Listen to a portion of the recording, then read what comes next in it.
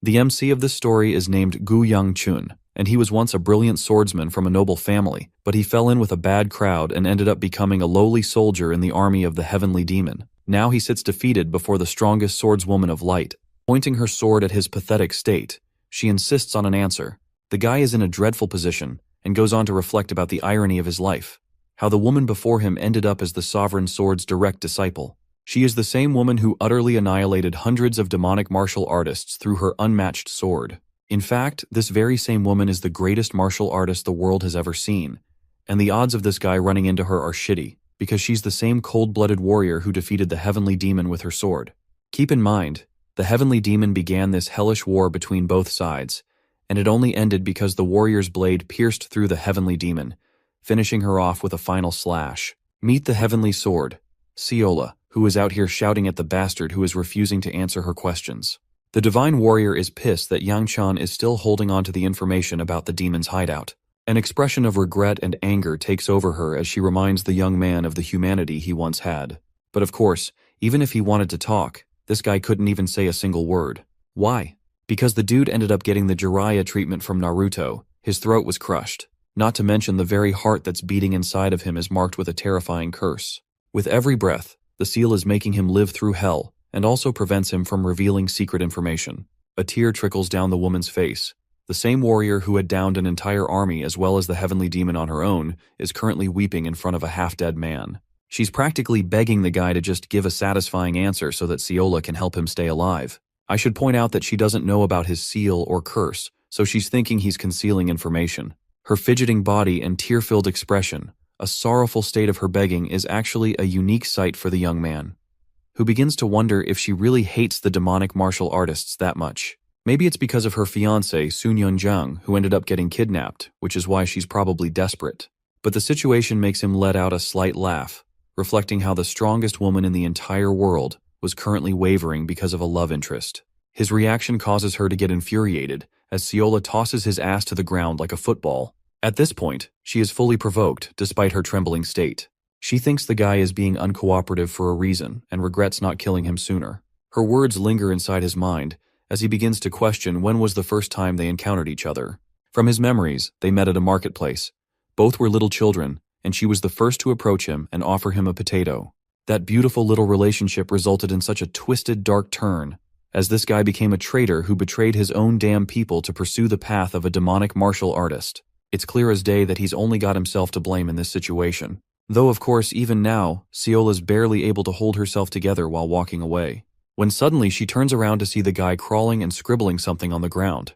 Confused, she questions what Yang-chan is doing in his state. Unfortunately, because he chose to reveal information, the seal took a heavy strain on his body, resulting in him vomiting a crap ton of blood. But even then, Yang-chan takes it like a champ and continues to scribble with his own blood, recalling that if he goes against the contract placed on his heart, it will implode and destroy his body. And that's exactly what happens. This dude literally had his heart annihilated as a consequence of betraying the demonic temple. The muffled voice of his long-lost friend is heard in the background, but it's too late. He's lost too much blood and can't even hear her. The beautiful thing about this is the fact that she's already caught on to his condition and is begging him to stop, but he still goes on. The only regret in Yang-chan's life is that he couldn't reveal the truth. He didn't actually betray the clan on purpose, but was tricked and forced into it. But that doesn't matter anymore, does it? And even Yang-chan takes it like a champ and accepts that it's still his fault as he finishes his scribbling. This is his final service to his friend, revealing critical information of the demon's hideout to Seola.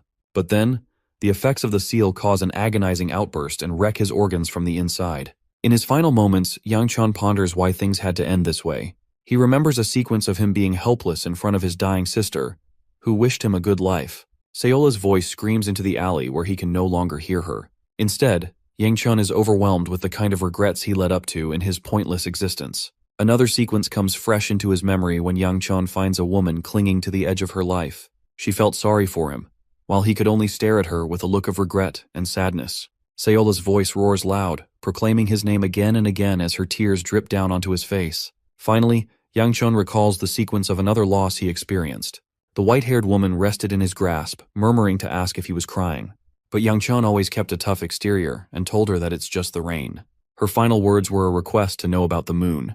In her dying words, she found herself relieved, and eventually her existence faded because of the gash she endured in her abdomen. The same Yang Qian, who was once a member of House Ku of Sanseo, a house that was known for being virtuous and righteous, ended up becoming the worst traitor and became a demonic martial artist.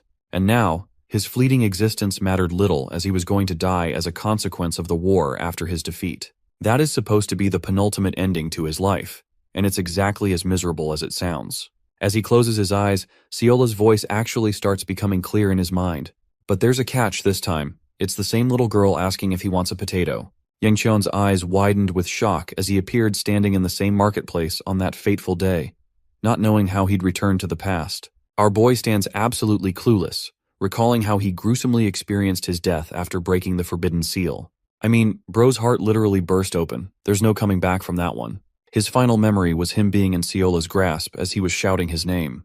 But now, he could feel the heartbeat coursing through his body like it never even happened. Not to mention his midget body, as he'd become much shorter and younger. It's as if he was daydreaming about the past, and Siola's past self stood there just staring at him in confusion. Yang Chun tries his best to recall the exact words he told her in his original life. Slapping the potato off of her hand, he shocked the girl as he stomped on it, showing a clear sign of his offense. Yang Chun didn't take pity on the girl's gesture and ridiculed her in front of everybody. Anyway, that happened in his original life. But this time, he doesn't hope to make the same regretful choice. Letting out a small laugh, he thinks it's time he made up and actually takes the potato from her grasp, even going as far as to thank the girl. Bro was trying to appear so Sigma in front of her, but the moment he took a bite out of the hot potato, he burned his damn mouth. Yang Chun finds it ridiculous how a dream can stun him with a strong sensation. Seeing him struggle with a mere potato, she laughs at him for burning his tongue. While Yang Chun is stunned, a servant of the House Ku of Sanseo comes rushing to find him. Apparently the young boy disappeared off on his own, worrying this guy greatly. He's supposed to be Yang Chun's personal guard, Muyun. Unfortunately, our boy can't even speak properly because of his burnt tongue, to the point his guard assumes that the girl must have tried to harm the young master and nearly pulled his damn blade. It's hilarious how this dude is basically ready to unalive a girl. But Yang Chun requests to handle this in his own way, and requests to have the yakwa. Apparently there's one last one left, so he takes it from Muyun and actually offers it to Siola, much to both of their shock. The boy simply wanted to return the gesture for Siola offering him a steaming potato. Seeing the delicious-looking yakwa before her eyes, her mouth waters, and her eyes glistened. She's always wanted to try it, but suddenly Siola turns away to meet her grandfather, who comes rushing to check on the little girl. Wow, these kids really love being lost. Anyway, he scolds her for going off on her own, but Siola's okay since she got the potatoes in the end. Her grandpa is really kind and worried if she got hurt somewhere. But just seeing the guy in person puts Yang Chun in a daze. When the girl expresses that she gave a potato to the young boy, her grandpa showed a forceful reaction by pulling her back and actually showed great respect by bowing to the young master of the great house. But our boy tells him that it's nothing to worry about as the girl merely offered him a nice snack. Yang Chun shows proper respect and consideration by praising the food and even offers a yakwa in return. Initially, Siola's grandpa is contemplative, but the little girl jumps in joy and wants to grab it immediately. But the poor girl is absolutely devastated when her grandpa drags her the heck away, believing it would be dishonorable to accept such a delicious snack from the young master. But bro is not giving up because he stops the old geezer, even showing consideration to the little girl and personally handing her the snack. Siola's eyes are literally beaming with joy, and her grandpa is speechless. But from this interaction alone, Siola's ambiguously concludes that they've found what they were looking for. The two-part after that interaction while Yang Chun goes into a state of reminiscing, recalling that this old geezer was actually the head of the Murim Alliance, so he's not a joke. He once sat at the top of the martial world as the strongest ever, and was single-handedly the most feared man from the demonic path, the original sovereign sword, Hyogenwi. But he can't put together why this man would be here at all. It's as if Yang Chun's life is flashing before his eyes. He spots the beautiful girl bidding him farewell with her kind eyes. The two parties turn the opposite direction to return home. Now that Yang Chun's life has already ended, he no longer has any regrets and thinks it's a good time for him to conclude this dream of his. But for some reason, the damn dream doesn't even end after he reaches his family estate. It's been far too long. At this point, Yang Chun is starting to wonder if this is some kind of final curse bestowed by the heavenly demon as a last resort. There's a lot he doesn't know about, until he suddenly hears a girl's voice, walking up to him and expressing her surprise to see her brother returning home. Meet the Scarlet Fire Sword Yeonsu Ku, Yang Chun's second older sister and the one person who hates him the most in the world. Basically, she's a bitch. Also, he reflects his surprise that his father's returning home today, while Yeonsu continues to tease him, talking him down for being a troublemaker who's going to pull another lame stunt again. But dude doesn't have time to give to an attention seeker and states that he's here because he should be. So she berates him for never showing up in the past. But instead of getting offended, Youngchun shows maturity by stating he will apologize to his father. Now that is the definition of character development. He actually wants to change his life even with the smallest moments. Anyway, that pisses Yeonsu off a shit ton as she roars his damn name and channels her beaming rage to step up to him. Accusing him for plotting some kind of trick, she openly tells him how much he pisses her off. Bro cuts her little wimping session and points out that their father has arrived. And I should tell you that this entrance is straight up cold. That's how you know Youngchun's papa means serious business. Their father, who basically looks like Musashi over here, is pretty surprised to see his son greeting him so forwardly. He turns his attention to Chief Steward, asking if his sword squads are all prepared. Turns out the first sword squad has already returned from battle while the fourth squad is prepared to leave whenever needed. So he signals to his chief to prepare the fourth squad and find him as soon as possible. Now let's talk about Youngchun's perspective, who finds himself completely paralyzed underneath his father's overwhelming gaze. The housemaster leaves a final regard for the boy, requesting to come find him after his meal. Youngchun is pretty damn shocked to hear that and asks Muyan for a digestive pill because of how intimidating that was. Skipping ahead to the time of his meal, Youngchun recalls the terrible taste of the food. It's the same as ever and he's genuinely terrified to see his father. The anxiety is so bad that he's hoping something will interrupt the meeting. The housemaster speaks over their meal, asking Yeonsu if she's progressed in her martial arts ability. She is very happy to confirm that she's reached the third ring only a few days ago, which is quite impressive compared to the other children her age. So he tells her to work even harder. Now Youngchun actually agrees with his father's words, internalizing how reaching the third ring is pretty damn impressive for a child. Yeonsu has always been the talented type, so a bit of hard work results in wonders. But most impressively, he's shocked to see the little girl smiling, when unusually she has a damn resting bitch face. Which is funny because as soon as he thinks of that, she looks at him with a murderous glare. When his father finally addresses his third child, Youngchun, Bro flinches from his spot. He heard the report from Muyan about the boy heading out to the market. The young boy confirms, causing his father to stand up and express his urgent leave. This surprises the boy because he was clearly expecting Musashi over here to actually say something. Well, Youngchun chalks it off to his father's earlier demand of meeting the boy in his office. But even that is postponed as one of the maids comes to inform him that their meeting is scheduled until tomorrow instead. Again, Youngchun is pretty astonished. That night while in his room, he's surprised that he hasn't woken up from this wild dream of his. At this point, he's also questioning if a potential time travel or a regression has taken place. But that realization comes with the added anger, and a chance for him to potentially kill the heavenly demon before things get bad.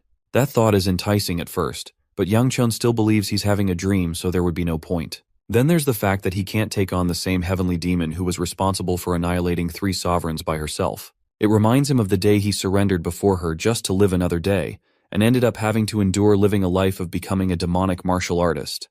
Youngchun's regret weighs down on his conscience. His life is one that is the definition of living with immense regret. That's the only emotion that overwhelms and burdens him. But at the same time, he'd always thought to himself that if Youngchun was ever given a second chance, he would definitely do whatever it takes to live differently. Knowing the eventual future of Seola defeating the heavenly demon as well as the demon temple, he thinks his best shot of living a good life is to hide and play the long game of survival. Knowing that this kind of chance won't come again, Youngchun vows not to fail a second time and to prevent his life of regrets from surfacing again. Channeling his energy throughout his body's core, Youngchun is a bit disappointed that he can't do anything beyond a small grasp of internal energy. But his sister? You guys saw how Yeonsu was engulfed in flames, right? That's the difference between an ordinary person and a prodigy like her, who has achieved the third ring already. Still, even having this much internal energy is enough for the boy, believing that the generational cultivation technique of the house should be more than enough. The art of the 9-flame blaze wheel is his best shot of nurturing his body, and once he reaches the 4th ring, he'll also be able to showcase a bright flame of internal energy. And right after reaching the 7th ring like his father, his body will be thriving with this life-changing power. But as things stand right now, Bro is at the dead bottom of the 1st ring. That's why he wants to gather as much energy as quickly as possible to reach the 2nd ring. Add that to the fact that he can't even equip his powers of the demonic arts to help aid this journey. This time, he has to rely on himself and his family's martial arts. In a state of meditation, he concentrates all of his energy into his core. But that comes with an added drawback of siphoning his body, completely draining him at his current level. Youngchun can barely do anything with the skills he's got at the moment. Forcing his way isn't an option either, because it will result in something called chi deviation. However, the one good thing to have come out of this mess is that he's gained an understanding of the second ring, and he's edging really close to tapping into it. Yang Chan intends to keep at this level and hammer his way to make new breakthroughs, differently from his past life. At the same time, he has to be cautious and ensure that things don't go off track from the original timeline. Morning quickly comes around and the dude is still out of commission, unable to sleep because of his agonizing bodily pain. It's his fault for not taking his training seriously throughout his childhood. Preparing himself, he plans to visit his father later. But when he opens the door, he's surprised to find the same little girl from before greeting him hello. Let's take a little detour and explore what happened on one fateful day. A crack appeared in the skies as the people began to question if what they saw was a star or something else. Suddenly, a demonic eye popped out from the crumbled space and tore its way through. That was the day the demons invaded their realm. And these weren't just any demons. They were ruthless and wrecked the planet. The dimension where they spawned from is called the Gate of the Demonic Realm. Now, every single clan decided to counter the demons by creating a special force. These special forces or squads were known as the Sword Squads, and every known clan had one. But the Great Ku family actually has 5. The eldest sister of the siblings, Hebe Ku, is actually the head of the 5 commanding squads. And because he's widely known as the brat who constantly stirs trouble in his clan, he trained under her for 6 months in the original timeline. That was actually when he ran into Ciola, who adopted a blank, almost frowning expression at the time. They were supposed to meet 6 months later, but because of the way he treated the young girl, somehow she ended up at his doorstep the next day. Bro is done with the day already and goes back inside, but she pulls on his shirt, stopping him and hoping for them to get along well with each other. But before the poor girl could express her words properly, his grandpa swatted her hand off, calling his grandchild a brat for carelessly touching the young master without permission. Yang Qian doesn't know what to say as Ciola apologizes to him. He's still surprised by the purpose of their visit or why her grandpa is here. To his absolute shock, the man tells him that from now on, he will be serving Yang Qian according to the orders of the clan head. The fact that this guy introduced himself as Moon Wei and not Hyogun Wei is a bit startling to our boy. As for Ciola, she's also tasked to serve him alongside her grandpa, but things are progressing way too fast for him to understand what's going on. Letting out a sigh, he's certain that his father is responsible for doing something like this. He shares his gratitude, but ultimately thinks his life is fucked from the get-go already. Also, he doesn't really like being addressed formally, so he'd rather they call him by his name. But the old geezer doesn't listen to that either. Later that same day, the old man is dusting the place clean while Yang Qian sees him doing his task with content. He's got no clue what's up and turns his attention to Ciola. This little bold girl wants to impress him and carries a bundle of laundry all on her own. Even the other maids show her kindness and request her to share some of the burden, but Ciola vows to do it alone.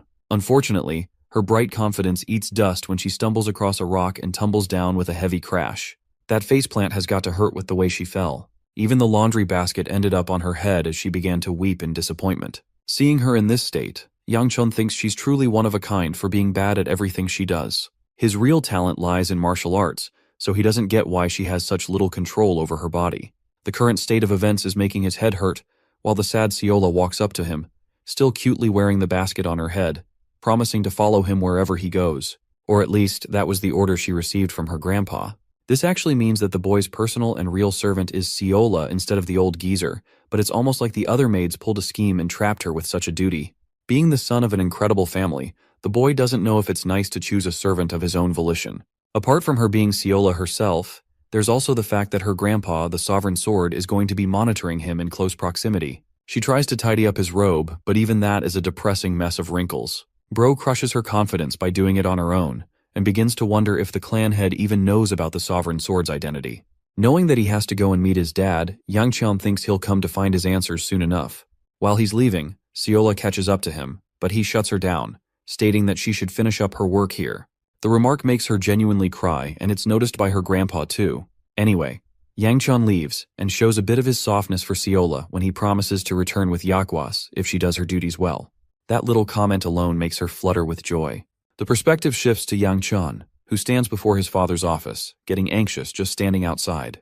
He's scared of what will happen and wonders if he should ask about Hyogun and Ciola instead.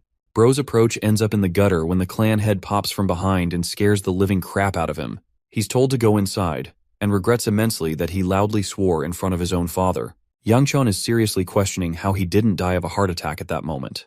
They begin the conversation by discussing his new servants.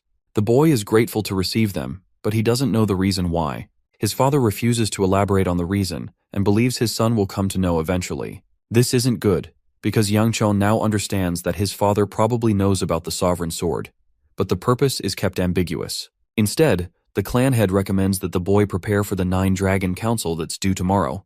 Though Yang Chon complies, he has trouble remembering what the purpose of the council was. Suddenly, the little dude reaches an enlightenment, this time horrified to remember the council's name. Yang Chon thinks even death would be more acceptable at this point, while Muyon, his personal guard, questions if he truly doesn't want to participate in the council. Let's explore the concept of this unique council. It's supposed to honor the original sword squads who worked tirelessly hard to guard the demonic realm, risking their lives for the people of Sanseo. It's held twice a year to commemorate their efforts, and it's also a recruitment event to help bring in new members into the sword squads. And as he's the member of the main family itself, he has to attend the council. But bro just doesn't want to go, ordering Muyon to behead him immediately. But even the personal guard thinks his father will probably kill Yang Chon a second time if he refuses to go. Then there's the fact that the second elder is hosting the council this time, and he also promised to beat the shit out of Yang Chon if he refuses to participate in this council. The situation got so much worse than he expected. The second elder is a damn annoying geezer who has always treated him harshly ever since he was a child. Then again, the kid is a troublemaker, so it makes sense. Anyway, he entrusted the boy and had high expectations for him to act befitting of the great family household. In some ways, Yang Chon is grateful to the old man, but at the same time, he is afraid of him because of his unending training sessions and handing him a mountain of chores. But it's actually endearing because the second elder always looked after the boy even when the clan head ignored him. It's a miracle that he turned out the way he did in his original life, even after the training he endured from the second elder. Anyway, it's time for them to head out. They're supposed to leave when the carriage is ready, so the boy inquires Manhwa about the update. The maid explains that they're looking after Seola, which worries the young master who wonders if she ended up making more trouble. But apparently they were actually busy prepping her in a tidy and presentable outfit.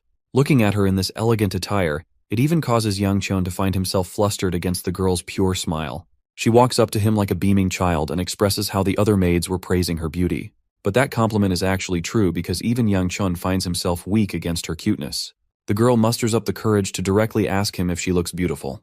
And yup, that alone is enough to make the little master embarrassed beyond hell. He's so flustered that he avoids her and completely switches topics. In the next scene, we get to see the carriage moving at tremendous speeds, giving Seola a joyful ride. It's actually her first time experiencing a carriage ride like this, so she's quite excited. As for Muyon, he tells the young master that the council is being held in the commercial district of Cheonil, known for being the most famous district in their territory. Since it's a long journey of 4 hours, it's going to take a while, so Yang Cheon thinks it might be a wise idea to take a nap. But the annoying and beaming child behind him is talking so loud that he just can't. Yang Chon shoves a yakwa snack in her mouth and tells her to shut up for a while. This actually shuts her up to the point he can drift off into sleep. But his sleep doesn't matter at all, because he wakes up a second later and realizes that 4 hours have already passed and that they've arrived. Yang Cheon exits the carriage and finds the crowded district charming with beautiful lights to commemorate the important festival. He stretches for a bit and runs into Isil Cheon, the officer of the district who has been eager to meet the young master. Yang Chon introduces himself properly and expresses his honor to meet such an important person. He learns that it's thanks to the boy's sister and the second leader that they were able to pass the first day with ease. But just the mention of Yeonsu is enough to remind him of her shitty attitude. He's hoping to God that they don't run into each other. Well, God apparently doesn't like him because bro literally finds her in the very next scene. Like always, she gives him the look of disgust, offended that he even bothered to greet her. Yeonsu mouths off about how annoying her little brother will be during the festival, recommending that he behave himself. But just like last time, instead of getting offended, he casually responds that he'll just stay in his room. This comes across as a bitch slap to his attention-seeking brat of a sister. Suddenly, her attention turns to the girl hiding behind her brother. Yeonsu disgustingly accuses her brother of engaging in the act of lovemaking at a place like this. She goes away sharing her lament for the pervert who doesn't know how to control himself. When the door slams shut, Yang Chon questions what in the actual fudge is wrong with his psychotic sister. He even apologizes to Officer Cheon for witnessing such a scene. But instead of going to his room, the young master prefers to make an urgent stop elsewhere first. Tagging Seola along, they decide to visit the main arena, which is enormous and decorative in its size. The 5 sword squads were applauded on the first day, and tomorrow will come the selection of new members. It's a good thing that the main family members don't have to compete.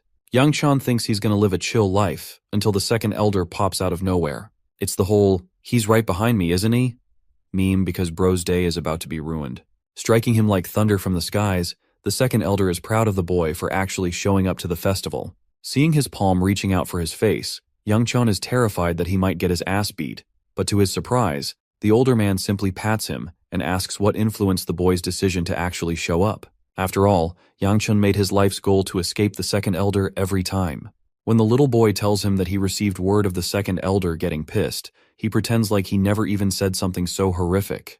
The old man in particular is known for being obsessed with the boy, because he's really the only son of the household. Seola, on the other hand, is so excited to meet him, expressing her joy. But goddamn, he looks at her like a demon of death, turning her expression to fear and sadness. She's so adorable and winces away, hiding behind Yang Chun, who tells the geezer to lighten up instead of glaring at people. The old man does in fact lighten up and asks if Seola's his lover, but Yang Chun clarifies that her attire should confirm to anyone that she's just a servant. She goes away into hiding while the second elder recommends that the child get some sleep for the night. Before leaving, he casually tells Yang Chun that he's going to take his life if he tries to run away from the festival. Yeah, either he really loves him or really hates him, I can't tell. Anyway, Seola keeps calling him the Bear Man, and I'm inspired by her, so that will be his new name from now on. Interestingly, Bear Man concludes that there's something different about the kid this time. Fast forwarding to the second day of the festival, Yang Chun is already here early in the morning, but at the back of a long-ass queue. Because the requirements are flexible enough for anyone to participate, there's way too many people lining up to join the sword squads. It's an honorable thing to become a part of the sword squad after all. Suddenly, Seola's body shivers with fear because she thinks the bear grandpa will hunt her down. She even cutely suggests that they ask the bear to hibernate for a while, which is hilarious. Anyway, our boy doesn't know what's keeping her afraid. Unfortunately, he can't order her around as much because she's the grandchild of the sovereign sword himself. He promises Seola that Muyan will take care of any threats if she's afraid. The personal guard has no idea what the term bear grandpa even means until our boy expresses that it's the second elder they're referring to. Unfortunately, the duty is too much for a personal guard like Muyan, so they conclude that maybe it's best to sacrifice Seola. The funny thing is that she actually takes this order to heart and concludes that today is her funeral day, and that she will sacrifice her life for everyone's happiness. The heartwarming portrayal of her past self is enjoyable. Yang Qian reminds her repeatedly that he was just joking, but turns out Seola just wants him to buy her a bunch of dumplings to die happily, so he lets her do whatever she wants. While she's away, Muyun shares how the young master is offering preferential treatment to Seola, despite her being a casual servant. Of course, it's because he still thinks of her as the Seola from his original life. Though he acts like he doesn't care about her, Muyun is smart and points out how the young master still gave her part of his own money for the dumplings. Unable to argue against him, the young master simply turns away. Muyun is actually pretty happy to discover that the boy is different from the way the rumors portrayed him, while Yang Chun advises him not to have a change of heart over a bunch of damn dumplings of all things. Also, he catches Muyun in his point that he judged the young master for a few rumors. It's only been 2 weeks since he's been assigned as his personal guard. The only reason he said something like this is because Yang Chun freshly received him as his guard right as he regressed into his past life. Their conversation is disrupted by a loud woman calling out to a lady, recommending that she doesn't wander all on her own. The girl expresses that she's fine on her own as there are plenty of great people from the House of Ku around her. The voice of these girls sounds similar to Yang Cheon, putting him in a state of reflection. Yobi, the mysterious girl's servant, argues that it's troublesome if she runs into the young master of the Ku family. Then again, there were plenty of boys in their family, so she could be referring to anyone according to Yang Chun. Even the girl thinks it's impossible to meet him in a crowd like this. But even Yang Chun has a self-aware fourth wall-breaking moment, believing that this is some kind of foreshadowing. The girl turns back, only to become startled to find the astonished young master before her eyes. Muyun whispers in his ear, explaining that the situation is probably awkward based on their reaction, so he's wondering if he knows these people. But of course, seeing her face, Yang Chun simply couldn't forget the girl who had obsidian eyes with a ring on her finger with an ambiguous pattern. Though no one knows about the symbol on the ring, he knows that it belongs to the Habuk's House of Peng region. This very same woman is revealed to be his ex-fiancée. Let's talk about how the engagement happened between these two belonging to the Great Houses. They were mainly of a similar age, and the House of Peng suspected that the young boy would one day become the clan head. That's why they entrusted their daughter in an engagement with him. As obvious as it could get, this guy ended up causing a shit ton of problems, and because of his stagnating reputation as the troublemaker, the House of Peng became afraid, and the engagement eventually broke up because of his final words to her. Immediately, she questions why he's here, but Yang Chun cuts her off and asks the same. She tells him that it's because of some urgent business, and that she isn't required to explain her intentions in the Sanseo region because of his family. He treats her coldly, which pisses her off as she reminds him of their age difference of 1 year. So he decides to adopt immediate manners and refers to her properly. He turns his attention to Seola and expresses that they should leave with the dumplings. Meanwhile, this adorable little monster acquired a crap ton of dumplings and is happy to leave.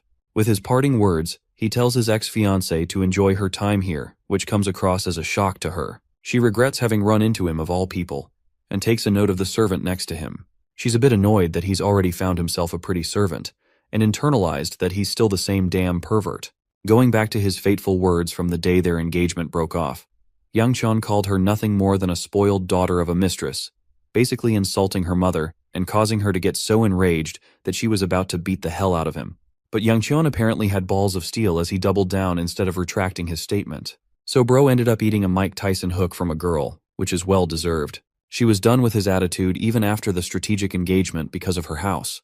Yobi was there to stop the girl, but she swatted her hand away, stomping her foot next to his face, and was more than ready to kill Yang Chun's ass. Yeah, that was one hell of a day from her memory. Even now, she's trying to convince herself that he's the same, but this kid is actually helping his servant out with the dumplings.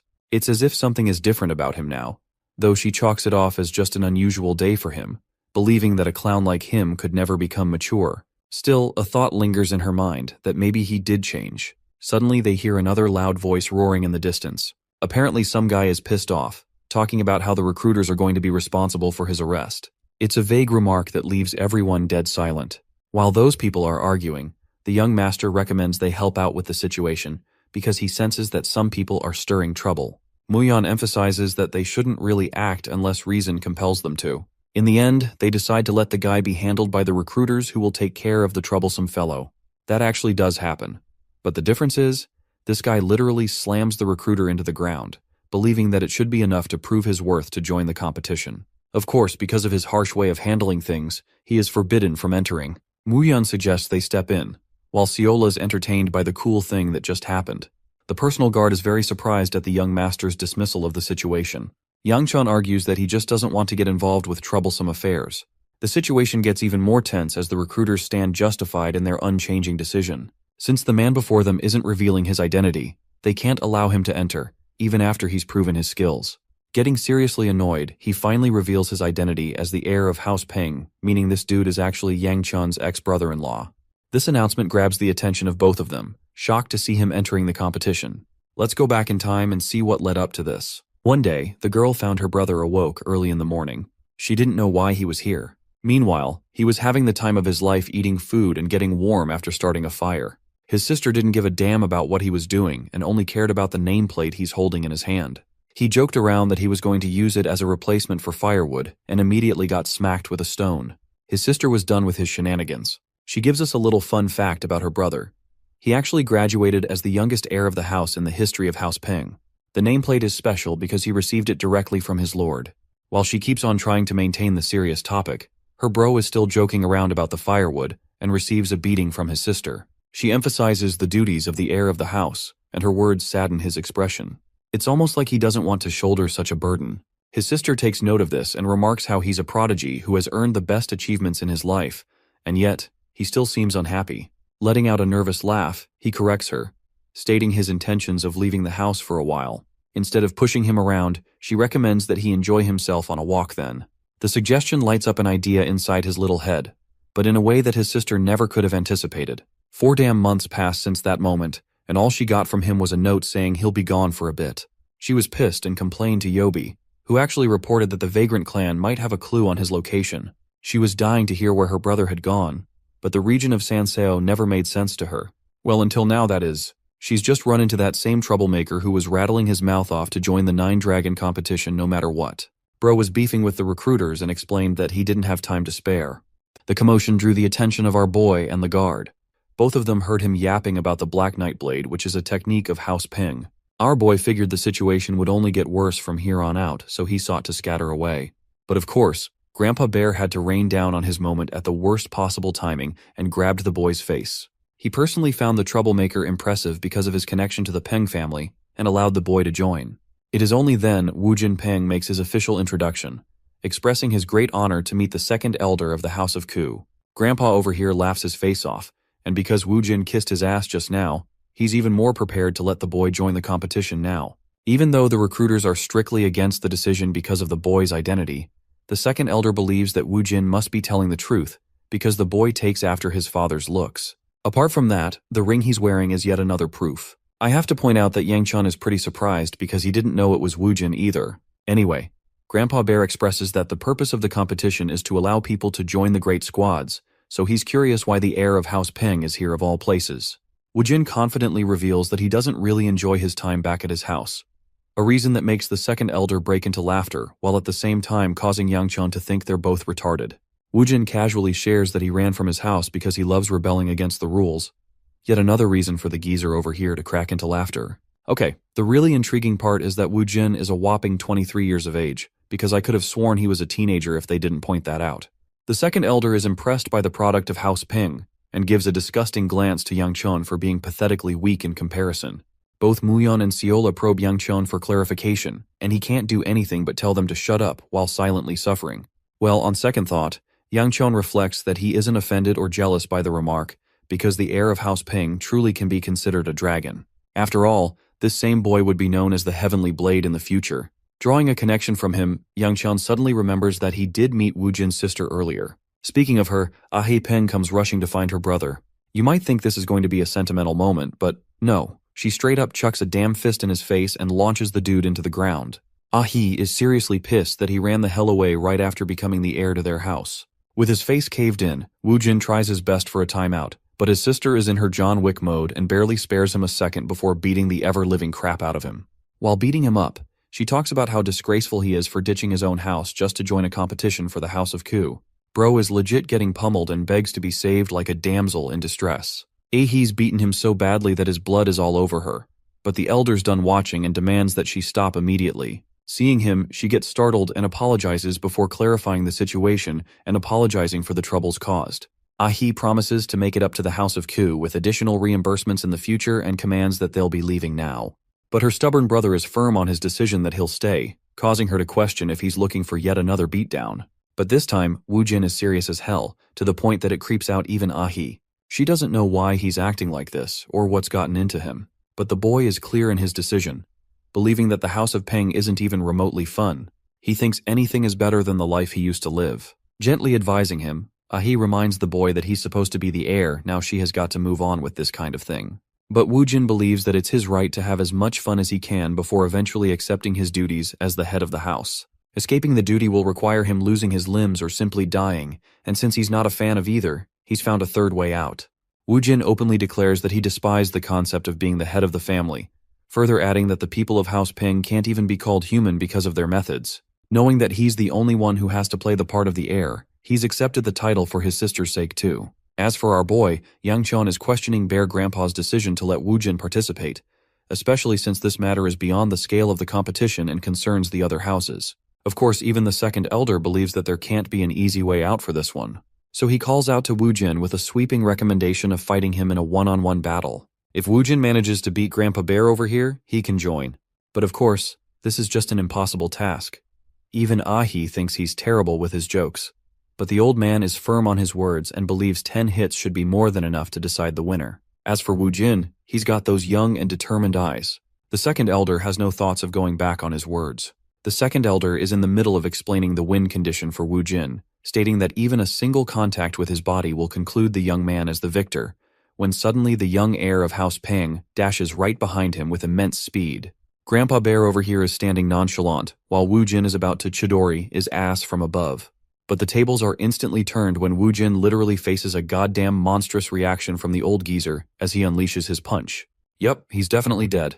In the next scene, we fast forward to the competition arena, where the battle between Yang Chun and his sister Yeon Su is fixed. Of course, his two-faced sister appears blooming and cute in front of others. Meanwhile, our boy is out here questioning why the hell he's here at all, not to mention his fight against his sister. Anyway, let's rewind a little bit and see what happened to Wu Jin. Just like I said, the kid got demolished by Gramps and was launched into the ground like a tornado with a heavy crash. The fight was decided in the first damn hit, and this geezer suddenly turned from a murder machine to a fun-loving grandpa again. Yang Chun, on the other hand, is questioning why the hell this madman went so far when he could have easily evaded the strike. Bear Grandpa emphasizes that he held back massively even with the punch that knocked the wind out of Wu Jin, Yang Chun is seriously afraid of House Peng's wrath if they come to learn of this information.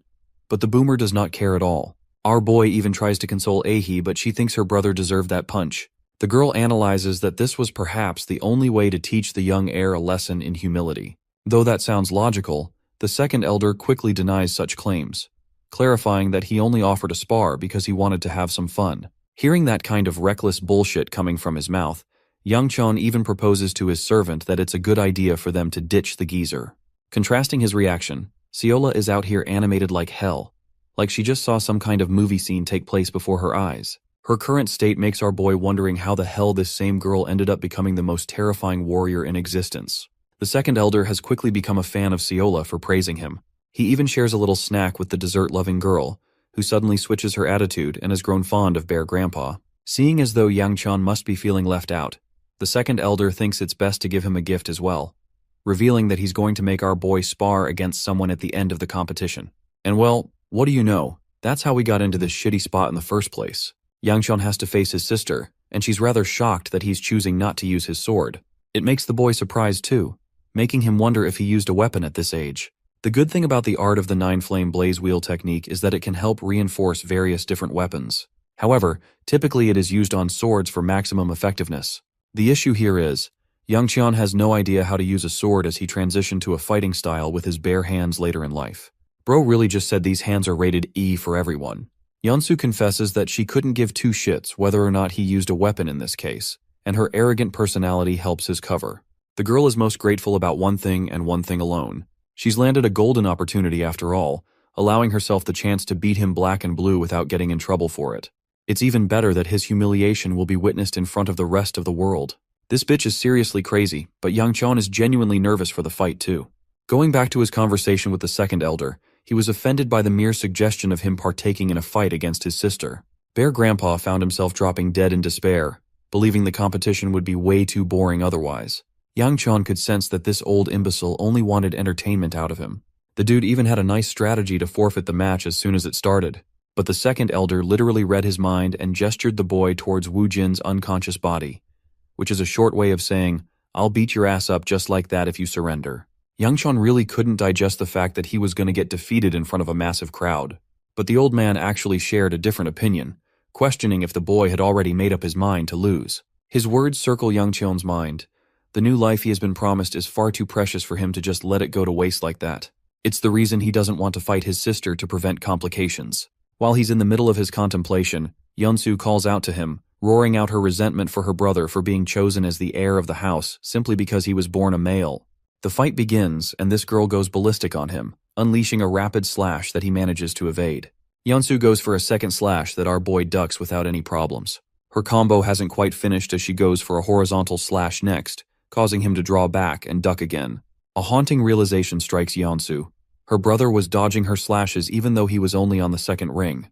Yang Chun on the other hand reflects that he's barely being able to dodge each hit, but it's starting to take a toll on his body, directly proving that he needs more training. But he hasn't yet decided how he should treat this battle. One way could be for him to take a direct hit and pretend to be knocked out. At the same time, with the way she's attacking him, bro is not going to be pretending at all. He thinks he's genuinely going to be put out of commission. Before he can even chart a battle plan, his sister goes on the offensive again, grabbing his uniform to make sure he stays in place as she launches another sword slash. But he dodges that too and quickly undoes his top, causing Yeonsu to slice it down. The boy taunts his sister for having so much bloodlust against him that her attacks are predictable. He recommends they stop the battle, questioning how much she despised him. Even though they weren't even using real swords, she tore his shirt in half with such power. Yeonsu replies that she had to accept the horrid reality that she would never become the heir simply because of the system, even though she trained and gave her life to the cause. And yet, the boy who does nothing and lives like a heap of garbage is easily handed the position because he's a son. That's why she hates him so much and believes that their positions are unfair. Yeonsu takes it a step further by imbuing her weapon with internal energy, raising the stakes of the fight. With her current level, Yang Chun is astonished to discover that his sister has already evolved past the third ring. The onslaught of attacks continues as she does her absolute best to nail him down with at least one attack. She even calls him a coward and a useless clown who does nothing but dodge because that's all he can ever do. That he's talentless, and someone who isn't even determined. She thinks that if her brother is going to continue this lifestyle, then it may as well be fate to get rid of him. Interestingly, The boy quietly listens to her complaints, and in the next attack, we can even see a look of sadness on the girl's face. Yangchon stands fearless and does nothing, hearing Yeonsu's cruel words for his mother too. The conclusion is intriguing, as he actually manages to stop the attack by catching her wrist, returning a demonic glare as Yangchon questions what rubbish came out of his sister's mouth. Following a monologue of the girl, Jeonsu openly admits that she holds her big sister in high regards. She was given the title of the Searing Blade at the mere age of 15 and was exceptional by the age of 20. Because of her raw talent and effort alone, she eventually became the leader of the 5 swords of the House of Ku. A woman who was acknowledged by everyone with no equal, but even with everything at her disposal, she couldn't be granted the title of the head of the house.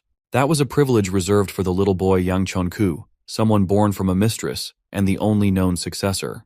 Initially, Jeonsu really fancied her brother, and though they shared different mothers, Yang Chon's mom showed kindness to both. In a way, Jeonsu also loved her back, which is why she didn't feel threatened or disgusted by the boy at the time. That's when it happened. One day, the woman was nowhere to be found. All gone, abandoning the 2 children. The head of the clan, their father, strictly ordered everyone not to look for her. That's why it became a hopeless endeavor to even try. This was actually around the same period of time where the boy became crueler to everyone. He didn't form connections with anyone in the clan until the rumors of his mysterious acts with women began circling around. However, despite what led to this change in events, one fact remained supreme. Yang Chon would still be given the position of the head of the house. That's not his fault, it's the system of men inheriting titles. And it's not like Jeonsu could ever hope for that to change. She was nothing compared to the ever-blazing talent of her older sister, which sprouted a deep resentment inside the girl's heart. She began detesting him for being someone who couldn't even make use of his abilities. Let's go back to the present scene, where upon the mention of his mother, Yang Chon gives his sister a fearsome glare, instilling so much fear inside her that she retreats just to be safe. But that won't matter, because this man is now done playing around as he blitzes behind her, launching a punch right in her face. Witnessing the battle, Ah-hee is pretty impressed by Yang Chon's sister's talents despite sharing a similar age group.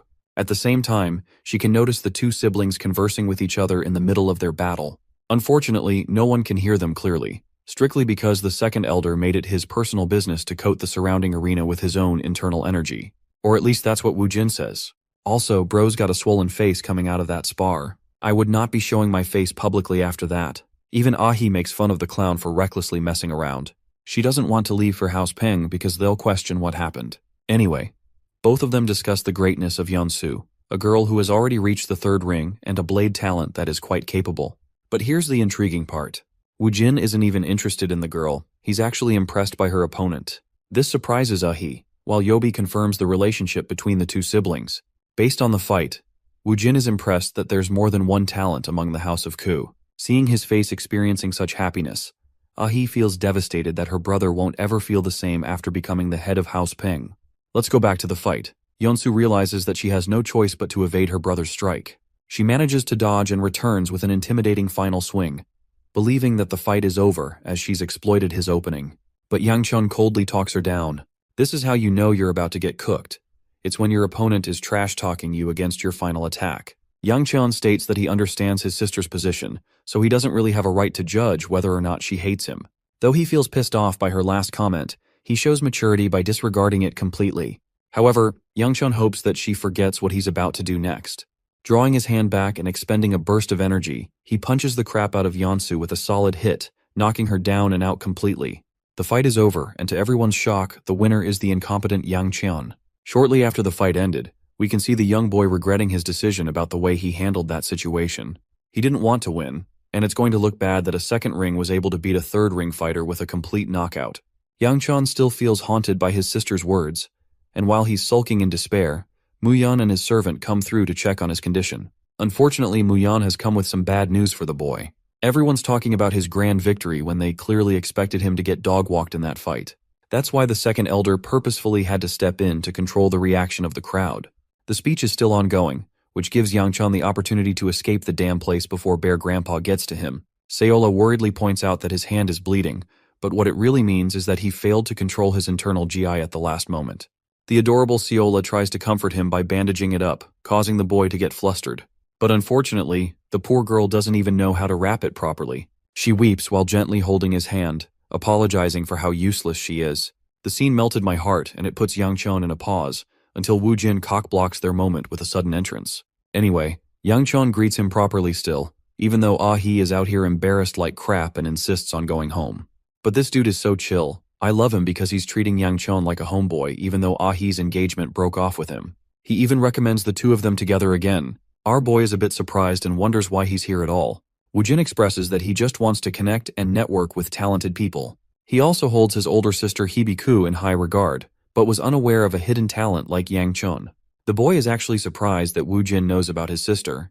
The heir of House Peng reveals that they actually share a pretty close relationship, but he doesn't know how she thinks of him, basically contradicting himself. Yang Chon simply laughs it off, ignoring the ridiculousness. He sees Woojin going away with Yobi, but strangely his ex-fiancée is still here. She wants to break her silence, apologizing for hurting him with the chair. She's about to conclude something which I suspect would have been about a reconciliation, but Yang Chun cuts her off and shocks her by his own apology. He knows that he overstepped a boundary by saying stupid words about her mother, and it's only fair how she reacted.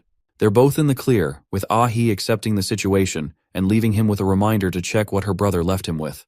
Yang Chon inspects his uniform and discovers a little slab, not knowing what it means. The night ends with the two of them sharing a farewell. With this, Yang Chon is starting to mend the mistakes of his past life, but still there's so much more for him to correct. On their way back, Iola is knocked out like a log. Our boy is still gloomy about his duel against his sister. In his previous life, he never got the opportunity to do that. And of all the times he can think of, Yang Chon thinks he shouldn't have been able to win that fight. From his understanding, the future began manipulating the moment Siola began working under him.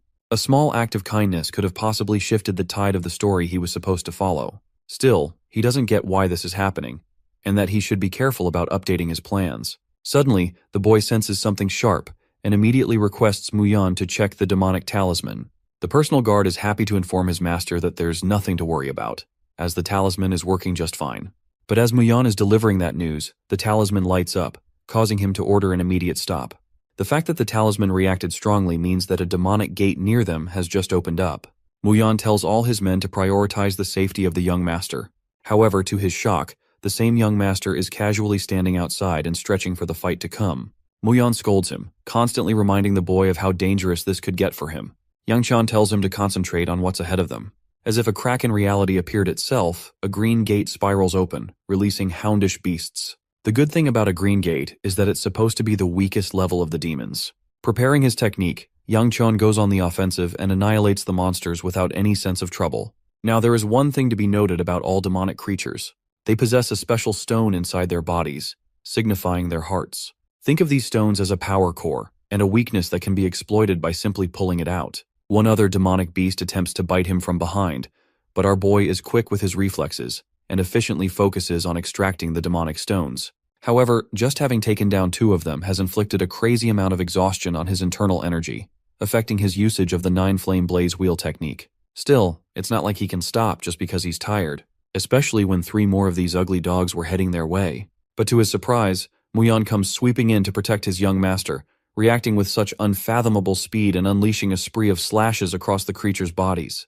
Virgil from Devil May Cry must have taught him his judgment cut end ability from the looks of it. Even Yang Chon is straight up speechless seeing his cool-ass servant knock it out of the park.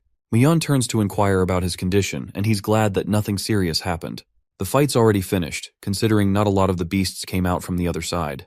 In a way, they got really lucky. But Muyan is seriously worried about our boy's decision to jump in so recklessly. It could have ended in a disaster. Yang Chon states that it's all fine in the end. Well, it's not exactly fine at all, as his hand begins to burn in a purple flame, giving him unimaginable amounts of pain. Even Muyan's got no idea what's happening to his young master.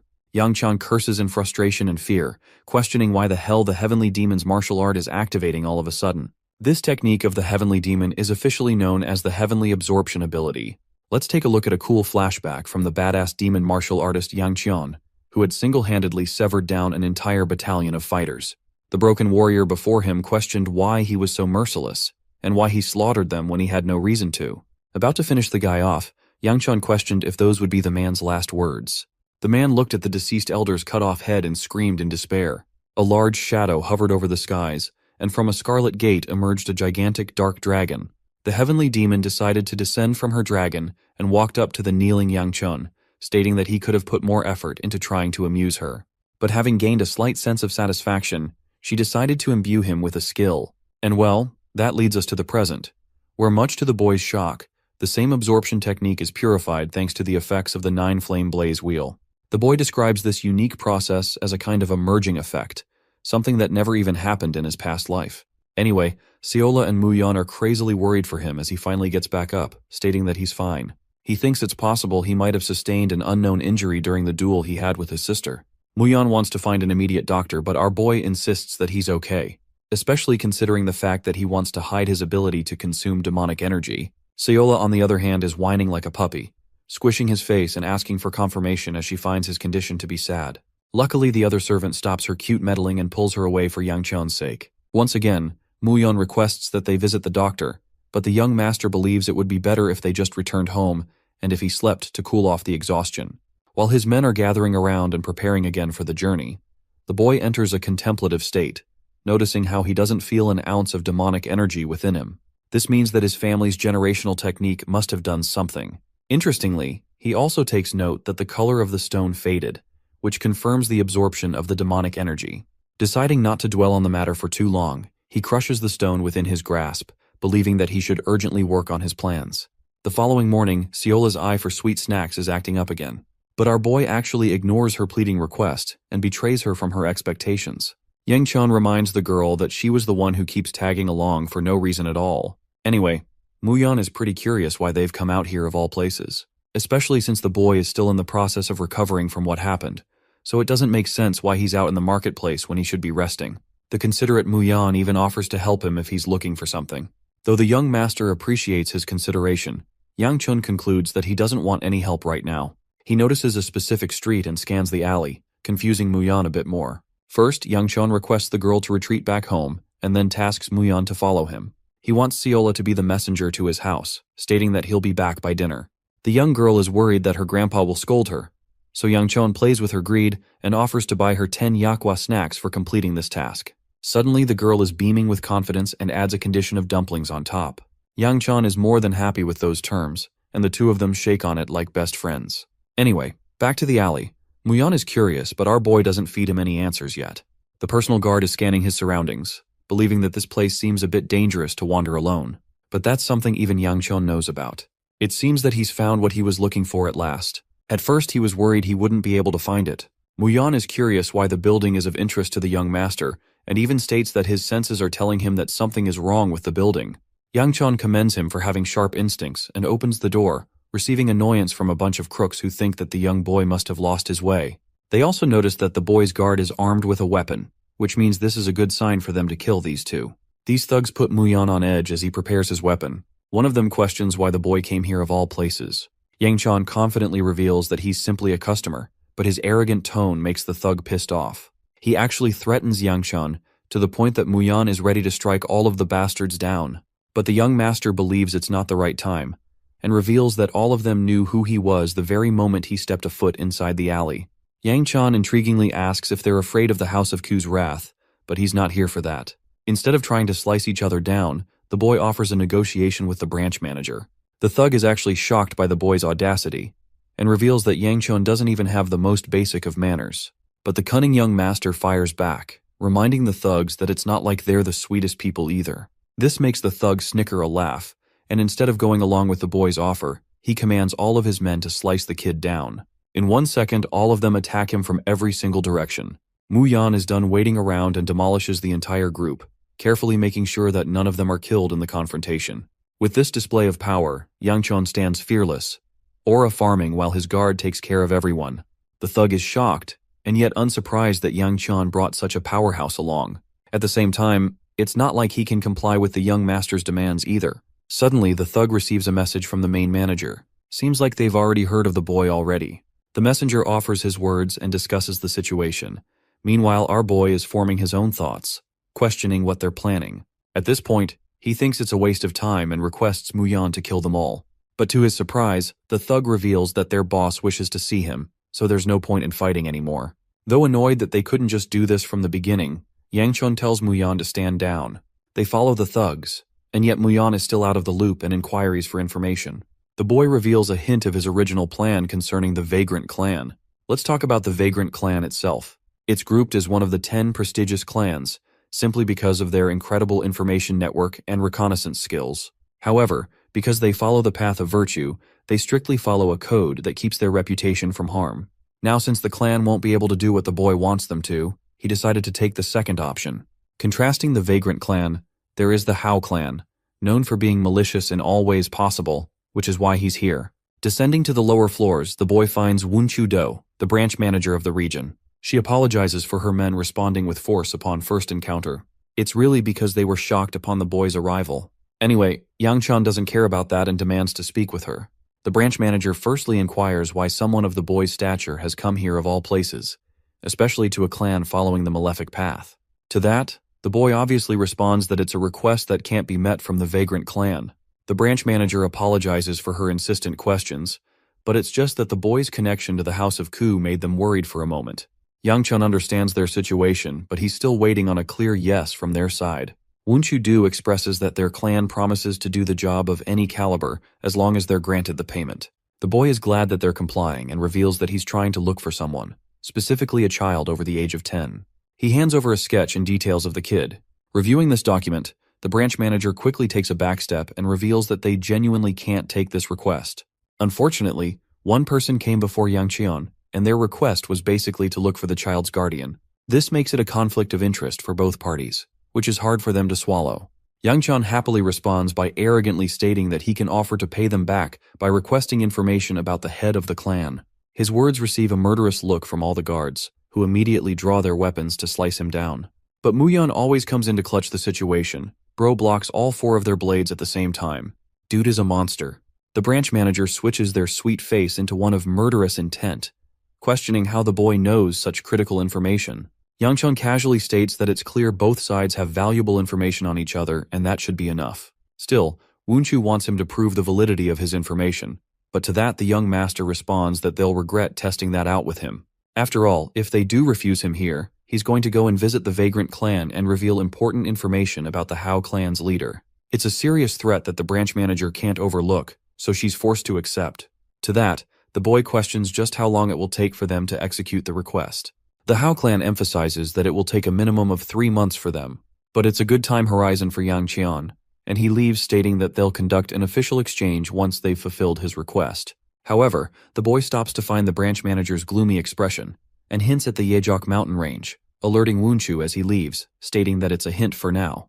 The branch manager is in shambles, while the thug questions if she really trusts a boy to be speaking the truth. The reason she's actually confident in his information is because he knows about their clan head missing, which is why they'll have to take him at his word. However, not even Wunchu gets what the boy is plotting, believing that he has own goals. At the same time, she thinks that such critical information couldn't have been obtained by the young master, which means that the clan head of House Ku must share some involvement. Now, this isn't the case, but that's what she suspects. Ripping off her mask, she reveals her true face, which appears much younger than the older woman she portrays. Wunchu tackles her thoughts, recalling how the clan head actually went into hiding because the clan doesn't exactly respect their master. This is why he had to run away into hiding to prevent people from rebelling against him. That man also just so happens to be her father, which is why this matter is so important to her. The scene cuts to Yang Qian and his guard exiting the building. Overall, despite his confident demeanor back there, our boy was worried that the matter could escalate into a direction he didn't want. It's thanks to the information of his previous life that is coming to use now. From that, he knows about the clan head of the Hao clan being held captive for 5 years. He's also the same reason the clan waged a war against the Obsidian Night Palace. Though the Murim Alliance's attack resulted in a complete catastrophe for the Obsidian Night Palace, unfortunately, the goal of saving the clan head resulted in a tragic death for him. This basically drove the clan to the edge of extinction. The only problem is, not even the boy knows about the information about the location of the Obsidian Night Palace. It's only thanks to the general knowledge that he had that won him the request. Though it's annoying for him to go to such an extent, Yang Qian believes that it's absolutely critical that he finds the young boy. After all, that very same boy would inevitably go on to become one of the most trusted and important figures of the demonic temple. He was known as the strategist and the demonic temple's mastermind, Hyuk Jagal. That's why Yang Qian wants to eliminate him as soon as possible, recalling how the dude's strategies were so cunning that it became an issue for a powerful warrior like Seola many times. If he fails to subdue him here and now, things will get much worse for them all. Muyan cuts off his thoughts and questions what the boy is searching for, but he does add that the request should be fulfilled by summer, and he's also cautious of the young master's knowledge of the Hao clan. Well, Yang Chun confirms that he'll receive the information by summer, but something else comes up and bothers him. He sharply remembers that this is around the same time when House Yan's secret treasure mine was discovered. Unfathomable wealth rested inside that place, but none of it held a candle to the priceless spirit pills. Those pills allowed any person to reach a higher level of martial arts. And in the original timeline, it helped someone become so powerful that they were acknowledged by the heavenly demon. So now the kid has two issues to deal with: Jiggle and the spirit pills. And though he wants to attend to the matter of pills, it's going to be difficult to track down information. So our boy goes with a 1000 IQ strategy that you've probably heard of before. It's called giving up because this shit is too hard. After all, there's just too much going on and he'll have trouble locating the treasure. Let's cut the scene to Seola, who is surprised because a dude is hitting on her and requesting that she serve him instead. The second elder immediately finds Seola's grandpa, stating that he only came this far because of the little boy, and he's even more shocked to find the sovereign sword himself looking after the boy. They both share a laugh as the second elder reminds him to keep on working. This pisses him off as he casually shatters the broom, questioning why Elder Ryun came here at all. The interesting thing is how even Bear Grandpa, who is supposed to be seriously powerful, is afraid of the sovereign sword's wrath. The sovereign sword tells him to pick up the pieces of the broom, and while Elder Ryun is doing that, he inquires about the real motivation the second elder came here. At the same time, he's not surprised that Ryun came here, especially since he's piqued his interest. Just 3 months ago, the kid was incapable of mastering the horse stance of the family, and now, all of a sudden, he has the talent to defeat his superior sister. The fact that his blaze wheel technique has reached a point of stabilization only continues to point in the direction that the boy is a hidden gem that needs investing in. To that, the sovereign sword wisely questions if they can really call it talent. After all, in all of his life, he had yet to see a child progress so rapidly in the span of a few months. This makes him suspicious of the boy, and he believes that the first elder of the House of Ku is probably making his move in secrecy because of the boy's recent developments. Now, of course, even Ryun agrees with this observation. As for the boy, they can't tell where he went. The good thing is, he won't be getting in harm's way anytime soon because of the people keeping close tabs on him. Let's go back to the Seola predicament, where she finds herself in a unique situation of being confessed love. The adorable girl internalizes to the reader how she had a bad dream last night. In this low-detailed dream, she was beating the crap out of many people, and she didn't stop until she got what she wanted. Though she wanted to stop, she ended up hurting the people she loved inside a house too. That's when an old man in the house told her that he would have succeeded in defeating her. Shortly after this, he stabbed the girl right in her abdomen. Waking up from that terrible nightmare, the only words that released from her mouth were one of guilt and an apology. She woke up and wanted to see Yang Chun right away, and Manhwa, the senior servant, told her to search for him in the training grounds. She tried doing that but ended up arriving even sooner than Yang Chun, finding someone else at the training grounds. Seola was promised a lot of happiness if she served him instead of her current master, even though she was already pleased being at Yang Chun's side. Afterwards, our boy appeared on the verge of exploding, and well, he confronted the random boy, questioning his identity and intentions. Seeing the embarrassed look on his face, even Yang Chun thinks that this dude is probably creepy as hell. Anyway, the boy apologizes for not introducing himself properly and reveals that he knows about the young master. He probably introduces himself as Jeolyup Ku, and he wants a sparring match with him. But our boy is quick on the draw and rejects the offer immediately, shocking the boy because his refusal implies he's running away like a coward. But Yang Chun has no shame in admitting that, which pisses the other kid off, and he calls the young master weak for it. Our boy continues to admit that he's indeed extremely weak, so there's no harm in admitting the truth. This leaves the kid speechless. Here's the main issue. If Yang Chun tries to spar with someone randomly off the bat, he'll get in even more trouble than before. But as he's leaving, his life is once again ruined by Grandpa Bear, popping out of nowhere as he implores Yang Chun to accept the battle. Jeolyup greets the second elder with respect too, and refreshes our boy's memory of him.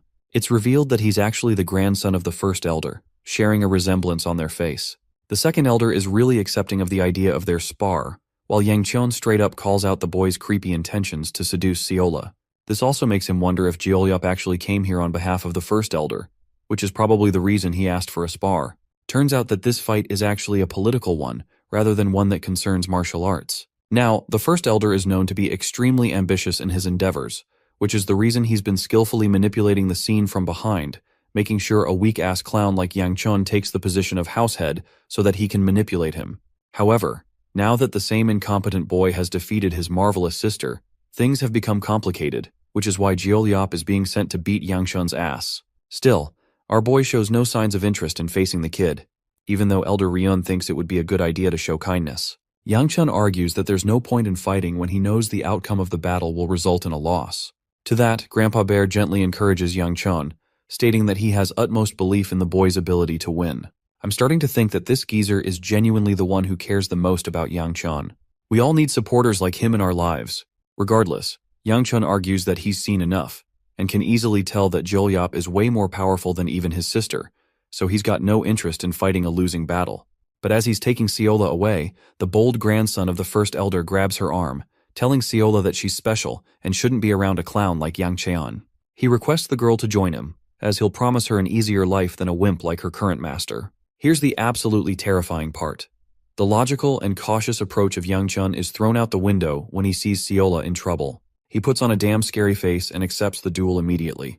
Well, he does regret his decision in the very next moment, finding himself in the dueling arena against an even stronger opponent. But Bear Grandpa offers his support, believing that it will allow an opportunity for growth for the boy even if he loses. Yang Chun argues that he wants something in return for the condition of him participating in this fight. The second elder is more than happy to comply with his terms, but he reminds the child that losing here would be shameful as the heir of the clan lord. But the young boy emphasizes something with conviction, stating that he has no interest in becoming the head of the house to begin with. This revelation jolts a reaction out of Ryun, who argues that it's impossible for him to decide against it as he's the only boy in the family line. Yang Chun internalizes his frustration, questioning why people still think he's fond of the decision to become the house head when in reality he actually discarded that decision in the previous life too. To rub salt on the wound, the cunning boy reminds the old geezer that he'll lose on purpose if Elder Ryun backs out from their terms. Grandpa Bear is okay with it as long as there's a condition attached, and that condition is that he has to win this fight no matter what. Facing his opponent, Jolyop allows the boy an opportunity to warm up. He even apologizes that the situation has come to this, believing he should be pitying Yang Chun. After all, they had a match just the previous year, and Jolyop decimated his ass to the point he couldn't get out of bed for a month. Even Yang Chun is like, why the fudge did I forget about something like that? Anyway, Jolyop expresses that the boy from back then was weak. Even now that he's defeated his talented sister, Jolyop is of the opinion that it was just a fluke. Bro is out here giving warnings like, I don't want to abuse the weak. At the same time, what he despises the most is seeing a weak and pathetic person soaring to the powerful ranks. Saying as much, Jolyop imbues his blade with the technique and prepares to unleash his wrath against the boy. He addresses Elder Ryun, stating that he also wants a condition to be fulfilled upon his victory in this match. Grandpa Bear is okay with that idea. Well, unsurprisingly, Jolyop's condition for the fight is actually Seola. He just had to say the one thing that pissed off every single nerve in our boy's body, pissing him the fuck off for his audacity.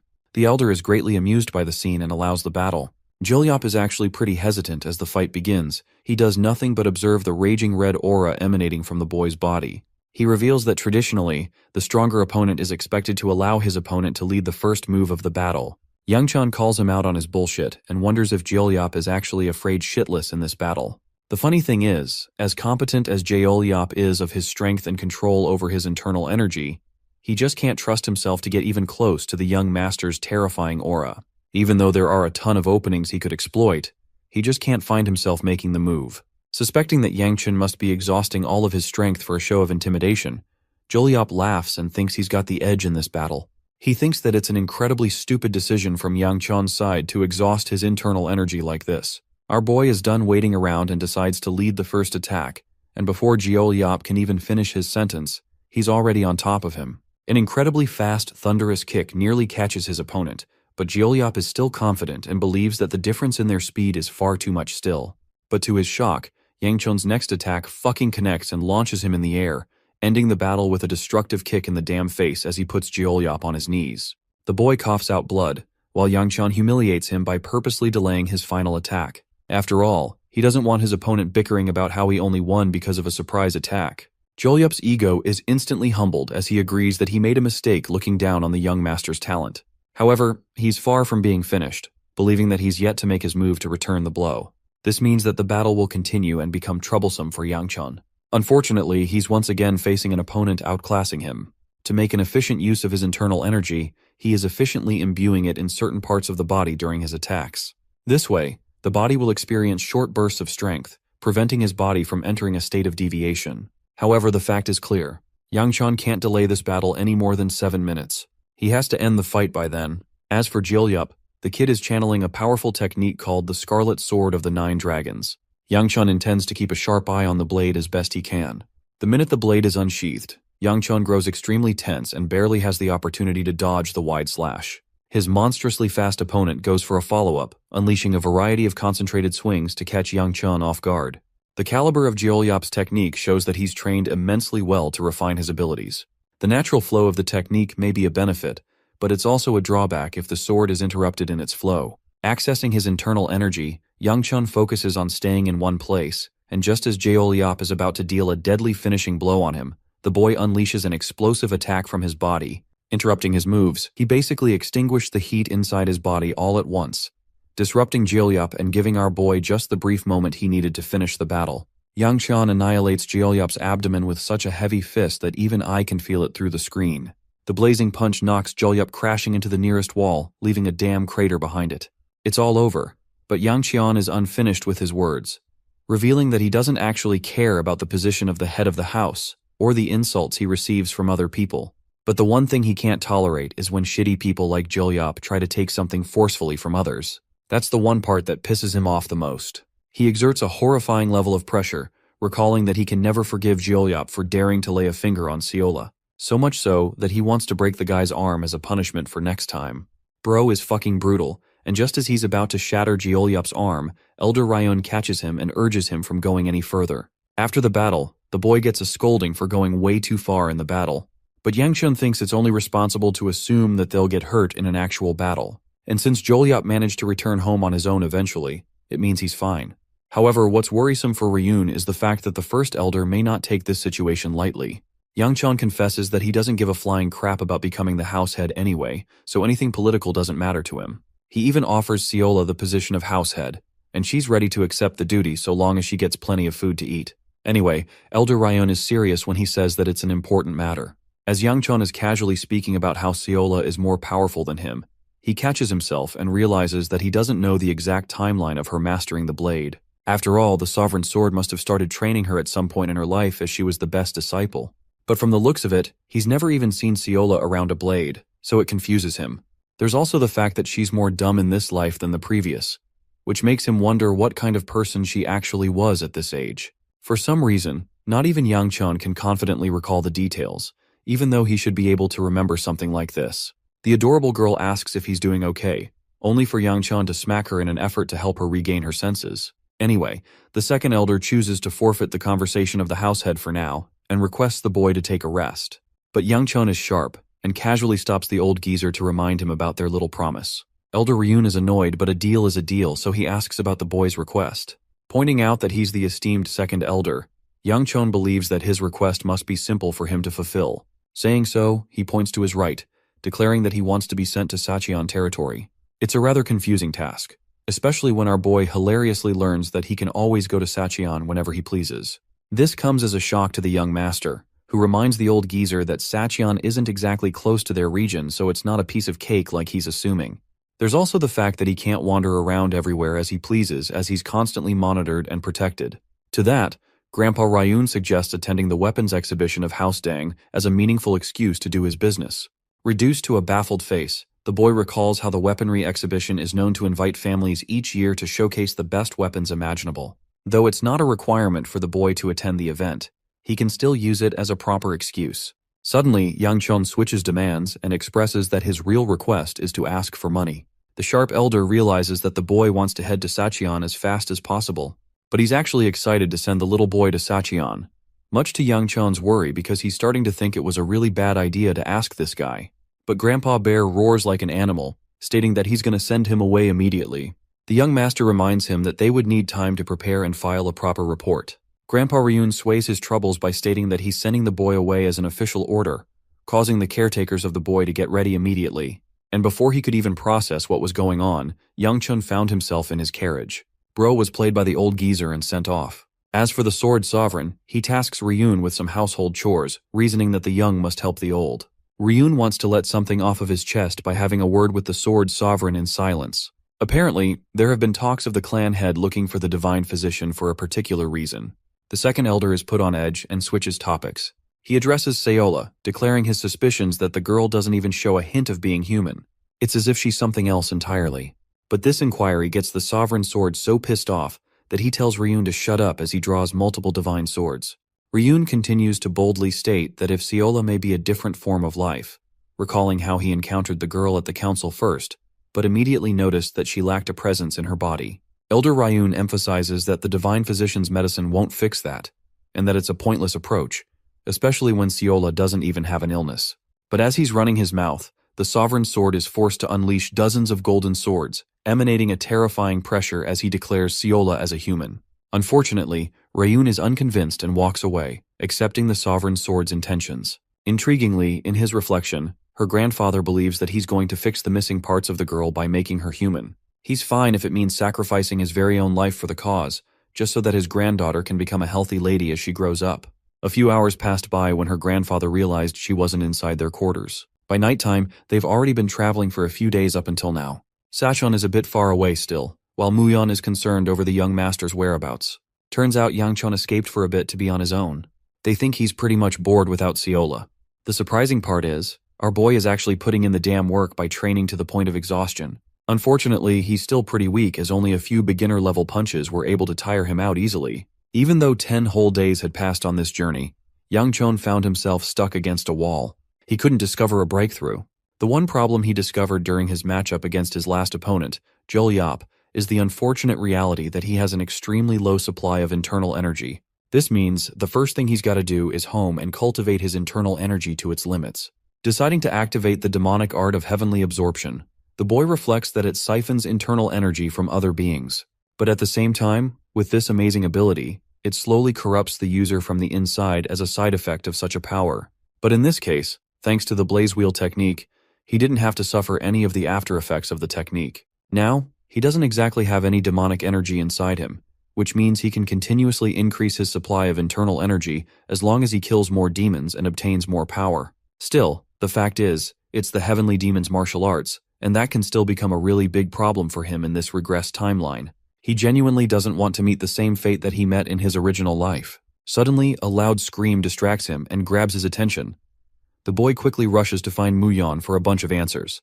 The personal guard reveals that something is going on inside the carriage, causing our boy to inquire for more information on his own. Inside, we discover Seola popping out with a smile, innocently claiming that she somehow managed to find herself all the way here. Let's go back 10 days ago and see what happened. Seola wasn't allowed to go to the Sachon region because of her strict grandpa. The only reason he even allowed her to go to the Nine Dragons Council is because he could depend on other people to help her out in times of trouble. But that isn't the case for the Sachon region, which could bring about a number of issues for the girl. The grandpa insisted that they get the move on and work with laundry for now. However, Seola found herself depressed, recalling how Yangchon won't be returning for at least a month. She's terrible with her chores on top of that, and unfortunately there's nothing she excels at, so it's not like her going along would add to any benefits.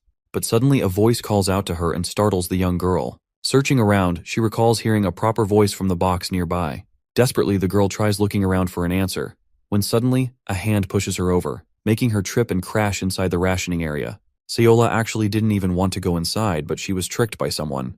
Poor girl was scared and begging for help, but those same pair of astral hands seemed to hypnotize her into a state of sleepiness. Within a matter of moments, the same Seola flopped to the ground, fully knocked out as the voice apologized for its actions. And that's how the carriage began moving, with the voice's final words remarking that Seola's supposed to be the one to protect them. Anyway, the little girl's explanation basically does little to nothing because all three of them are just baffled by what she just said.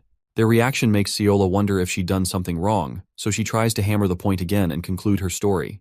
According to her story, she was tricked by a ghost to enter the carriage, and that's probably the one story no one will ever believe.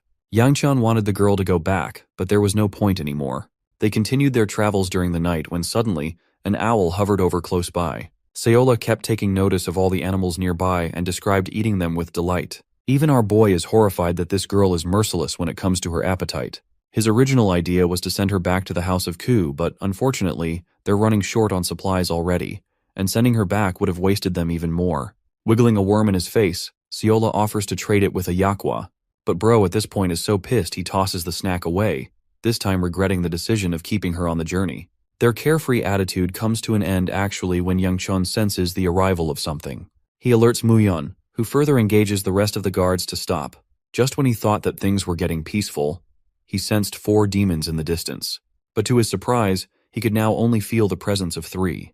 And before he could even know it, only 1 was left. This final one tries to attack the carriage, and right as our boy is about to defeat the creature, a silver-haired girl wearing a purple robe unleashes her blade and severs the demonic beast in half. She quickly sheathes her sword afterwards, apologizing for being irresponsible with her prey and letting it near the carriage. Not even Yang Chun has any idea of the identity of the girl at first, until she turns to look at him, giving this guy a shock of a lifetime. Recalling gruesome memories of this very same woman severing multiple warriors to pieces, he sees that the hot baddie from his memories who coincidentally met him on his journey to Sacheon in his past life too. That same girl made the same request in this timeline too, asking to join them for the journey. The beautiful lady is known as Bia Namgung, or the Mad Woman as Yang Chun hauntingly remembers her. Let's go back to their horrifying first encounter in the previous life. This woman slaughtered all the warriors around in cold blood, while the demon martial artist Yang Chun questioned if she was really responsible for killing them all. Turns out they're both on the same side. Namgung wants to know about their master's orders, and learns that Yang Chun was sent here to retrieve her, or else she'd be going crazy murdering everybody. He scolded her greatly for being batshit crazy. The funny part is that being a cold-blooded murderer, this girl struggles with navigation and is so dyslexic that she can't figure left from right. Finding the idiot a waste of his time, he tells her to just follow him. Yang Chun found her a piece of work to deal with, while Namgung curiously asked about the strength of the sovereign sword. To that, he responded to her by a warning not to engage with any of the sovereigns, as they're supposed to be rivals of the heavenly demon and not them. But Namgung of all people was a curious person, and wanted to know how the blade of the sovereign sword compared to her own, or even their master's. As she went on to yap all day, our boy got pissed and threw an attack right towards her. But without even glancing in his general direction, she sliced the energy ball in half, questioning what the fuck was that about. She was ready to throw hands with him right there and then too. This girl is straight up aura farming. Yang Chun emphasizes that he shot the attack because she's still following the wrong direction, reminding the idiot to just keep up with him. As they were navigating along, she annoyed him by asking another question. But only this time, Yang Chun was serious about tearing her to pieces if she asked about information about the sovereigns again. To his surprise, the girl pointed to another pathway, suggesting that it might be a faster route. Yang Chun had no idea what this girl was yapping about, but before he could even react properly, she was already gone. Here's the hilarious conclusion. Bro reached his destination within the same day, while the crazy chick arrived 4 days late. She sucks at following orders. Anyway, back to the present. Namgung understands that they're headed to Sacheon and requests joining along. But of course, knowing their shitty history together, Yang Chun is like, nah, you're not allowed, bitch. After all, he just can't imagine reliving through that hectic routine again. Aside from that, she will bring him a shit ton of trouble if not for anything else. To keep matters simple, Yang Chun makes it a matter of trust, pointing out that he can't trust a stranger in the middle of the night. Realizing that she has to earn his trust, the girl unleashes a concentrated lightning technique. She's out here turning into Super Saiyan 2 with the kind of attack she's charging up. Mu-Yan immediately senses danger from her usage of the ruler's sword technique. The technique results in a gigantic explosion of energy from her body, but before any harm was caused, Mu-Yan had already stepped in to stop her. Bia simply wanted to prove her identity and gain trust with the display of her power. With this, Yang Chun has no way but to accept her connection to the Namgung family, so he makes up a second excuse, stating that he can't risk allowing a terrifying technique user join them along. And well, what ends up happening is that Bia actually follows their carriage all the way to the point they were supposed to take rest.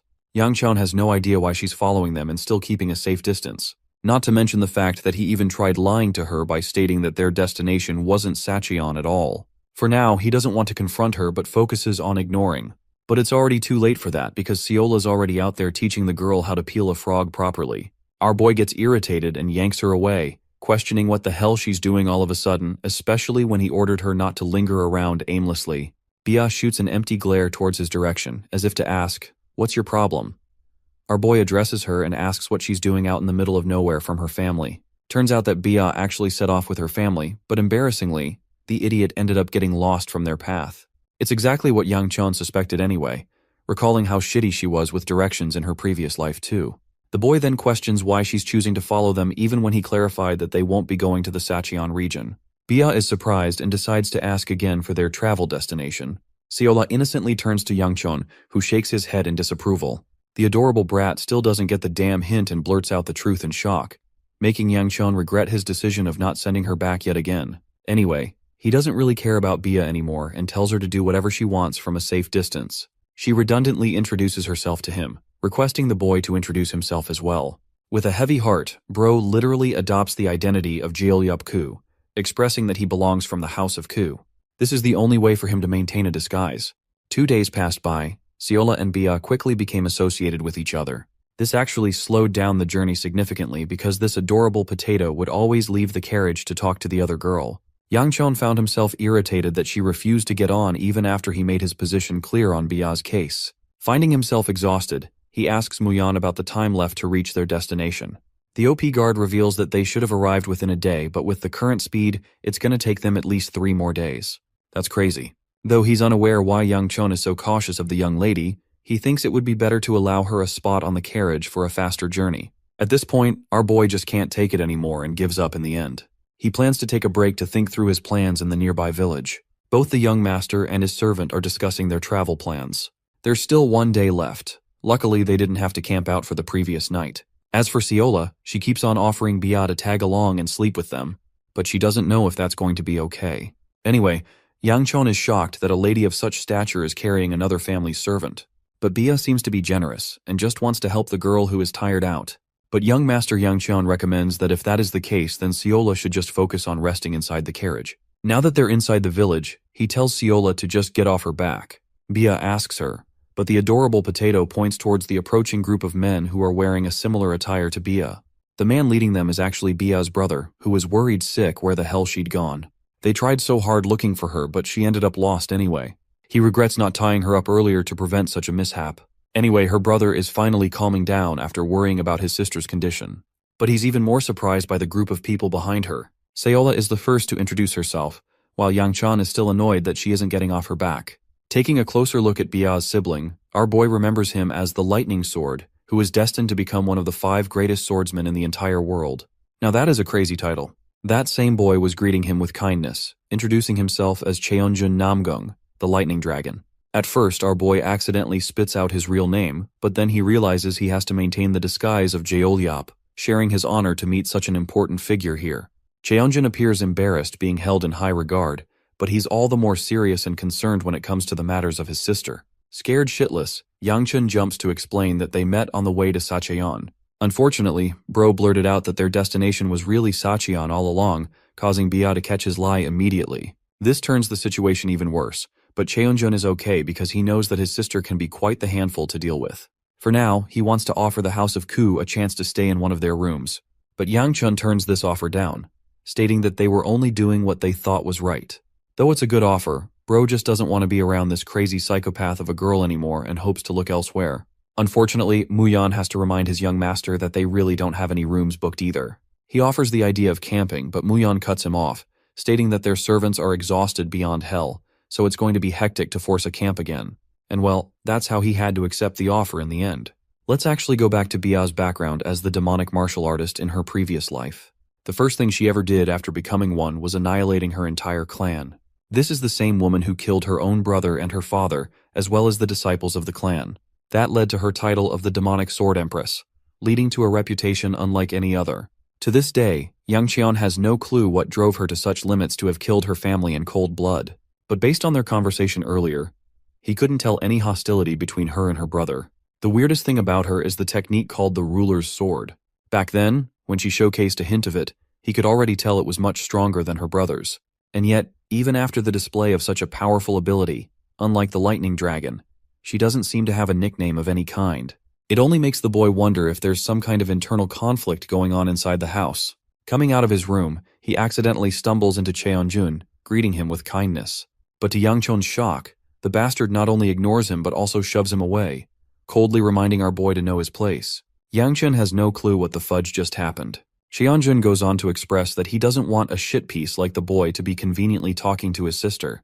He thinks Bia has been somehow seduced by him, especially when she's extremely gullible. Therefore, this dude is prepared to slice Yangchun in half if he ever dares to speak to his sister again, not to mention the sight of the servant casually mounting on her back. But when Bia suddenly makes an appearance and comes into frame, Bro literally switches personalities and acts like the sweetest and most welcoming child in the world. Yangchun is out there standing like, what the heck is going on? And his final conclusion about the Namgung family is that these idiots are all crazy in the end. Muyeon the same day greets his master and tries to talk about the matters regarding the Namgung family. But our boy has had enough of his fill already and wants to leave. Muyeon expresses that it's pretty easy for them to set off after breakfast.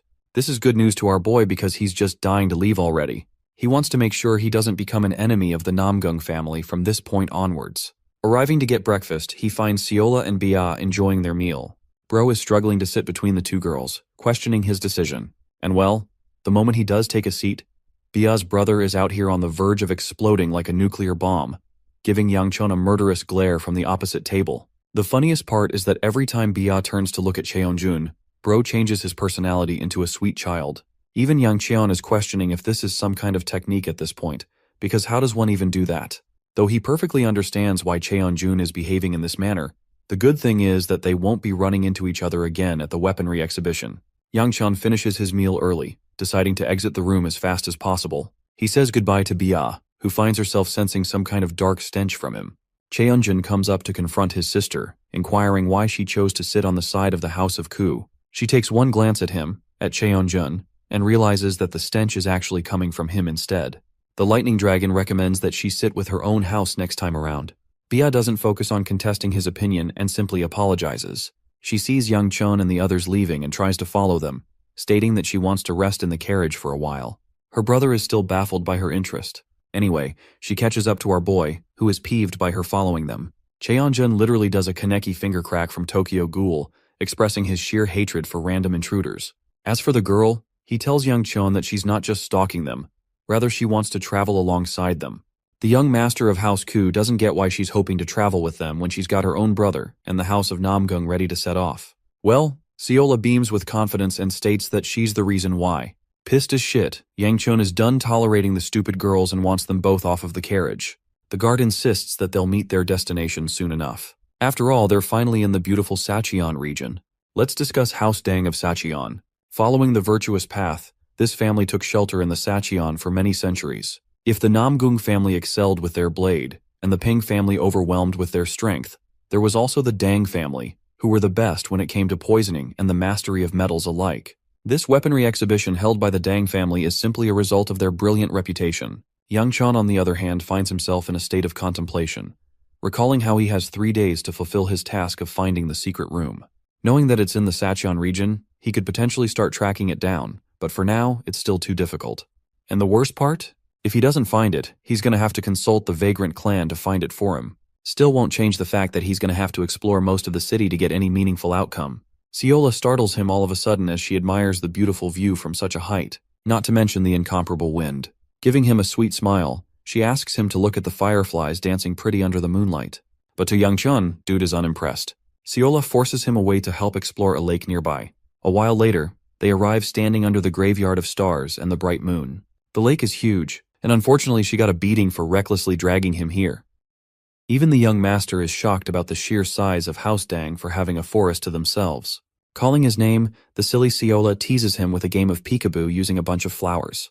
The girl is simply trying to make him happy, knowing that he's in a bad mood, so she's doing everything she can. But Yangchon concludes that there's nothing she can do to help him. The insistent servant wants him to let his problems off his chest because she's ready to hear him out. Bro decides to gamble on the opportunity and supposes a situation where someone hid a treasure in the giant city. He wants to hear how Seola would try to find such a treasure. Giving him a stern glare, the adorable Seola doesn't even help and simply thinks the person who hid the treasure was being rude. While they're chatting about, a certain someone comes along to question what the two of them are doing in a restricted area. Yangcheon realizes that it's true because they're basically in the House of Dang. The woman before him is actually responsible for stopping thousands upon thousands of demonic martial artists from raising the Sacheon region. Yes, this girl boss did all of that on her own. The poisonous queen, Soyol Dang, and the same woman who died by his hands in his previous life. Let's actually take a look at how that happened. At the edge of defeat, Soyol had nothing to pull. No more tricks left, while the demonic martial artist before her simply stepped forth, questioning if the poisonous queen was finished at last. Her eyes were no more, an injury she sustained from her battles, so she could barely question if he was a familiar person. Yangchon at the time remarked that her family abandoned her completely, and that she's the only one from House Dang who stayed behind to protect the Sacheon region. In the end, nothing changed, which makes him question why she went to such limits. To that, the poisonous queen asked why he was here all the same then. Provoked by her question, he hastened to grab her neck, declaring that he's here to end her life, of course. Resisting the urge to say harder daddy, the poisonous queen apologizes to the demonic martial artist, which only made Yang-chan even more shocked and confused.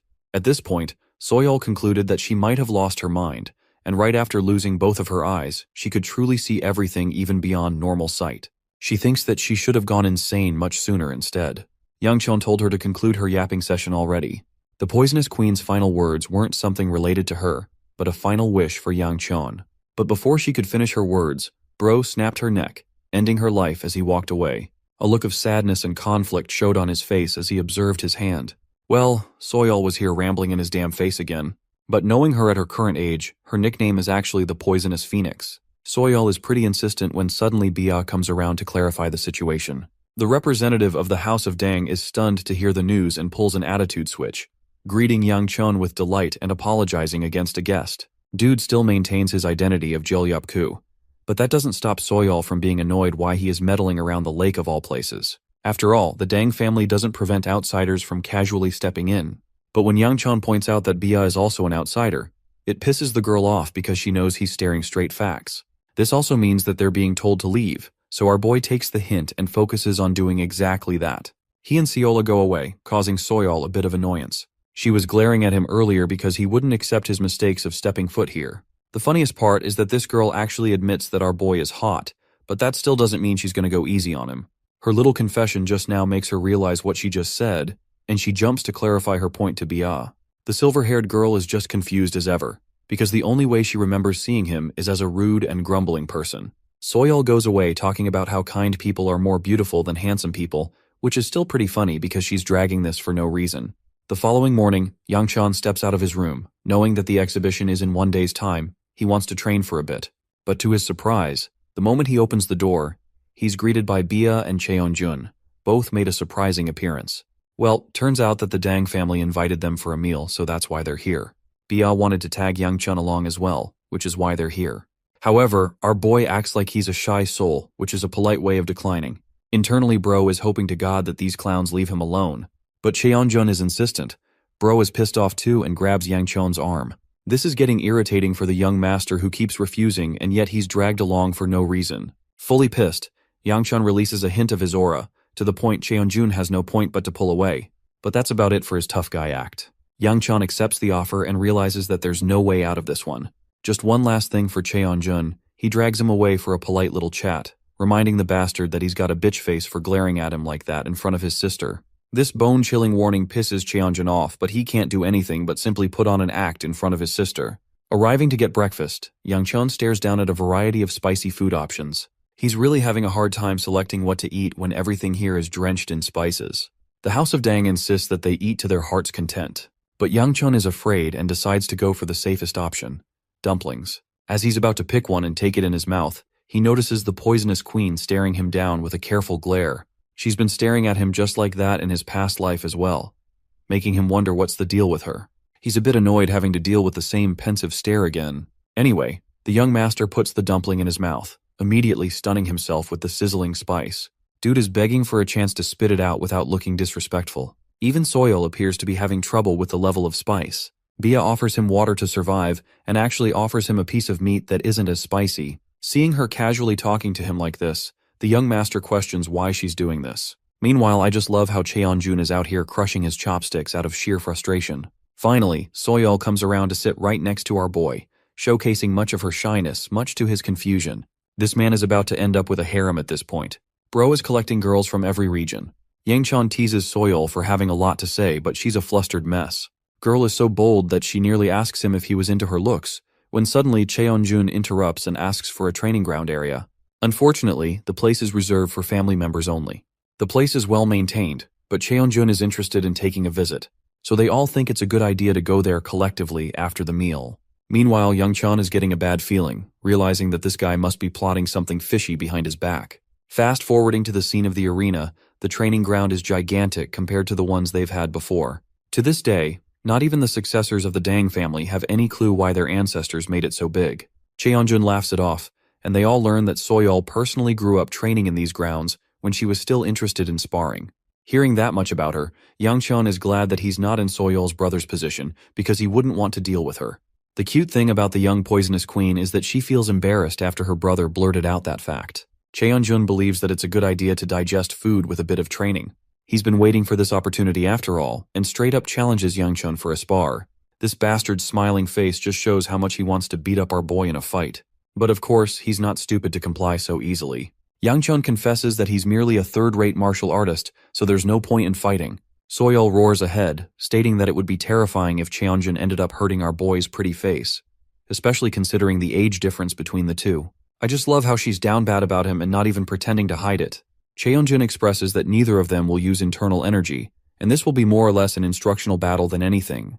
With this new proposal, he's waiting for Youngchun's answer with a confident face. Hearing that there won't be any use of internal energy in this battle, Youngchun finds himself amused and questions if such a fight will even be possible. The bitch face doesn't get his question, so our boy clarifies and repeats himself. He's dying to know if Cheonjun is really in the position to instruct him at all. Seeing the tension rise between the two of them, Soyeol's brother sweeps in to tell Youngchun that he should respect Cheonjun for his age. Still, the bitch face is fine with accepting the challenge, convulsing his aura, curious to see just how good his opponent really is. Before Cheonjun is even able to allow him the courtesy of making the first move, Youngchun cuts the dude off and declares that he will go second. This makes Cheonjun seethe with his blood boiling as he rages on ahead for a first strike. Youngchun casually evades the slice. It's a heavy blow, but Cheonjun isn't stopping there. He follows up with a piercing or a jabbing motion, causing our boy to draw away. From the way this fight is going, Youngchun notices that he's facing an opponent who plays with feints and fake strikes. But it's a good thing he knows exactly what Cheonjun's intentions are, allowing him to maneuver against his blade without much trouble. Soyeol witnesses this battle take place, which gives us a good opportunity to take a look into her past. She was different from her siblings from the very moment she was born. The children loved chasing after normal pets, but she was comfortable around wolves and tigers alike. The girl was fearless around creatures that opposed each other. These creatures stood at the top of their respective food chain, but these strong animals were much more beautiful to her than the ones that became their prey. It's actually this very reason that made it difficult for Soyeol to be attracted to someone. She was more interested and fascinated by powerful beasts than humans, though she was hoping that she could find someone like that in the exhibition. It was true that Cheonjun was strong, but hilariously, she found him feminine-looking more than anything. God damn, she really destroyed the twinks here. She regretted that most men weren't like the respectable wolf Dangrang. But in the end, she did end up encountering someone she was fascinated by. A boy that had her in a chokehold from the moment he was in front of her. Soyeol's heart was beating so fast and she didn't know why. At first, she thought that it was just a fleeting feeling, and that tomorrow, she would see him no differently than any other person. But when they had breakfast the next day, he appeared as bright as ever. Eyes unlike any other, an inability to eat spicy food. Bro did the smallest of actions, and this obsessive bitch was down bad for him for it. Before she even knew, she was already sitting next to him and breaking down. Realizing that it was really love, the bold Soyeol was moments away from confessing her love with the next step. And well, that's how they got here. In the training area, a piece of Cheonjun's wooden sword is shattered and goes out of bounds. As for the battle, Bro is finding himself winded. Dude is demolished because he just can't get an edge on our boy, who is enjoying Cheonjun's demise. The scene makes Soyeol a steaming mess for him again. The girl literally drops to her knees here. Let's focus on the fight now. The bitch face is out here getting a reality check that he's not as special as he thought he would be. He's being toyed with even after making serious attacks. In his helpless state, Youngchun gives him a lesson to remember. He talks about how geniuses and talented people think way too much during their decisions, which opens a path of exploitation, a weakness. Youngchun is of the opinion that in a real battle, he would have killed this guy 3 times at least. His punch strikes the ground as Bia's brother draws away in fear, calling his opponent a coward for attacking when he didn't have a weapon. But our boy is a straight-up shit-talker. He tells Bitchface to grab another weapon and continue on the fight. After all, this is supposed to be an instructional spar, so the senior fighter should be teaching him lots here. Cheonjun is seething with rage as he picks another blade as Youngchun continues to talk down on his opponent. But all of a sudden, Bitchface forgets about the rule of not using any internal energy and imbues his blade with its full might. Then he charges against Youngchun. The ironic thing is that he still misses. Youngchun, who wants to return the blow with double the payback, retaliates with a punch. But before he can do anything, Cheonjun pulls up with a slashing cage technique to entrap him. Regardless, our boy is literally him because he breaks the slashes and frees himself, proving his worth as a fighter and as an opponent even stronger than Cheonjun. Now that he doesn't have any reason to hold back anymore, Youngchun thinks it is time for him to unleash his might. So he goes for the all-powerful, anti-army, anti-world, anti-universe, ultra-mega super-powerful generational nutcracker technique. Bro cracks his egg so hard that even I felt it. Just look at Cheonjun's face, bro reaped his damn soul. The funniest part is how the author conveys how the eggs were literally cracked from that attack. Yangchun stands over him as the victor while he's trembling like a near-dead animal. Giving him a final look of arrogance, he laughs at his opponent's misery and wonders if he ended Cheonjun's bloodline here. Cheonjun's on the ground whining like a dog and cursing our boy out, causing Yangchun to taunt him for perhaps maintaining his family jewels intact for being able to still speak. Cheonjun calls him a cowardly martial artist and that he's going to report the matter to every single martial house he knows of, forcing them to act against Yangchun. All of a sudden, the young master of the House of Ku amusingly asks him how many men he's killed. Cheonjun tries to feign ignorance, but our boy knows the truth about his life. Cheonjun had killed at least around a dozen people here after all. Yangchun makes it his business to pin his arm in a position that makes him tremble in torture. At this point, Soyol's brother interrupts and urges to stop the fight. But Yangchun is right to call them out on their bullshit, as they all clearly saw this guy use the internal energy before, as well as the fact that he wanted to kill him in this battle. They can't even use the excuse that he was just a young person, because he was still older than our boy in the end. Soyol's brother emphasizes that Cheonjun belongs to the Namgung house, so going any further than this will only invite trouble to Yangchun's doorstep. The boy clarifies that he's holding back much of his power specifically because of that knowledge, but he's dying to know what would have been House Dang's reaction if the opposite happened and their positions were switched. While he's in the middle of thinking that over, our boy ruthlessly shatters the bastard's arm, leaving Cheonjun in a state of agony and pain. But it's only after he's done breaking the dude's arm that Yangchun realizes that he might have pushed it too far. After all, the second elder might react harshly to this, knowing that he reduced the lightning dragon to a shitty mess. On second thought, he thinks that Elder Ryun might actually praise him for the accomplishment, so it may not be as bad as he thinks. The best part is that he's got witnesses all around this time, and it's clear that Cheonjun is wrong in this case. Just as the boy is leaving, Bia grabs his sleeve and stops him. This time, she desires to know his name, his real name. Yangchun pulls away and reminds her that he's Jeolyup Ku, of course. But somehow Bia knows that he's lying to her face. The boy doesn't have any interest in telling her his name, questioning if she's asking so that she can report the matter to the higher-ups. A thought clings to his mind. He just destroyed her brother Black and Blue, and yet Bia wasn't even sad or angry. Drawing closer to his face, she requests to know his real name. Bro is getting rizzed up by every house, and he calls her out for addressing him so informally. Bia corrects herself with actual manners and honorifics attached, and requests to know his identity. Yangchun wants her to stop stalking him around in case he does, and she agrees to uphold that promise. Deciding for a moment, he ends up telling her his real name, fluttering the feelings inside her heart. Yeah, this dude is literally Mr. Steal Your Girl at this point. A while later, Yangchun comes to the realization that he can't attend the exhibition anymore, but he's still okay with that, since it will only give him time to look for the secret treasure room. But for now, he's got to rest after that tiresome battle. Also, he's not exactly having the most pleasant thoughts wondering how Muyon's reaction will be after hearing the news. In the next scene, Seola's all by herself looking at the view. Muyon rages inside to find the young master and asks if the girl has seen him somewhere. She states that he's nowhere around, but this guy is suspicious as heck and scans the entire room. Muyon expresses that Yangchun has yet to return from his breakfast with the House of Dang. While he's out here losing his mind and learning about the news of his victory against Cheonjun, Seola is busy scanning the city again. The scene drifts off to delve into the House Yan of Gumcheon region. At a certain point in time, they were once known as the strongest and wealthiest house. They were responsible for the creation of powerful martial artists and ruled over many large companies. But in the end, their glorious reign came to a tragic end with a family massacre. No one knows who caused it. Based on the records of the family, it came to people's knowledge that their family treasure hid under a white maple tree. But that same dang tree has become a pain in the ass for our boy to find. Yangchun can't even find a maple tree, let alone its color being white. He's been searching all day and there's just no way of finding a tree like that. At this point, he thinks it must be a ridiculous rumor that caused misinformation. While he's resting, Yangchun finds himself exhausted. Not only did he barely eat breakfast because of the spiciness, he also had an exhausting battle. And the next thing he did was climb a mountain all day long. From out of nowhere, Seola catches up to him and offers him a yakwa, causing him to appreciate her in his own way. He's also pretty surprised that she packed a shit ton of food along for the journey. The funniest part is that Yangchun doesn't even realize until a minute later that she's not supposed to be here. They lay out dinner and discuss important matters. Yangchun learns that people are looking for him, so she naturally decides to do the same. The interesting part is how she knew he was headed for the mountain and managed to track him down. To that, she proudly declares it was just her gut feeling.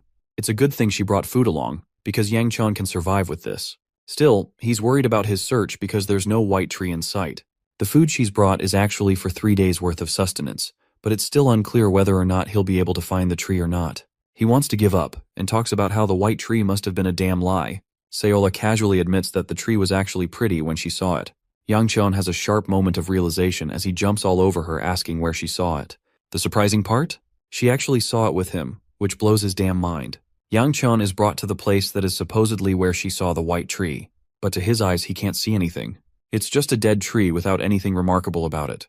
Seola for some reason is able to consider it a maple tree and one that is white in color. Bro is so done with her he thinks they'll have to get her eyes checked for a doctor next time. But the adorable potato argues that it's actually him who needs to get his eyes checked, because she can see the tree clearly. Yang Chun doesn't want to argue with her and thinks it's just his fault for believing in the girl. To that, the potato finds herself disheartened, stating that she's not on the list. Here comes the interesting part. There's a voice inside of her head that is commanding her and confirming about the tree's existence. But Yang Chun is still all the same, realizing that he's back to square one with nothing solved for him. With an entire mountain left to scan, things aren't looking too bright for our boy. He's really starting to consider asking help from the second elder to focus on his training instead of meandering around in a place like this. Still, he has little faith in the old man's teachings when suddenly the young master hears something in the distance and spots Seola doing something. She's found herself interacting with some kind of energy crack. From this distance alone, our boy senses that something dangerous is about to happen as she's tackling the unknown. He demands that she step away immediately, but something comes over her Seola as she reaches her hand to interact with the crack of lightning. Yang Chun dashes forth to stop her, but it's already too late as she ends up interacting with the blue spatial crack. After forming a connection, it sends ripples enough for Yang Chun to fall back. But when he opens his eyes again, he is utterly starstruck. The same dead tree with nothing remarkable about it was now glowing an impossible white color, shimmering in remarkable beauty. Seola turns to face him, confirming that she was right in the end. She gives him this cute smile as if proud of her accomplishment. Despite having the experience of his past life, Yang Chun has no idea how to explain what just happened before his eyes. A dead tree coming to life is unheard of, not to mention the fact that his girl just created a ripple through space. He wonders if she was interacting with some kind of special barrier that was meant to disguise the appearance of the tree. That still leaves the mystery of how Seola herself was able to figure that out. He asks her about it, questioning how the hell she made the tree pop up all of a sudden. But this naive and dense potato has no idea what happened. In fact, Seola doesn't even have the memory of interacting with the dimensional crack or barrier. Her reaction practically frustrates our boy because he thinks she's being ridiculously difficult for no reason.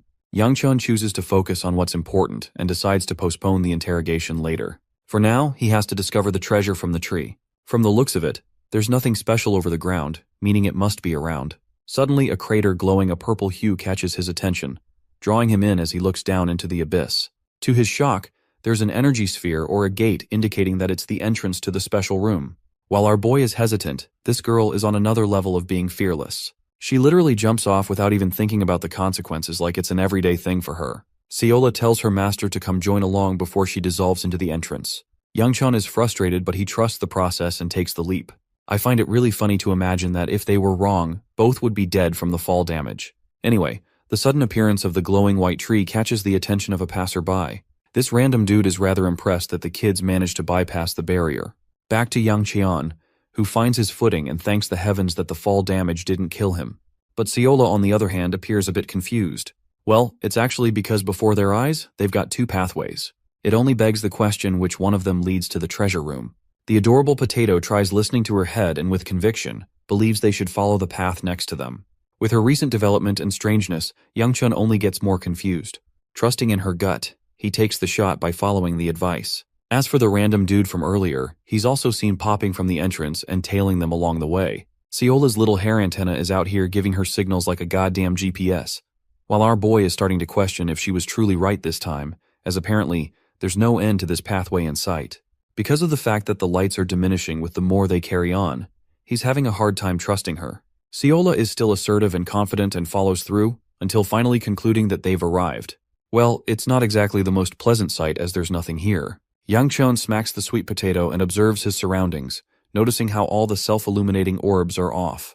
There's also the fact that there's just nothing here, when he clearly expected mountains of treasure. As he's beginning to doubt his decision, The little girl worriedly alarms him of someone following them from behind. Seola finds herself startled by the sound of a snake slithering and making its way around them. The reveal is grand. It's a beautiful white snake, more monstrous than anything else we've seen in the series besides Yang-chan's massive balls. Both of them shit their pants at the sight of the gigantic demonic creature. Seola's out here crying while Yang-chan is trying his best to keep his shit together, questioning why such a gigantic monster would appear in a place like this. Not to mention the fact that this place was abandoned and empty only 1 second ago. There's just no way they missed a beast of this size and appearance. From the looks of things, and according to the monster scaling system, Yang-chan is terrified that they're facing a blue-class creature, which ranks the 3rd lowest in the system. The good thing is that the creature has yet to spot them, because it would have started attacking already otherwise. Our boy is of the opinion that it might hibernate, so it's their best chance of escaping. But right as he looked back, the white snake breaks free from its hibernation, locking its eyes with the humans. While our boy is contemplating his chances of survival against a creature like this, Seola's eyes are gleaming a confident gold, resembling the same eyes she possessed in her past life. Yang-chan internalizes that he doesn't see a fair chance of winning this battle, especially not at his current level. Their chances are slim, and an aura of frustration looms over him. He'd worked so hard to get to this point, so there's just no chance in hell he was going to let it all slip against a creature like this. Yang-chan believes that if he's going to go down, he's going to go down fighting. But as he's charging the attack, the creature actually speaks to the boy, demanding that he stop charging his energy. The fact that a demonic creature spoke to him is shocking enough. Yang-chan learns that the snake has no intention of harming them at all. To that, he questions how a demonic creature can even talk to humans. Hearing the word demonic creature makes the snake laugh, before counter-questioning Yang-chan how an unrelated outsider was able to enter the bounds of the Yan family's treasure hold. Our boy simply states that he's been doing his digging. This answer excites the creature, imploring it to ask the young boy why he came in search of this place. Yang-chan comes up with an excuse, stating that it was merely by chance. It's actually an intelligent reason, because even if by chance the snake serves the House of Yan, it would actually kill him right here for trying to steal their treasury. The funny realization is when Yang-chan catches himself calling a literal snake as Sir. Anyway, the creature expresses that the boy has come at a loss because there's nothing of value for him here. He addresses Yang-chan once more, drawing near to the boy's face and asking if the boy has any idea of what fate truly is. It's quite an open-ended philosophical question, to the point Yang-chan nearly curses at the mention of it. It's funny because the snake was somewhat expecting a rich answer, and not exactly what the boy responded with. It reduces the monster to a hearty laughter, satisfyingly enjoying the hilarity of the situation. Even Yang-chan is questioning if the damn snake is on drugs or some shit. The snake confirms that he might have asked a strange question considering their conversation. He always knew that the House of Yan was no more, but for some strange reason, the monster still stayed here in this place, unsure as to why. Perhaps it was some kind of regret, a form of punishment it gave to itself. Yang-chan doesn't want to listen to his yap session and tries to exit the situation. But the snake actually leaves them with a reward for making it experience joy for a long while. It's a golden stone that appears differently from a demonic stone. The snake understands that the stone will end up at the hands of someone else eventually, so it's best for the boy to keep it instead. While he's reaching to grab it, the creature remarks that the boy will be able to consume it more responsibly and easier than anyone else if he bears the burden of the stone. He's speaking in riddles, and Yang-chan has no clue of what this burden is. The golden stone illuminates a bright yellow color, alarming the boy as it begins activating its effects on him. Yang-chan is startled and confused. He can't sense an ounce of demonic energy from this stone. His absorption technique is kicking in, but only this time, he doesn't feel like absorbing demonic energy. It's quite different, and frankly agonizing as he struggles to contain the stone's power. Then, a hand reaches out to him, gently patting his back. It's Seola, and before he's even able to recognize what she's doing, Yang-chan is knocked unconscious on the floor. And now for the grand reveal. The snake was actually extending so much of his kindness to please Seola, even though she regrets handling things this way. The girl is illuminated with a heavenly aura, her expression appearing different from the adorable potato she usually is. Actually, it's because of this aura alone that caused Yang-chan to fade in seconds, and it also runs the risk of killing him by overwhelm if she doesn't stop. The snake advises him to tend to her matters quickly if she wants the best for him. He's also quite amused that Seola is doing far too much to bend the bounds of reality. She wonders if her reasoning is difficult to comprehend to someone like the creature. To that, the snake expresses that it's quite the opposite, but it's also why the creature pities her with all of its heart. Seola counters and asks why a creature like himself willingly chose to hand over an invaluable pearl to a boy that he just met for the first time. In response, the snake states that it was the will of his heart that led to the decision. In the end, he's waited far too long for the Yan family to come and retrieve it, But the reality is, they will never come. So now it has reached a state of acceptance as its body withers away. A reminder to us all that we should let go of the things that we can't change and just accept reality. In its fleeting state, Seola shows a look of concern, reaching to the embers of the snake's skin, questioning if the creature met so much as a meaningless fate. But when she looks at Yang Chun, something happens to her. She thinks he's a stupid clown, who despite holding his second life as the most precious, still ended up stepping in for her. This means that he valued Seola even more than the second chance he got. His action alone melts her heart, but a voice inside Seola demands that her body be returned. Wiping away her tears, she apologizes to the little girl version of herself and begs to keep the body for just a while longer as there's still danger. The random dude from earlier ended up finding his way here, and he's impressed that the girl noticed his presence. Seola calls him a bitch of the Namgung family just as she considers the rest of them. This pisses the guy off as he readies his blade, stating that these kids were truly reckless for climbing a mountain in the middle of the night, not knowing the dangers. He's also disappointed that Cheonjun ended up losing to such a sorry state of the House of Ku when he can't even handle a mountain climb. Anyway, they came here for Yang Chun upon orders. Saying so, he puts a blade against Seola's neck, who fearlessly asks if this is upon the orders of the Namgung family, or just Cheonjun the bitch-face's bidding. Turns out that it's the latter. Having confirmed this, Seola gently taps the blade, and before the dude is even able to finish his damn sentence, his arm fucking hits the floor. This girl is a literal monster. He roars in pain, and all she does is order him to be quiet. She then invokes the same heavenly blades that her grandfather also used, her hair turning into a golden color, resembling the same in her previous life. Seola wants to end this fight without waking up her precious Yang Chun. Earlier that same night, the scene cuts to Cheonjun.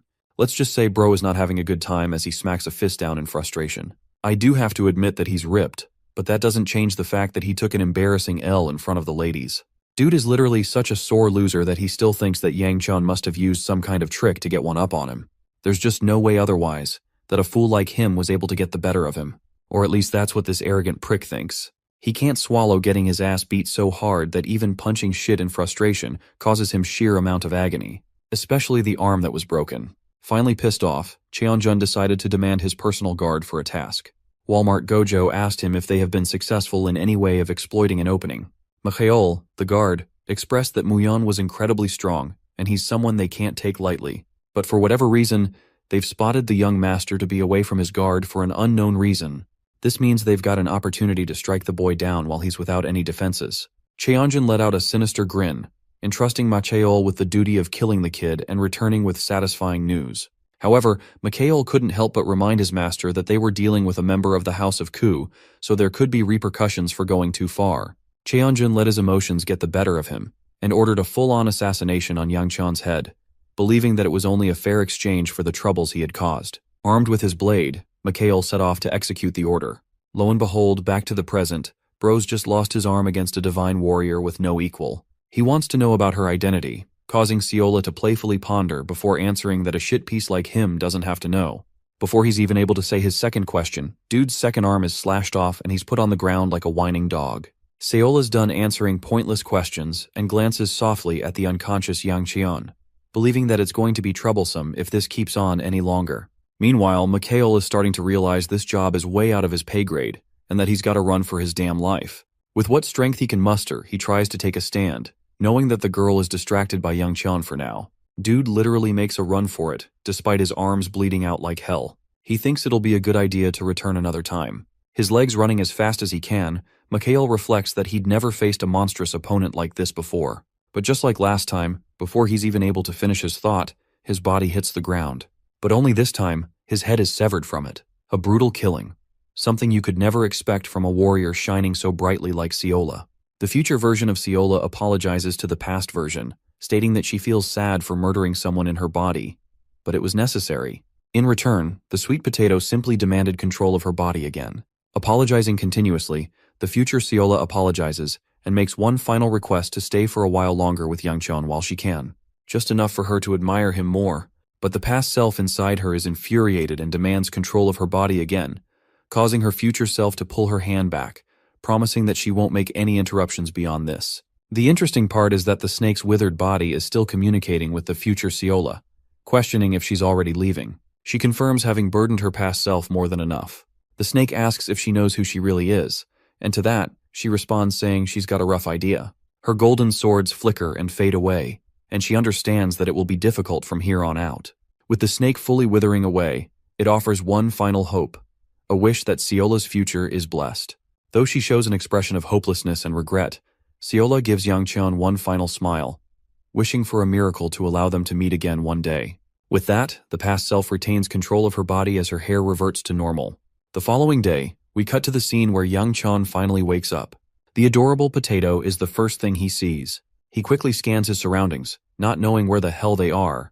Apparently the tree is back to being its normal, unremarkable self, while the both of them have exited the secret room. The entrance is no longer there, and Yangchun is clueless about everything that happened.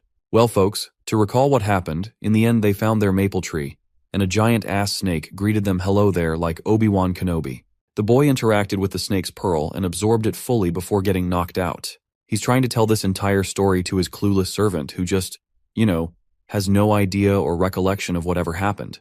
Yangchun tries his best to explain and is starting to think that she's actually gaslighting his ass because there's just no way she missed all of that. Siola gets irritated and mouths off the ridiculousness of the whole situation. There's just no way she was able to discover a white maple tree and talk to a giant snake after all. In some way, even Yangchun thinks that it's a bit of a jump for someone like her. Anyway, this begs the question how they exited the secret room. Siola expresses that she has no clue and that she just found them both lying here after waking up. A sudden aching stuns our boy in his chest, but he tells her that it's nothing to worry about.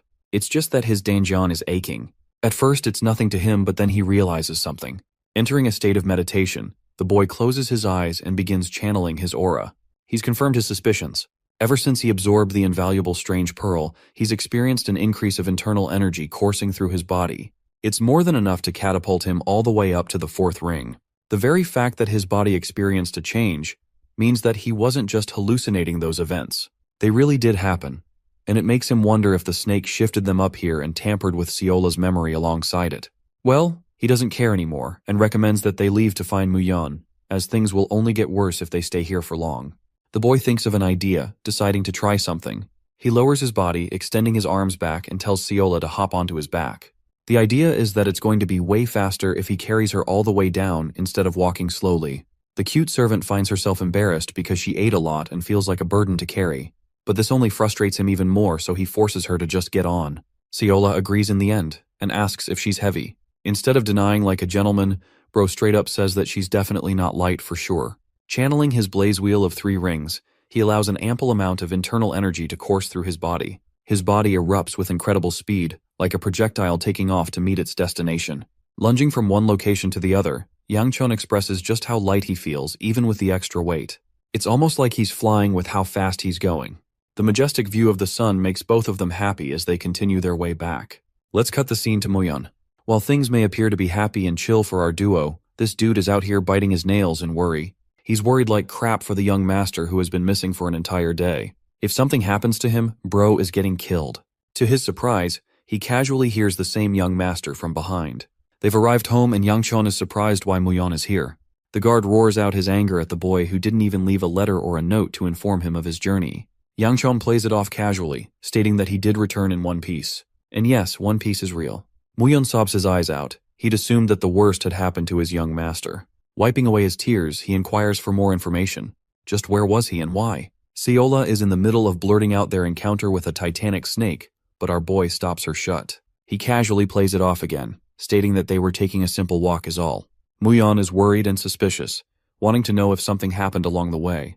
Thinking of immediate excuses, Yangchun realizes that dealing with his clever and questioning servant will be tough. He switches topics and asks about the 2 random people hanging around in his quarters.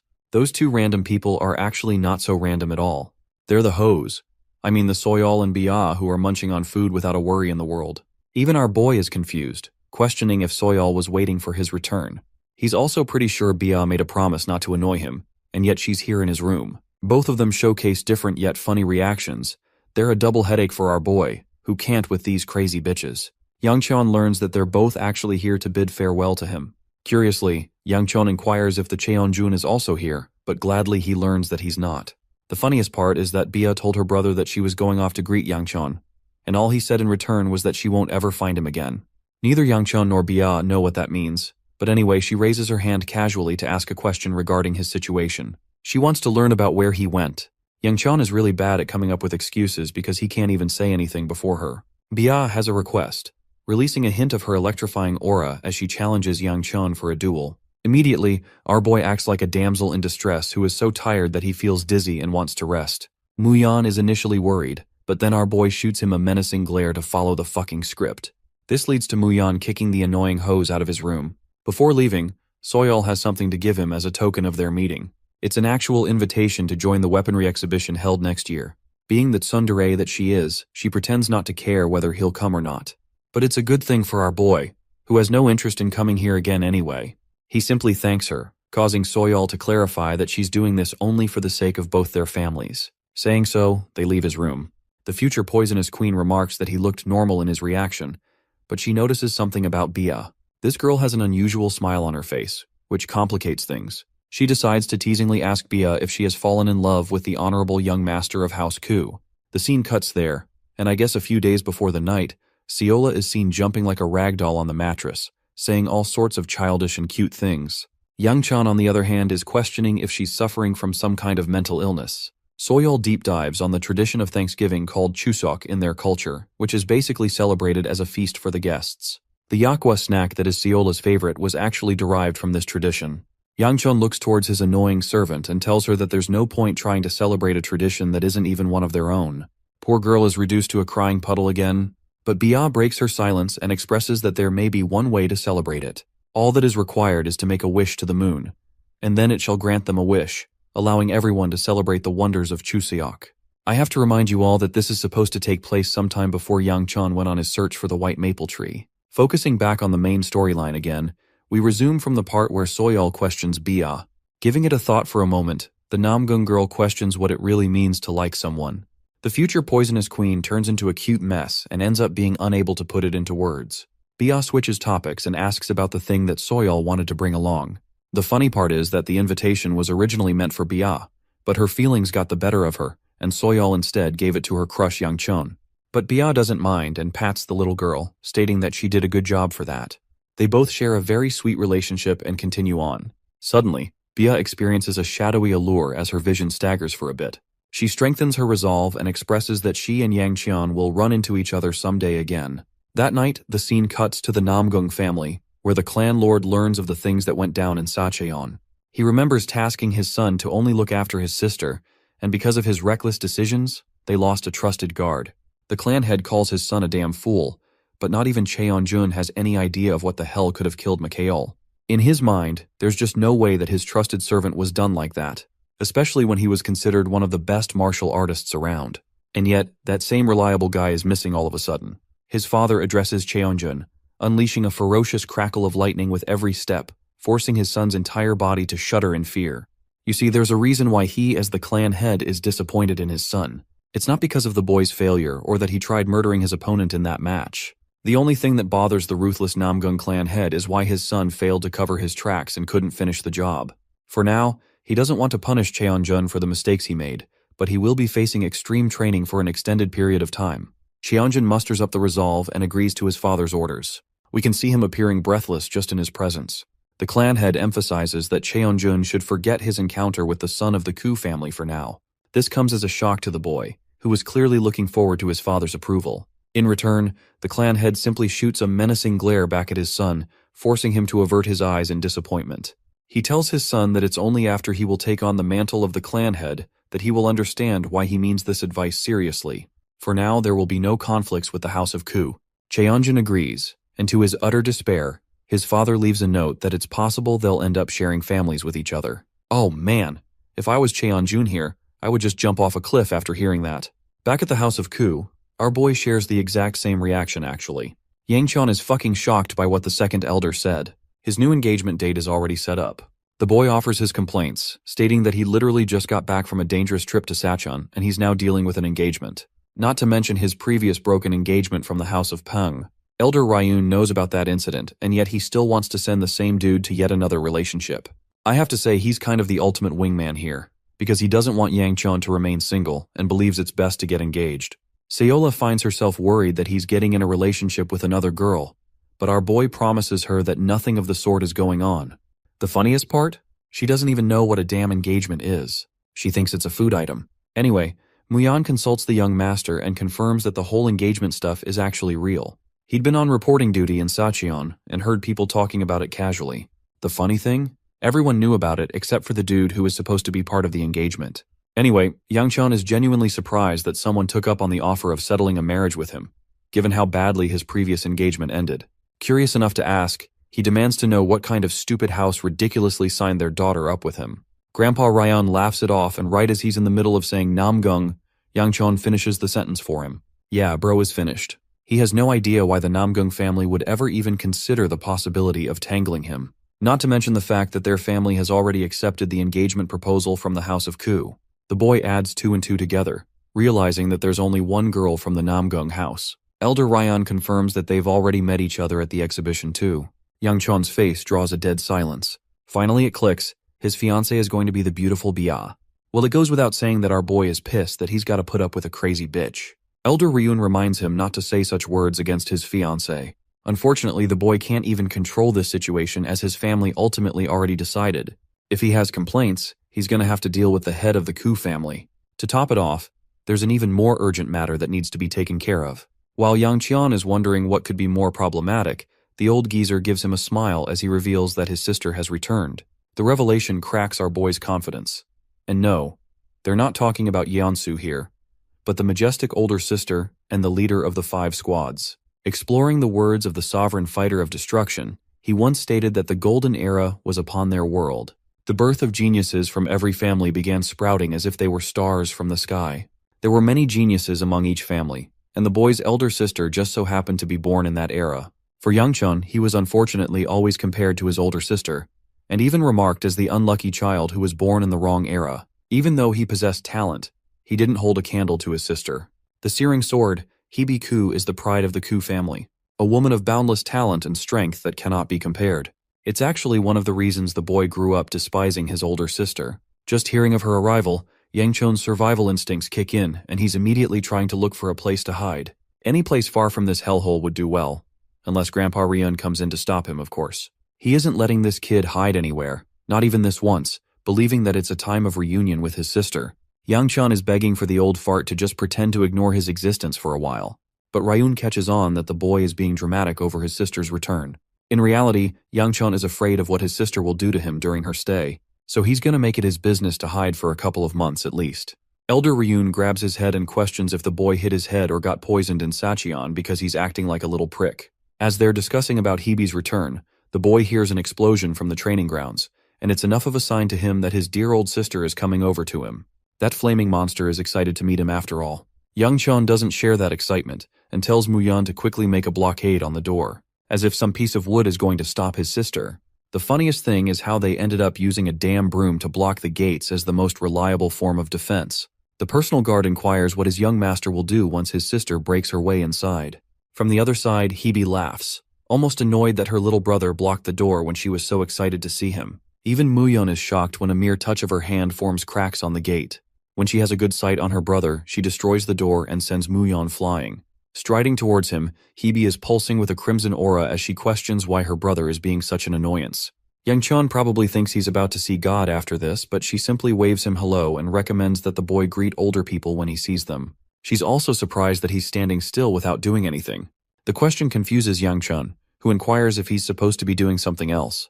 Quickly recalling his mistake, the boy kneels in front of her, respecting her rank.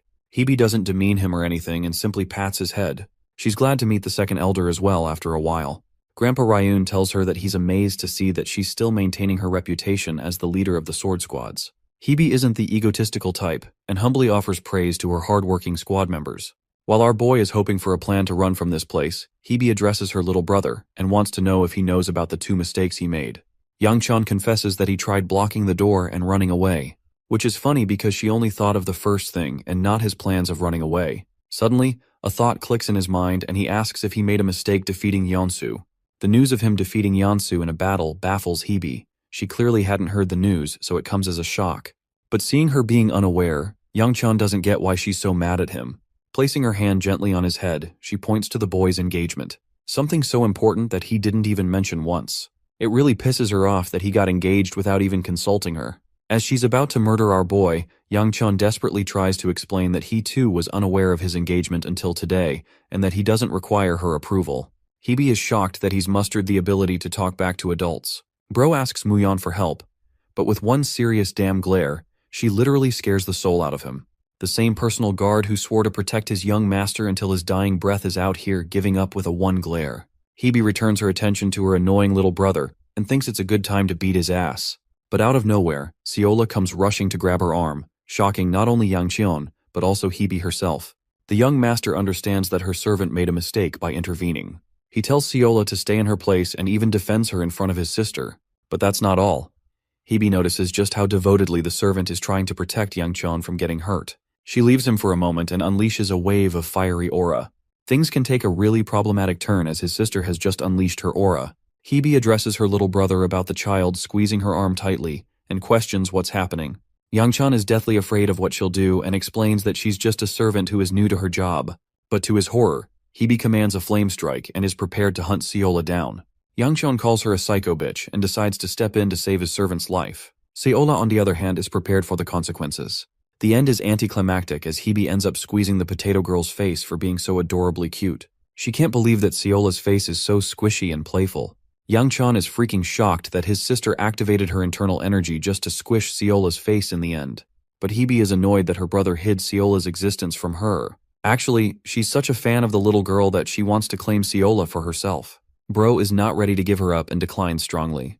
Hebe finds the boy's reaction rather intriguing. After all, he never once in his life refused to give something to his older sister. And yet he's possessive of this particular servant. Yang Cheon is told to sit back down, while Hebe notices a striking development in the boy. His internal energy is so different that she's curious if the elder had any involvement in his growth. Our boy thinks that it's only logical for her to figure this much out. Grandpa Ryan clearly states that he didn't do shit, but Hebe is still unconvinced how the boy was able to undergo such a change in the span of a few months alone.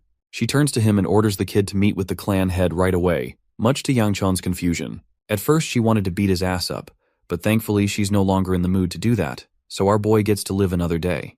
Yang Cheon, Muyon, and Seola bid farewell to his older sister to meet with the clan head, but she stops him and tosses a little stone in his hand. Yang Cheon has trouble figuring out the properties of the stone because he can't sense any energy expelling from it. She reveals that it's just a souvenir. She bought it from a merchant who offered it as a good luck charm, so maybe it will help him someday. Basically, shit his ass with nothing good for it, so she's passing it down. Hebe reminds the little brat that if he ever dares to lose it, she's going to show him more of her so-called love. And well, that's more than enough to show Yang Cheon that he's got to protect that charm with his life. Cracking a sincere smile, Hebe is so proud of her younger brother's efforts for working so hard lately.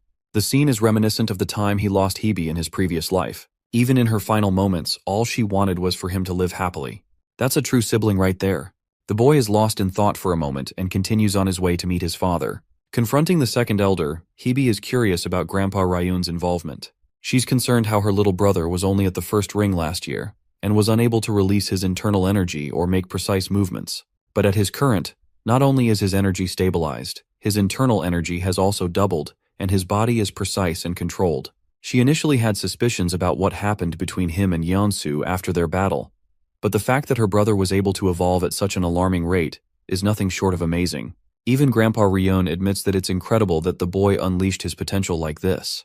Hebe didn't bother peeving her little brother about how he grew so fast, knowing that he's the stubborn type who wouldn't give her a satisfying answer. She can read him by the look of his eyes alone so that he won't comply. Apart from that, she has one other matter to address. Hebe remarks her concerns regarding the servant hovering around the boy. Grandpa Ryan clearly knows, but he chooses to hear Hebe's side of the story first. Hebe tells him that she could sense as if something was wrong with that child particularly. She was unsure of her bodily composition, so she tried squishing her face just to check. Things appeared to be normal. Sweating bullets, Grandpa Ryun feigns ignorance and acts like there's nothing wrong with the child, that she is a servant at the end of the day like any other. Hebe is successfully manipulated by the old geezer's words. She does mention that maybe her senses are overreacting after facing hordes of demonic beasts for many months on end. Internally, Bear Grandpa is actually pretty happy that she was able to notice the oddity within Seola. It makes him believe that both of them have immense potential for growth. Patting the girl's head, Ryun expressed his true gratitude. The thing about their family is that they're closed off and distant people who even turn their backs on their own blood. Despite the narrative set against Yang Cheon, and the whole clan disrespecting him, Hebe remains to be the only person who has consistently cared for the boy and showed consideration. To that, Ryun is really happy that someone is looking after the kid. He's happy because now he won't have to worry about the boy's safety. At the same time, the second elder thinks that her reaction over the engagement was a bit too much, and that she could have controlled it a little. Speaking of the boy's new fiancé, Hebe is ignited with rage at the mere thought of a bitch trying to get with her brother. I love how she's overly protective of Yangchun even if it's against his lover. Let's cut to the chase with the meeting with the clan head. Lord Ku expresses that news reached his ears about the boy shattering the arm of the lightning dragon. Yangchun tries to save face by stating that he merely tapped his shoulder a little. His answer draws an empty silence between the two. Lord Ku takes a sip of his drink and switches up the question, inquiring why the boy would have to go to such lengths to break someone's arm. Yangchun isn't exactly pleased to be asked such a tough question. He takes a breath to collect himself and reveals how the situation escalated. He was told to spar lightly, but when he saw his opponent's intent of actually trying to harm him, that's when he took serious action. This revelation surprises Lord Ku and he asks if there were any witnesses nearby. Gladly, Yangchun states that multiple people saw the fight go down. Impressed by the boy's abilities, even Lord Ku admits that the boy has grown stronger. It's a good thing because it pleases him to see his son's progress. Yangchun internalizes his thoughts. Even though his father not only learned about his battle against the lightning dragon and his recent development reaching the third ring, he still appears unfazed with a blank expression. Musashi's all about that stoic life apparently. Apart from that, Lord Ku believes that there's no way the boy couldn't have bumped into his new fiancé when dealing with the Namgung family. And this is the moment that Yangchun was dreadfully waiting for. He counters his father with a question, inquiring about the details of the engagement and how it was arranged in the first place. Lord Ku expresses that it was actually decided by the elders, but it's not exactly the worst proposal for the kid in this case. Even though Yangchun thinks it's a terrible outcome for him, his father already knows about the mishap that occurred with House Peng, and he's hoping that the boy won't spoil another engagement this time. It's a long way of saying, you won't be getting another chance if you fuck this up, basically. Yangchun is in a tough situation because of his track record of handling the previous engagement. Lord Ku takes out a letter and alludes to the fact that summer is reaching its midpoint. And that means the Hua festival is going to take place at Mount Hua soon.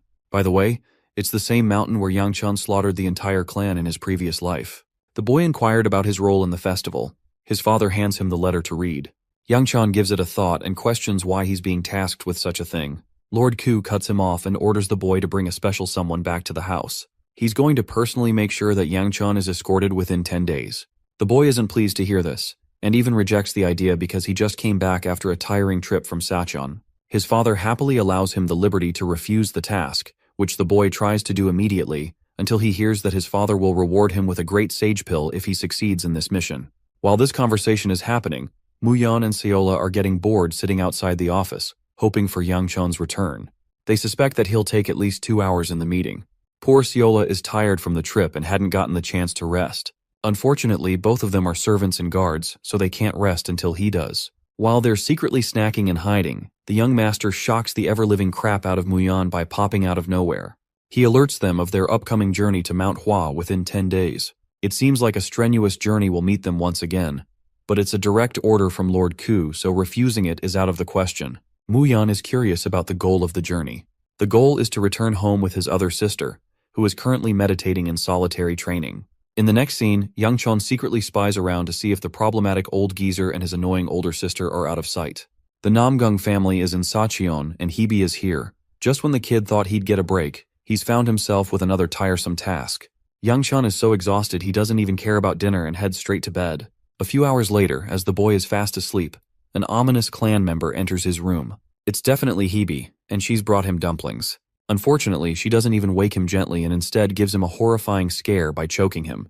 The older sis cares about her little bro and doesn't want Yangchun to go around skipping meals. It makes me really glad to see a positive sibling relationship in a manhwa for once. Drunk as hell, she shoves the dumpling in his mouth, until he's got no choice but to bounce the heck away from his bed, questioning what the hell she's doing in his room. Yangchun reminds her that it's his personal quarters, so she isn't allowed to go and come in as she pleases. But Hebe channels her inner communist energy and goes, "If it's your room, then it's also my room." She's drunk as shit already and ready for more. Yangchun's sister was worried why he didn't show up at the dinner, so this is her way of checking in. Apart from the fact that she's really annoyed how Yangchun ended up marrying a Namgung bitch. The jealous older sister is annoyed that he's always giving strong reactions to the mention of his fiancé's name, but our boy doesn't want to argue with a drunk Hebe, who won't even listen to his words. Bro just wants her to take her booze away to someplace else. Hebe thinks the boy should be celebrating an opportunity to spend some time with his sister and recommends they share a room. Young-chan is not about that life and he's like, nah, fuck this shit, I'm out. Hebe thinks he's being overly rude for no reason, but Young-chan believes it's an appropriate reaction dealing with her ass. Getting even more drunk as the night goes deeper, Hebe enjoys her booze. Staring at the view of the stars outside, his sister addresses her little brother and recommends they have a little fun. And no, it's not about to be a Sweet Home Alabama moment. She's talking about having a match. Yang-chun acts like he didn't just hear the ridiculous words that came out of her mouth. He tells her that she must have entered a new level of being drunk to say something so stupid, and he recommends her to return to her room. Possessing an air of seriousness in her tone, Hebe questions if he's truly certain of his words. A confused Yang-chun asks what she means, so Hebe points to his little chest, stating that she has no idea how the boy trained or what he did to get to this level. But it's clear that a good amount of the energy that has entered his body isn't being absorbed. This is actually problematic because it could lead to issues. Yang-chun reflects that it's true that the pearl he received from the snake hasn't been fully dissolved into his body. It's mainly because his body is far too immature to contain an energy that great and make a part of himself. Hebe is of the opinion that they need to do something about the situation immediately. It's why she suggested the idea of sparring with him, but that's not the only reason why. Looking at him with a smile, she expresses that she's just in the mood to beat his ass is why she recommended it. Yang-chan is starting to think that neither one of his siblings is a sane person with the way they treat him. Hebe finds herself stretching in the training ground in the next scene. She hasn't fought her little brother in a long while and actually finds herself surprised to see him adapt to a swordless fighting style. Yang-chan declares that he no longer relies on a weapon, which impresses her and surprises her, especially since he was using a blade up to this point. Pointing her wooden blade at him, she thinks that maybe her little brother has become so arrogant that he thinks he no longer needs a weapon, even allowing him the chance to make the first strike. Yang-chun's eyes widen and he tries to remind her that this fight is supposed to be for the purpose of helping him release some of the energy. Hebe lets out a sigh and understands that she doesn't have to kill him in the battle. After all, she's a monster who slaughters demons on a daily basis. But as she's in the middle of talking to him, Bro pulls a quick one on her and surprises Hebe with a high-speed lunge. His first punch actually freaking connects with her abdomen, grazing her side and putting her off balance. The boy quickly hastens to unleash a second strike, which also freaking connects, launching his older sister crashing into the wall. The boy's internal energy is more controlled than ever, but he's especially worried about what's coming his way after he's finished off his attacks. From the distance, his sister laughs. It's not just any laugh, she's laughing like a villain. Hebe's impressed by her brother's accomplishments and surrounds herself with rampant flames. Looking at her current level, Yang-chun finds it hard to believe that she's only at the 5 rings level. It's as if she's surpassed that and entered the bounds of 6 rings already. And even after using his most powerful strike right from the beginning, it seems to have done 0 damage against Hebe, who is happily smiling in his way. Bro knows he's about to get destroyed to the ground, so he suggests the idea of ending the battle here. But his sister isn't finished just yet. Her fun only just started. Stomping her feet into the ground, with every step she releases a column of destructive flames. Girl is walking through a nuclear reactor with how much energy she's expelling. Yang-chun can't even open his eyes against her wave of internal energy. And before he even knows it, Hebe is already in his face, monstrously attacking him with a heavy blow that sends him dragged to the opposite wall. It's a miracle that he was able to block that blow in time, because if he hadn't, the consequences would have put him in the hospital for a while. From the distance, he sees her wooden sword and dodges it. His maniacal sister comes roaring with her flames, making Yang-chun worried for his life in a battle against the crazy bitch. Expending some of her energy into her feet, she swings a destructive attack from his side.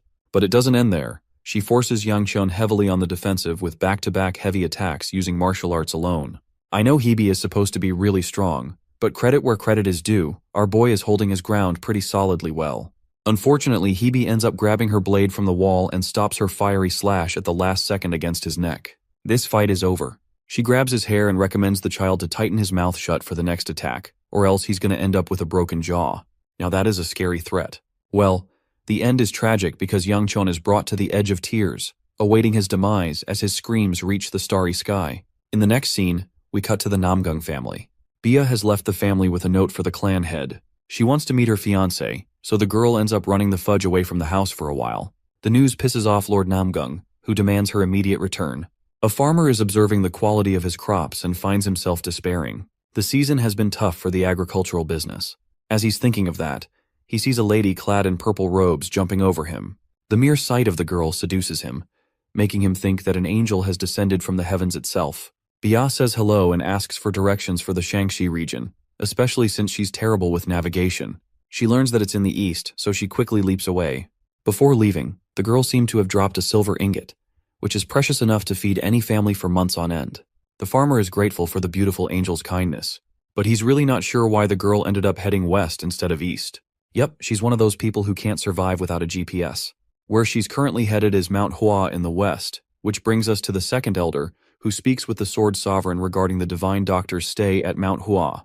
The Sword Sovereign explains that the doctor is known to move around a lot, never staying in one place, but he's rather surprised to find the divine physician is staying in Manhwa of all places. Elder Ryun doesn't get why there's an urgent need to find the guy anyway, but he recommends it's a good idea to send Yang Chun for a confirmation call first. After all, the Sovereign Sword has been doing so much to hide his identity that if he reveals himself now, it would be a problem. He agrees with Ryun's approach, but with a little twist. So when the time of their departure came, the Sword Sovereign told Yang Chun that he's going to be accompanying them on this journey. And well, bro is just speechless, just as much as his baffled second elder. The fact that their main coachman is suddenly gone for a vacation, and that the Sword Sovereign himself has taken his spot, means there's more than what meets the eye. Especially for Yang Chun, who knew for a reason that both Seola and her grandpa weren't supposed to be on this trip among the list of people. So something must have happened in the span of a single night, altering their trip plans. The boy can't help but figure that something else is going on behind the scenes that he just can't figure out for now. The second elder catches him and questions why the boy has such a confusing look on his face. Yang Chun merely states it's nothing, but his trusty old geezer expresses that it would be best if he didn't try to beat up more kids. At first, Yang Chun thinks he'd never do that, but from all his travel journeys so far, he realizes that he's amassed a reputation for at least beating one boy into the ground upon every visit. He decides not to do something like that this time. Well, hopefully not. Entrusting the kid with something special, the second elder hands the boy a small bag. The first thing the guy notices about it is its sweet scent, finding himself becoming powerful by just keeping the object in his hand. Yang Chun assumes that it must be valuable, but the second elder tells him that it's not as special as he thinks. It's just a rock called the Blossom Stone, something that was once considered one of the 4 treasures of the Manhua clan. A sudden realization comes over the boy as he stares deadpan into the old geezer's eyes. It's definitely more valuable than he thought, but Bear Grandpa doesn't think much of it, and entrusts the object with the boy. Yang Chun has no idea why he's being given something so important. Turns out the old geezer doesn't really care much about the Blossom Stone as he won it over a petty bet, so to him it's next to nothing. Still, Yang Chun thinks it's reckless to casually hand over an object like this so out in the open. But the second elder strongly believes that he made the right call, entrusting it to someone reliable. Yang Qian fails to comprehend the message until he glances over to Seola's grandpa, who is basically the definition of getting the best bodyguard there is. Yang Chun understands that Ryun must at least have some kind of idea about the Sovereign Sword's identity, which is why he's so carefree about this trip. Mu Yan informs the young master about their finished preparations. The boy unfortunately doesn't have a good enough excuse to refuse an important gift, and ultimately decides to keep it. Inside the carriage, he bids farewell to the old geezer, who plans to inform Hebe of his departure. Yang Chun is curious where his sister disappeared off to, and learns that she's actually whining at the fact that her little brother is going away. She sounds like a sweetheart for her brother's sake in a clan full of maniacs. As he's departing, Yang Chun wishes the second elder to bid farewell to his sister on his behalf. This means he actually really cares about her too. As they're leaving, Ryun turns to face Hebe, who was spying on them, and asks why she didn't just come out to meet him directly. The conflicted sister is seen hiding and crying her eyeballs out. She didn't want to show her pathetic self in front of him. Ryun reminds her that the boy is no longer an infant and can be trusted with these travels. But Hebe, being Hebe, thinks of him as a precious little puppy who needs constant care and attention at all times. The carriage is steadily moving when the young master decides to ask Muyan a question. He wants to know about the travel time for reaching Mount Hua. Unfortunately, it's a question that the boy has repeatedly asked for a while now, signaling his impatience. It doesn't make it any better that they're going to have to take a long while to get to the location compared to all the recent journeys they've taken. On the way, Seola's grandpa teases the young master for feeling uncomfortable already. The boy says that he's doing just fine, but internally, Yang Chun thinks that the most worrisome part is regarding the Sword Sovereign's personal involvement. He simply can't act normal in the presence of the strongest sword user in the world. Meanwhile, the same Sword Sovereign's carefree granddaughter is out here munching on snacks as her only purpose of existence. Seola acts like a villain plotting a scheme who requires immediate food to act normal. Things get much worse for Seola when the other servant drops the bombshell regarding the little girl stealing all his honey cookies. Instead of getting mad at her, Yang Chun simply takes one for himself and stares at the boring view, already wanting to go back home. The scene cuts to the house of Ku, where Hebe inquires the identity of the girl of Namgung. Bia somehow managed to end up at our boy's place, despite looking like a complete mess. Just hearing Bia's name is enough to trigger every nerve inside Hebe's body, but to her shock, Bia is actually pretty damn hot. Much prettier than she thought. Hebe complains why she looks like a total loser and a mess when she was supposed to meet her fiancé.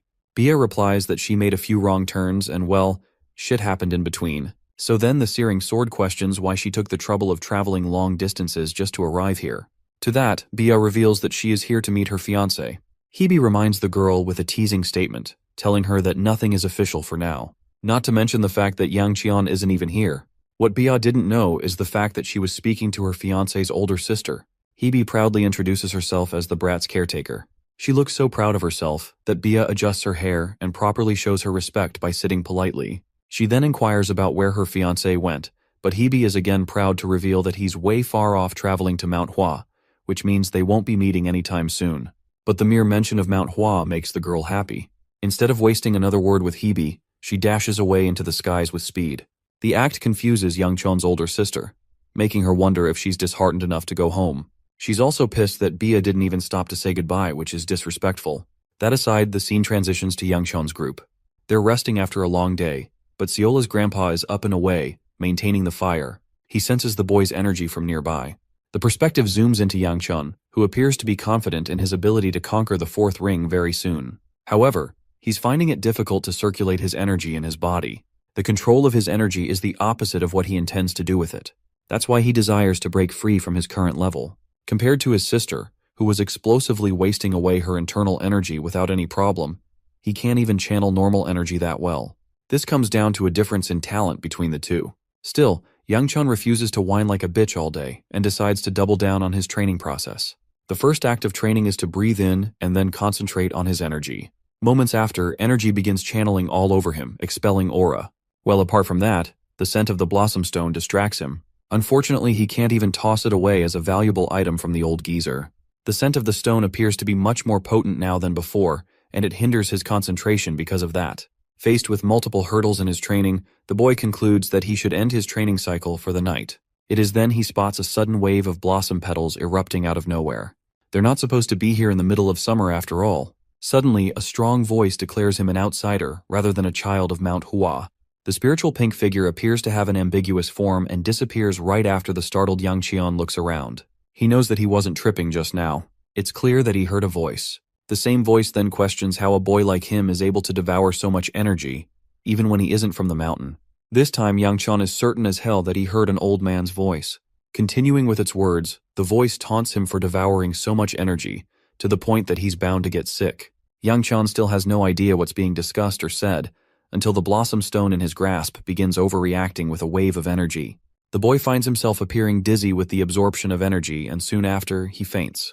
The unconscious boy is brought back to life by muffled voices of his servant and guard. He awakens in a sudden panic, immediately getting up and questioning what the hell happened to him. Seola hugs him tightly while the personal guard expresses that it's actually the sovereign sword who discovered the unconscious boy in the woods and returned with him. Seola's grandpa acts like it's no big deal as he's only doing his duty as a servant. However, he seems to be in a pensive state, to the point Yang Chun is alarmed by it. Muyan is curious to know if something bad happened or took over the young master last night. To that, Yang Chun tries recalling his training session and remembers witnessing the stone's bright shimmering light. However, now that it's in his hand, nothing appears to be changed regarding the stone. But upon unraveling the stone, he discovers an unexpected change. The crystal no longer has a scent and it looks glossy. The absorption technique ended up absorbing the stone's power and resulted in him losing consciousness. He did have high expectations for the treasure of Mount Hua, but not to this level. The fact that his body has absorbed it presents another situation to him. Sensing his internal energy, the boy is extremely happy to conclude that he's actually stepped into the domain of the fourth ring level. Later that day in their travels, Yang Chun is seen resting inside the carriage, collecting his thoughts. He still has no idea how the development from 3 rings to 4 rings happened overnight. Both Muyan and the Sword Sovereign seem to be keeping an eye on the boy, so he's getting uncomfortable. Seola, on the other hand, is busy sniffing him out. Yang Chun is shocked that he has a scent even though he switched out clothes and even bathed.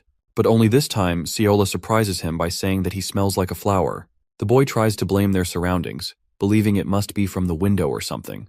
However, Ciola is unconvinced. She is firm on her opinion that the smell is a part of him. The fact that Ciola's been able to recognize this change means that his internal energy did in fact increase for the good.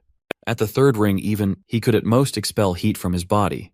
But from this point onwards, he thinks it should be no big deal for him to shoot out fire attacks without any hurdles. Bro is hoping to become just as much of a monster as Hebe became in their last battle. Either he's a fan or he's still terrified from the experience. Anyway, it's a long shot from using it, but Yangchun is confident that later down the line, he'll find a victim to experiment his new strength on. Both Ciola and Yangchun find themselves distracted for a moment before the carriage takes a sudden bump. They crash with a heavy thud as the other servant inquires if the young master is doing okay. The boy immediately gets up to ask Muyan what happened. But for some reason, he's non-responsive and dead serious, staring something down.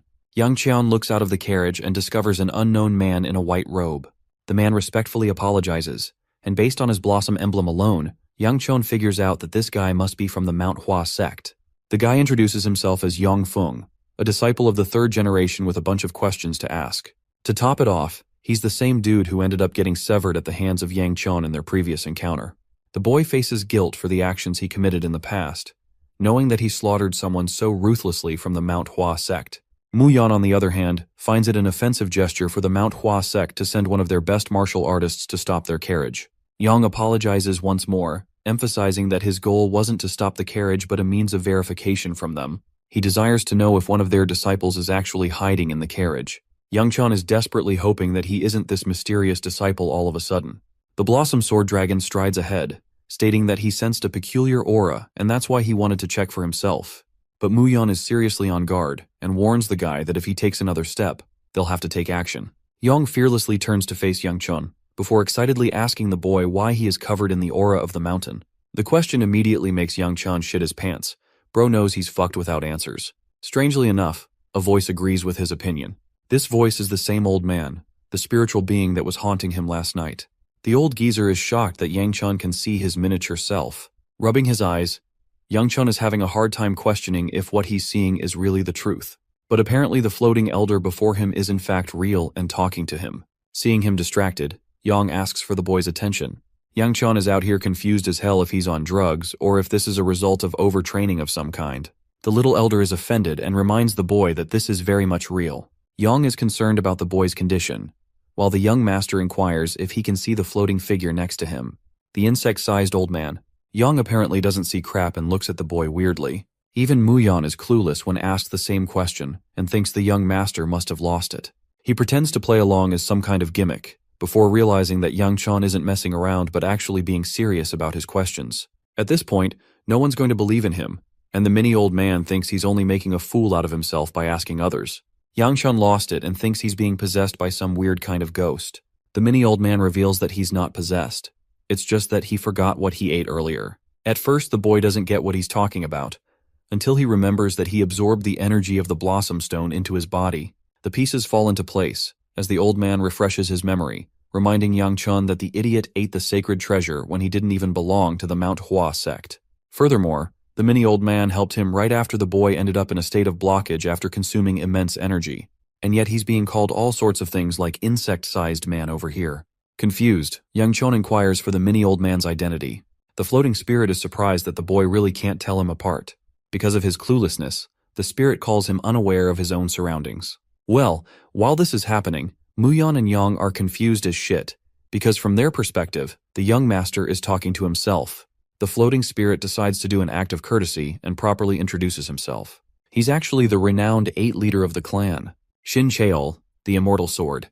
In order to understand the significance of this character, we must first explore into the depths of the greatest war that occurred before the arrival of the Heavenly Demon. The Great Demon Blood War was safely fended off by 5 notable figures, expert martial artists whose names were etched into history even long after the war ended. Shin Cheol just so happens to be the greatest ancestor of the Manhwa sect, sharing no equal in his reputation. And that same guy is now just a tiny old man that no one else can see except Yangchun. The funny thing is, Yangchun can't even stay quiet in his thoughts because the old man hears everything he thinks about. Now that the kid has come to learn of his awe-inspiring reputation, Shin Cheol is hoping that he'll be respected now.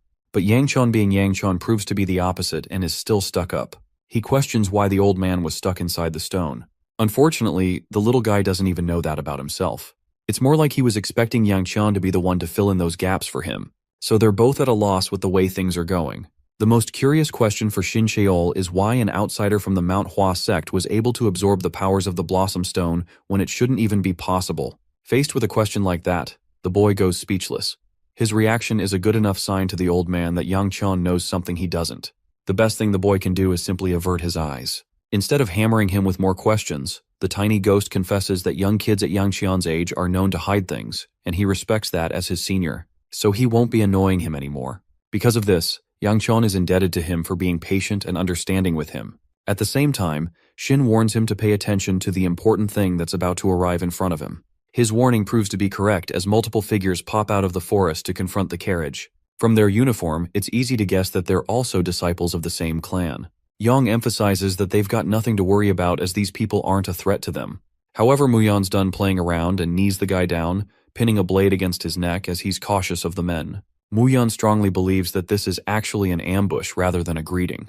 Put in a position like that, the disciples of the Manhwa sect are on guard. Even Yang Qian believes that maybe his guard is pushing it too far, but Muyan argues otherwise. He can sense their sheer hostility from the second they appeared on the battlefield. Yang begs them to stop and listen to him for a second. He has no idea why the members of his clan are so furious, but he also thinks that it should be possible to resolve the issues if he can just communicate with them properly. Muyan is alarmed and asks to confirm if they're truly warriors from the same clan. But just seeing the symbol on their clothing, it's enough to verify that Yang isn't lying, and he sincerely requests that they let this issue be handled by him. Yang Qian is convinced and tells his guard to stand down, so he frees Yang from his grasp, who promises to settle the matter properly with a little talk. They can see the guy quickly going up to his men and discussing things. But before he can say another word, Bro gets dismantled by warriors of his own clan, much to Yang Qian and Muyan's confusion. The warriors step forward to apologize and properly introduce themselves.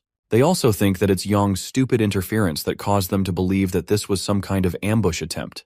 The young master is fine with everything that happened and returns the apology. At the same time, he's dying to know why the warriors are out here so far from the mountain. To that, the warrior apologizes, stating that their mission is confidential.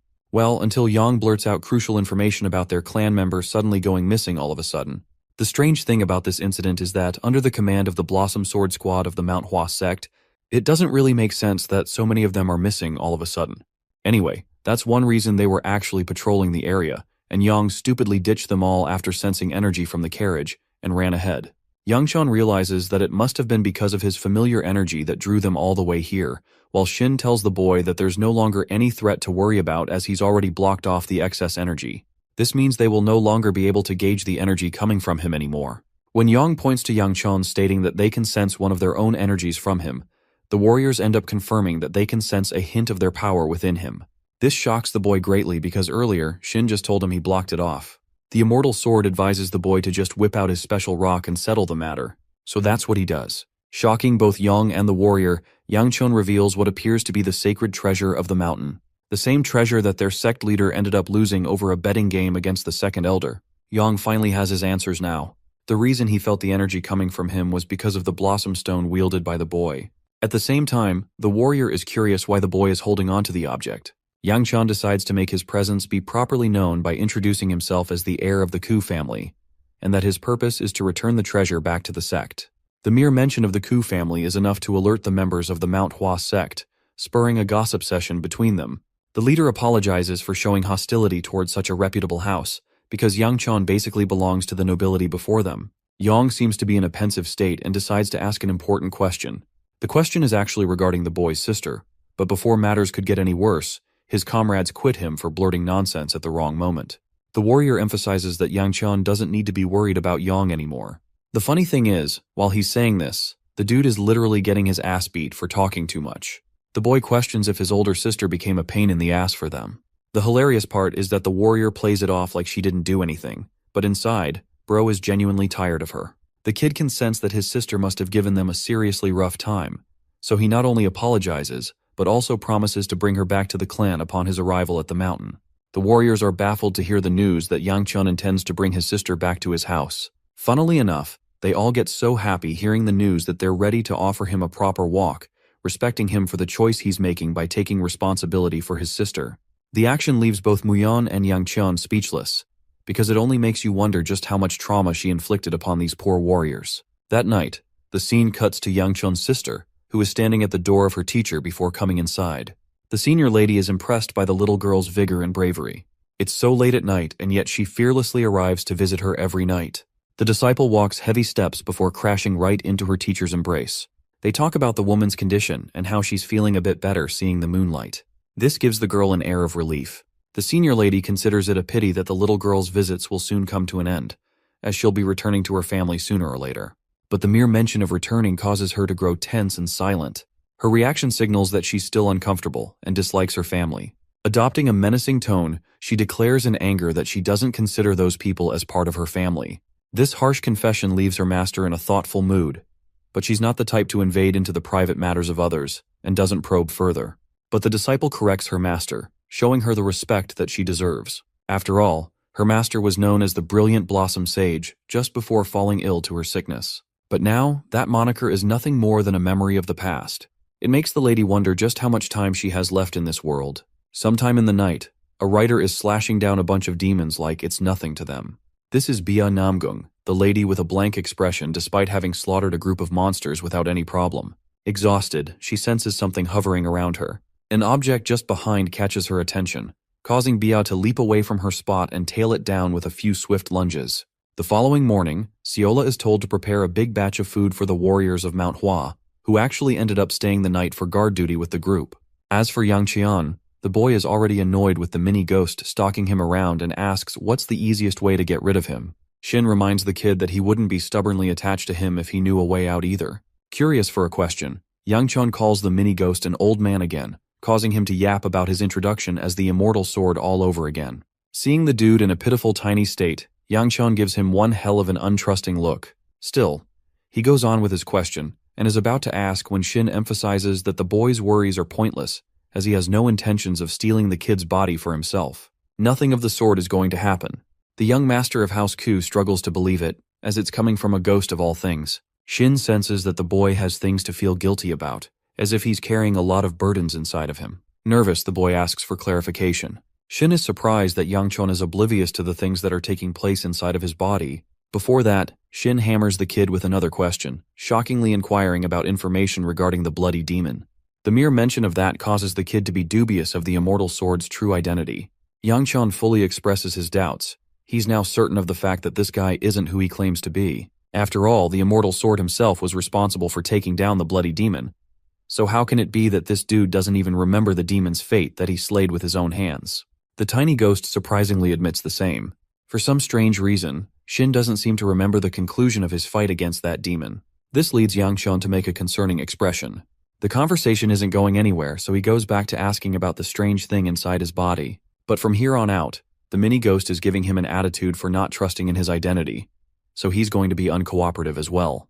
But he ends up complying anyway, as Shin funnily reveals that not even he understands what's going inside Yangchun's body. Way to conclude that discussion.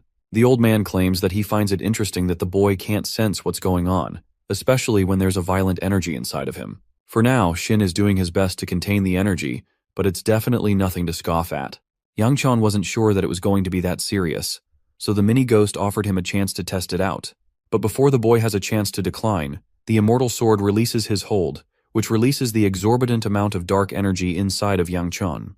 The energy is so vile and pulsating that it surrounds the boy and attempts to swallow his entire being, before Shin quickly contains it again, believing the demonstration served its purpose well. The kid is scared shitless and can't believe what he just experienced. The immortal sword emphasizes that it's the very reason he's been containing it for the boy. Why that thing is inside of Yangchun is something not even he knows. Though the kid has a ton of questions, Shin thinks the conversation shouldn't be pursued any further for today. Even though Yangchun gives him a stubborn attitude, Shin points to the sky and states that there's something he's got to deal with. Our boy checks his surroundings and there's nothing special around. But right when he's unaware, a purple beam descends from the skies and lands right next to the boy, frightening the hell out of him.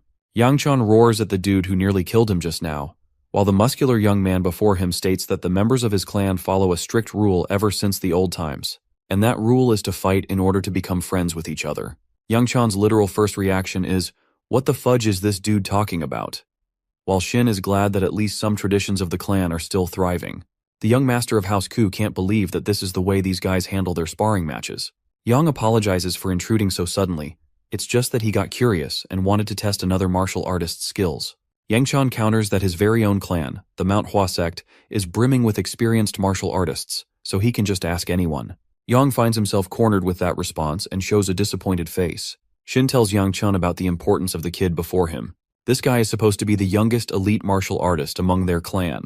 His stature is the definition of a towering wall of talent. Unfortunately, that's one reason that Yang feels so bad about himself. He can't get along with other people well because of his thriving talent. Shin is shocked by the boy's knowledge of someone he's meeting for the first time. I have to remind you all that the mini-ghost can read all of our boys' thoughts, which really makes me curious about their future interactions. Anyway, Yang Chun surprisingly accepts the duel, when in fact his usual attitude is to avoid unnecessary confrontations. But he's ready this time. Just hearing that causes Yang to wear a joyful face, and he bows respectfully for their match. A surge of electricity zaps around him, and you might think that it's his own ability or something. But the funny thing is that it's someone else's attack, and this certain someone tackles the ever-living crap out of the poor guy, tossing and turning him into the damn lake. Even Yang Cheon is baffled to find Bia Namgung here of all places. But I'm sure you all guessed that the Namgung family loves to use their lightning attacks. Anyway, the girl is down bad for him immediately, really happy to have found her beloved fiancé at last. A flashback into the past. It was a dark day for Yang Cheon, yet again, who was losing one of his most trusted allies. It was Bia, the white-haired girl, her eyes losing consciousness slowly. She couldn't help but wonder why a guy like him was crying for her. But Yang Cheon, being a stubborn brute of this era, told her that it was just the rain and that he was fine. She found his explanation satisfying and, in a way, unfortunate. Desperate for an answer, he inquired why she went so far ahead. She could have easily avoided this fate, and yet she chose to be reckless. She stopped the attack that was aimed towards him and suffered the full weight of it with her own body. Even now, Yang Cheon still doesn't understand why she did that for him. In her dying state, Bia looked at him and stated that it's just what she wanted to do without any reason. Her final question was about the state of the moon. Yang Cheon told her that the moon was still up, and to that, Bia happily found herself accepting that her two moons seemed to be fine, indicating that she must have considered Yang Cheon one of the people she treasured the most. This cushioned the blow for her death, and then a moment later, she closed her eyes and her body went limp. She was no longer a part of this world. Coming to the scene, an arrogant warrior proclaimed how it is unnatural for demonic humans to fall in love with each other. He continued on teasing the demon, stating that he was soon going to join Bia in death. But Yang Cheon merely declared his name with anger, promising the meteor sword that if anything, he will make it his personal damn business to give him an uncomfortable death. Saying so, he unleashed a weight of his demonic aura. The flashback sequence ends there. Bia's smile just now triggered the flush of memories floating inside his brain. Yang Cheon is startled and doesn't want anything to do with this girl, questioning her intentions. But as she's about to explain the reason why she came here, the warrior's voice is heard.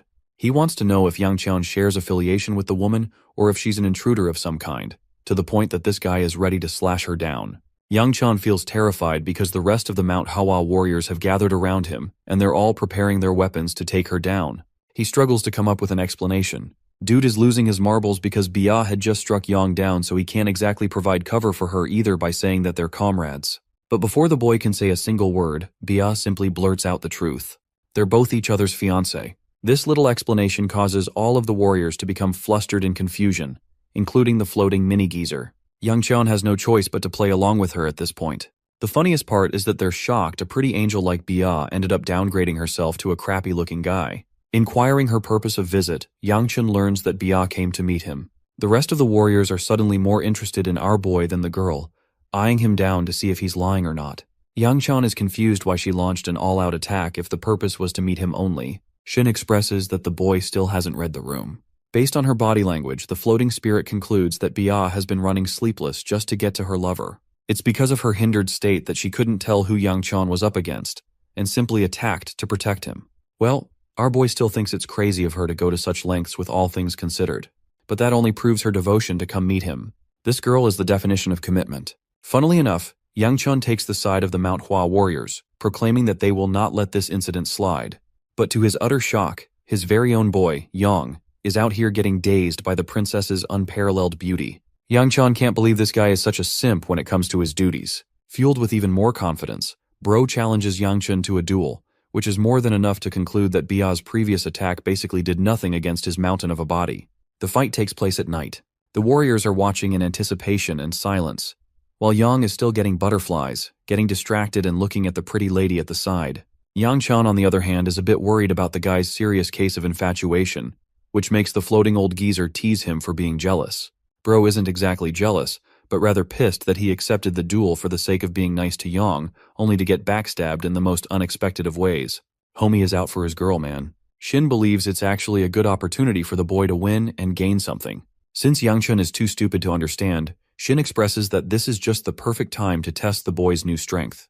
Meanwhile, Seola and the others are enjoying themselves with company together, questioning how and when Bia came here. Muyan appears to be the only one worried, caring for the young master's condition in this battle. The warriors of the Manhwa sect are out here placing their bets on the victor. But ultimately, they all think the real winner of this battle is already decided, and it's going to be Yang, thanks to his godlike talent. The guy has a fun-loving attitude on the side, but he's a real monster during a fight. Shin even notices this as the Blossom Warrior prepares his blade, channeling his energy and surrounding himself in a bunch of petals. Out of respect, he announces his first attack. In response to his blossoming energy, our boy whips out his scorching hot flames, stunning the spectators with his control over the internal energy, surprising the likes of the Sovereign Sword himself. Yangchun unleashes a similar state to his sister, igniting himself in a cloak of fire, while at the same time believing that he's nothing compared to Hebe's flames. Though the boy pities himself for unmatching his sister's capabilities, his impressive aura surprises his opponent. Yang appears shocked, leading Yangchun to question if his opponent has grown afraid of his increasing strength. Gripping his blade, the Warrior of Blossom prepares to take his advance, unflinching in the face of the young master. His first attack is a simple one focused on speed, channeling all of his power and leaving a trail of his unique aura as he approaches the burning aura of Yangchun. Yang unleashes his powerful attack, but our boy appears unfazed and simply gives him a glance before diverting his attack with a gentle push upwards. Seconds afterwards, Yangchun uses his other arm to unleash his fist inside the warrior's abdomen with such immense speed that it literally launches him away like a projectile. Yang is sent flying with agonizing pain, much to the shock and amazement of the spectators watching the battle. His blade is shattered, and the outcome of the match even leaves the Sovereign Sword amazed. The fight ends with Yangchun standing over as the victor. The field around them has been scorched down, while his opponent is barely recovering from the burns he received. Just like that, the fight has ended. Immediately, Bia jumps away from the group to confront her fiancé, requesting a battle with her at once. Bro thinks she's going haywire again, and reminds her that he literally just finished his battle with another opponent. Poor Bia has no better counter-argument and cutely stares him down. She's a bit upset, and the floating spirit recognizes that immediately. Yangchun realizes that if he continues to delay her any further, she's just going to become an issue for him down the road. So while he still has the opportunity, he schedules their battle next time when they get the chance. Hearing his approval of the fight, his fiancée is really happy as she clasps his hands, giving him a sweet smile as she's satisfied with his answer. The scene cuts to later in the night, where Yangchun is literally unleashing his explosive flaming aura while meditating. Even Shin is in awe of the boy's capabilities at the 4th ring level, having accessed his central core. Yangchun acts like it's not a big deal and shouldn't be celebrated. But Shin argues that the boy has an unfathomable amount of talent brimming inside of him for his age. At the same time, if he tries to go beyond the level of the central core, he might end up overdoing it and cause the core to overreact inside him. Curious to know more about his core, Yangchun learns that the core responds directly to one's internal energy, which means the more energy that is expelled, the more pressure on the core it will build. This also means that the kid can't use anything reckless beyond unleashing flames from his body, because the sheer load of using such an advanced technique will disrupt his core. That isn't pleasant news to Yangchun, who was expecting to continue onwards with his upward trajectory. But for now, he's met his plateau and needs to be patient with it. Interrupting Yangchun's training, Yang is surprised to find his opponent distraught even after his victory against him. The boy inquires what he's here for, and to that, Yang bows and shows him a gesture of respect, thanking him for an opportunity to learn more from his defeat. Yang knows that the fight had a set purpose behind it, and that Yangchun was attempting to teach something. Shin is actually really happy with the way Yang is handling his defeat, because it shows that he's capable of maintaining a positive attitude towards growth even after suffering a loss. But the same isn't true for Yangchun, who is out here beating himself down for having to risk his entire life for some training. Yangchun clarifies to Yang that he didn't have any purpose behind the training session, but he's still happy for him to have gained some insight from their battle. Yang, on the other hand, had his expectations reset just now. Back at the Manhwa sect, he was constantly reminded that he was the sharpest talent they had for his age. But seeing Yangchun fight has changed his perspective on the other parts of the world. It makes him wonder just how much effort the young master of House Ku expended to get to such heights. Funnily enough, Yangchun finds himself seriously pissed off in this conversation, and even cusses the dude in his thoughts. Shin constantly reminds him to just be a good ear for now and listen. Anyway, Yang is really thankful for the experience and leaves Yangchun baffled with his behavior. The fact that Thai is the same pitiful guy who he severed piece by piece in his reign doesn't make things any better. It really pisses him off in a way. Anyway, the scene cuts to Seola, who is out here describing the battle like it was an epic movie scene to her grandpa. Apart from her silly yapping, she also informs her grandpa of some trouble they've got to deal with. At first you're probably thinking it's some big issue, but then you remember it's this adorable potato, and she's just annoyed that the young master found himself in an engagement. Instead of celebration, she finds it a really angry occasion. Her grandpa is confused by her reaction until Seola states that she has no idea what getting engaged to someone even means. The potato erupts with cuteness, stating that she's the only one who has rights to do whatever she wants with the young master, so I guess it's also a bit of jealousy there. The Sword Sovereign decides to ruin her innocence by finally explaining to the little girl what getting engaged truly means. And it shocks her to her senses. Shortly after his fight with Yang, a bunch of issues have erupted for our boy. The first of which is Seola's depressed reaction. She appears down and out, even though she's usually the most excited when it comes to food. It's to the point even her grandpa is worried for her. The potato shakes her head in resignation, while Yangchun questions why she isn't eating her food properly. He also scolds her for the constant treats she's eating, and that they may be ruining her appetite. Apart from her, Bia is choosing a bite to eat when suddenly Seola steals it from her bowl, munching it on her own. The Namgung girl tries a second time, and yet again, Seola strikes back like some kind of machine. Yangchun questions what the hell is wrong with her, but before he can do so, her strict grandpa roars at her for having terrible table manners. Poor Seola feels unwell, and breaks down stating that they're all stupid. She then rushes away on her own, leaving her grandpa and going off on her own. Our boy still has no idea what's going on and asks if Bia shares any involvement. But his fiancée apparently did nothing wrong. Ever since his fight with Yang, his servant has been acting strange, and it's clear that she's upset over something he has no idea about. To make matters even worse, the very next day, Yangchun woke up from a bad sleep. They've been setting up camp for a while, so it's getting tiring.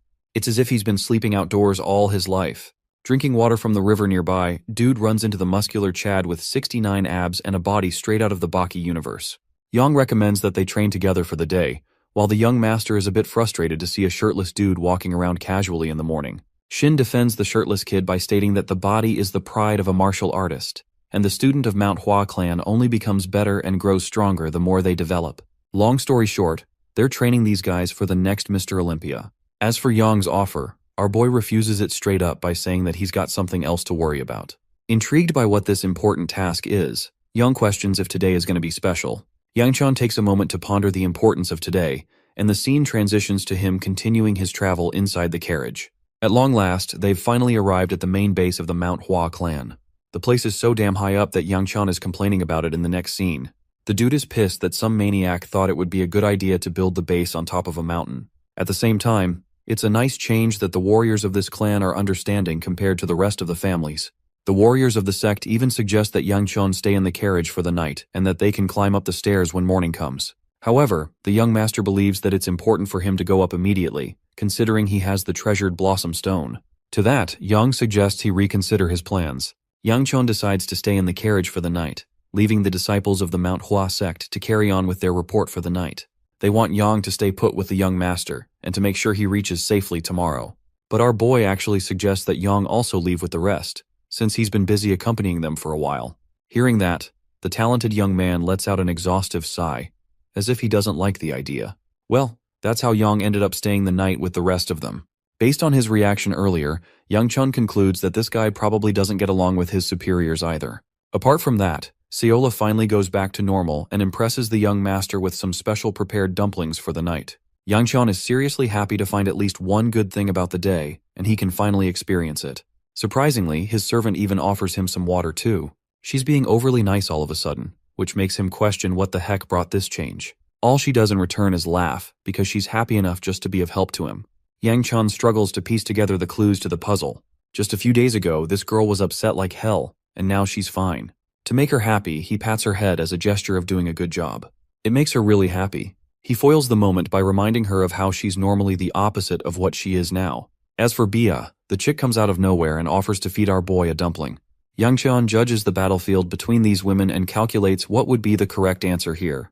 Meanwhile, Seola's got those eyes of a demon, staring down at her enemy of a dumpling. Girl literally chomps down on Baya's dumpling, munching it in her mouth for her master's sake while giving Baya a sharp glare. Despite being taken off guard, Yang Qian's fiancé doesn't react harshly and instead only smiles at her. This clearly makes Seola feel a bit guilty about her reaction, while our boy takes notice of the tension between them. Well, for now, he's just infuriated that he can't even eat his food in peace. Far away from Yang Qian and his carriage, we get to see the shadow organization that is responsible for the missing Manhwa sect disciples.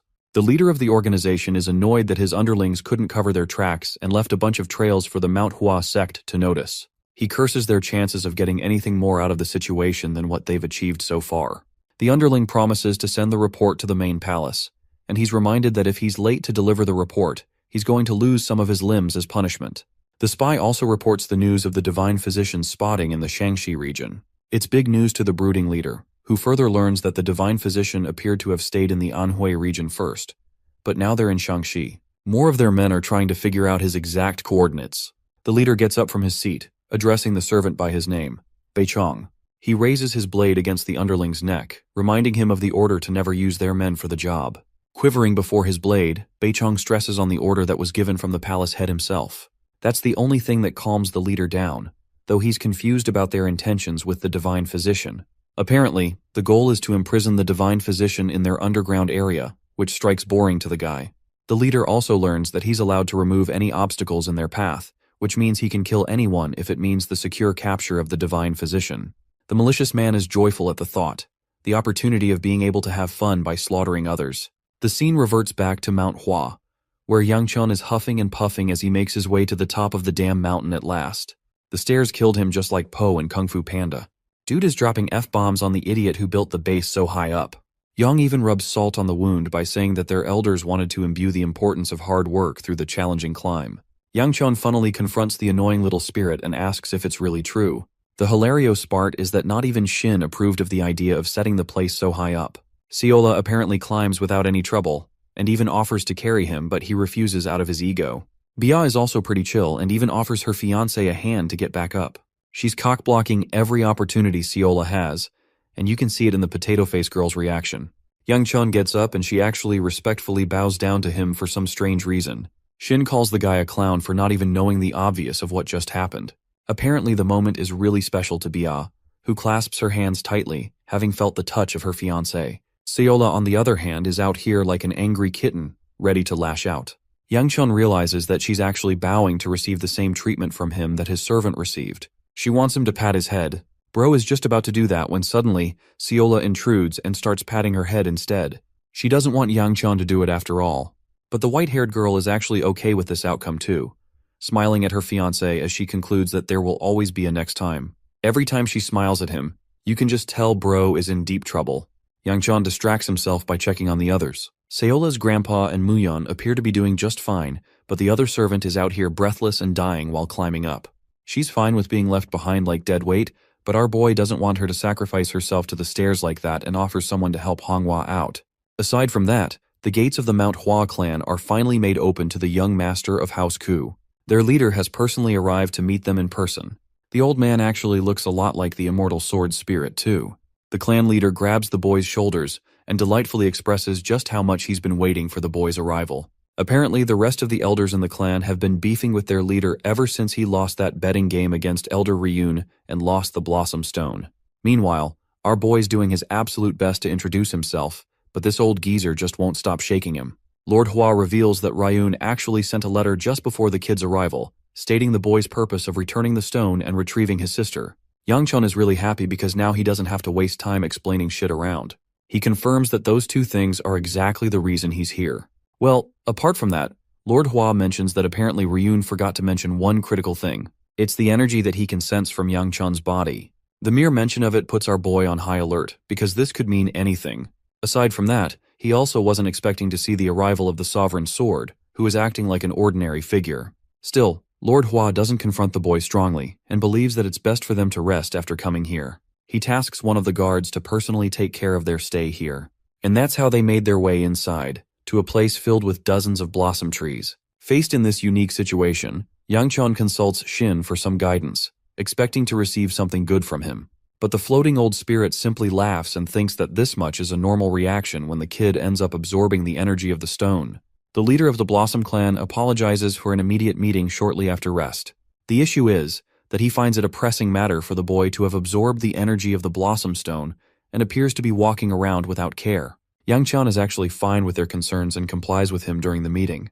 The leader then recalls the testimony of the events given to him, asking if Yangchon's body really accidentally absorbed the stone's power. The boy makes a contemplative face at first, and internalizes the best course of action by consulting Shin. The floating spirit expresses that he should keep it simple and stick to his current statement. It's actually pretty difficult for the clan leader to digest the fact that the boy was able to absorb the stone's power, and also maintain multiple different energies of different aura inside of him. It's troublesome, but he doesn't bother the boy anymore and decides to help him meet his sister first. Yangchon is tasked to follow his lead, and he's curious where they're headed. But to that, the old man merely laughs, ominously reminding the boy that he's not getting free treatment after he's absorbed such an important stone. The kid simply agrees with the approach, without showing any signs of fear, surprising the clan head. Yangchon states that he isn't afraid because he's gotten used to dealing with the troublesome second eldest of his family. The mere mention of Ryun pisses the sect leader off even more, as if it is offensive for the two of them to be compared. Jokes aside, the leader states that it's time to meet the boy's sister. Fast-forwarding ahead to a serene location of the temple, we come to find that the great lady from earlier is having a checkup on her condition. The results are unfortunate and frightening. Her blood flow is all over the place, and her energy is also inefficiently being handled by her body. It's the definition of rotting as time goes by, and even after enduring so much pain, the lady appears strong in front of her disciple. She acts like it's not hurting her that much, but the healer knows that she's lying to remain confident in front of her disciple. The healer learns that it's been 4 years since she got this illness. As for the specifics of how she got it, just recalling the scene makes her stop dead in her speech. Yangchon's sister finds herself concerned for her master, showcasing a face of frustration and regret. Her coughing gets even worse, causing her disciple to sweep in for her sake. Without explaining another word, she thanks the physician for his attention. The healer has guessed that it's actually some kind of seal that is causing such an illness, and yet he couldn't even detect it while checking her flow of energy. Fun fact, this guy isn't just an ordinary healer but the divine physician himself. However, he doesn't like being called by that name and prefers Elder Tay instead. Curious enough to ask, the lady wants to know how long she has left to remain in this world. The girl shows genuine sadness just thinking about the sorry state of her master. Elder Tay explains that she won't get past another winter at most. Instead of fearing the announcement, the girl's master simply accepts her fate, even though we can see her quivering body. The woman is reminded of her past as an able-bodied majestic warrior of the Manhwa sect, and now she's stuck like this. Elder Tay intends to do his best to treat her and requests the kids to exit the room. Although the girl shows hesitation, her master reminds her to follow orders. Her coughing is also seen getting intense as she's coughing blood on her napkin. Frustrated, the little girl has to accept the order. Aside from that, our boy is continuously getting annoyed, being tortured by stares back to back ever since he came to the annoying base. The clan leader pisses him off even further by reminding him of the same principle of achieving something good with hard work. While he's complaining to the spirit of the immortal sword inside his head, Yangchon sees his sister stepping outside of the temple with a sobbing expression. Her nose is red because of her crying, and she's startled to a halt to find her brother of all people here. Even Yangchon appears surprised, while his sister demands to know why he's here. Anyway, her sudden stop caused the person behind her to bump into her head, causing a clash that hurt both of them. Yangchon takes notice of this kid with distinct white-colored streaks in his black hair. Even though seeing him should be a normal reaction, for some reason, it gets our boy's blood boiling to the point he literally goes ballistic and unleashes the full extent of his aura. Let's go back into the past and explore what exactly caused this reaction from our beloved protagonist. Opening the gates of the temple, Yangchon faced the man known as the strategist of the heavenly demon. He congratulated the demon martial artist for his return, and sensed that something was a problem, as Yangchon appeared unusually angered. With his every step, this man was literally dropping the demonic humans around him like it's nothing. That's what you call actual aura farming. The strategist was curious what could have possibly ignited such flames of rage inside Yangchon's heart, and immediately pointed to the death of Bia Namgung, believing that it was the reason for such a harsh reaction. By this point, our boy's energy was releasing to such unfathomable levels that his presence made it difficult for the strategist to stand. Taunting Yangchon even more, he reminded him that this all took place thanks to the will of their leader, the heavenly demon, so there's nothing he could do about it. Being incredibly angry, Yangchon got up in his face, infusing his hand with demonic energy as he began initiating his strike. Using the right words, the clever strategies reminded the martial artist that the leader of the demons was above him in rank, which means he can't disobey her orders. That statement stopped Yangchon's attack. You can tell just how badly he wanted to kill the bastard right in front of him. And yet, he released his attack to the side because that's all he could do in the face of this scumbag. Turning his back in his face, the guy prepared to leave when the strategist emphasized that they'd already taken care of the Heavenly Sovereign, and the Aura Sovereign would be next in line soon. Finally, the third and last Sovereign, Ciola's grandpa, lost his arm in the battle against the Heavenly Demon. With all three Sovereigns taken down, the strategist believed strongly that the Heavenly Demon would no longer operate in the same manner and leave the responsibility to someone else. And in his eyes, Yangchon would be that person, the one who would be bestowed upon the special responsibility of managing the demons in her place. Just recalling that damn sequence is enough for our boy to get so enraged that he quickly grabs the seemingly unknown boy, choking the sheer life out of him without a hint of emotion. The demonic power within him is brewing, while his sister quivers seeing her brother go maniacal in such a state. Yangchon appears to have lost his damn mind, causing the calm and collected clan leader to intervene. Lord Hua places a hand over the boy's eyes and reminds the child that what he's about to do is going to hurt like hell. The scene is cut from there, while the divine physician and his patient could only hear the scream of a boy coming from outside. Lord Hua is glad that the doctor's already here, since he's bought another patient. And that patient is the young master's unconscious body. Elder Tay is peeved every time people call him by his special name. His reputation exceeds him. People remember him as the guy who can cure any illness. Same guy actually ends up treating Yangchon. As for the lady opposing him, she's known as the Blossom Sword Queen, and her disciple is Ryonghua Ku, who is also the half-sister of our boy. Finally, the disciple and grandson of the divine physician is actually Jaegul Hyuk, who, by the way, is supposed to be the strategist of the demon empire in the future. The burden is actually placed on the young master, who has regained consciousness, but lots of questions await him, starting with the fact that he nearly choked Jaegul to death. The only reaction in this situation is that he's fucked, which he literally internalizes in his monologue. The boy reflects that it's been a long time since he's encountered this guy again, but unfortunately, that can't pass as an excuse here. The only shocking part of this story is Jaegul's connection to Elder Tay, the Grand Physician. At this point, nothing is going according to his plan. And then there's the fact that not even the spirit of Shin is helping him out on this one, leaving Yangchon on his own. The kid has no idea what to come up with as an answer. Surprisingly, the clan head appears to know what our boy is thinking about and questions if the kid is facing issues recalling what happened. Yangchon is startled to hear him say something like that, but not even the clan head knows why such an idea came to his mind. Recalling the scene of what happened, Lord Hua wants Elder Tay to inspect the child's body one time. The divine physician throws a stubborn fit, declining the request. The two old geezers are fighting each other while the Blossom Queen strikes conversation with our boy. Dude is surprised that she knows about him. After all, she was the best friend to his mother, Cheon-hee. Her words appear shocking to the boy, but the Sword Queen is actually pretty happy that they've met at last. As for Ryonghua, she seems to be on guard. She also tells Yangchon that he shares a resemblance with his mother when it comes to their aura. She also praises him for having a warm and gentle heart. Saying such words, she hastens to leave. The clan head, on the other hand, offers a valuable leaf of a dragon herb in exchange for inspecting Yangchun's body. Though seriously annoyed, Elder Tay ultimately decides to accept one final request from Lord Hua. Considering the checkup itself, Yangchon places his hand freely for the elder to inspect. Elder Tay senses an ominous bulk of dark energy concentrated inside the boy's body and releases the boy's grasp. Lord Hua is immediately curious about the issues residing in the boy's body. Elder Tay starts off by dropping a bombshell. It's not just one issue, but multiple. The conclusion? Yangchon is an embodiment of a corpse. This conclusion even terrifies the boy, who has no idea what that means. The divine physician reveals that there are multiple different kinds of energies inside the boy's body.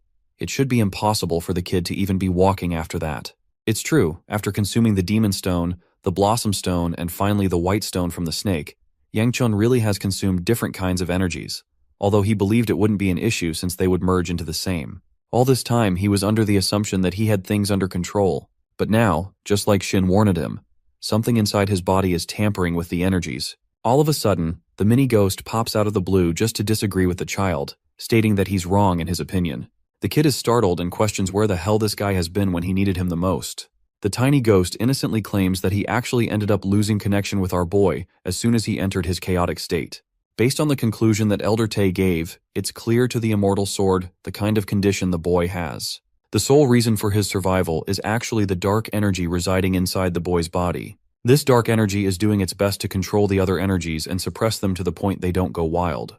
Now that he's got a bundle of energies inside his body, Yang Chun is curious of what his next moves should be. To be honest, even Elder Tae thinks it is game over for the kid, because he's one moment away from blowing his body to pieces if they go out of control. It's actually a very realistic possibility for the kid's body to explode right here and now too. The divine physician really can't do anything in Yang Chun's case. For an even stronger conclusion, he states that the boy's body is so damn unstable right now that he could die at any moment, even while bathing or eating. That's not the best news to hear for Yang Cheon. As for Lord Hua, this news is even worse than he thought. Ryonghua is actually shocked to see her brother's calm reaction, seeing as though he could die at any moment. To that, the boy responds that he hasn't died yet, so there's no reason to worry. The conversation leaves the room in empty silence. For now, he thinks he's okay, but worries about Ryonghua, who needs more serious attention and news to return home. Despite her refusal to return home, Yang Chun argues that it's fine if she wants to stay, but she has to consider their father's reaction when he learns of her refusal. Infuriated by his words, she is forced to admit that their father wouldn't even give a damn if she stayed here forever, as that's the kind of emotionless man he is. Lord Hua observes them closely and recommends Yang Chun to rest up in his lodgings for a bit. The kid leaves, reminding the physician that he'll be back at a later time. Exiting the room, even Elder Tae has to admit that the kid is the weirdest child he's ever met. The same goes for the Sword Blossom Queen, who sensed odd things about the boy. The boy didn't even feel afraid of the news of his impending doom. It was as if the boy no longer cared about his existence anyway. Later that night, the young master appears to be walking leisurely on his own. The mini-old spirit boggles his mind, questioning how the kid can remain so calm even after the terrifying news. Shin wonders if Yang Chan's plan of action is to just keep on eating food until impending doom. The boy replied that he really doesn't care about these things. After all, he's lived a life full of sins, so karma is just a normal reaction from the world. Of course, to the immortal sword, he doesn't get what the boy's talking about as he's so young to say something like that. Coming over to his lodging, Yang Chun finds himself shocked when he sees Bia waiting for him in bed. He has no idea what this girl is up to, but she's firm on her intentions to sleep with him. The funniest part is how Shin is teasing Yang Cheon about he could potentially have a child before he dies. Appearing unfazed, our boy calmly tells her to go back to her separate lodging. Turns out that they only gave them one room to stay in, so sharing the bed will be inevitable. Yang Cheon senses that this must be a damn scheme of the second elder behind his back. Realizing that he could always sleep with his trusted guard Muyeon, our boy heads out to leave. Suddenly Bia grabs his hand, requesting that she'll do nothing but hold on to him in bed at most. Yeah, that kind of statement would absolutely destroy any guy who hears it. But Yang Chun is somehow able to keep a straight face before erupting in laughter. She's surprised by his reaction, and instead of feeling like he's laughing at her, Bia is genuinely happy that he smiled at her. Yang Chun is about to leave again when she clasps his hand, stopping him and gently putting it on her face, cutely requesting them to sleep together. I've never seen a ship being developed like this, and for some reason it's suspicious that it's going this well. So many MCs would fold here, but our boy is no simp. Aside from that, the Sword Sovereign pays a visit to Lord Hua at a late hour. He's been meaning to meet the Divine Physician after all. At the same time, some people known as Shaolin and Wudong are searching for the Sword Sovereign too. Lord Hua suspects that the cunning Sword Sovereign has already discovered the location of the physician. This fact is actually confirmed by Siola's grandpa, who knows that he's being defended underneath an energy barrier. And yet, he was polite enough not to force his way inside, respecting the Mount Hua sect. The Sword Sovereign requests a personal meeting with Elder Tae, but to that, Lord Hua emphasizes that there's another patient being treated, not to mention that what he's hoping to get from this meeting won't end up in his favor. As the rustling blossom trees dance with the wind, Lord Hua offers a second way to his troubles by means of a favor. The kid wakes up the next day, appearing still sleepless from his terrible sleep at night. And yes, he did end up sleeping on the same bed as her, though I imagine the dude was so cautious and on guard that he couldn't sleep a wink. That's exactly what happened, while Shin is shocked that nothing happened between the two of these lovebirds. The young master tells him to shut up because he's already going through hell in his sleepless state. That doesn't change the fact that he still ended up sleeping with the girl anyway. Well, Yang Chun only complied because after his rejection last night, the girl was overloading her body with internal energy, meaning she would have beat his ass right there and started a fight. The floating mini-ghost thinks it's relieving that Siola didn't get to see the two of them sleeping together. At first, Yang Chun was oblivious to the fact that it wouldn't matter, but then the dots start connecting in his mind.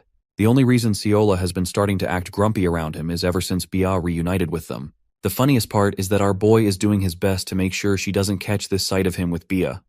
But to his horror, The girl is literally standing right behind him, and her face is like the devil. It's at this moment that his fiancée also wakes up and turns to face the servant.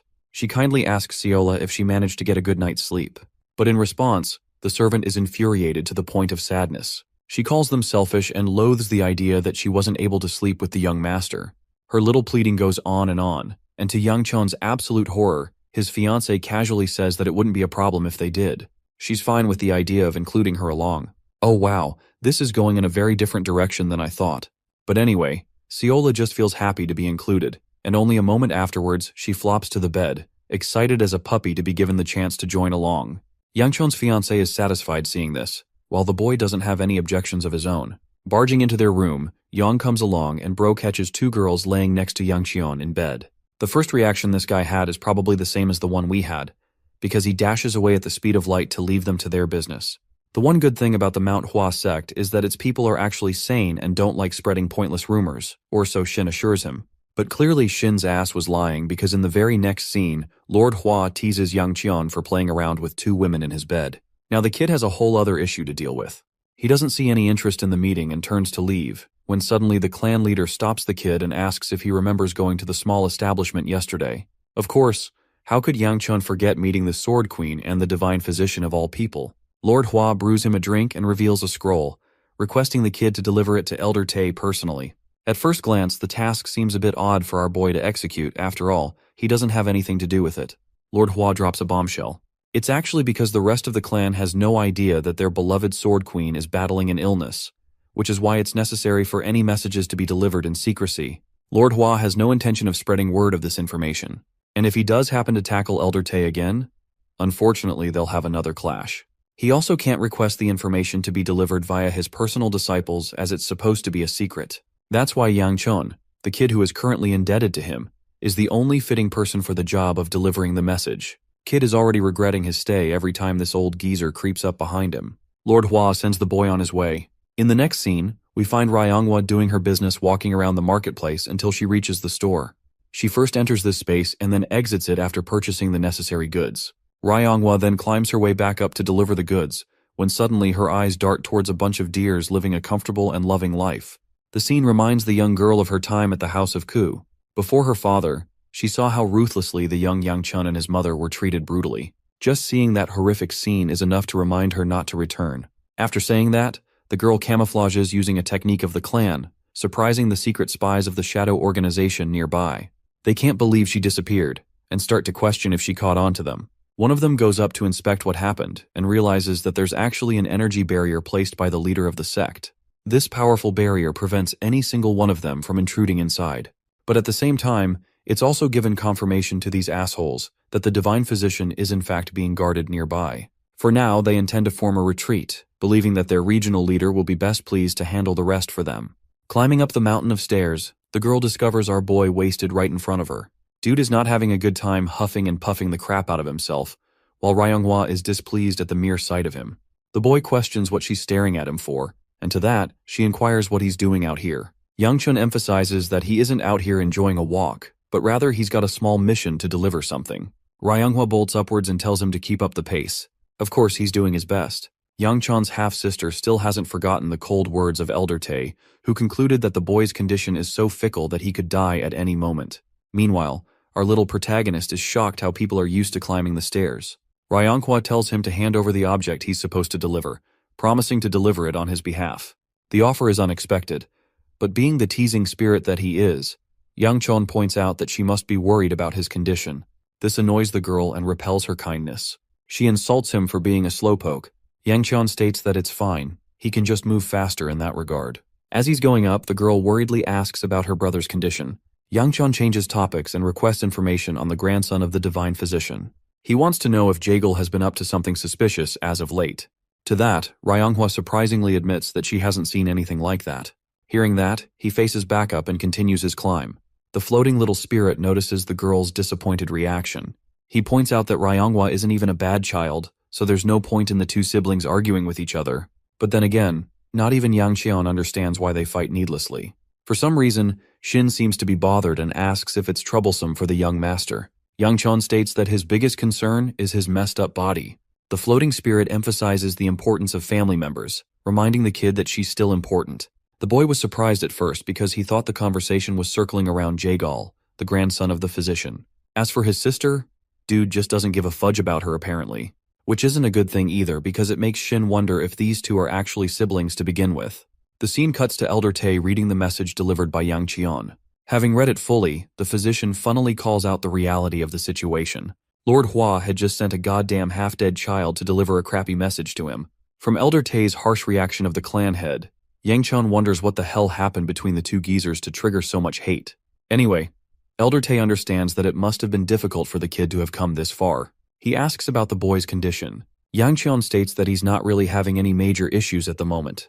The news is good to Elder Tae, until he raises a serious question.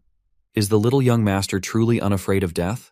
The question finds the boy speechless for a moment, making him enter a contemplative state. Elder Tae realizes that he isn't going to get an answer from the kid, and apologizes for intruding. The boy is told to leave, and so he gets up to exit the room. As he's leaving, the considerate Ryonghwa worriedly asks again if her brother is really feeling okay.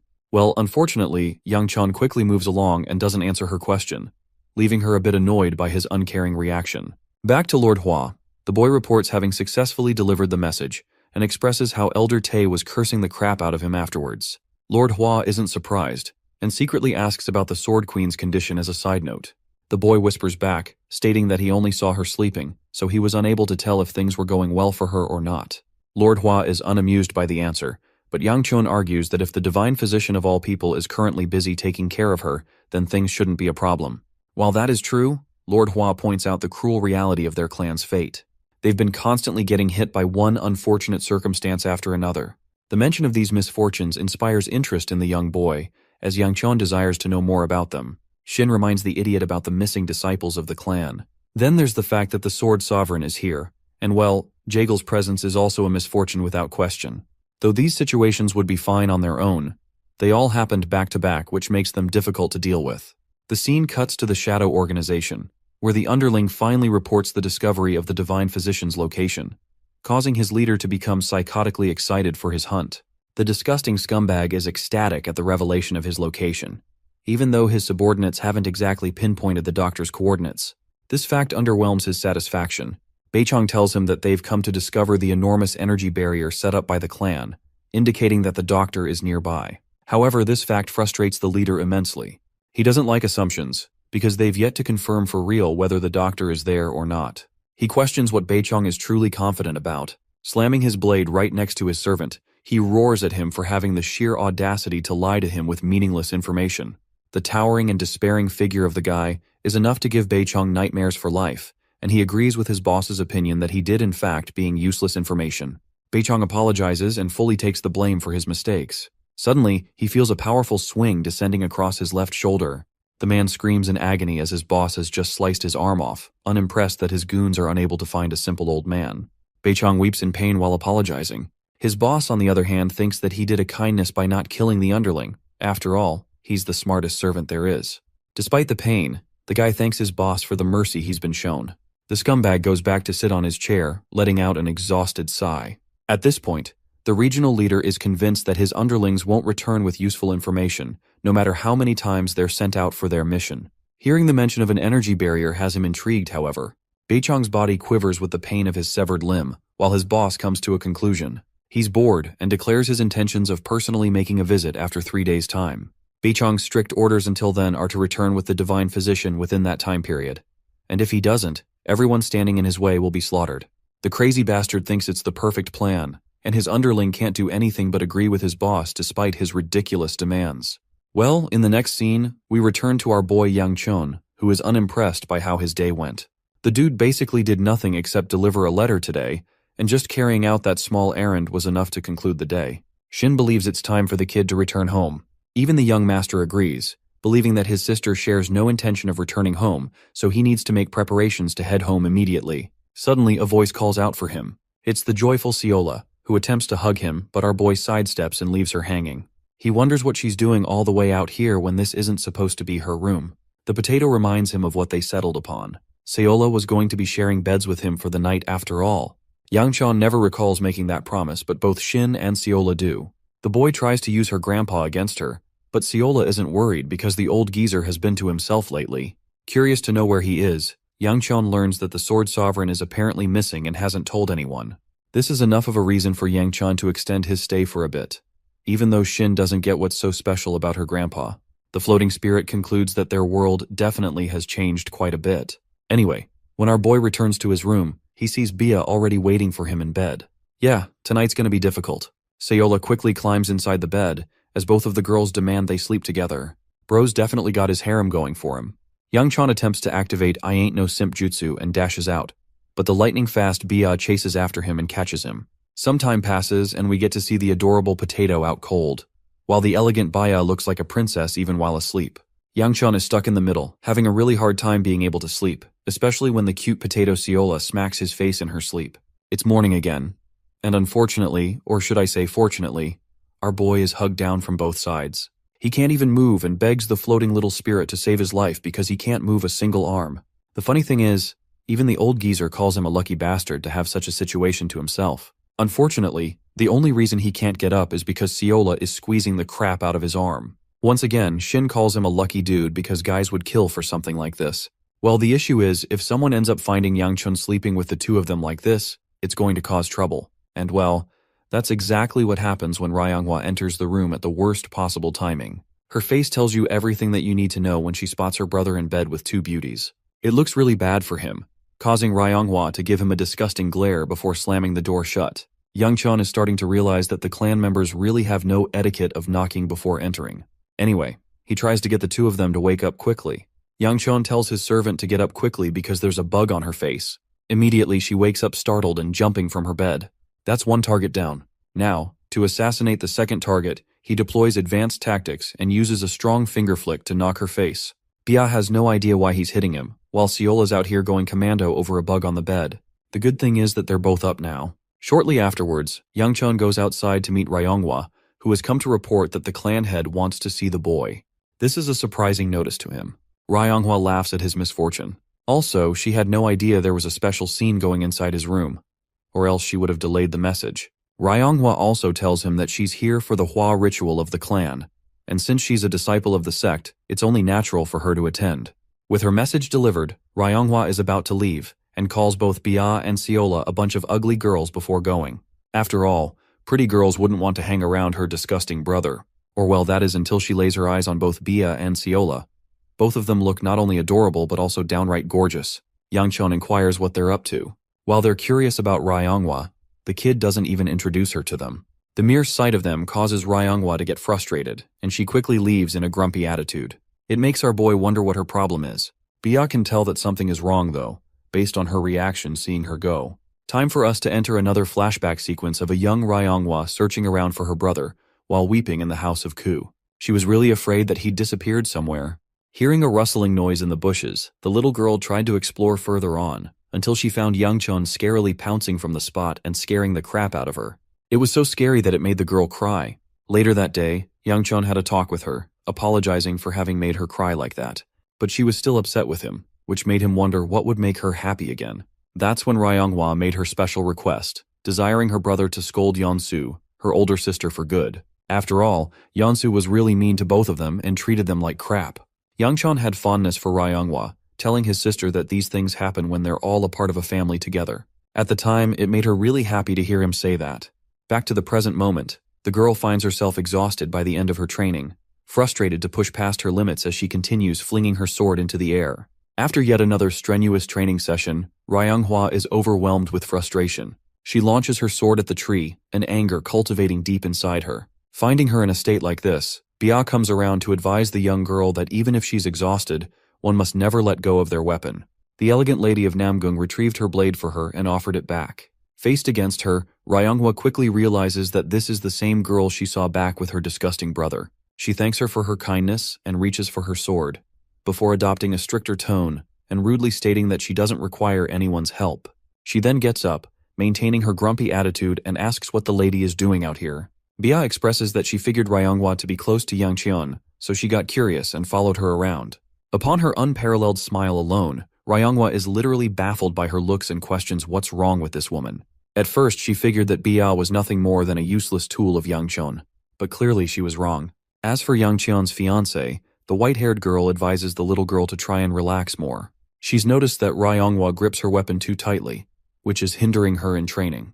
Based on this advice, it's clear that Bia is also a swordmaster from her words, even though Ryonghwa strictly judges her off her looks and states that someone like her probably never even held a blade in her entire life. She thinks it's snobbish to try and teach others when a person is inexperienced themselves. Instead of getting angry at her or rushing to correct her, Bia politely requests for them to have a light spar. Shortly afterwards, the two are facing each other for their fight, but Ryonghwa is stunned that her opponent hasn't even bothered to unsheath her blade yet. Bia is so immensely confident in her ability that she thinks it won't hinder her at all. It insults Ryonghwa and causes her to get angry. Refusing to hold anything back from the get-go, the girl unleashes a powerful swing, which is quickly countered by Bia's quick draw, who even in this fight advises Ryonghwa to try and calm down. I'll have you guys know that she has yet to unsheath her blade, and she's not only talking but also casually blocking powerful blows. It leaves her opponent Ryonghwa at a loss for words. Once again, Bia repeats her advice, emphasizing that her opponent should try to relax her body. She even demonstrates how by showing a hint of her internal energy, coating electricity in her sheathed blade. Shortly after that spark of lightning, the fight is cut short. Ryonghwa lost immediately, and just the charging up of Bia's attack left a small crater underneath her. The conclusion of the battle is rather eye-opening for Yang Cheon's sister, who is infuriated enough to ask what Bia means in relationship to her brother. Before Bia could even say the word fiancé, she cuts him off, stating that someone as immensely powerful as Bia shouldn't be hanging around her clown of her brother. She is strongly of the opinion that Yang Cheon doesn't deserve a powerful woman like the beautiful warrior before her. After all, Ryonghwa doesn't have any idea that her brother has changed, and still thinks that he's a lazy clown. Compared to Bia, he's just trash. For the first time, Yang Cheon's fiancé shows a hint of frustration. First, she defends his looks, stating that he's anything but ugly. And then she breaks her calm facade, powerfing her blade with a slash of electricity as she reminds Ryonghwa to watch her tone, or else she'll regret it greatly. While her attack is fired off, our boy quickly blitzes right in, blocking the attack just in time to prevent any damage. The scene stuns Ryonghwa quite. The same brother she was calling ugly and weak has just arrived to protect her. An irritated Yang Cheon interrogates his fiancé, questioning what she's doing all of a sudden. Bia's expression is tense, showing her frustration as she expresses that the girl called him ugly. Now that's how you know she's a queen. The girl was ready to throw hands just to defend his looks. Anyway, Yang Cheon thinks it's no big deal, but clearly his fiancé is angered. She wants to know more about the midget and her identity. After all, Yang Cheon wouldn't just take the girl's side otherwise. Hearing that, Ryonghwa arrogantly states that she didn't need any help and doesn't require anyone to take her side. She roars at her brother and runs off, leaving the two of them to each other. As for the young master of House Ku, he's starting to think that his sister must have skipped out on her manners class because she's acting way too rude. Bia is still insistent on knowing who this girl really is, because instead of taking his fiancé's side, Yang Cheon went ahead and scolded her instead. The boy drops a bombshell on her, revealing that they're actually siblings. It stops Bia dead in her tracks because she can't believe that they're both actually biological siblings. Well, the funniest part is, Bia is terrified of what she's done. She thinks she's made a major mistake laying a hand on her sister-in-law. And well, for the rest of the trip after learning that fact, poor Bia was put in a daze and walked around like a ghost herself, clueless of her every step. She wouldn't stop repeating the same words either. Anyway, Yang Cheon that night returned to his room, this time finding Seola already waiting in bed. Seeing that Bia was missing is surprising enough for him. After all, she hadn't come to her room not even once today. The boy wonders what caused her to go missing, and after a while, she was reported nowhere to be found. Well, aside from that, Yang Cheon is curious about the Sword Sovereign's return and questions when he'll be back. Unfortunately, the girl has no clue either. Her grandpa appears to be taking a long-ass time, which also implies that the young master has to do something on his own, or else he'll have to extend his stay. So the next day, a merchant was busy selling leather and bones of demonic beasts as a promising trade. Yang Cheon came here with his guard, desiring for demonic stones. The request rather shocked the seller, but the boy is interested in knowing if there are any being sold that are a day old. To that, the merchant scrubs his head, answering that the stones aren't sold. Even after searching around for a bit, the boy has yet to find a shop that sells demonic stones in this place. Muyan is of the opinion that they won't find any stones here at all. And to be fair, Yang Cheon also believes in that thought. In the end, the stone or the core is supposed to be the most important part of a demonic beast, acting as their heart. However, right after the creatures are killed, it's basically a worthless piece of stone afterwards. Normally that is, because in the case of Yang Cheon, he can still make quite a bit of use from it by absorbing the demonic energy using his technique. Based on the words of the floating spirit of the immortal sword and the divine physician, the boy fully understands that the single reason he's alive so far can be attributed to his demonic energy inside of him. That means the influx of dark energy inside of him must be explored further. He wants to see what makes it tick and what it's really about. That's why he wants to test it by feeding himself another demonic stone. Yangchun is starting to wonder if he should personally hunt down demonic beasts to retrieve the stones at this point. However, that's not going to be easy either, according to Muyan, who understands that the number of demonic beasts has considerably shrunk lately. It's yet another strange phenomena occurring in Manhwa. Still, Yangchun is grateful that his guard is helpful with the information he is given. Apart from the diminishing health of the Sword Queen, as well as the presence of Elder Tae, Yangchun thinks that he made a good choice tagging Muyan along. His stomach is growling because of their tiring search, so it's about time to head back and eat something nice. Our boy is really looking forward to Honghua's delicious cooking skills. Speaking of cooking skills, when he gets home, he finds a heart attack on a plate. Gordon Ramsay would probably jump off a cliff seeing this plate. Unfortunately, Seola decided to cook fish today, and well, both Yangchun and Muyan can't even tell if it's fish anymore. It seems as though the adorable potato knows that she messed up terrifically, to the point she's crying. Anyway, Yangchun doesn't bother eating it, and learns that Honghua is making fresh new food for him. He's told to rest, but the young master expresses that he's got some business of his own to deal with, so he's going to take care of that firsthand. Muyan is insistent and argues that they should stick together for any travels, but our boy is stubborn and believes it's best for him to journey by himself for a bit. Let's go and check on Bia for a moment. She's actually busy training Ryonghua in her sword style, correcting the inefficiencies in her stance. They both hear a sound from behind as Yangchun reveals his location, tackling through the bushes. He's rather surprised to find his sister training alongside Bia, even though Ryonghua appears to be annoyed to admit the fact. Yangchun is astonished by their recent development. Just one day ago, these two were trying to kill each other.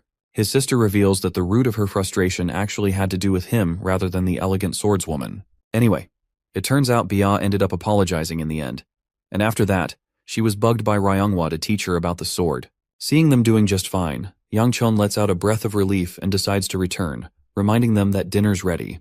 Bia is okay with that and even offers Ryonghua a chance to share the dinner, but for some reason she appears hesitant. They can hear Yangchun's voice from afar, demanding that she comes quickly. She goes away, leaving the boy's sister to her own. From today's training alone, Ryonghua notices how she's formed calluses on her hand from gripping her blade so tightly. It reminds of the scene when she was little. Back at their house, for some reason, Yangchun became really cold and distant to her. He said all kinds of mean things in that one moment, even shouting at her for calling her brother. He simply told his sister to live a quiet life and to avoid getting in front of other people's sight. Another hour or two passes. Ryonghua appears to be training firmly by herself. She is reminded of a memory of a beautiful lady who always looked at her fondly. This is probably Cheon-hee, Yangchun's mother. As she cuts through the air, the girl desires to make a flower blossom soon. Food is served fresh and hot. A bunch of berries and skewers are being served, and Ryonghua is enjoying the festival to her delight. She finds a little girl craving to eat the same skewer, but unfortunately, Ryonghua isn't in the mood to share. She's been training tirelessly for days without food. She also thinks that if it tastes delicious, it will be a good recommendation to her master. Just recalling her master's condition, Ryonghua remembers how her master always advised her not to skip meals and always eat something outside. That scene stops her from taking the first bite, and in the end, she actually hands the skewer fully to the little girl before leaving empty-handed on her own. Ryonghua bolts as fast as her legs can take her, desiring to spend more time with her master until the end. She reaches the part of the temple where her beloved master is residing. The girl is unusually excited to share talks of her duel against the lady of the Namgung clan, and also her recent education on her sword techniques. Suddenly, a blade comes erupting out of nowhere. The regional leader aims to cut her damn head off while she is distracted. It's only thanks to Bia's godly reflexes that they were able to dodge the same attack that cut down trees. Shocked to her core, Ryonghua has no idea what's going on, while Bia stares up to the musclehead brute, who jokes around how an unexpected beautiful lady fell from the sky. Ryonghua gains distance and questions the man's identity. His name is Ya Hyeoljok, but I'm going to be calling him all kinds of demeaning names for his behavior. The musclehead recommends that the quivering little girl drop her weapon, or else she will regret her decision greatly and get her face messed up. Bia actually steps in again, instructing Ryonghua to quickly report the matter to the people of her clan, because in this battle, there's nothing she can possibly do to help her out. The disgusting psycho suggests the girl reconsider her options because he won't be holding back or going easy on her in the fight. Bia expels her internal energy and emphasizes to her friend that she has to run as fast as possible and prioritize what's important. The serious scene transitions into a lighthearted one where Suila is surprised to see Yang Chon up so early. Apparently, he wants to go and take care of some business on his own, and doesn't want his servant tagging along. After all, our boy's plan is to head out to find the divine physician. Since Siola is unhappy with his decision, he promises to bring home some chicken skewers to make it up to her. Before leaving, he reminds her not to make any reckless trouble. His loving servant cheerfully wishes him to be careful, rooting for the young master's support. Yang Chon goes on ahead, reflecting how his daily training is exhausting him more than he can take. Shin calls him a stupid whiny brat for doing just a bunch of training, and has no idea why he feels ungrateful when he's a literal chick magnet around here. He also funnily calls Yang Chon a mantis because of his weirdly shaped eyes. The kid coldly reminds the floating little spirit that he's not in any position or size to demean anyone else's looks right now. He even teases the old geezer for acting like he's super handsome. Shin funnily remarks that people liked decorating their walls with his paintings for a reason. But to that, Yang Chon teasingly replies that maybe it's a way for them to remember that even the ugly folks can accomplish good things. While they're hounding each other down, Ryonghwa comes rushing to inform her brother. She's in an unusual state of panic, and practically breaks down before him. She's crying her eyes out, worried for Bia's sake. At first, Yang Chon didn't take the matter seriously. But the moment he hears that his fiancée is in danger, a demon wakes inside of this man. Let's go back to the scene of the fight. Our elegant queen is swiftly dodging her opponent's heavy attacks. The regional leader is pissed off that he's having to waste so much time on an irrelevant girl when he's got the goal of finding the divine physician. Deciding to break loose more of his power, this guy hammers down even heavier slashes, overwhelming Bia to quite a troublesome extent. The heavy clash of swords matching each other and bouncing back continues. The Lightning Queen ducks one of his strikes and continues her evasive maneuvers by leaping to the air. Her nimble movement actually impresses this degenerate bastard, and he's out here gooning to her in the middle of the fight. Bia descends like a thunderous dragon. Crackles of electricity overwhelm her opponent's body, paralyzing him into one position. Just from the looks of her attack, Ya Hyoljok understands that she's about to use the signature move of the Namgung family. However, despite its usage in this fight, he finds Bia's execution of the technique rather predictable and slow, to the point he is able to dodge her forward lunge successfully. However, as dumb as he looks, the regional leader understands that her first attack is definitely just a misdirection. The actual attack is the one that comes as a follow-up. Swinging her blade backwards, Bia quickly turns and attempts to overpower her opponent. The attack is blocked by the musclehead, but the sheer force of the thunderous technique is enough to destroy everything behind him.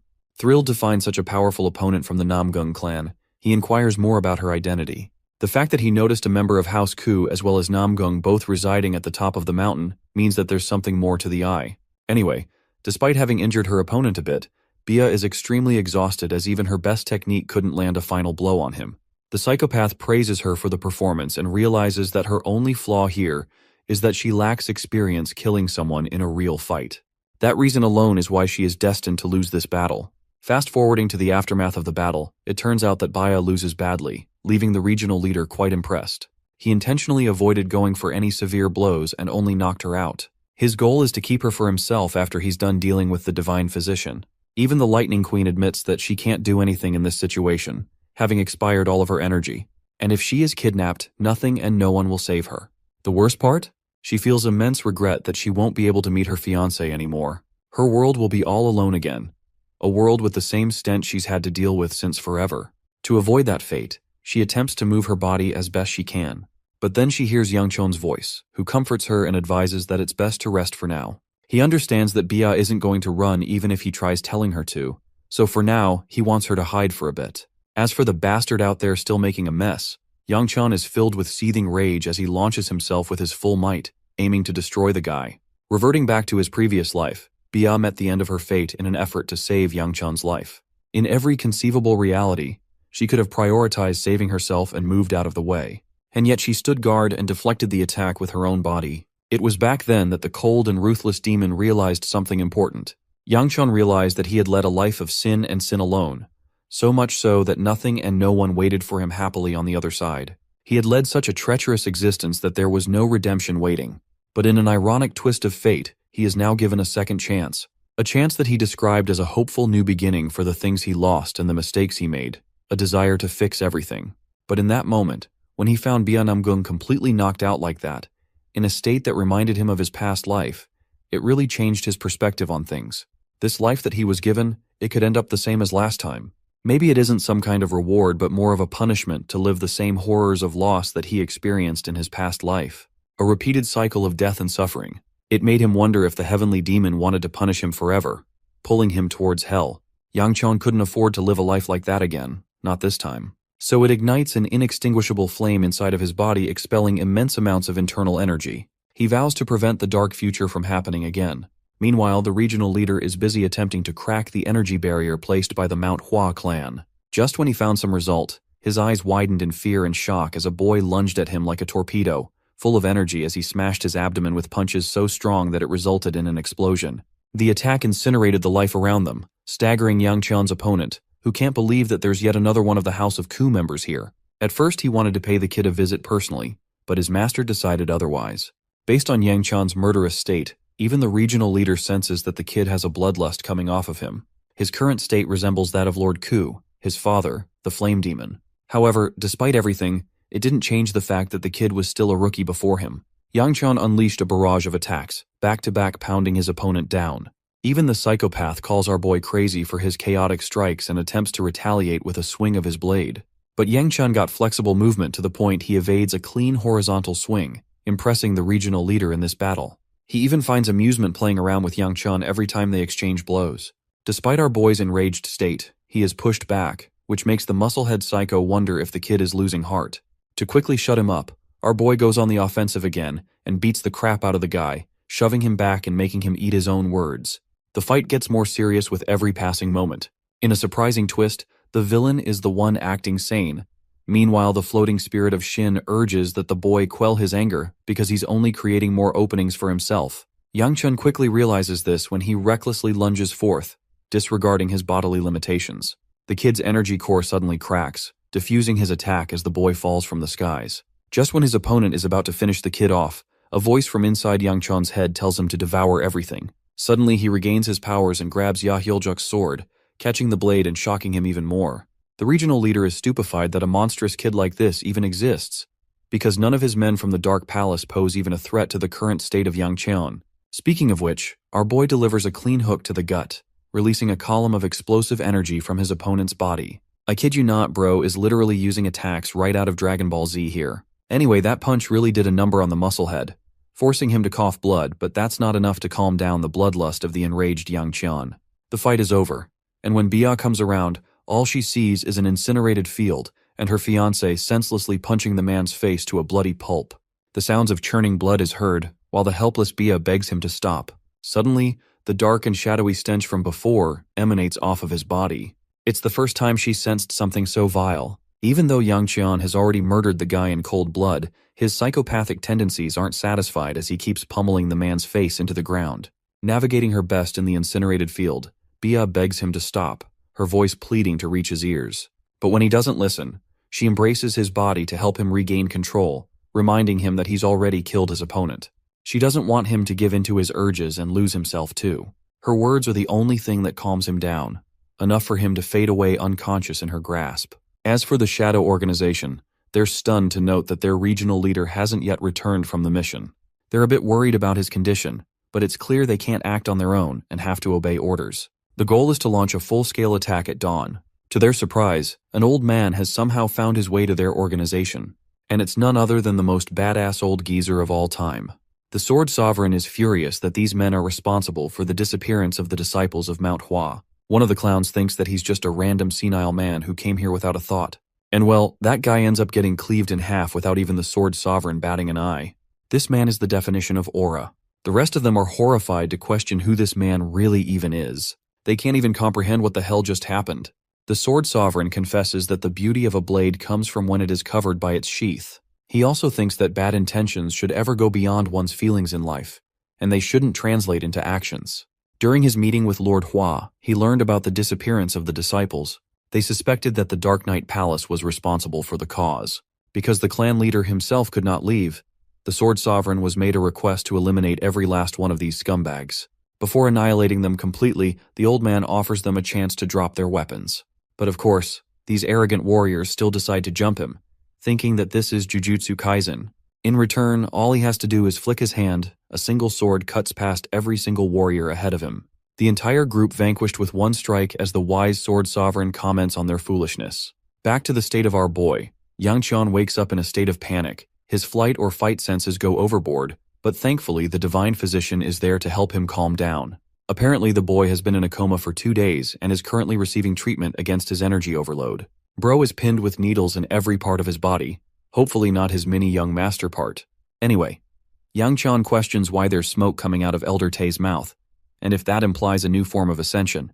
The physician corrects the kid, stating that he's actually absorbing the smoke to help him recover. He goes back to his previous verdict of calling the boy a walking corpse, and that he could die at a moment's notice because of his different energies. Even now, despite having exhausted so much of his internal energy, Yang Qian's body appears to be in a state of calm.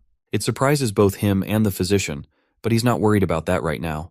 What our boy really cares about is Bia's state as well as the condition of his sister. Luckily, they're both fine and doing all right, bringing him just the mental relief he needed the most. Well, speaking of those girls, all 3 of them ended up knocking themselves out on the floor just waiting for the young master. Mu Yan has fallen asleep too. Yang Qian is in his room, pondering how he had just committed the first murder in his new life. But what's really bothering him is the voice he heard, the voice that demanded that he devour. In a state of meditation, he reflects that there was much he needed to learn in his life, especially after the warnings of Elder Tay.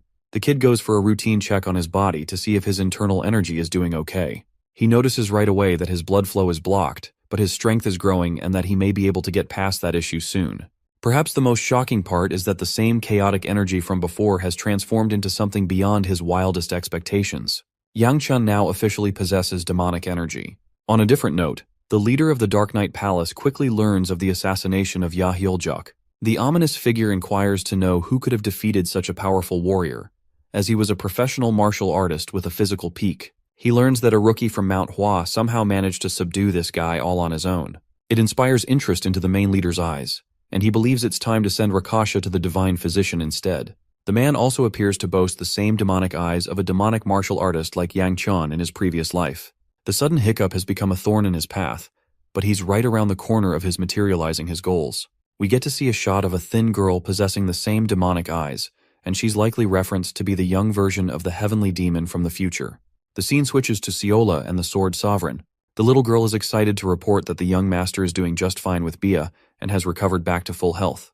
The wise old man is happy to hear that, but his granddaughter makes an additional request.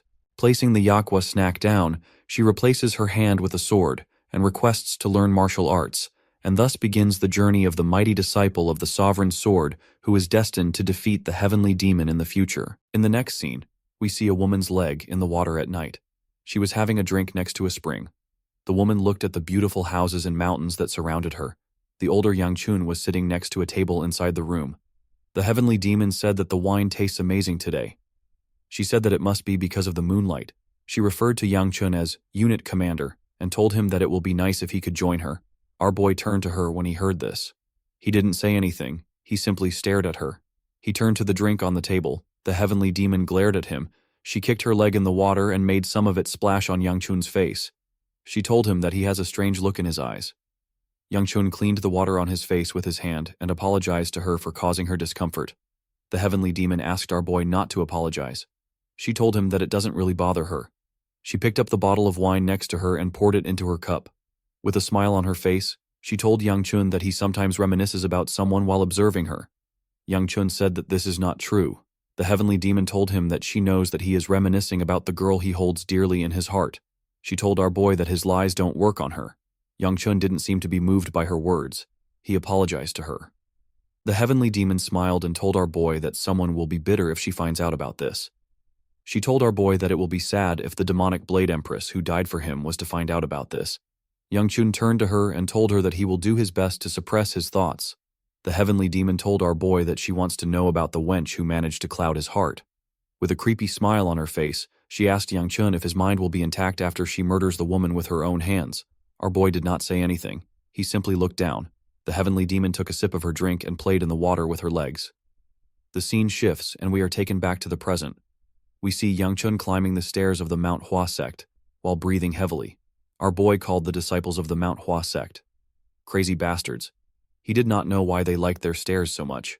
After struggling to get to the top, our boy went straight to the sect leader's office. The old man asked Yang Chun if the divine physician has allowed him to move around. Our boy told him that he is fine. He said that he is not badly hurt. The sect leader apologized to our boy for getting him mixed up in such a dangerous incident. Yang Chun assured him that he is fine. He asked the man if it isn't already time for the Manhwa ceremony. He told him that he is aware of how important it is to their sect. The sect leader informed him that it was supposed to have begun already. He said that they decided to delay it. Our boy asked him for the reason why they did this. The old man told him that the issue will be resolved soon. Yang Chun was surprised to hear this. He could not believe that one of the Mount Hua's most important festivals was delayed. He wondered if this was related to the disappearance of the sect's disciples. The sect leader stood up and told Yang Chun that he doesn't know the best way to apologize to him. He asked our boy to rest well. He told him that he will visit soon. Yang Chun asked him not to do this since he is busy. He told him that he will come to see him when he gets the chance to.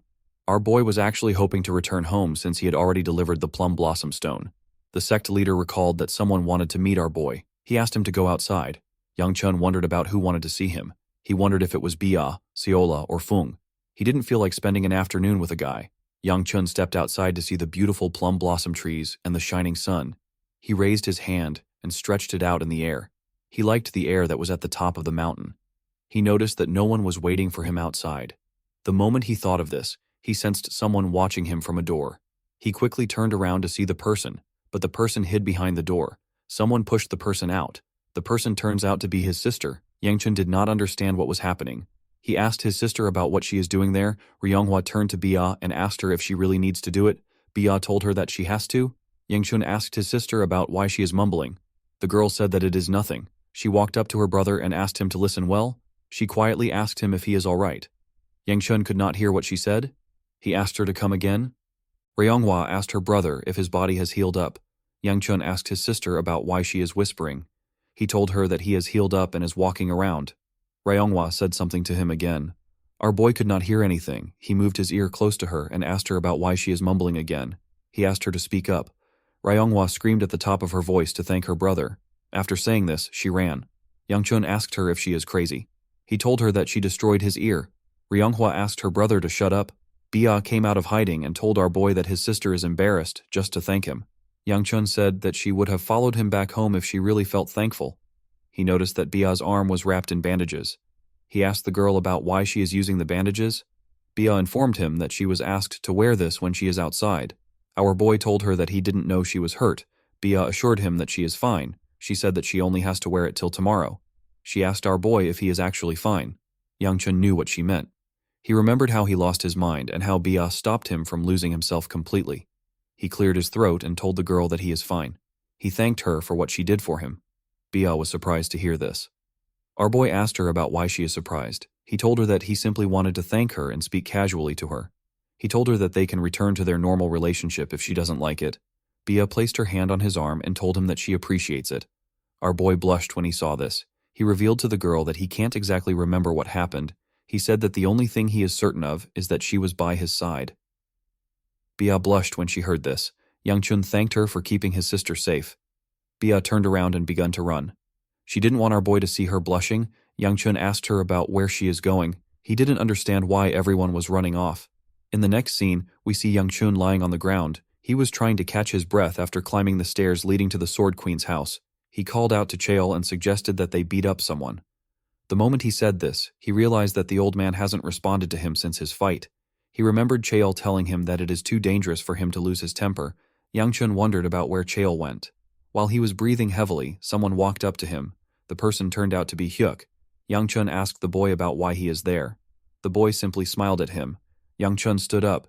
He realized that Hyuk was there to check on the Sword Queen in place of the divine physician. Our boy felt like something was wrong with the boy. He did not understand how Hyuk was able to talk in his past life if he is a mute.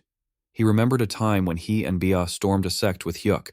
The man said that those who rebelled against their lord's will and those that dare to draw their swords against their lord have now become nothing more than a trail of blood.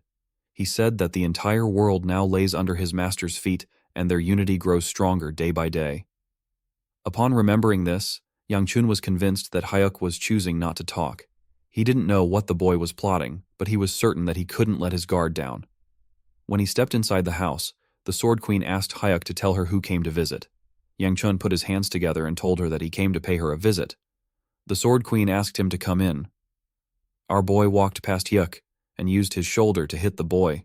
The Sword Queen told Yang Chun that she was worried when she heard that he was involved in an accident. She was relieved to see that he was fine. The Sword Queen apologized to Yang Chun for greeting him while laying down. Our boy asked her not to worry about it. The moment he said this, Yang Chun sensed something odd. The Sword Queen pushed herself up and told our boy that she heard about how he saved Ryonghwa. She told him that he did something truly amazing. She smiled and said that Ryonghwa has a great brother. Yang Chun could not believe that he wasn't able to sense it before. This energy was something he was quite used to. Our boy was sensing demonic energy from the Sword Queen. He realized that this was pure demonic energy, which is similar to what the heavenly demon possesses. Yang Chun wondered if this was the cause of the illness that was slowly killing the Sword Queen. He did not understand why she would have demonic energy. He wondered if she has already met the heavenly demon. Our boy knew that demonic energy isn't something that can be blocked just by enduring it. He could not believe that the Sword Queen was able to endure something that rampages within a person. To this extent, the Sword Queen coughed and told our boy that it would have been nice if she met him a bit earlier. She said that she wanted to have a nice meal with him. Yang Chun asked her not to worry about it. The Sword Queen touched his hand and told him that he is still her friend's son. She said that she wanted to be healthy for him to feel more comfortable. Yang Chun felt bad for her. Before he could say anything, he felt demonic energy entering his body. He pushed the Sword Queen's hand away. The woman was surprised to see this. Our boy realized that this was the demon well absorption art. He did not expect that the technique could also absorb other people's demonic energy. While he was looking at his hand, he heard someone ask Hyuk to close the doors. He said that the wind is coming in. When Yang Chun turned around, he saw the divine physician. The old man asked him about what he is doing there. The scene shifts and we see Ryonghwa training. She carefully moved her sword and concentrated on each swing. While swinging her sword, she remembered Hyeojuk asking her about where a pretty girl like her came from. She remembered the creepy smile on his face when he asked her to drop her useless stick. Ryonghwa told herself that her sword is useless. She asked herself about what she can do with it. She remembered thinking about how she wanted to return to her sect in order to inform everyone about Hyeojuk. She remembered Bia telling her that she is not helpful right now. Bia ran past her and asked her to run. Ryonghwa could not believe that she escaped after abandoning a martial artist's pride, responsibility, and even benevolence. While breathing heavily, Ryonghwa told herself that she is pathetic. She let go of her sword, she fell to her knees and said that she isn't the type of martial artist her master spoke about. Someone walked up to her and asked her if she was training. The person asked her if she isn't overdoing it.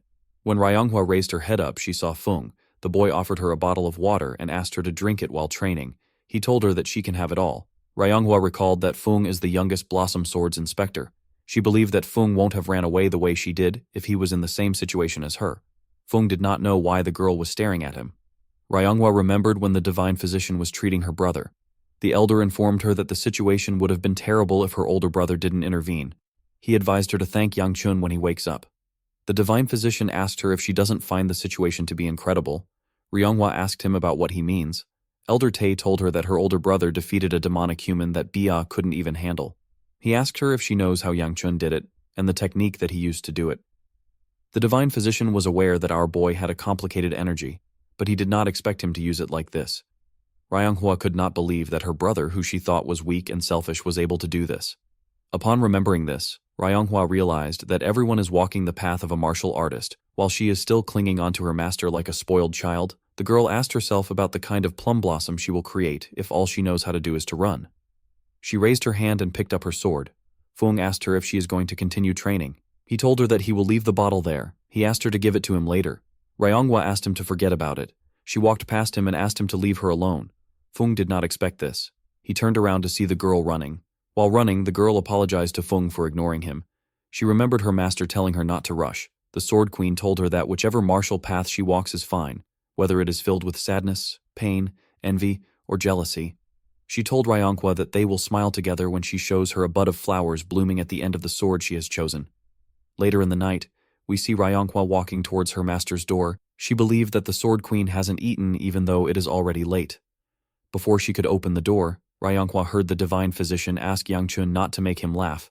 Our boy assured him that he is serious. Ryonghwa quickly recognized her brother's voice. She remembered how she screamed at him. She wondered why she did something so stupid. She did not know what to do. The divine physician asked Yang Chun to tell him what he knows about medicine for him to talk. Yang Chun told him that this is not about medicine. The divine physician asked him to tell him how they cure an illness if they don't use medicine. He asked Yang Chun if he understands what he is saying. Our boy told him that he does. He said that he can cure the Sword Queen with his technique. Ryonghwa was shocked to hear this. She barged inside and asked her brother if he is serious. Yangchun was surprised to see her. The girl asked him if he can really cure her master. Our boy told her that it is not confirmed yet. Ryonghwa asked her brother to tell her what he is going to do. She said that even the divine physician has given up. Yangchun revealed to his sister that he will try to treat the Sword Queen's illness if the divine physician gives him the permission. The Sword Queen moved to the edge of her bed and told our boy that she wants to know what he will be doing. Yangchun told her that he will be using his family's secret technique. He explained to them that the technique uses heat to expel impure energy. He revealed to the divine physician that he can feel an impure energy eating away at the Sword Queen's life. The old man was shocked to hear this. Yangchun said that he felt the energy when their hands touched. He told them that he felt his goo flame wheel art pushing the energy away. The Sword Queen coughed and said that she does not remember the Goo family's secret art having such an effect. The Sword Queen was correct. This attribute had nothing to do with the Goo flame wheel art. It was actually something that could only be done with the demon well absorption art. However, our boy could not say this. He had to tell her that it is an attribute of the Goo flame wheel art in order to gain her trust. Yangchun knew that he had to do this because the Sword Queen will soon be unable to handle the demonic energy, and she will die. Even if she survives, she will turn her back on the world and disappear without a trace. This was what she did in our boy's previous life. Yangchun was not actually sure if he should be changing the future by saving her. While he was thinking, his sister grabbed his clothes. She asked him if he can really save her master. With tears in her eyes, Ryonghwa begged her brother to save her master. Yangchun was not fooled by the tears in her eyes. He knew that his sister only does this when she needs something. However, her tears helped him make his choice. He turned to the divine doctor and asked him to give him permission to treat her. Elder Tay said that he might actually be able to use the Goo family's secret art to drive out the energy. He reminded Yangchun that the technique was not created to save people. He asked our boy if he will take responsibility if the Sword Queen dies there. Yangchun asked the divine physician if they should just watch her as she dies. He said that they need to try everything. The divine physician stood up and screamed at the top of his voice. He asked Yangchun not to talk carelessly. He told him that what he intends to do is a gamble with the patient's life at stake. The Sword Queen told him that they should allow Yangchun try. The divine physician turned to her when he heard this. The woman said that she can't stand herself withering away like this. She reminded the elder that he has already tried everything he can. She said that she actually felt different when Yangchun touched her. She coughed and said that this is enough for her to try walking down this path. She turned to Yangchun and told him that it is not his fault if things go wrong. She explained to him that she doesn't have a lot of time left and she wants to try believing in him. Seeing that the Sword Queen was ready to try our boy's method, the divine physician decided to support her. He told Yangchun that he is going to interfere immediately if anything happens. The Sword Queen sat in a lotus position, and Yangchun sat behind her. Our boy recalled that he took thousands of lives with his hands in his past life. He found it ironic that he was going to use this hands to save someone's lives. He realized that this new feeling of pressure is the responsibility that the divine physician was talking about. Yangchun knew that he still had to do his best because if he doesn't do anything, he won't be able to protect anyone. Ryonghwa and the divine physician focused their attention on our boy. He placed his hand on the Sword Queen's back. The moment he did this, he felt a large amount of demonic energy. His Goo flame wheel art got activated. Yangchun's consciousness got dragged into another world. He saw several veins filled with demonic energy. Our boy was shocked to see it. He could not believe that the Sword Queen had such an insane amount of demonic energy. He could not believe that she was able to survive until now. While he was looking at the demonic energy, he saw the Sword Queen's consciousness manifest in the world. A mysterious entity appeared above her. It touched her head and arm. It looked like it was holding her down. Yangchun carefully walked up to her. He realized that the situation was quite bad. He knew that everything will be over if he loses focus for a moment. Our boy asked himself if he will be able to handle absorbing this amount of demonic energy. He looked at the entities that the demonic energy created and told himself that enduring this is his karma. He placed his hands on the ground and began to absorb the demonic energy. He called the entities parasitic bastards. As he absorbed the demonic energy into his body, he activated the Goo flame wheel art and used it to burn the energy. The demonic energy was quite much, but Yangchun didn't back down. He used his fire to burn the veins of demonic energy. He burned the entities created by the demonic energy too. The monsters screamed as they slowly left the Sword Queen. The moment this happened, the Sword Queen opened her eyes. She unsheathed the sword in her hand. Yangchun was sent back to the real world. His body was still covered in his energy. His body quickly returned to normal. Youngchun heard his sister call out to him as he slowly fell to the ground. Before closing his eyes, he saw a blurry image of a woman sitting in front of him. When Youngchun closed his eyes, a mysterious entity told him that it was a bit different this time. The being said that it was tasty. In the next scene, we see someone training at the edge of a cliff. Someone was asking the person to raise her sword higher. The person who was training was Seola. The girl was being trained by her older self. The older Seola told her younger self that she has improved a lot. Our girl told her older self that it is all thanks to her. After her grandfather got angry about her talking about martial arts, Seola became upset. While she was crying, someone asked her to calm herself. Seola was surprised to hear the person's voice. She quickly looked around and asked if anyone is next to her. The older Seola stretched out her hand and told our girl that she will teach her how to use a sword. With a smile on her face, Seola told her older self that she was scared to learn from her because she once took over her body. She told the woman that she now likes her more than her grandfather. The moment she said this, someone called out to her. The person turns out to be Hyogun. The Sword Supreme reminded the girl that he asked her not to lay her hands on a sword. Seola became nervous when she saw her grandfather. She quickly put the wooden sword behind her and tried to find an excuse for Hyogun. The Sword Supreme was not interested in hearing what she had to say. The scene shifts and we see Youngchun open his eyes. Our boy was drooling, he had 2 needles on his head. He looked like an insect with an antennae. Youngchun found himself in a room. Our boy quickly raised his head up. He called out to the Sword Queen and the Divine Physician. Before he could call out to anyone else, our boy felt a large amount of pain in his body. He grit his teeth when he felt this pain. He knew that only one thing could cause this revolting pain. Seeing that the demonic energy in his body is running wild, our boy became certain that he absorbed the Sword Queen's demonic energy. Youngchun stood up from the bed with the needles on his head. He wondered if the Sword Queen is doing better. He walked out of the room to check on the woman. The moment our boy got outside, he saw something odd. He saw his little sister staring at a plum blossom tree. Before Youngchun could call out to her, he saw the amazing thing his sister was looking at. Youngchun could not believe his eyes. He saw a woman swinging her sword in the air. The woman released plum blossoms from her sword as she swung it in the air. Ryonghwa was extremely happy to see what her master was doing. She could not believe that her master was moving like this. The Sword Queen landed on a tree branch. She used the branch to push herself up to the sky at a crazy speed. Youngchun watched the Sword Queen as she flew. He wondered if this was skeletal overhaul. He quickly realized that the Sword Queen had merely returned to her original state. The Sword Queen raised her sword when she got close to the sky. She made 2 strikes in the air with her energy. Her attack tore the sky apart. It left 2 huge strikes that cut across each other in the sky. When the Sword Queen returned to the ground, she saw that Youngchun had woken up. She told him that there is something she wanted to say to him before her master could say anything. Ryonghwa ran to her and gave her a hug. She hugged her master tightly. The Sword Queen pat her head and thanked Youngchun for saving her. She told him that she wouldn't have survived without his help. Our boy didn't know what to say. He wasn't very good with these kinds of situations. Before he could say anything, someone took out the needles on his head and told him that he did well. The person turned out to be the Divine Physician. The elder told Youngchun that he actually took out the energy that was clouding her system. The Divine Physician was intrigued, with a scary look on his face. He asked Youngchun to allow him test his cultivation method. Our boy was scared to see the look on his face. He didn't want the elder to know his secret.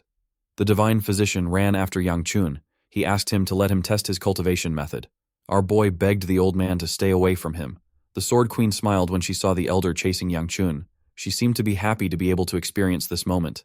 In the next scene, we see Youngchun eating noodles with Seola and Bia with a scary look on her face. Bia asked our boy to tell her where he was last night. Youngchun choked on his food when he heard this. While he was choking, Bia asked him about where he slept last night. Youngchun drank some water to push his food down. He did not understand why he felt like he got caught cheating. Our boy realized that he is actually going to be getting married to her. He told Bia that he was simply training all night. He said that he fell asleep on the spot because he was tired. Bia did not believe him. She asked him if he is telling the truth. Youngchun asked her if he has a reason to lie. Our boy wondered why he was being interrogated in the first place. Bia placed her chopsticks on the table and told Youngchun that he should have informed her that he wasn't going to come back last night. She told him that she was worried because he never returned. She stood up and asked him to let her know ahead of time in the future. Youngchun asked her about where she is going mid-meal. The girl said that she is going to train. Our boy watched her as she left the room. He did not expect things to be so intense. He noticed that Seola was quiet. He asked her about why she is quiet. Our girl began to cry. Her mouth was filled with food. Youngchun found this gross. He asked her about what she is doing. She said that it is her grandpa. While struggling to speak, Small particles of food flew out of her mouth and got on Yang Chun. Our boy was annoyed to see this. He used his hand to cover his face. With tears in her eyes, Seola said that her grandpa told her that she can't do something. She said that he is so scary. Yang Chun closed her mouth out of anger and asked her to stop spouting nonsense. He asked her to swallow her food first. Seola did as he asked. Yang Chun could not believe that he had to deal with this when his hands are full. He was bothered by the fact that he had demonic energy churning inside him. He also hasn't seen Cheol in a while. Yang Chun wondered if the voice he heard had something to do with the old man's disappearance. The voice told him that the demonic energy he absorbed was delicious. Our boy recalled that Cheol once mentioned something about this. The old man said that he was subduing something within him. Yang Chun wondered if Cheol has been devoured by that thing. While he was thinking, Manhwa knocked on the door and informed him that he has a guest. Our boy asked her to tell him who it is. Manhwa simply opened the door. The person turned out to be Ryonghwa. The girl apologized to her brother for disturbing him while he is eating. Yang Chun asked his sister to tell him why she keeps coming to see him when there is a large amount of stairs between them. Ryonghwa asked him to shut up. She told him that she simply felt like seeing him. She revealed to Yang Chun that her master's internal energy is returning to normal. With a flushed face, Ryonghwa thanked her brother for healing her master. She told him that she keeps getting indebted to him. Yang Chun ate a dumpling and asked his sister if she came all the way there to say this. He asked her if she has nothing better to do. Ryonghwa was annoyed to hear this. She asked her master if she can see how mean her brother is. Yang Chun was surprised to hear her call out to the Sword Queen. The Sword Queen asked Ryonghwa to stop complaining. Seol-ah was surprised to see the pretty woman. The Sword Queen told her disciple that a debt of life can't just be repaid with words. She told Yang Chun that he seemed surprised to see her, with a nervous look on his face. Yang Chun told her that he is happy to see her healthy and energetic. The Sword Queen said that she didn't expect to return to her original state so quickly. Yang Chun asked her if she is completely recovered. The Sword Queen asked him if she looks completely healed. Yang Chun told her that she looks much better than when he saw her earlier at her quarters. The Sword Queen drew a chair and revealed to Yang Chun that she came to see him because she feels inclined to pay him back for what he did. With a smile on her face, she asked our boy to tell her if there is something he wants. She told him that she is willing to give up her life for him since he was the one that saved it. Yang Chun asked her about how she can put her life on the line when she just got it back. With a bright smile on her face, the Sword Queen told Yang Chun that she would have died if it wasn't for him. She promised to grant any of his wishes. Yang Chun asked the Sword Queen if she isn't worried about what he might request for. The Sword Queen grabbed his hand and told him that she is certain that what he will ask of her won't be something evil that would harm others. Yang Chun glared at her hand with a scary look on his face. Our boy wondered about how the Sword Queen came to this conclusion by simply observing him. He recalled how he incinerated this sect and its disciples in his past life. He watched them beg for their lives and burnt them to ashes. Even though Yang Chun knew that it wasn't the Manhua's fault that they couldn't protect Ryonghwa, he still wanted to lash out his anger. While he was thinking, the Sword Queen told him that he can tell her his wish later. She told Yang Chun that she actually has something to ask him. She apologized to Seola for interrupting her meal and asked her and her disciple to give she and our boy some time alone. Ryonghwa asked her master if she also has to leave as well. The Sword Queen told her disciple that she wants to talk privately with our boy. She asked the girl to give them some space. Ryonghwa reluctantly left the room. Yang Chun asked Seola if she isn't going to leave. Our girl wanted to finish her food. She told Yang Chun that she will use her finger to cover her ears. She asked him if she can just continue eating. Yang Chun quickly kicked her out of the room. The Sword Queen took a deep breath and said that the atmosphere in his room is quite nice. She told our boy that it has been a while since she felt like this. Yang Chun could not believe that she was being sentimental about something like this. The Sword Queen told him that this was how she felt when she was with his mother. She said that she and his mother would laugh and quarrel over the tiniest things. The Sword Queen put herself together and decided to go straight to the point. She asked Yang Chun if he remembers the last moment he had with his mother. She said that Ryonghwa was too young to remember anything, and their clan is hiding the truth about the matter. The Sword Queen asked Yang Chun to tell her anything he can remember. Before our boy could say anything, he remembered what happened. The scene shifts and we are taken to the past. We are taken to a place covered in snow. We see Yang Chun and his father looking at a woman from behind. The woman in the beautiful silk clothes said that she is ready. Our boy grit his teeth out of anger. He asked his father to tell him why he is showing him this. He asked him to tell him what he hopes to gain by going this far. The clan head said that he wants nothing. He asked his son to simply stay alive. Yang Chun's mother asked him to take care of his sister. Her hair slowly began to change. Her husband told her that he will open something now that she is ready. The moment he said this, a crack appeared in the air. The crack widened and revealed a huge portal. The woman's hair turned platinum blonde and everywhere became red as tears flowed down from our boy's eyes. His mother called out to him. With tears in her eyes, she told her son that she is sorry. This struck a nerve in Yang-chun. He quickly ran towards his mother. He stretched out his hand and asked her not to go. His mother gently smiled at him.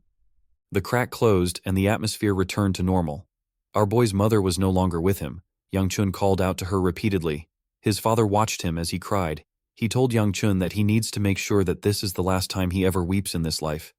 He told him that he won't be able to cry from now on, even if he wants to. Yang-chun asked his father to tell him something, with a terrifying look on his face. Our boy asked his father to tell him where he sent his mother to. The clan head turned around and asked his son to follow him. He told him that he wants to show him something. The clan head opened a door and asked his son to take a good look. He revealed to him that this is the reason for the Gu clan's existence. This reason was so shocking that Yang-chun could only stare. He couldn't say anything. His father told him that this is his legacy and burden and what he will pass on to him. Upon remembering this time, Yang-chun told the Sword Queen that he can't answer her question. The Sword Queen asked him if his mother is somewhere in the world. Our boy said that he also can't answer this question. He explained to her that he will always give her the same answer. No matter what she asked him about, the Sword Queen stood up and told him that she understands. She said that she won't ask him anything else. She apologized to Yang-chun and pat him on his head. She told him that she is aware that he is in a tough position too. She revealed to him that she heard that a pretty girl was helping Ryonghwa train.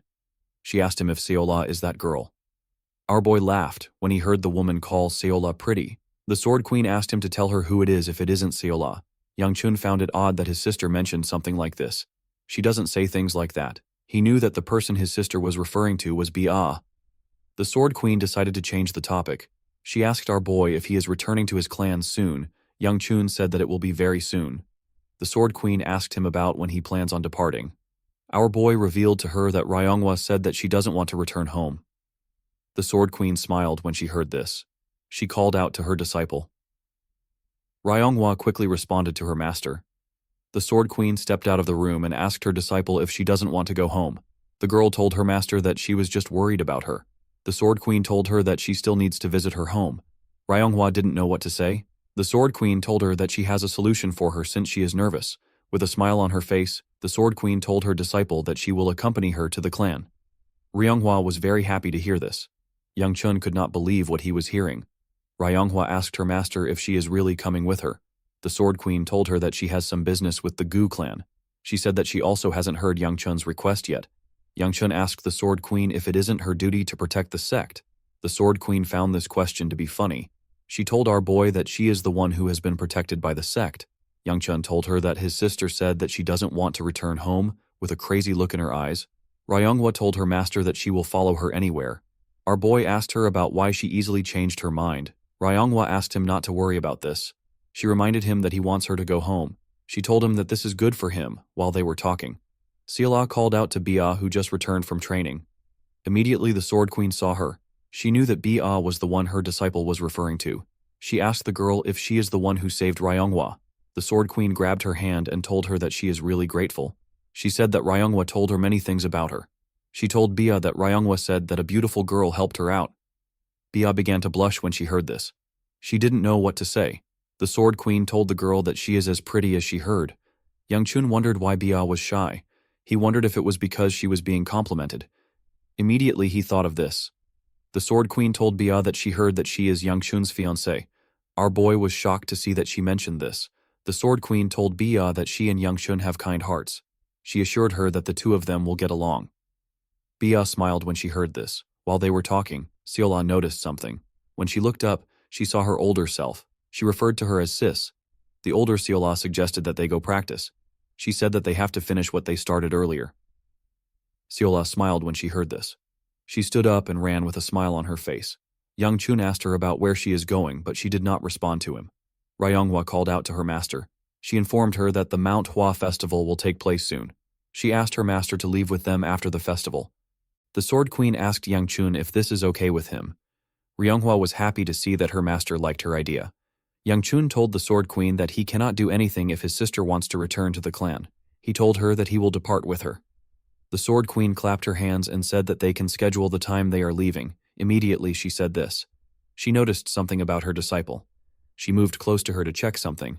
Ryonghua asked her master if something is wrong. The Sword Queen told her disciple that she just realized something. After seeing her in the sun, she told the girl that she has gotten a little fat. Ryonghua was embarrassed when she heard this. Yang Chun laughed out loud when he heard what she said. The Sword Queen told her disciple that she must have been too busy taking care of her. She apologized to the girl. She told her that it will be good for her to spar with Yang Chun. Our boy was shocked to hear this. He asked her to tell him why he would spar with her. The Sword Queen explained to him that she plans on instructing Ryonghua again starting tomorrow. She said that she wants the girl to warm up before that time. Ryonghua told her master that she can warm up on her own. She said that she has been keeping up with her training. The Sword Queen poked her nose and asked her to stop talking back. She asked her disciple to simply do it. In the next scene, we see Yang Chun and his sister in another place. Ryonghua raised her sword and took a stance. She asked her brother if she can start. Our boy felt like this was a stupid question. He reminded his sister that this is a duel. He advised her to do her best. Ryonghua charged at her brother when she heard this. The scene shifts and we are taken back to the past. We see snow falling in the Gu clan. We see a younger Yang Chun and Ryonghua eating together. The little girl asked her brother if he won't tell her about it. Yang Chun didn't say anything. Ryonghua asked her brother if he will continue acting clueless. Our boy asked her about what she means. The little girl said that their mother hasn't returned for days now. She said that him and their father don't seem to care about this. Ryonghua told her brother that it is too weird. Yang Chun asked her to shut up and eat. Ryonghua was not happy to hear this. She called out to her brother again, while raising her voice. Ryonghua asked her brother to tell her why he is acting like this. She said that their mother has disappeared. Our boy asked her if she is raising her voice at him. The girl said that she is, with tears in her eyes. Ryonghua asked her brother to tell her how he can eat calmly when they don't know where their mother went or when she will come back. She asked Yang Chun if he isn't worried. Yang Chun wanted to say something comforting to his sister, but he couldn't. He grit his teeth and pushed the table away. He asked his sister to shut up. He asked her to stop crying at the table. He told her that he doesn't know where their mother went. He asked her to tell him why she keeps asking him the same question. He asked her if she is trying to piss him off. Ryonghua could not believe what she was hearing. With a scary look on his face, Yang Chun told his sister that their mother is dead. He asked her if she feels better. He asked her if she likes the answer. Ryonghua asked her brother if their father was the one that killed her. Our boy told her that he has no clue. He asked her to figure it out on her own. He told her that she can even ask their father. Yang Chun asked his sister to stop bringing their mother up. He said that he won't show her mercy if she raises her voice at him again. Ryonghua cried more when she heard what her brother said. This was the reason why the girl came to hate her brother. She believed that if she stayed at the Manhwa, she would forget her mother, brother, and their damned clan. Ryonghua remembered watching her master use her martial arts. To her, the Sword Queen is family, but she still also missed her original family. She carefully looked at her brother. In the next scene, we see Ryonghua breathing heavily on the ground. As expected, she lost to Yang Chun. Our boy told her that she has some power and her blade is quick. He said that the Sword Queen taught her well. While breathing heavily, Ryonghua asked her brother if they can return to how they were before. Yang Chun did not expect to hear this. He moved forward and asked his sister to tell him what she is talking about. He said that it is too late for that. Ryonghua sat up when she heard this. She gently smiled. She found it funny that her brother didn't say no. Beneath the majestic Huashan waterfall, where the roaring cascade echoed like the thunderous growl of a dragon god defying heaven and earth, a lone figure stood tall amidst the raging torrent. It was Mu Yan, the loyal guardian of Yang Chun. Each slash of his sword was razor sharp, cleaving the air and shattering falling droplets into bursts of white foam, dazzling like fireworks against the misty curtain. The force behind his swordplay stirred the water below, sending violent waves crashing outward. Mu Yan did not pause. His hand gripped the hilt tightly, veins bulging and muscles taut. Sweat mingled with the water running down his resolute face, yet his eyes were clouded with troubled thoughts. He clenched his jaw, and in the silence of his heart, he questioned why his lord bore the burden alone. Memories returned like sharp blades. Visions of Yang Chun lying motionless, his body pierced and wounded, covered in a forest of needles. Mu Yan recalled the helpless moment when he had knelt beside him, fists trembling, his voice choked with grief. He had wondered why Yang Chun hadn't called for him, why he had chosen to fight alone. Mu Yan had known his master had surpassed him, reaching a realm that no longer required his protection. But that truth hadn't erased Mu Yan's duty. He still considered himself Yang Chun's sword and shield, the one meant to take the blow before his master bled. Nothing outside of that was acceptable.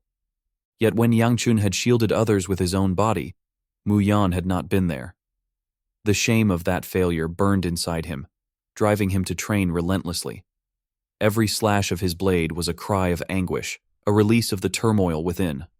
One fierce stroke split the water beneath the falls, sending glittering shards flying like shattered glass under the dim light. And still, his brow remained furrowed, his heart heavy.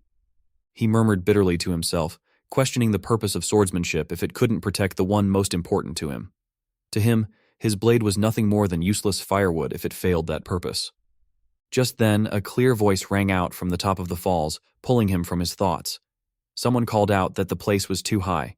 Startled, Mu Yan looked up sharply. His piercing gaze scanned the rocky cliff, his soaked hair blown by the wind, and his grip remained firm on his sword. He instantly recognized the voice. It was Seola's. He couldn't believe she was there. Her voice continued, saying she understood and would keep going. She asked whether she just needed to move the same way as before, remarking that her feet were soaked, but she would continue regardless. She questioned how long she would have to keep her eyes closed. Across the shimmering surface, Seol-ah moved lightly, as if walking on invisible lotus petals. Her figure, delicate like mist, glided with ethereal grace. In front of her stood a blonde-haired maiden with a noble air, who gently explained that once Seol-ah's footwork was fully integrated with her body, there would be no need to close her eyes anymore.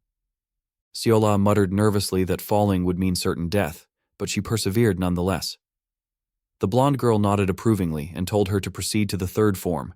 With a brilliant golden arc, Seol-ah struck out, her sword shaping the image of a spinning lotus petal. She exclaimed in delight, asking if she had done it correctly. The blonde girl confirmed that she had, and instructed her to move on to the fourth form. Down by the waterfall, Mu Yan watched in astonishment as Seol-ah demonstrated her sword technique. He was stunned, wondering when she had learned the blade arts. She was no longer the sweet-toothed servant girl he had once known. He murmured to himself that practicing swordsmanship on a cliff like that was far too dangerous. If Yang Chun were to find out, he would surely be shocked. Meanwhile, atop the waterfall, Seol-ah fluidly transitioned from the first to the fourth form, her sword energy swirling like a coiling dragon, radiating with brilliance. The blonde girl nodded in approval once again and announced that it was time for the fifth form. Taking a deep breath, Seol-ah spun midair and delivered a powerful downward slash, shattering stones and rippling the water's surface. She beamed with joy at the praise, exclaiming how much she loved being complimented. At the foot of the waterfall, Mu Yan stood motionless. The roaring waters surged like a wrathful dragon, a sight that stirred awe and reverence.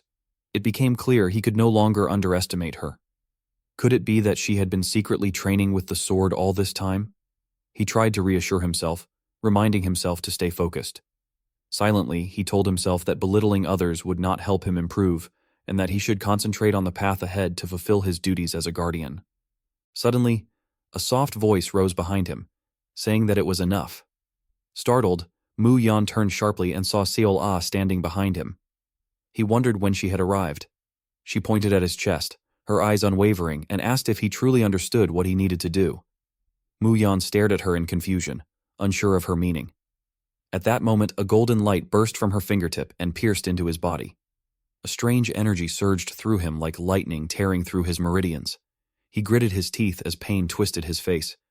Seol-ah, however, simply smiled gently, telling him that cultivation was not always about restrictions, that sometimes breaking the rules was the first step towards soaring freely. Both of them were soon engulfed in golden energy. Spiritual force churned wildly, the wind howled, and trees bent under the pressure. Everything vanished into the light. Mu Yan collapsed, gasping for breath, and when he lifted his head, Seol-ah was gone. Stunned, he asked aloud where she had gone. The scene shifted to the Firelight Festival. Banners fluttered in the sky, and the sounds of merchants shouting echoed through the air. "Unloading now! Great deals!"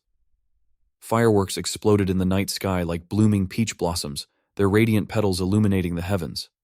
Beneath that breathtaking display, Yang Chun and Bia sat together, enjoying steamed buns as they watched the fireworks. Yang Chun muttered that he hadn't expected things to turn out this way, but since they had, he might as well enjoy the moment. Bia gave him a knowing smile, her cheeks flushed as she winked at him. Yang Chun glanced at her and said she should return home as her family was probably tearing the place apart looking for her. But before he could finish his sentence, she had already fallen asleep on his shoulder. He gave a helpless smile and murmured that she could do as she pleased. The fireworks exploded above them as if cheering for his decision. The night sky looked like a violet silk canvas adorned with luminous peach blossoms, each radiant burst like sword energy turned into flawless, shimmering petals. No one knew that those blossoms were actually handmade by the disciples of Hua Shan. Somewhere behind the scenes, a voice cried out, asking their senior brother if he wanted their hands to break. Another voice responded, telling them to endure it. Pain was true cultivation. Beneath the pale moonlight, fireworks lit up the sky as Young Chun and Nam Kung Pi sat together on the veranda, immersed in a scene so poetic it resembled an inkwash painting. The shimmering lights reflected in Fi Nga's eyes, drawing a soft exclamation from her. Young Chun remained silent, a rare smile tugging at the corners of his lips. Yet, within the house, the atmosphere was starkly different, heavy and tense, as though a storm was looming. The swordmaster sat across from the divine healer, their sharp gazes locked in silence. The stillness was so profound that even the drop of a needle could be heard, broken only by the distant sounds of fireworks. After a long pause, the divine healer finally spoke, his voice deep and commanding. He said he understood what the swordmaster wanted, and asked if the man truly believed he was capable of such a thing. His tone carried doubt and a trace of weariness. The swordmaster, calm as ever, replied without hesitation, asking who else besides the healer could possibly do it. His question was as direct and piercing as a drawn blade, causing the healer to frown slightly. The man shook his head, his eyes reflecting helplessness. He said that even though the world called him a divine physician, he was still just a man, far from any deity. His words were like a bucket of cold water poured over the swordmaster's hopes. Disheartened, the swordmaster's eyes darkened, but he still tried to keep his voice composed as he asked whether there truly was no other way. His question hung in the air like a final plea. The room sank into another heavy silence.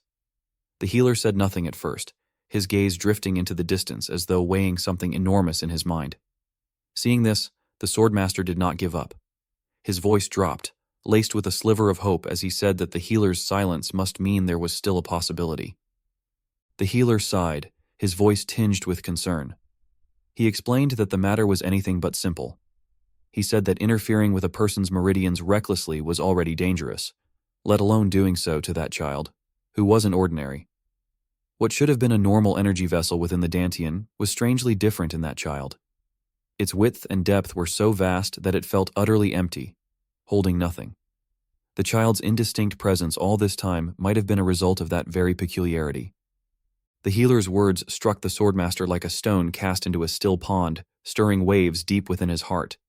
He stood frozen, overwhelmed as a flood of memories surged through him. He could still vividly recall the day when little Viseol-Ah, her eyes sparkling with determination, had stood before him holding a wooden sword, demanding to learn martial arts. In a moment of anger, he had uttered harsh words he now regretted deeply. He had told her that she was merely a servant, and that no matter how tightly she clung to a sword, it would never be enough to strike fear into the world. Driven by impulse, he had even snapped her wooden sword in two and shouted at her to fulfill the duties expected of her. To this day, the image of that young girl lowering her head, her eyes brimming with unshed tears, still pierced his heart with pain. The more he thought about it, the more self-loathing he felt. His hand trembled as he clenched it, and in a voice filled with desperation he had pleaded, begging the physician to allow Seola to live a normal child's life. The divine physician had fallen silent, clearly conflicted, his gaze clouded with hesitation. He had told the swordmaster that what he asked lay beyond the limits of medical technique. Yet the swordmaster had remained unmoved, insisting that was precisely why he was begging. The physician had then remarked that the request was akin to asking him to overturn the natural order of time and the cosmos, let alone the many preparations required for such a feat. The swordmaster had immediately offered to take on all the burdens himself, vowing that whatever was needed, he would prepare it without fail. The physician hesitated for a moment, a flicker of doubt crossing his eyes, and wondered aloud whether the swordmaster too was driven by something he needed, perhaps for the sake of his own grandson. At that, the swordmaster stiffened, as if the man had struck a vulnerable point. He asked if the physician was referring to the white tear spirit ore. The physician, stunned, slammed his hand down on the table and demanded to know what the swordmaster had heard. But the swordmaster remained composed, his gaze unwavering. He said he believed their hearts were the same, both moved by love for the younger generation. He pleaded once more for help, for the sake of the children. The physician grew thoughtful, then finally asked a single question: why the swordmaster had prevented the child from learning martial arts. In a world as perilous as theirs, knowing a bit of self-defense was hardly a disadvantage, he pointed out. With a weary sigh and sorrowful eyes, the swordmaster responded with a question of his own. If he were to reveal the truth, would the physician then be willing to help? The physician lowered his gaze and replied that if the swordmaster could explain why he opposed nurturing the child's talent, and if he could also procure the white tier magic stone, then he would try to find a solution. Faced with this, the swordmaster finally confessed. What Seola possessed wasn't a gift, but a curse. Even if she had been born with talent, the cost of wielding it was her very life. He explained that so long as she lived as a normal child, she would be fine. But if she ever blended instinct and intellect to use martial skills, her life force would begin to burn away. The more she used her strength, the more her vitality would be consumed, until one day it would simply run out. The physician was horrified, his voice shaking as he repeated the word, "Her life?" The swordmaster nodded, pain evident in his voice. He said that only ordinary activities posed no risk, but using martial techniques would ignite the fire of her life force. In time, it would consume her completely. Staggered by the revelation, the physician muttered in disbelief, likening it to the demonic bloodlines of the heretical sects. It finally made sense why the swordmaster had forbidden her from learning martial arts. The physician then asked if the swordmaster had visited the Tailing Manor, where the leader of the martial world currently resided. When the swordmaster shook his head, the physician advised him to go. That place, he explained, held something called the Sealing Stone, perhaps the only thing capable of suppressing the child's energy core. But if it worked, she would never be able to learn martial arts again. He warned that what the swordmaster was doing was akin to breaking her wings to eliminate all risk. However, one day the child would grow up. She would come to understand what had happened, and perhaps resent him for the rest of her life for cutting down her potential before it had a chance to blossom.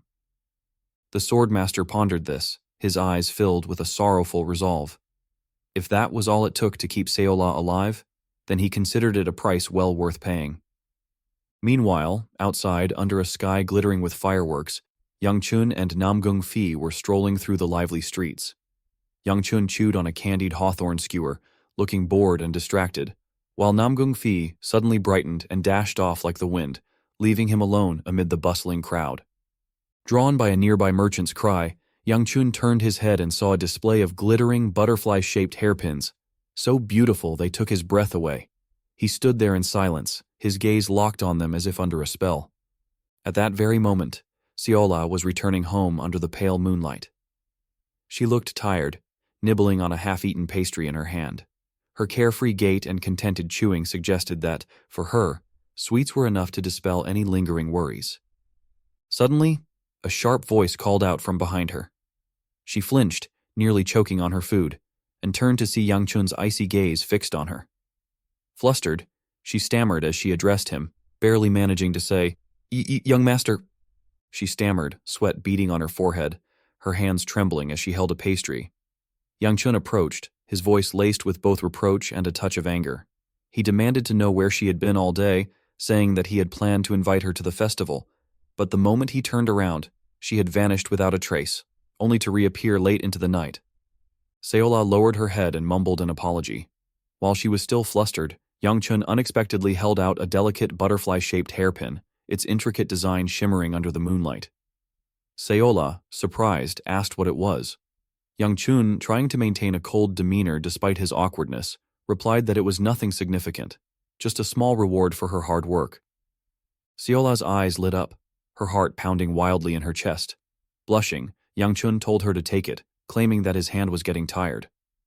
She asked again, almost in disbelief, whether he truly meant to give it to her. In response, Youngchun pulled his hand back ever so slightly, teasing her and pretending to reconsider, saying that if she didn't want it, then perhaps she shouldn't take it at all. Alarmed, Seola quickly waved her hands and insisted that she would accept it. Seeing her reaction, he smiled faintly and gently clipped the hairpin into her hair. Beneath the moonlight and the falling cherry blossoms, the moment felt like something out of a dream. Afterward, Youngchun asked if it suited her, still trying to keep his tone cool. He added that if she didn't like it, she could throw it away. After all, it hadn't cost much. Seol-ah's cheeks turned red as her eyes shimmered. Without a word, she rose slightly on her toes and placed a soft kiss on his cheek. Yang Chun froze, his face flushing bright red, while Seol-ah beamed with joy. The butterfly clip sparkled as if fluttering its wings, and the entire atmosphere seemed tinged with a rosy hue, her smile sending someone's heart into chaotic flutters.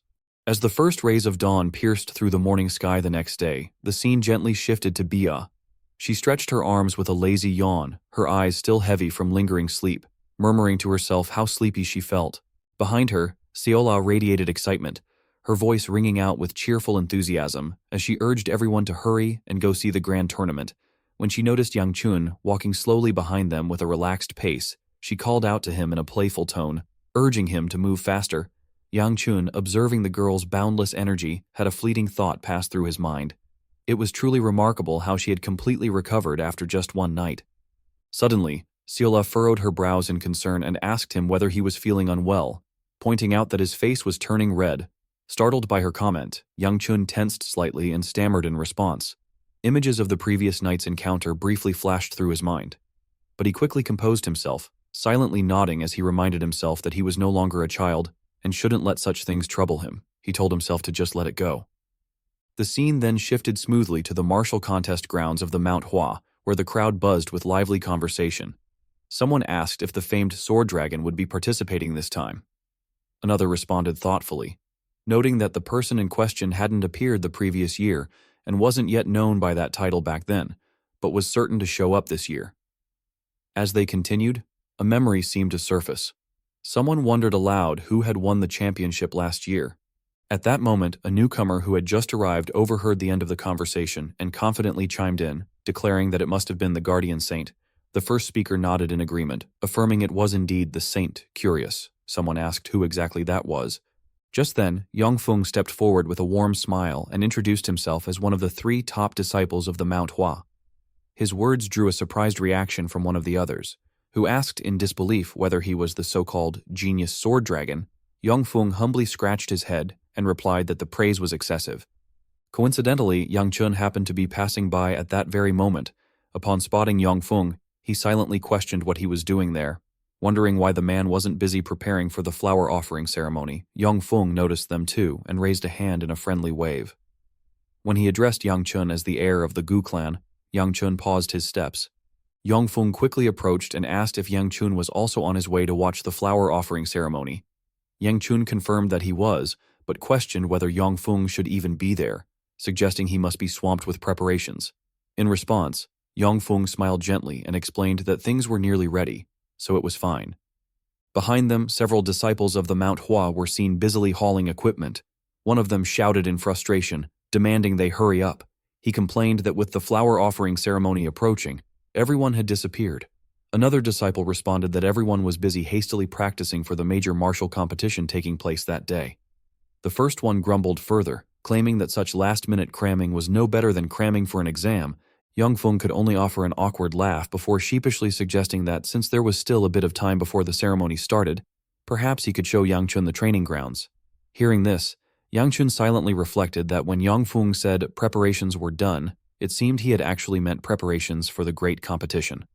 Later, Yongfeng enthusiastically introduced the place, stating that it was the very arena where the grand contest would be held. Standing before them was a majestic and grand training ground. Seol-ah's eyes lit up as she exclaimed in amazement over how vast the place was. Yang Chun glanced sideways at her, quietly thinking to himself that she had already seen similar venues during the Nine Dragons Assembly.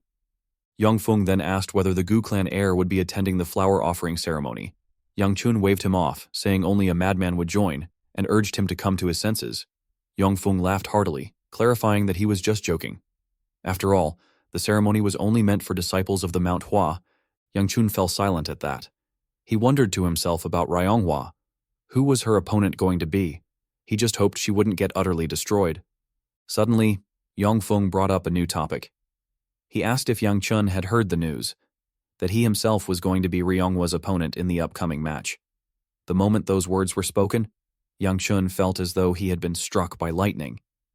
In disbelief, he questioned internally what was going on and insisted to himself that Ryonghua couldn't possibly be a match for Yongfeng. Bia, who had been listening, showed visible excitement, and remarked that the grand competition was bound to be thrilling. Seola, upon hearing Yongfeng's statement, turned around and curiously asked whether the young lady would truly be competing against him. Yongfeng smiled and explained that the two of them would indeed be dueling, and that he hoped the Gu clan heir would watch the match and provide an honest and sharp analysis. Yang Chun, hearing this, couldn't believe that even now the man was still expecting him to offer commentary on the duel. Just then, a loud voice rang out, calling everyone to clear the arena. The flower offering ceremony was about to begin. Bia reminded the others that it was time to step aside. As Yang Chun began to leave, he muttered to himself with growing unease. He wondered if things were truly okay as they were, questioning who on earth had arranged such a match. He suspected there might be malicious intent behind it. He cursed under his breath, frustrated by the strange feeling creeping over him. Was he actually worried for Gu Ryonghua? No, he quickly reasoned with himself. It must be because she was going to get thoroughly beaten that he felt this way. Just then, another announcement rang out, informing the crowd that the sect leader was about to enter the arena. Though the leader had yet to appear, his voice had already begun to echo across the field. As with every year, no one quite understood what was so special about this seemingly trivial event that compelled everyone to climb all the way to such a high place despite the scorching heat. Regardless of the Manhwa leader's words, Seola paid no attention to them. Her focus was solely on the falling peach blossoms drifting gently through the air. Following the trail of those delicate petals, a sudden beam of light shot down from the sky and landed in the center of the dueling arena. As the light gradually faded, the figure of the Manhwa sect leader came into view. He expressed his deep gratitude and said that he hoped everyone would watch carefully to witness just how brilliantly the disciples of Manhwa had trained and persevered. Below, Yangchun watched Seola with slight irritation. She had come to see the duel, yet didn't seem to care in the slightest, instead engrossed in her own strange antics. At that moment, the disciples of Manhwa responded in unison, shouting that they were the ones who should be grateful. The Manhwa sect had always been thankful to those who helped preserve its legacy. Then, the sect leader declared the official beginning of the first grand duel. Instantly, the falling petals exploded in a burst of celebration in place of applause.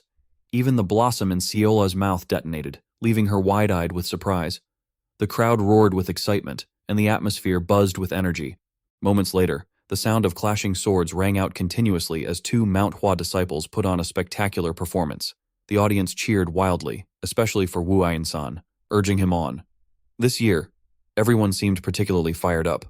The duels continued one after another until the sun slowly disappeared behind the mountain peaks. Meanwhile, near Ryonghua, two Manhwa disciples approached her with concern. They remarked that it was their first time seeing her wield a real sword, and explained that the ones used in the duels were slightly lighter than standard ones. They asked if she was ready, addressing her as junior sister. Ryonghua remained silent for a moment, eyes closed in contemplation, before quietly replying that she was, thanks to them. Hearing this, the two disciples became so touched they were moved to tears. One of them exclaimed in awe that she had sincerely thanked them. Another, feeling bolder, suggested she begin learning his personal ultimate technique. Just then, Yang Chun appeared and called out to her. The two disciples immediately turned around with hostile glares, demanding to know who dared to call their junior sister so casually. They angrily asked if he had a death wish. Yang Chun smirked at their reaction, his eyes flashing with cruelty, and responded that he was her older brother, calling them filthy toads. Moments later, both disciples lay in a heap, their faces bruised and distorted. Yang Chun approached Ryonghua and told her he had heard the news and came because of it. He asked if it was true that she would be dueling with Sword Dragon. Ryonghua replied softly that it was. Yang Chun continued, saying he didn't mean to belittle her, but if this decision had been made by the Sword Queen, then it would be better to call it off. No sooner had he said this than the two disciples, seemingly revived, sprang back to their feet and demanded to know who this guy was. Accusing him of ruining the mood, Yang Chun, completely unfazed, stated bluntly that it was precisely because the opponent was Sword Dragon that the situation was regrettable. To him, the outcome was already painfully obvious. Just then, Tuyatoa spoke up, catching Yang Chun off guard. She told him that she had already decided and thanked him for worrying enough to come. She admitted she hadn't expected it but urged him to listen. She explained that if she kept running from battles as she had until now, it would be a betrayal of all the kindness she had received. From their master, from her senior brothers, from Bia, and from Yang Chun himself, she had already been given more than she could ever repay. And so, from that day on, she vowed to repay those debts with action. She said that winning or losing this time didn't matter, because for the first time, it was a battle she would not run away from. Night fell, but the atmosphere at the Tahoa Pavilion remained vibrant. At the Silver Victory section, loud voices cheered in admiration and disappointment. Someone shouted in awe at the impressive display, while others expressed regret. Then came the announcement of the next match, an exceptionally rare duel. From the gold side emerged the one hailed as the #1 late-stage prodigy, the future of Manhwa itself, Sword Dragon Yang Feng. As Yang Feng stepped onto the stage, the crowd erupted in frenzy. At last, they were about to witness the legendary Sword Dragon with their own eyes. While standing on stage, Ryanga wondered about when her brother first got really mad at her. At first, she felt spiteful towards her brother. Later, she began to fear his constant rage and couldn't stop hating him. The fear that started with her brother continued to grow until she began to hate the entire world. She ran away from everyone. She eventually met her master, the only person who made her feel safe in the world. However, as she looked back at her still troubled self, a thought crossed her mind. She wondered if this was really a scar her brother left on her. She realized that she might have actually just known her weakness faster than other kids do. After understanding her problem, Ryangwa made up her mind. Even though she didn't like her brother and her family, she will no longer run from them. She charged at F. The sword dragon easily blocked her attacks. As she clashed swords with him, Ryangwa realized that he was strong. She now understood why he was the sword dragon. She covered her sword with her energy and swung it at F. Her attack caused a small explosion. Fum was able to block the attack, but he got pushed back. Ryangwa quickly closed the gap between them. She made her attacks faster. Each time she swung her sword, plum blossoms got scattered around them. F blocked each one of her attacks. He smiled and told her that she is not bad. The girl took a stance and made her attacks much more faster. With a smile on his face, Feng said that the flower the Sword Queen planted has blossomed ferociously. He charged at her and told her that her sword is predictable, even though it is flashy. He dodged her attack and informed her that her movements are choreographed. The moment he said this, he got close to her waist. Ryangwa was shocked to see him close to her. Fun told her that she died at this point. Instead of ending the fight, he pushed her with his shoulder and asked her not to waver. He covered his sword with his energy and told Ryangwa that he is aware that she still has things to show him. He said that he wants to witness what lies beyond her full potential. He asked Ryangwa to let everything bloom at this festival. The moment he said this, he swung his dazzling sword at her. The people were amazed by the skills they saw. They did not think that Ryanga would be this skilled. As Yangchan watched his sister, he realized that she has grown. He understood that she has been released from her chains. He was happy to see this. He was happy to see that he saw a meaningful thing today. He realized that his sister was right to not think about winning. He turned around after seeing what he wanted to see. Baya asked him about where he is going. Yan told her that he just realized that he has something to do. He asked her to tell his sister that she did a good job. In the next scene, we see Yanshan running somewhere. Now that everyone's attention is on the festival, our boy decided to check something. He went to Hijik's hideout. The Mount Hua found the place. Our boy wanted to see something himself before the Murim Alliance arrives there. He looked around to make sure they weren't there yet. He was relieved to see that they weren't there. Yongshan told himself that he will make it back before the finals. He decided to take a quick look at the cave. He created a fire with his energy and went inside. He was surprised to see sword marks everywhere. He wondered if the Mount Hua fought the remaining stragglers. He heard that the sect only cleared out the bodies inside the cave.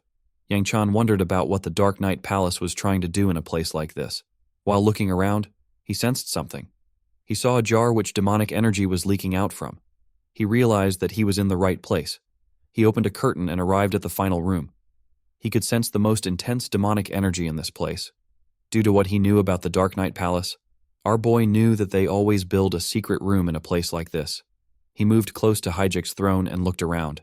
He knew that there would be a place where he could sense demonic energy clearly.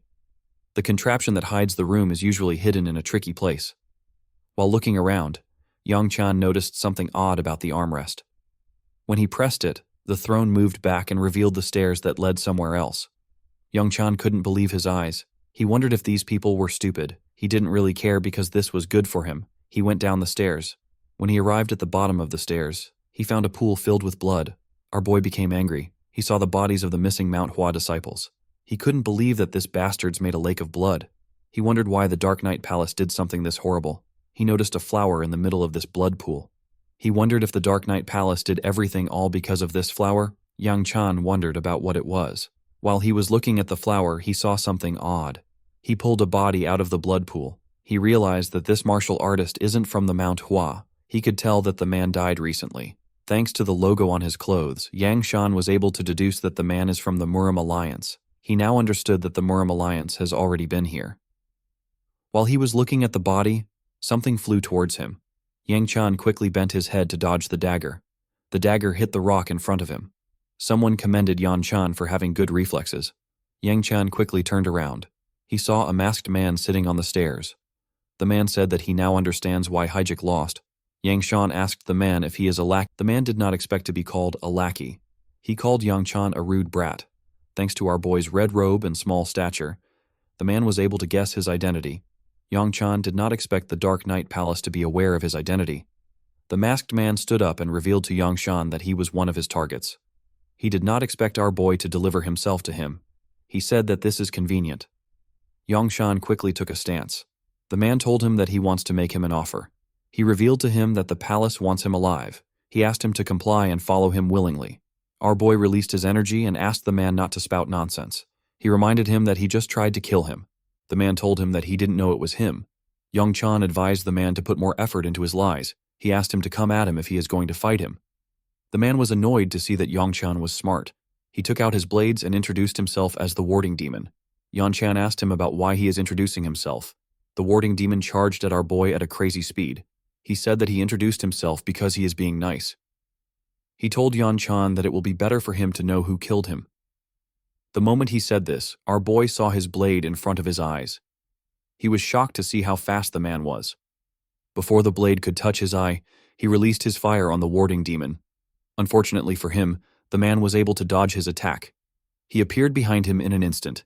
Yang Chan quickly turned around. He recalled that the exit was quite far from him. He wanted to run away. He didn't think that he could defeat this man.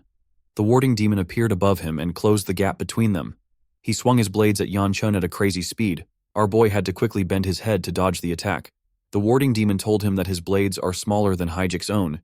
He asked our boy about why he is running. Yang Shan grit his teeth out of anger. He knew that he could take this man if he had more internal energy. He quickly jumped to dodge the warding demon's blades. The man raised his head up. He said that he can't believe that Hijik lost to A was like him. He said that Hijik deserves to die. Immediately he said this. He swung his blades at our boy. Yang Chun used his arms to block the attack, but he got pushed back. He fell into the pool of blood before he could lose consciousness. Someone told him that he woke up to see that he has already gotten himself into another mess again. Yang Shan was shocked to hear this voice. It was the voice of Chiol. Our boy used his hand to pick up a sword from one of the corpses of the Mount Hua disciples. Chiol said that he hopes the heavens takes note of how hard he worked even after his death. He asked Yan Chan to get up. He said that they need to try again. While Yang Chun was talking to Chiol, the warding demon looked around for him. He asked our boy to come out.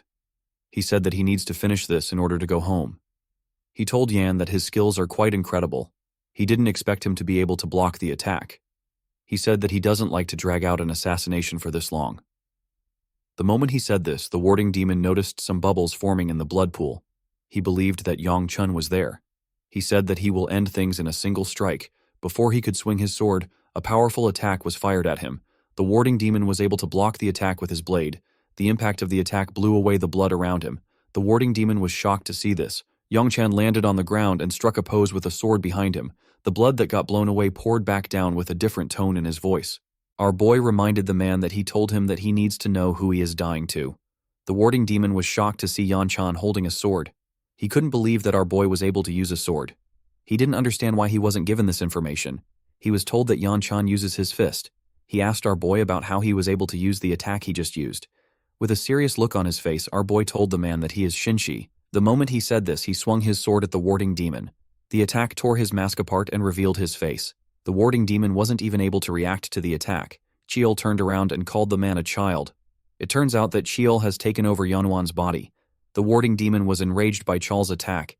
He charged at him out of anger. Chiol easily blocked his attacks. The warding demon called him a bastard. He told him that he will tear his limbs apart and feed him to the animals. Chal wasn't even moved by his words. The warding demon jumped and gathered his energy in the air. He began to spin really fast. His body and his blades were moving at a crazy speed. Chal quickly took a stance. He said that a head full of anger clouds the heart, and this is reflected in one's blade. He pushed his leg forward and changed his stance. He asked Yan Chan to take a good look. He said that a true master can shake the heavens without using as much chi as him.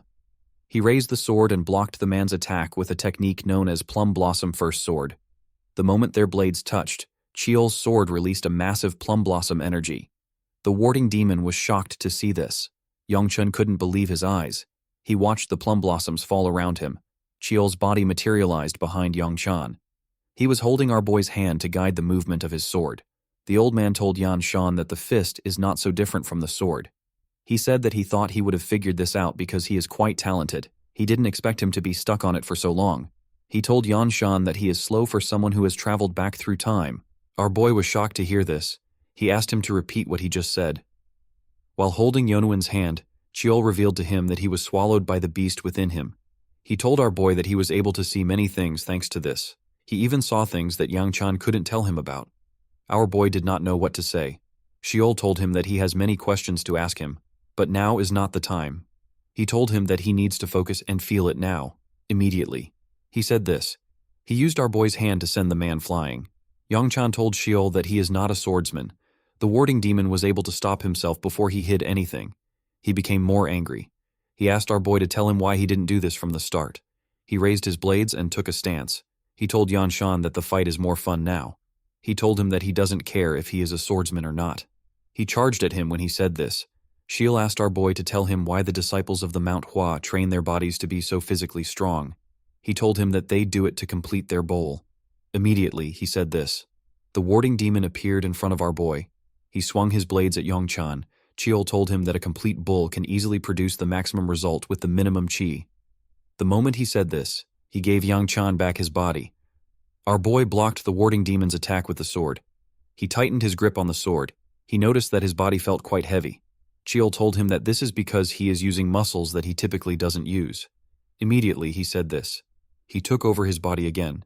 He told Yan that he doesn't need to be desperate to make the plum petals bloom. He advised him to just let them come naturally with his prowess. The moment he said this, he swung his sword at the man's arm. His sword released some plum petals. The attack cut off the warding demon's right arm. The man was shocked to see what happened. He became angrier and made his attacks faster. Chiol was able to block the attacks with our boy's body, but our boy was still feeling the pain of pushing his body. Chiol asked him if it feels terrible to defend without using chi. Yangchan asked the old man to give him his body back if he is going to drag out the fight. Chiol asked our boy not to act arrogant again. He used the sword to push the warding demon back.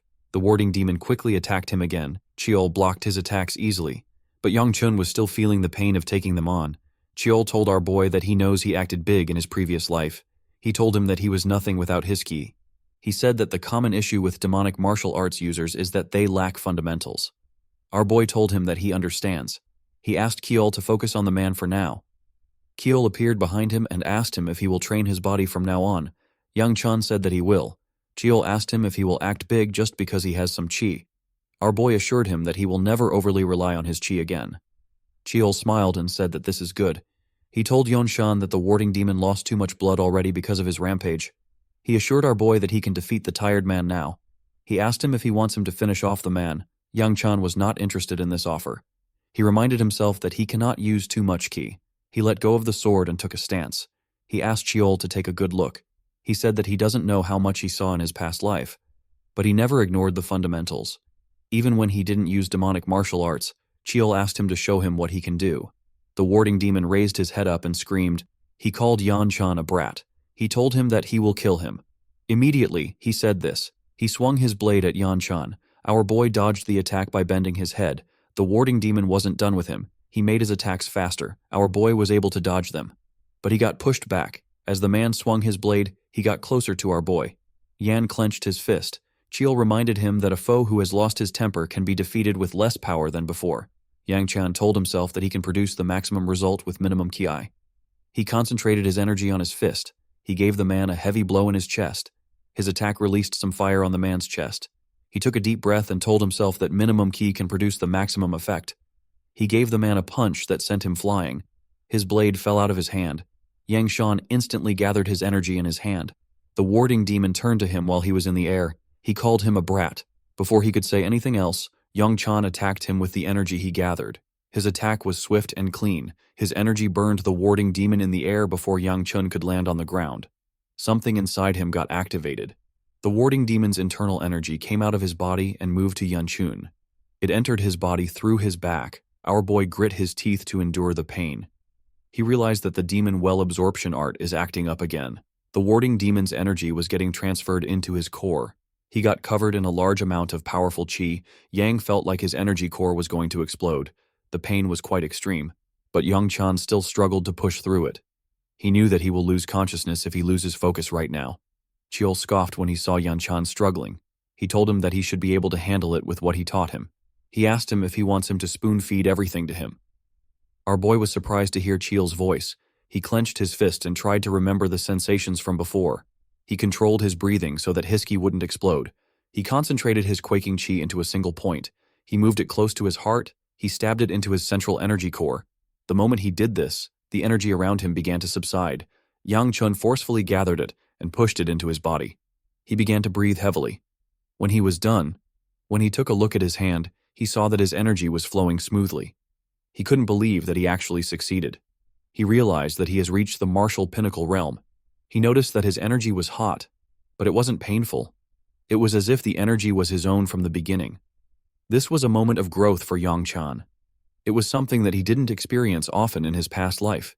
He always broke through his limit by using a ridiculous amount of demonic energy. He thought that he did it with his own skills.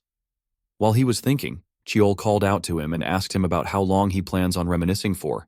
He appeared next to him in his small self and asked Yonchan to look ahead. He asked him if he is going to do something about the flower on the rock. Yang wondered about why the Dark Knight Palace was growing a flower like this. He knew that the palace was plotting something big since they were willing to sacrifice so many martial artists. Our boy was certain that it was an evil plot due to the disgusting energy emanating from the flower. He realized that the only place they could have gotten this flower from is the demonic realm. Shul said that he can't sense any disgusting aura from the flower. Yongchan found this odd. He told the old man that it is obvious. Chiol told him that not everyone can sense the aura he is talking about. Yongchan asked him about what they should do. He asked him if they should take it back to the Mount Hua. Chiol explained to him that the Mount Hua will ask him about where he got the flower from. He said that the current sect leader might actually plant the flower in his garden. Yang knew that Chiol was right. He asked him about what they should do with the flower. He said that it would be wasteful to burn it. Chiol advised our boy to eat it and turn it into his own power. Yongchan was shocked to hear this. He asked him if he knows what he is saying. He asked him if he can't sense the chaotic energies within the flower. He said that he can't just take something so pertinent to the Mount Hua. Chiol called him a fool. He reminded him that he claimed to have made up his mind. He asked him about why he is worrying about things like this.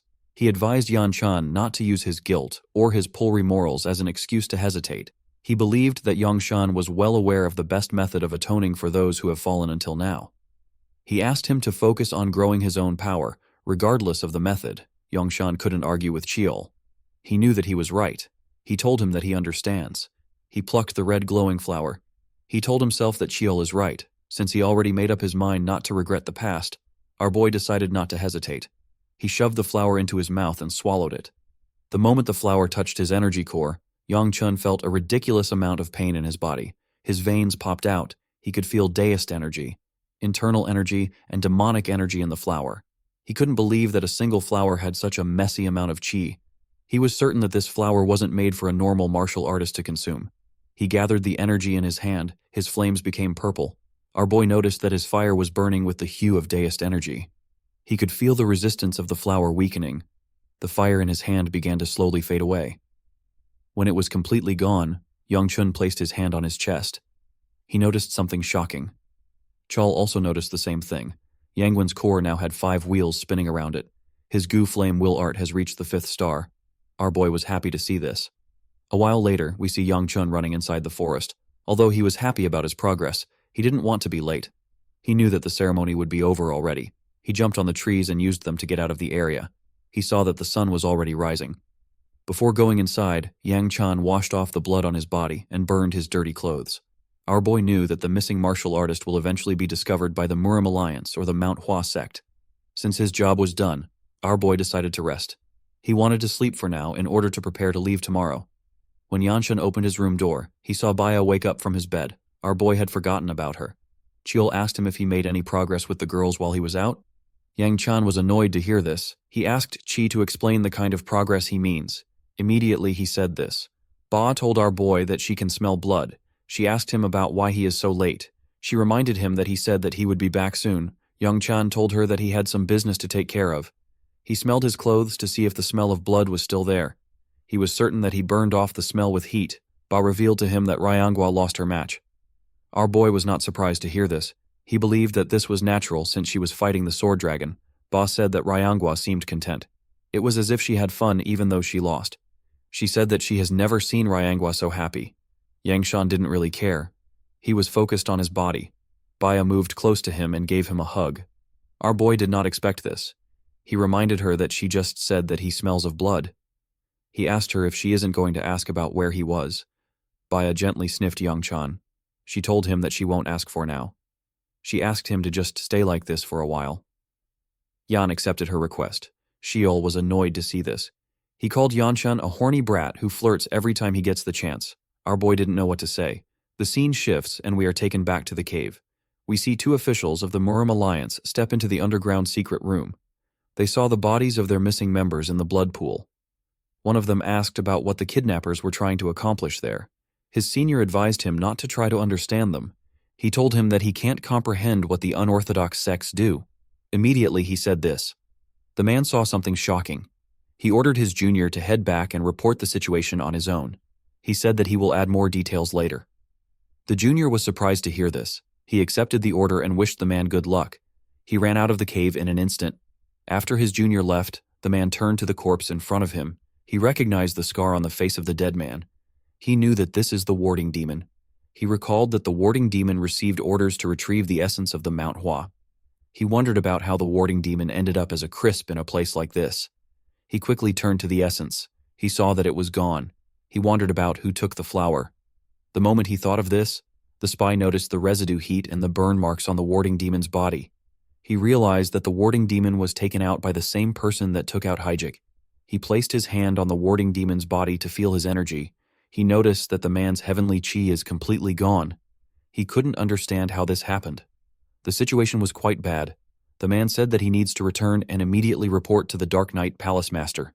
In the next scene, we see Yan Chun training in the mountains. He took a stance and covered his fist with his energy. He thrust his fist forward and released an enormous amount of fire. His flames burnt the things in front of him and cleared the things around him. The land was filled with fire. Xiao asked Yan Chun if he was so happy to have reached the pinnacle realm and achieved the 5th star. Our boy told him that he was simply intrigued. Kiol asked him if they could have a proper conversation. Now Yang Chan became nervous when he heard this. Kiol told him that he had a lot of questions for him, but would limit it to just one for now. He asked our boy to tell him who the heavenly demon was. Yan Chuan asked him if he seriously wanted to know about her. The old man said that he did. He explained to our boy that he had many hidden memories. Among those memories, the ones connected to the heavenly demon could not be accessed. Kiol asked our boy to tell him where the heavenly demon was.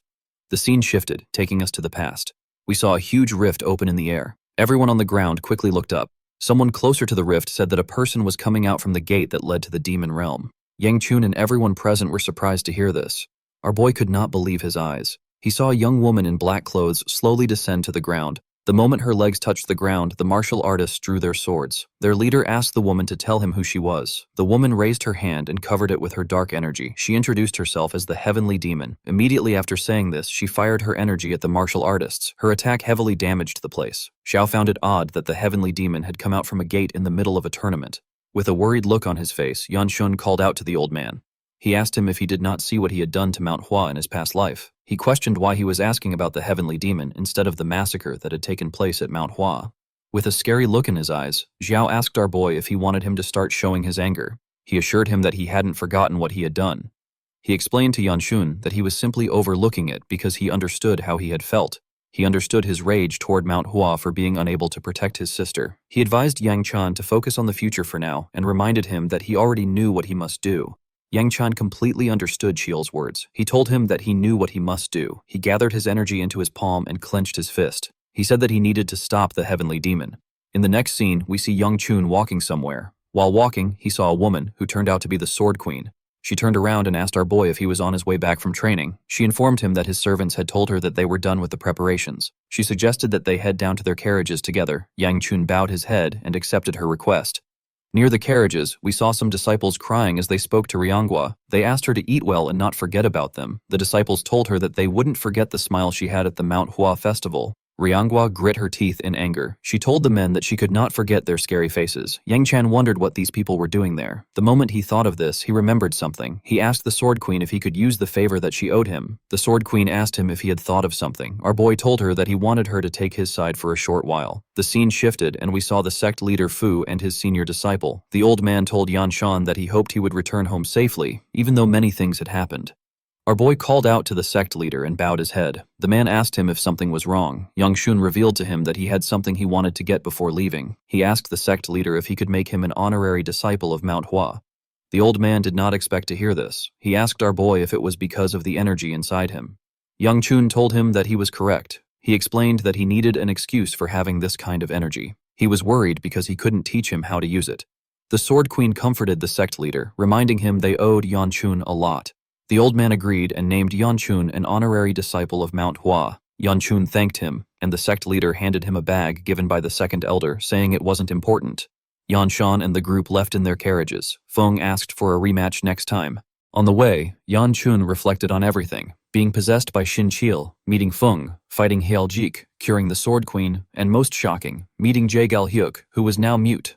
The divine physician and his grandson joined their journey back to the Gu clan. Yan Chun wondered if bringing them was wise, but thought it might be for the best.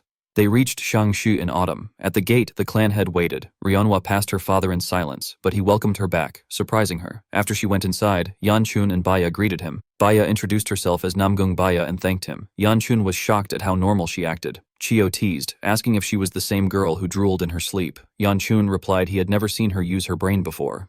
The clan head introduced himself as Guchio Lan. He told the girl that he had heard about her and revealed that the Namgung clan had been looking for her, assuring her that he would contact them. Bia bowed her head and thanked him for his kindness. Before Yan Chun left the clan, he was informed that a guest had been waiting for him for 10 days, which surprised him since he wasn't expecting anyone, and he wondered who it could be. While he was thinking, Seola told Bya that she looked super cool. Earlier, the clan head greeted the divine physician, noting it had been a long time, to which Elder Tay replied that it had been years. Shi Olin then greeted the Sword Queen, saying it had been a while, but the woman only glared at him. Later, Yan Chun entered his room intending to change before meeting the guest. The moment he stepped inside, he saw soil on his mat and a flushed girl drooling on it. She murmured that the chambers were well lit and warm, as if he were lying next to her, and hoped he would return soon. Opening her eyes, she found Yan Chun staring at her, screamed in embarrassment, and left him unsure how to react, so he slowly walked out of his own room to escape the awkward situation. Sometime later, Yan Chun sat with Soil, nervously asking why she had come to his clan. She said she had something to say, slammed her hands on the table, and declared that his name wasn't Gu Juliup, demanding to know what was happening. He realized she had learned the truth. When she had first arrived, she said she came to see Julia and waited happily in a room, expecting to see Yang Chan. Instead, Julio appeared, greeting her with a smile and introducing himself, saying he had heard she wanted to see him. Shocked, Soil asked who he really was, unable to understand. Julio was surprised by her question, believing she already knew him, but Soil couldn't believe he had a different name and demanded to know why he hadn't told her. Yang Shun admitted he had his reasons, apologized, and regretted not using a fake name, before asking why she had come to Shangxi. Soil realized she hadn't explained yet and said she obviously came to see him, then quickly corrected herself and told him she had something else to say. Nervously, he asked her to explain, and she pulled out a document. She explained that the time for the Dragon and Phoenix Assembly was approaching, blushed gently, and invited him to accompany her. He was surprised to receive the invitation. The Dragon and Phoenix Assembly was a martial arts tournament of the Orthodox sects, where the Muram Alliance gathered promising young martial artists, though in recent times it had become a place of vanity where titles were handed out. Yan Chun recalled hearing that the recent assembly was full of monsters, and it was there that Tang Soil had gained the title of Poison Peak. The girl hoped he would accept her invitation. In his past life, Yang Chan was too embarrassed to join the event, so he avoided going until he became the proper heir of his clan. He told Soyo that he was not certain if he would participate and that he could not give her an answer right now. The girl was sad to hear this. Yang Chan then asked her if she had anything else she wanted to tell him. Soyo told him that there was nothing else. He could not believe that she came all the way from Sichuan just to tell him this, and he did not understand why she would do so. At that moment, Kiol appeared and asked him if he really did not understand. The old man hated how clueless Yan Chun was. He revealed that Soyo came to see him because she liked him. Yang Chan was shocked to hear this. Kiol complained that he could not understand why so many girls were falling for a boy that looked like a mantis. Yang Chan could not believe what he was hearing and wondered why she liked him. In both his current life and his previous one, he had never truly gotten involved with the girl. He recalled the times he encountered her and realized that she always blushed around him. He now understood that Soyo had an unrequited love for him. Young Chun decided to confront her about it and called out to the girl. She quickly answered him, and he told her that he was curious about something. Sheo asked him what he was doing and quickly realized that he wanted an answer from her. He asked him to stop, called him a clueless idiot, and begged him not to continue. Despite that, Yanshan asked the girl if she liked him. Immediately after he asked the question, Baya opened the door and stepped into the room. Both of them quickly turned to her. Baya apologized and asked if they were still talking. Young Chan confirmed that they were and asked her to leave. Soyo apologized to him and asked if he could give them some time together. Our boy was surprised to hear this and asked her what she meant. Kyol called him an idiot again and told him that he could only survive the situation by shutting his mouth and leaving. Soyo seemed rather hostile to her friend. Realizing the situation, Yang Shun decided to leave. Smiling, he told Baya that he was done talking to Soyo. He stood up and told Soyo that he would let her know about the offer. She thanked him, and Yang Chun quickly ran out, as the mood was too intense for him. Baya then moved closer to her friend. Soyo told her that she wanted to talk to her. When Baya sat down, Soyo revealed that she had heard about her engagement to Yanshan and asked if she had a part in deciding this. Baya told her that she did not, and said that she felt it was actually a good thing. Soyo glared at her, clenched her fist, and said she would ask her the same question she had asked before, whether she loved Yanshan. Baya replied that she was not sure. She admitted that she did not know what love was, but she wanted Yanshan to stay by her side. Smiling brightly, she said that this was the only thing she was certain about. Soyo was surprised to see the bright smile on her friend's face and did not like what she was hearing. She felt betrayed and could not understand why Baya and Yanshan had to get engaged. She wished she had asked earlier for an engagement with the Gu clan. While Soyo was lost in thought, Baya apologized. Soyo was surprised and asked why she was apologizing. Baya reminded her that she liked Yanchun before. Soyo told her that she should be the one apologizing, saying that she should not get involved in matters decided by their clans. Baya then noticed the document on the table and asked her friend about it. Soyo revealed that it was an invitation to the Dragon and Phoenix Assembly and that she had asked Yanchun to go with her. She said that our boy might refuse. Baya told her that it was fine. She said that she was going too. She gently smiled and told her friend that she would go. If Yanchun went, she told her that it would be fine. Baya's skin shined brightly as she smiled. A bright light was emanating from her body. Soyo was blinded by this light. She didn't understand what happened between her friend and the boy. She couldn't believe that someone like Bia, who had always hated going to these events, had decided to go willingly. The girl wondered if this was the power of love. She felt like she had completely lost. She picked up her cup and slowly drank her tea. Bia told her friend that she had something to share with her. She revealed to Soyo that she might be carrying Yan Chuan's child. The girl spat out her tea when she heard this and coughed out loud. Bia asked her if she was all right. Soyo pulled herself together and asked her friend to repeat what she just said. Bia gently blushed when she heard this. Outside the room, Yanchun was walking somewhere. He suddenly stopped and turned around. Chio asked him if something was wrong. The boy said that it was nothing. He told the old man that he just had an ominous feeling. For some reason, he hoped the girls weren't talking about anything weird. Soyo asked her friend if she was really carrying Yanchuan's child. Baya gently touched her stomach. She said that they had slept together in the Manhwa sect and held each other's hands. She told her friend that the child might have been conceived at that time. Soyo couldn't believe what she was hearing. She hadn't expected them to get this far in their relationship. The moment she thought of this, she realized something. She asked Baya to tell her what happened after they held hands. Bia asked her what she meant. Soyo asked her if they didn't do anything else. The girl realized that her friend was oblivious when it came to matters like this. She drew out her chair and told Bia that she was going to share something with her for her own sake. She told her that babies were not made that way. Bia was shocked to hear this. She asked Soyo to tell her how they were made. Her friend asked her to listen closely. She pointed at the oblivious girl and began to explain how babies were made. Bia could not believe what she was hearing. She was completely lost. A while later, Baya stepped out of the chambers. Yanchun was standing outside. He asked the girl what had taken her so long. He noticed that she looked tired. He asked her what happened. He stretched out his hand and asked if she was all right. Baya's face instantly became red when she saw his hand. She turned around and began to run. Yanchun asked her to wait and to tell him where she was going. He didn't understand what was happening. He wondered if he had done something to her. The scene shifted, taking us to the clan head's office. The Sword Queen stepped inside. Xiaolan asked her to sit since he wanted to ask her some questions. The woman asked him not to worry about it. She said that she would leave immediately. She was done. She referred to the clan head as squad leader. Chi Olin asked her to address him with the appropriate title. He told her that they had been away from each other for too long to be playing such games. The Sword Queen told him that she must call him squad leader if she wanted to ask about what happened in the demon realm on that particular day. Xiaolon was surprised to hear this. He released his energy and fire covered his entire body. He asked the Sword Queen if she had forgotten their promise. The woman asked him if there was a problem and reminded him that she only promised not to question him about Chunhei, but this did not apply to the demon realm. With a scary look on his face, the clan head asked the woman if she believed such tactics would work on him. The Sword Queen assured him that she was not playing around. She brought up the mature dragon squad that was created by the Muram Alliance to prevent the dangers of the demon realm from reaching civilians. She said she would never joke about this issue, especially when it involved the children who once followed him as their squad leader. The Sword Queen begged Xiaolon to tell her what he saw in the demon realm that day. She asked him to explain what caused the members of his squad, who entered the demon realm, to kill each other, leaving the survivors trembling in fear and ending their own lives.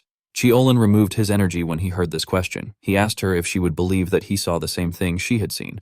The Sword Queen vividly remembered what she saw, a huge twisted tree with glowing purple leaves.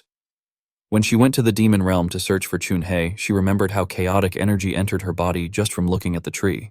The tree's aura and bindings did not even allow her to speak of its existence. The woman did not expect Xiaolon to have also seen the same thing. The clan head told her he would no longer speak on the topic because she had experienced the same danger as him. He revealed that everyone who saw that thing went mad. He explained that they all entered the demon realm under the orders of the Sword Supreme, who was the alliance leader at that time. The Sword Queen was the only one who did not go because she was sick then. Xiaolon told the Sword Queen that they were simply following the Sword Supreme's orders. He reminded her that Haiyan claimed the end of the demon realm would save the world. The Sword Queen gritted her teeth when she heard this, saying it was all a lie. She reminded Xiaolon of what they heard from the Sword Supreme when he disbanded the mature dragon squad and stepped down as alliance leader. Hagon had told them that he thought he would find a way to revive his daughter in the demon realm. The Sword Queen was shocked to hear this, but Xiaolon did not seem surprised. She revealed to him that she spoke to Hagon again while they were traveling. The Sword Supreme knelt down and begged her, admitting that he did it all for his own personal interest. The Sword Queen could not believe that the great Sword Supreme had knelt before her. She told Xiaolon it was a sorry sight. She had wanted Haiyan to be unapologetic so that she could direct her anger at him. The woman told the clan head that their squad members had not lost their lives for the greater good, but for the Sword Supreme's greed and lies. Xiaolon assured her that he was aware Haigon's actions could not be understood or forgiven. The Sword Queen was surprised to hear this and asked him why. He told her it was because it had to be done. He asked her to leave for the day, saying he had no more answers for her. The woman did not expect to hear this. She let out a sigh, composed herself, and turned around, telling Xiaolon that she would visit him again. After she left, the man thought back to the past. He remembered thinking that the Sword Supreme was not in the right state of mind. It was almost as if he had been entranced by something, as though the thing was in control. The scene then shifted to the second elder and Seola looking at Yanchun. They watched him as he covered his body with energy. Gurian said they had a dragon in their clan and asked Yanchun if he had gained some enlightenment at Mount Hua. Seola told him he was amazing. Yanchun withdrew his energy, surprised to see the second elder. Seola moved close and gave him a towel. He told the elder it was too corny to call someone a dragon.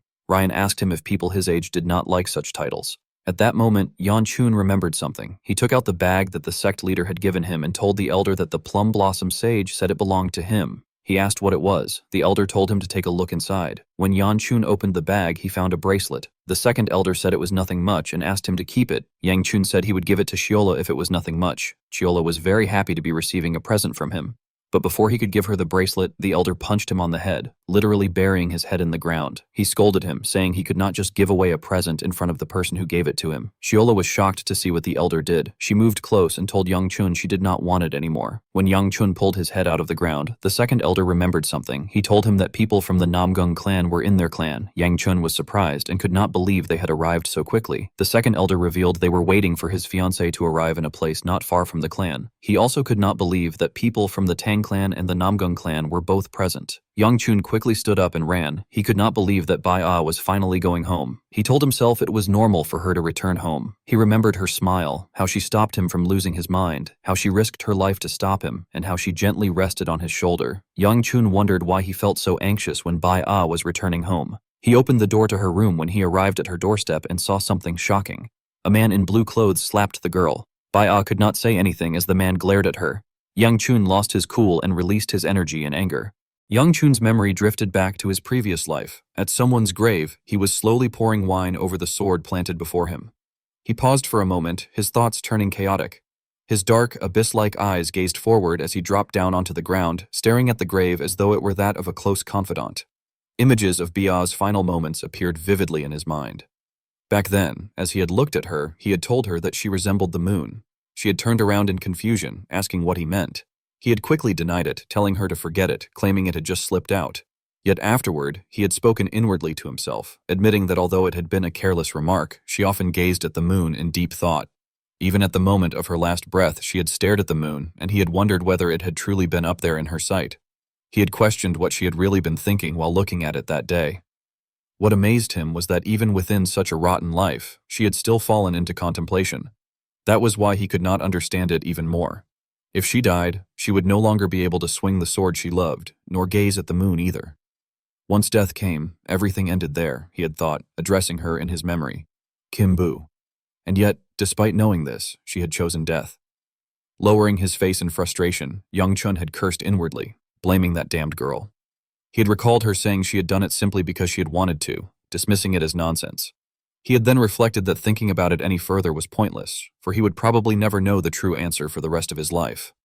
When his memory faded, reality surged back. Bia had just been struck across the face by the Namgung patriarch for the offense of daring to run away from home. At that very moment, Yang Chun appeared, unable to restrain his fury. His eyes burned with nothing but rage. Without a second thought, he lunged toward the patriarch, his fist blazing with the fire of hatred. Namgung Jin, the clan head, remained calm, his body radiating a pure azure energy. With a single effortless block, he easily halted Yang Chun's frenzied assault without much exertion. Yang Chun stared at him in shock, wondering how the man could have stopped his blow so easily. The patriarch then demanded to know who Yang Chun thought he was to interfere in another family's affairs. Only then did Yang Chun truly grasp the situation. He realized that the man before him must be none other than the Namgung clan's patriarch, the Azure Sky Sword King himself, Namgung Jin. At once, Yang Chun lowered his killing intent and responded with measured words, introducing himself as Gu Yangcheon of the Gu clan and declaring that he was the young lady's fiancé. He then asked what that situation just now had been about. The patriarch looked at him with sharp, cold eyes, his voice edged with irritation as he retorted that it was exactly what he wanted to ask. He said that as a father disciplining his own child, he wondered whether Yang Chun thought it was right to interfere with the patriarch's actions. Yang Chun, calm and steady, bowed his head slightly and replied that he could not simply stand by and watch another man strike his fiancée. From his perspective, it had looked as though the patriarch were harming his guest. Those words only inflamed Namgung Jin's anger further. Calling Yang Chun an insolent brat, his entire body erupted with violent energy, shaking the surroundings with its intensity. Bia desperately tried to calm him, pleading for restraint, but her words had no effect. The patriarch's voice thundered as he told Yang Chun that although he seemed to have talent, he lacked humility, and that he was just like his father. Yet instead of cowering, Yang Chun met his words with defiance. He declared that at least he was not like the patriarch's own son, who had flaunted himself without either talent or humility. Then, with biting irony, he added that the man was no longer a son, but had become his second daughter instead. Every word Yang Chun uttered only fueled the man's fury, making him wish he could tear apart the young brat standing before him. Overcome with rage, the man shouted an insult, calling Yang Chun a little brat. Suddenly, a gentle hand rested on Yang Chun's shoulder from behind, and a calm voice remarked that it seemed his son had caused trouble. Slowly turning his head, Yang Chun saw that it was the clan head who had appeared. Clan head Namgung, noticing clan head Gu's presence, was visibly surprised and stammered his name in shock. Clan head Gu, however, spoke with composure, saying that Yang Chun was still merely a childish boy, that he would discipline him later, and that Namgung should be generous this time. He then scolded Yang Chun directly, telling him to hurry and apologize. Yang Chun quickly bowed to show sincerity and muttered an apology to clan head Namgung. With that, clan head Gu led his son away, saying they were sorry for the disturbance and would now take their leave. From behind, clan head Namgung called after them, insisting that such an incident could not simply be brushed off with an apology. Yet the only response he received was the cold gaze of clan head Gu. Realizing the hidden meaning in that silent look, Namgung chose not to press the matter further. The doors slammed shut, leaving only Namgung and his son standing in silence. Before departing, clan head Gu remarked that they would meet again at tomorrow's gathering. The room sank into oppressive quiet.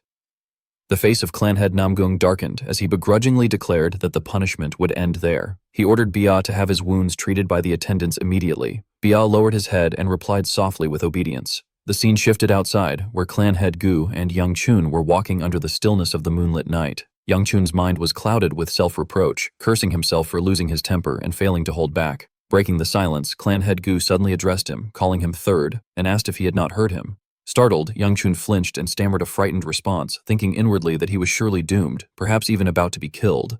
Contrary to his fears, however, clan head Gu only offered words of praise, telling him that he had done well. Stunned, Young Chun froze, unable to comprehend, and asked what he meant.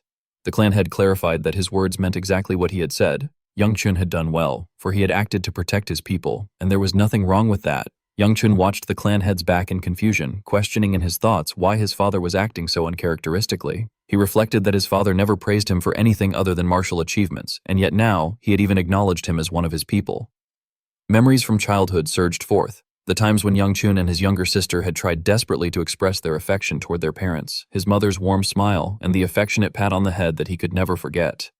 He thought to himself that, had his parents still been alive, the family would have been a happy one, filled with laughter, tender gestures, and sweet words forever engraved in his memory. Standing silently for a moment, Young Chun collected his troubled thoughts and finally spoke, addressing his father as clan head. Turning calmly, clan head Gu told him to speak. Young Chun then brought up the matter of the Taishan pill, reminding him of the promised reward for bringing back the youngest. Clan head Gu replied that he had just been about to mention it, but Young Chun shook his head and said he no longer needed the pill. Instead, he requested to be shown the underground at least once. Upon hearing those words, the clan head widened his eyes in astonishment and remarked that ever since that day, Young Chun had always avoided even going near it, demanding to know what had gotten into him. Young Chun, stammering, replied that as someone of the Gu clan, it was something he would eventually have to understand, and that he could not keep putting it off any longer.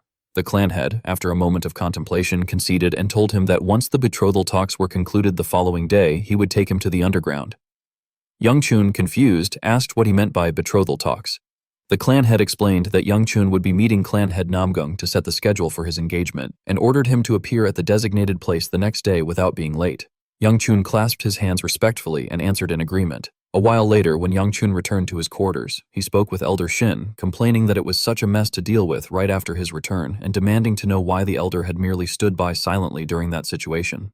Elder Shin retorted by asking since when Young Chun had ever listened whenever he was told something. Young Chun countered that despite saying so, the elder had seemed to be watching with great interest. Elder Shin admitted that from a spectator's point of view, the entire scene had indeed been extremely entertaining, before shifting the topic to ask what Young Chun intended to do about the martial arts tournament the Tang girl had mentioned, pointing out that he could have refused back then if he truly wished. Young Chun clarified that the elder was referring to the Yongbong gathering. He explained that he had no real reason to decline, and that Henan, where it was held, was not too far. Besides, he thought to himself that there was someone he would eventually have to face there. Elder Shin mused aloud about Henan and wondered whether the Shaolin temple still stood there. Young Chun confirmed that Shaolin was, of course, still thriving. Elder Shin then asked if Young Chun could stop by the temple while he was there, since there was something he wished to confirm. Young Chun asked if all that was required was for him to drop by, and after a moment of thought, the elder confirmed it. Young Chun acknowledged the request, stating that he would stop by while he was at it. The next morning, at the meeting place the clan head had mentioned beforehand, Young Chun arrived alone. As he stood there, he thought to himself that he had rushed over in fear of being late, only to realize that no one else was present. From a distance, Bia's voice rose gently as she remarked that he was already there. Young Chun casually pointed at her and asked why she had only just arrived, adding that in situations like this, they should have been the ones to appear first. Bia softly tucked her hair behind her ear and smiled. The person who appeared before Young Chun at that moment was not the Bia he was accustomed to seeing, but a refined and elegant young lady of striking beauty. Her white hair was neatly tied up, her lips carried a soft rosy hue, and her affectionate gaze could have felled the heart of any man. Young Chun stood frozen, his body stiffening as though he were nothing more than a boy who had only just discovered what true beauty meant. After a while, at the dining table, both clan heads had already arrived and taken their seats. Clan head Gu was the first to speak, inquiring whether the other had rested well the previous night, adding that if such a matter had truly occurred, then peace of mind would surely have been impossible. Young Chun, sitting beside them, felt surprised at the question, but said nothing. Clan head Namgung calmly replied with a trace of displeasure, expressing his thanks for Gu's concern, but insisting that it was not something Gu needed to worry about and asking him not to mind it any further. Gu countered that it was impossible for him to do so, since that heavenly demon was certainly connected to him. Upon hearing this, Namgung's expression darkened with irritation. He gripped his cup tightly in anger and remarked that the previous day he had also felt Gu remained exactly the same as in the past.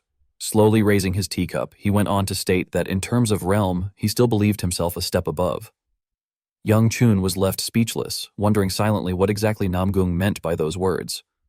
Gu eventually shifted the subject, saying that he wished to discuss the children's marriage. The atmosphere grew so suffocating that Young Chun wished only to flee. Contrary to expectations of bloodshed, however, the meeting unfolded more smoothly than anticipated. Perhaps it was because, despite their enmity, both sides still observed the boundaries of courtesy. Yang Chun cast a glance at Bia, who was eating, and thought to himself that in truth they were only sitting here as placeholders, wondering how she could eat in such a stifling setting. Perceiving his gaze, Bia looked up at him, their eyes met, heavy with unspoken words, before she suddenly turned away, her cheeks flushed with embarrassment. Yang Chun questioned in his heart why she had only now begun to feel shy, yet dismissed the thought, telling himself that at least matters seemed to be progressing smoothly. It was then proposed that the wedding should be held once the child reached adulthood and was able to inherit the position of young clan head. Clan head Namgung objected at once, pointing out that adulthood was still several years away and that the matter would be delayed for too long. Before he could finish, however, Gu interrupted to ask whether he bore any dissatisfaction. Namgung quickly denied it, saying that it was not what he meant. Yang Chun, seated beside them, noticed once again, as he had the day before, that Namgung never truly managed to oppose his father's words. What appeared to be a discussion was, in reality, nothing more than one-sided commands. Gu then asked when the betrothal ceremony should be scheduled, suggesting that if there was no particular preference, the coming spring would be suitable. Namgung reluctantly agreed, saying that he would consult with the elders and then send a letter informing Gu of the decision. Gu declared the matter settled and said that he looked forward to a favorable outcome from Namgung. After that one-sided discussion, clan head Namgung later sat alone in his chamber, staring at his sword in a fury. The moonlight streaming in only heightened the tension. His teeth ground together as veins stood out across his enraged face. Muttering Gu Cheolan's name in his heart, memories of his youth surged back once more. He recalled that Gu had not changed in the slightest and still looked at him with the same contemptuous gaze. He remembered vividly the day of his defeat, a humiliation he had never forgotten. The blazing flames and scorching heat had been overwhelming, a power far beyond what any youth of their age should have possessed. From that day onward, he had burned away his own youth in an attempt to surpass Gu, convinced that sheer effort would make it possible. Yet, desire alone could not always bring reality into being. A single remark from an elder had left him tormented ever since, when he was told that inside him was emptiness. At that time, Namgung could not comprehend what those words meant. He had asked what they implied, only to be told that he was hollow, void, and that he should first fill that emptiness. The elder had been one of the 3 celestial venerables, and his words had not instructed Namgung to merely cultivate inner strength, but rather to fill some deeper void. He had pondered that statement for decades, wondering if even now he remained unable to escape Gu Cheolan's shadow. His eyes glowed with suppressed turmoil, his mind consumed by countless thoughts. Worse still, even Gu's son now dared to treat him with contempt. Fixing his gaze on the sword before him, he resolved inwardly that if Gu did not know how to discipline his own offspring, then he himself would have to teach the insolent boy a lesson. The scene then shifted elsewhere, where Suola was secretly practicing sword techniques with intense focus. The words of her past self as the sword saint echoed as guidance within her mind, instructing her to move in harmony with the whisper of the blade. Closing her eyes, she gradually felt the flow around her. In an instant, she swung the sword decisively through the air. At that moment, an overwhelming pressure tore through the atmosphere, unleashing a sword aura that split apart everything in its path. The ground in front of Suola had been stripped of grass, revealing the rugged earth beneath, scattered with fallen leaves. She decided that it was enough for the day, letting out a weary sigh as she lamented her exhaustion. Her spirit companion appeared beside her, speaking with gentle concern that she had already trained diligently and that her progress was clearly visible. Suola asked in return if that was truly the case, and her spirit confirmed that compared to the beginning, her improvement was remarkable. Yet suddenly, an ominous premonition surged into her mind, interrupting her train of thought. Turning her gaze toward the source, she realized what had caused it. Her spirit asked if she too had sensed it, the eruption of immense energies where the Namgung clan resided. That was where Namgung's elder sister lived. The sword Saint Suola, feeling uneasy, urged her to hurry there immediately. Suola hesitated, pointing out that if she went in her current state, others might discover that she was actually a servant of the Gu clan. But then she smiled with determination, saying that she already had a way to deal with it. At that very moment, on a deserted road, the Namgung clan head was striding forward with burning fury, intent on venting his anger. Suddenly, he was stopped. Someone called out for him to halt. In front of him stood Suola, wearing a hat that concealed her face, with moonlight spilling across the path. He demanded to know who she was, but immediately recognized her, realizing she was the attendant who had followed Chietvon's son earlier. The clan head mocked her for such a clumsy disguise, and Suola's face froze. She thought in alarm that her elder sister's plan had already been exposed. The sword. Saint Suola fell silent, understanding now what kind of method she had meant earlier. The Namgung clan head fixed his sharp gaze on her and asked what business such a lowly servant could possibly have in this place and who had sent her. Then, as if dismissing her, he told her to get out of his sight at once since he had no time to quarrel with someone like her. Seola, though hesitant, replied that leaving was not an option. His eyes widened in disbelief at her words, asking if he had heard correctly. She pointed to the terrifying killing intent radiating so clearly from his body and asked where exactly he intended to go. Lowering her head, she cautiously suggested that he might be planning to unleash his anger upon the young master. Those words struck directly at his pride, igniting uncontrollable rage. In an instant, his entire body erupted with violent energy, a storm sweeping through the heavens. Panic rose within Seola, and she hastily asked her elder sister what she should do now. Her spirit urged her to draw her sword immediately. The clan head roared in fury, declaring that even the descendants of the Gu clan dared to speak so insolently. He raged that all of them were the same, arrogant and disrespectful, nothing but eyesores who offended him simply by existing.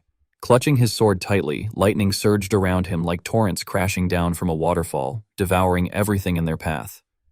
When he drew his blade, a vicious arc of sword energy, sharp enough to chill the bone, slashed towards Seola, wrapped in a storm of thunderous force that howled like a starving beast. The sword.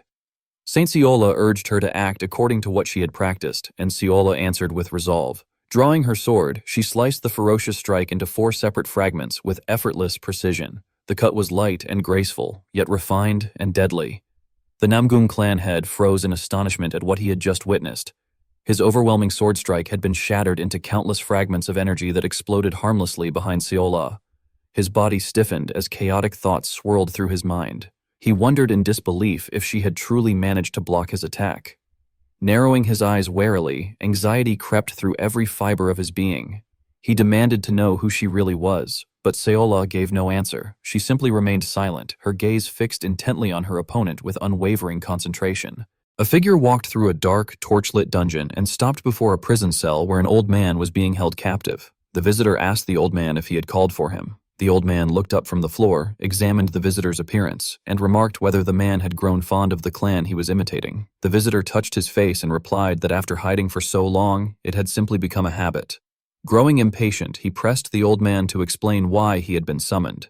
The old man handed him a letter and told him that he needed to make a trip to the Black Knight Palace. The visitor was shocked and questioned the destination. The old man explained that the first elder had received a request and that the letter had to be delivered. The visitor complained about the troublesome errand, but the old man simply told him that he would leave it to him. With that, the visitor left the dungeon. Alone in his cell, the old man scoffed and muttered to himself that they were reaching even here in order to secure a seat. Elsewhere, a man named Guang Jun, blinded by greed, smirked and declared that he liked it. In a forest under the full moon, a fierce battle raged. Namong Jene clashed with the veiled Seola, their blades radiating with powerful energy. He struggled against her assault, shocked by its sheer force, and wondered what was going on. Though he noticed that her movements were riddled with openings, he still found himself being pushed back. The energy between them erupted, and Seola cried out in pain as the blast sent her flying backward, her veil tearing away in the force. Namong Jane wasted no time, unleashing another powerful slash that sped toward the airborne Seola. Her eyes widened in shock as the energy was about to strike. The two fighters collided in a brilliant explosion of power, the clash sending shockwaves rippling through the forest. Namong Jane was left impressed with his opponent's skill. He observed that Seola was reacting and blocking at the exact moment. Seola lay on the ground, clutching her arm from the last exchange. Namong Jin wondered aloud whether the Ghoul clan now taught swordsmanship to its servants. He was shocked that his attack had been blocked. Suddenly, a low hum filled the air as both his and Seola's swords began to vibrate. He recognized the sound instantly as sword resonance. Staring in disbelief, he questioned how a mere servant could accomplish a feat so difficult even for swordmasters. He could not believe it. To him, the thought that the Azure Sky Sword King might be troubled by a mere servant was absurd. With that, he unleashed a massive wave of energy that engulfed the area in a storm of blue light. In the face of this immense power, Seola underwent a transformation, her dark hair turning into a brilliant golden yellow. Namong Genie glared at the newly transformed sword Saint Seola, challenging her and asking if she could block the same move as before. He released another powerful wave of energy, but his attack was met with an equally powerful force. Sword Saint Seola stood firm, deflecting the slash. The two warriors charged at one another, their blades meeting in a brilliant flash of light. The energy from their clash erupted in a massive pillar that tore through the forest, devastating the landscape. When the dust settled, Namong Jin stood alone, looking around and wondering where his opponent had vanished.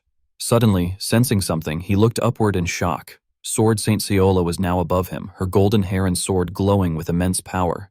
He was taken aback by her sudden change in hair color. They clashed again, their powers radiating outward, and he realized that the flow of her sword had completely changed. Sword Saint Seola looked at him with disappointment and told him that his sword was empty, calling it a pity. Her words made Namong Jin tremble with rage. Shaken, he clenched his teeth, his sword crackling with energy. Enraged, he shouted that she dared to run her mouth and insisted that she should not spout nonsense. Gathering a massive amount of energy, he prepared to unleash a powerful blast. The attack erupted, sending a blinding light towards Sword Saint Seola. Namong Jin and Sword Saint Seola continued their fierce clash. As they fought, she recognized his technique as the Namong sword style, though she noted it felt rough and chaotic, as if it had lost its way and been severed from its roots. She recalled that even Chan Jin, a master of the highest realm of Namong swordsmanship, had agonized over this rough style. Facing Namgung Jin's attack, she questioned inwardly whether the Namgung sword was always like this by nature. Sword Saint Xie reflected that there had been one exception, the Demon Sword Queen. Their blades clashed in a brilliant display of power, and she remembered how the Queen's sword had always felt as though it knew the path. She wondered why, among all the warriors of the Namong clan, the Queen alone had walked a different sword path. As these thoughts passed through her mind, she and Namong Jin collided once more in a massive explosion of energy. The blast hurled Namong Jin through the air, and he crashed to the ground, defeated and coughing blood. Looking up at Sword Saint Kola, he asked in disbelief why this had happened. She stood over him with an unreadable expression. Suddenly, dozens of swords made of pure energy materialized in the air, all aimed at him. Powerless, Namong Jin repeated his question, demanding to know why. In frustration, he screamed again, asking why his sword could not reach her. Desperately, he channeled all of his strength into his blade, and a massive pillar of blue energy erupted from the ground, consuming the battlefield in a blinding explosion. When the light faded, the land around them was utterly destroyed, and Sword Saint Kola had disappeared. Sword Saint Seal, however, thought to herself that this would not do. She admitted inwardly that she did not wish to crush his fighting spirit, but she could see no other path forward. From the ground, a radiant white wing of energy burst forth as a colossal, ethereal blue figure began to manifest from the light. Within it floated Sword Saint Kola, her golden aura clashing against the figure's blue energy. The two powers merged into an overwhelming force until a massive blade of pure energy took shape in the sky. Sword Saint Kola, glowing with a golden aura, directed the attack. The giant blade descended upon Namgung Jin, who could only stare upward in shock as the devastating technique, a mirror of his own clan's power, crashed down. When the devastation settled, the two stood upon the ruined battlefield, their swords locked. Namong Jin collapsed to the ground, defeated and stunned. He recognized the technique she had unleashed as one belonging to his own Namong clan, and he demanded to know how she could possibly wield it.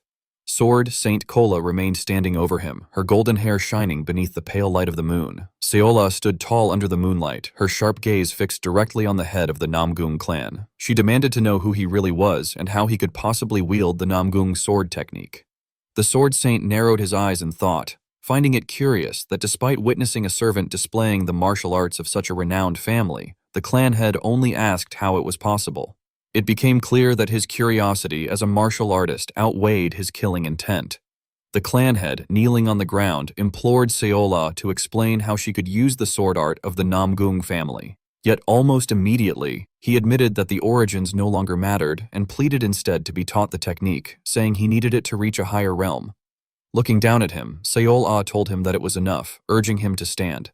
She was surprised at the depth of his desperation. She explained that she was merely a servant of the Gu clan, and that what she knew had only been picked up in fragments from others, making it difficult to explain in detail. Upon hearing this, the clan head was stunned and asked from whom she had learned it.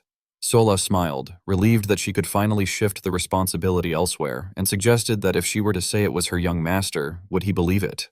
The clan head immediately cried out that it was absurd, insisting that the son of Chulwoon could not possibly have such a thing.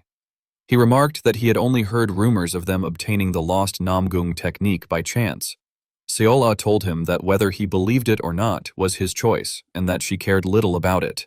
What mattered was that he kept everything that had happened that night a secret. She added that if he truly wished her young master to teach him, then he should first learn to calm his anger. With those words, she quickly departed, leaving the clan head lost in thought. He wondered to himself whether Gu Young-chun, that child, could truly help him. Meanwhile, the sword saint pressed on beneath the moonlight and the gentle wind. It was then that Seol-ah's voice surfaced again, apologizing to her elder sister and saying she would return the body to her immediately. She questioned whether what had just transpired was really acceptable, worrying that if the clan head attempted to harm the young master again, it might cause further trouble. She told her sister not to be concerned about it, though admitted she had only ended up forcing more burdens onto her. She then whispered an apology to Gu Young-chun. Time slipped by and morning came. Young-chun slowly awoke, his arm aching with a sharp numbness. He wondered what had happened, then turned his head to see Bi-ah fast asleep beside him, using his arm as a pillow throughout the night. Annoyed, he sat up quickly and pushed her away, questioning why she had chosen to sleep there when his father was present as well. He wondered if she truly wanted another scolding. At that moment, his eyes caught sight of a letter resting on the window. He reached for it, puzzled, and wondered to himself what it could be. He opened the letter and read it carefully. Inside were a few words written in Seol-ah's curved handwriting, saying that she had already taught the Namgung clan leader a lesson and that he should rest assured. Even after reading it, Mien still could not understand what on earth was going on. He wondered aloud to himself what the message was about. He then stared for a long time at the drawing at the end of the letter, but remained unable to determine who the sender was or who could have left it there. From outside the room, a familiar voice suddenly rang out, asking if he was inside. Young-chun was startled in fright when he recognized the voice as belonging to the Namgung clan leader. He could not comprehend why the man had come so early in the morning. Stammering, he hurriedly asked for a moment, then rushed to open the door, his clothes still not properly put on. He hastily asked why the clan leader had come at such an hour. The clan leader calmly explained that he wanted to ask him a few things, but his words trailed off when he caught sight of another figure in the room. Bi-ah emerged from Young-chun's bed, and the atmosphere immediately froze. She asked who had come, then panicked when she realized the situation.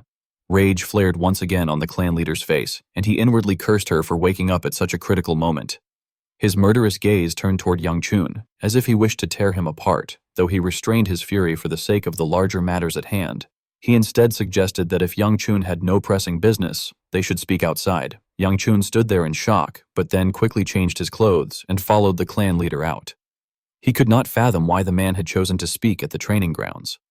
The clan leader slowly raised his sword in a deliberate, dangerous motion, and Young-chun's mind whirled at the thought that perhaps this was a pretext to kill him. In panic, he hastily gathered fiery energy into his palms, cursing inwardly at the thought that the threat might be real. Yet the clan leader did not attack. Instead, he demonstrated a sequence of techniques from the Namgung sword style. When he finished, he sheathed his weapon and asked Young-chun what he thought of it. Young-chun, bewildered, asked what the man meant. The clan leader clarified that he wanted Young-chun to say what his swordplay lacked. Young-chun shook his head in refusal, insisting that such a request was absurd and that he truly did not understand what was being asked of him. At that, the clan leader thrust the sword toward him, declaring loudly that he should not feign ignorance, for he had already heard that Young-chun was familiar with the perfected Namgung sword style. Young-chun's face darkened, his eyes empty like those of a dead fish. He demanded to know who had said such a thing and wondered if it might have something to do with the strange letter he had just received. The clan leader, now in desperation, rushed closer and pleaded with him to display the sword style once again, promising that whatever he desired would be granted. Terrified, Young-chun recoiled, asking why the clan leader was suddenly behaving in such a way. The confusion in his eyes made him wonder if the man had truly gone mad, and he questioned inwardly how a person could change so drastically in just a single night. From the side, Elder Shin, deep in thought, murmured that the clan leader was indeed a pitiable figure. Young-chun turned in surprise and asked him whether, if the man was the Namgung patriarch, he ought not be one of the foremost sword masters of the Namgung family. Yet the techniques the patriarch had displayed were utterly unlike the ones Young-chun knew. Elder Shin observed that although the Namgung swordsmen in Young-chun's inherited memories wielded styles of high refinement, they still lacked certain essential truths. Put simply, what had just been displayed was not the true Namgung swordsmanship at all, but rather an empty shell that only made noise without substance. He concluded by remarking that Young-chun's fated companion from his past life seemed finally to have found her own path. At that moment, the swordsmanship of Namgung seemed utterly broken, as though it had been severed and left incomplete. The thought arose that the boy, Min-ni, had once shouted that he would pass down that flawless sword technique to future generations, and yet now it seemed to have been cut off and consigned to oblivion. Questions stirred. Was the Min-ni that Elder Shin spoke of perhaps one of the heroes who had fought alongside him to rid the martial world of the blood demon in the past? That name surfaced. Namgung Min, the thunderous heaven sword. Faced with the situation, the thought followed. What should be done now? The truth was clear. There was not a single stroke of swordsmanship that could be claimed as one's own. Elder Shin reflected that if even the fundamentals were unknown, then it meant that nothing at all was understood. Yet in his eyes, this was not entirely bad. As a true swordsman, to see another so desperate was indeed pitiful, and so he resolved to lend a hand. With that, Elder Shin began to take control of the young man's body. Young Chun reacted with alarm, wondering what the elder intended to do. Elder Shin seized the sword of the Namgung clan head and began to explain that the Namgung sword style had always been meant to resemble the waves of the sea. Since it drew upon thunderous energy, its essence lay in swift movements like lightning. But the most important aspect of all was to create a continuous flow like the unending surge of waves. This, he stressed, was of utmost importance. It needed to be precise even if slow, and upright even if not dazzling. No sooner had he spoken than Elder Shin demonstrated a few basic sword strokes in the air. They were not explosive, not flamboyant, nor particularly forceful. They simply curved and rolled with delicate subtlety, like the rise and fall of a gentle tide. The Namgung clan head, watching, was left stunned. The realization struck him. Was it truly supposed to resemble the sea's waves? His eyes widened, as though some hidden truth had just dawned upon him. Indeed, he thought, so that was its meaning. He rushed forward, grasped Young Chun's hand tightly, and declared with great emotion that a tremendous favor had just been granted to him, and that this was a blessing. Gripping his sword with determination, he turned and departed at once, vowing that what he had just witnessed must be engraved into his body, and promising that such a debt would not go unrepaid. His figure vanished instantly, leaving Yang Chun and the elder watching his hurried steps. Elder Shin remarked that the clan head appeared to have attained enlightenment, and that this was fortunate. Yang Chun then turned toward Elder Shin and asked about the Namgung sword style that had just been displayed. Elder Shin admitted that what he had shown was merely a crude imitation of something he had seen long ago. Yang Chun wondered aloud who could have spread such baseless rumors to the clan head, that he himself could wield the Namgung sword technique.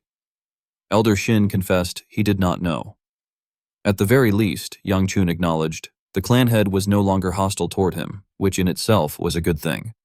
Suddenly, Yang Chun remembered something more pressing that required his immediate attention. He dashed off toward the secret passage beneath the Yang household. When he arrived, the family head was already there. The man turned to him and observed that he had come late. Yang Chun quickly performed a respectful bow and explained that his tardiness was due to having matters that needed to be addressed. He apologized sincerely.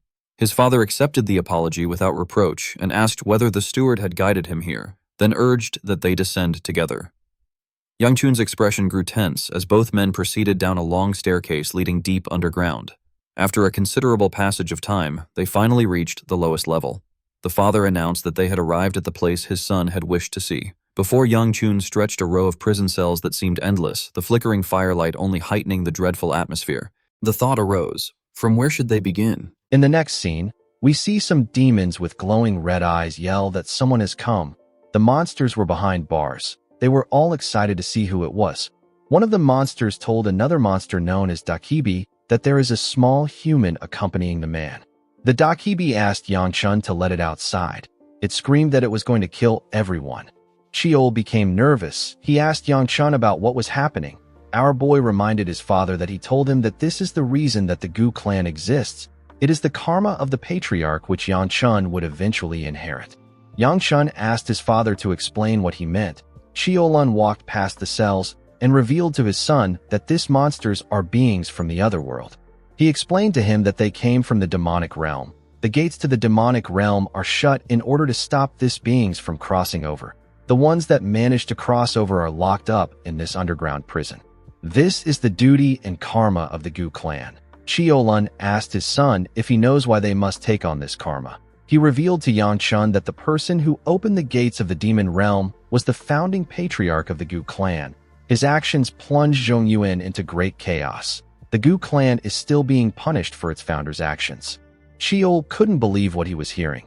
He never knew that the Gu clan was the cause of all the monsters that had appeared in Zhongyuan. He asked Yang Chun to tell him how he is so calm after hearing this. Our boy revealed to him that he already found out about this in his past life. Chiol was shocked to hear this. Yang Chun asked him if he didn't see it in his memory. The old man reminded him that there are a lot of hidden parts in his memory. He asked Yang Chun to tell him why he is here if he already knows this. Our boy clenched his fist and called out to the clan head. He reminded him that he said that they are being punished. He asked Chiolan if there is someone above them who is punishing them. Chiolan turned to Yangchun when he heard this.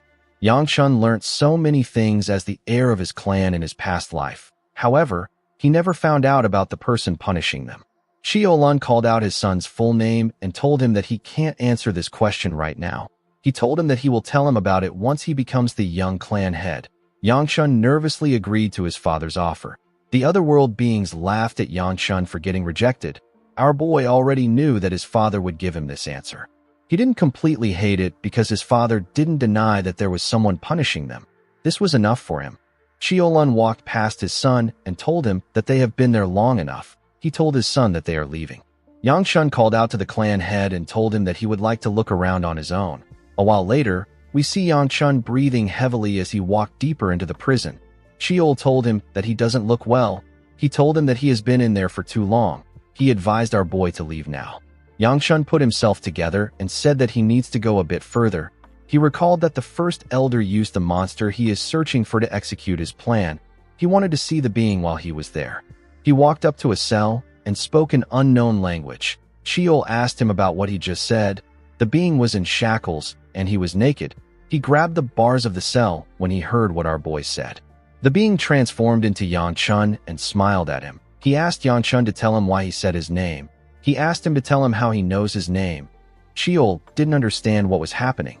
The Dakibi noticed that Yangchun wasn't shocked. He told him that he was trying to scare him. He transformed into the clan head and asked our boy if he is scared now. Yangchun simply glared at him. The Dakibi was surprised to see that our boy was not fazed. Yangchun noticed that there was no trace of the Dakibi leaving the prison. The Dakibi called him a boring bastard and asked him about why he came there. Our boy told him that he came to see how he is doing. He told him that he is done now. He turned around after saying this. The Dakibi told him that he is not doing well since he is trapped in there. He told Yangchun that he can help him get out. Our boy turned to him and glared at him with a scary look on his face. He advised him to give up if he is trying to pull anything right now. He told him that he will burn him to ashes if he catches him. After saying this, Yangchun walked away. After our boy left, the Dakibi began to release some steam from his body. He transformed into his true form. He turned out to be the old man who sent a letter to the leader of the Dark Knight Palace. He smiled and stroked his beard. He now understood why the first elder found Yangchun annoying. After Yangchun left the prison, we see him struggling to catch his breath. Chiol told him that he still can't believe what he just saw. He said that he never thought that they would be a secret like that underneath the Gu clan. Yangchun slowly pushed himself up and said that he didn't expect to stay there for so long. Immediately he said this, Siola called out to him. She asked him about where he was. She told him that she has been looking for him. She placed her hand on his face and told him that he doesn't look so well. With a worried look on her face, she asked him if something happened. She asked him if someone bullied him. Yangchun moved her hand away and told her that nothing happened.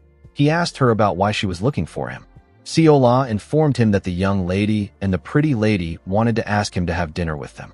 Yangchun was shocked to hear about a pretty lady. He knew that the young lady is his younger sister.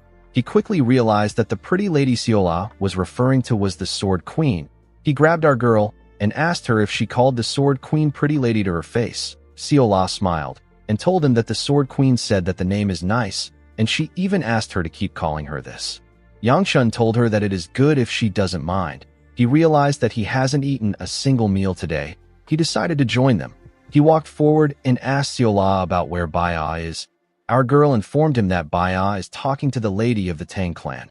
Immediately she said this. She pointed at Soil and told her master that she is in front of them. When Yangchun turned, he saw Soil and Baya stepping out of a room. Soil asked him about why he is there. Yangchun reminded her that this is his room. He wondered why the two girls were there. He asked them about what they were doing inside. Baya turned away from him and told him that they did nothing inside. Yangchun revealed to the girl that the Sword Queen wants them to have a meal together. He asked them if they want to join them. Soil was extremely happy to hear this. She asked our boy if this is okay. She couldn't believe that she was going to have dinner with Yangchun.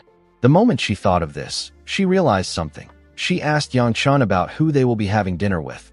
Our boy told her that they will have dinner with the Sword Queen. He asked her if she doesn't know that the Sword Queen was staying here. Soil screamed. and asked him to tell her how she was supposed to know this.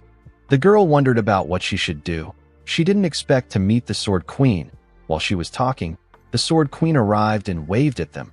She noticed that she had never seen Soil before. She gently smiled and said that they have a cute new guest.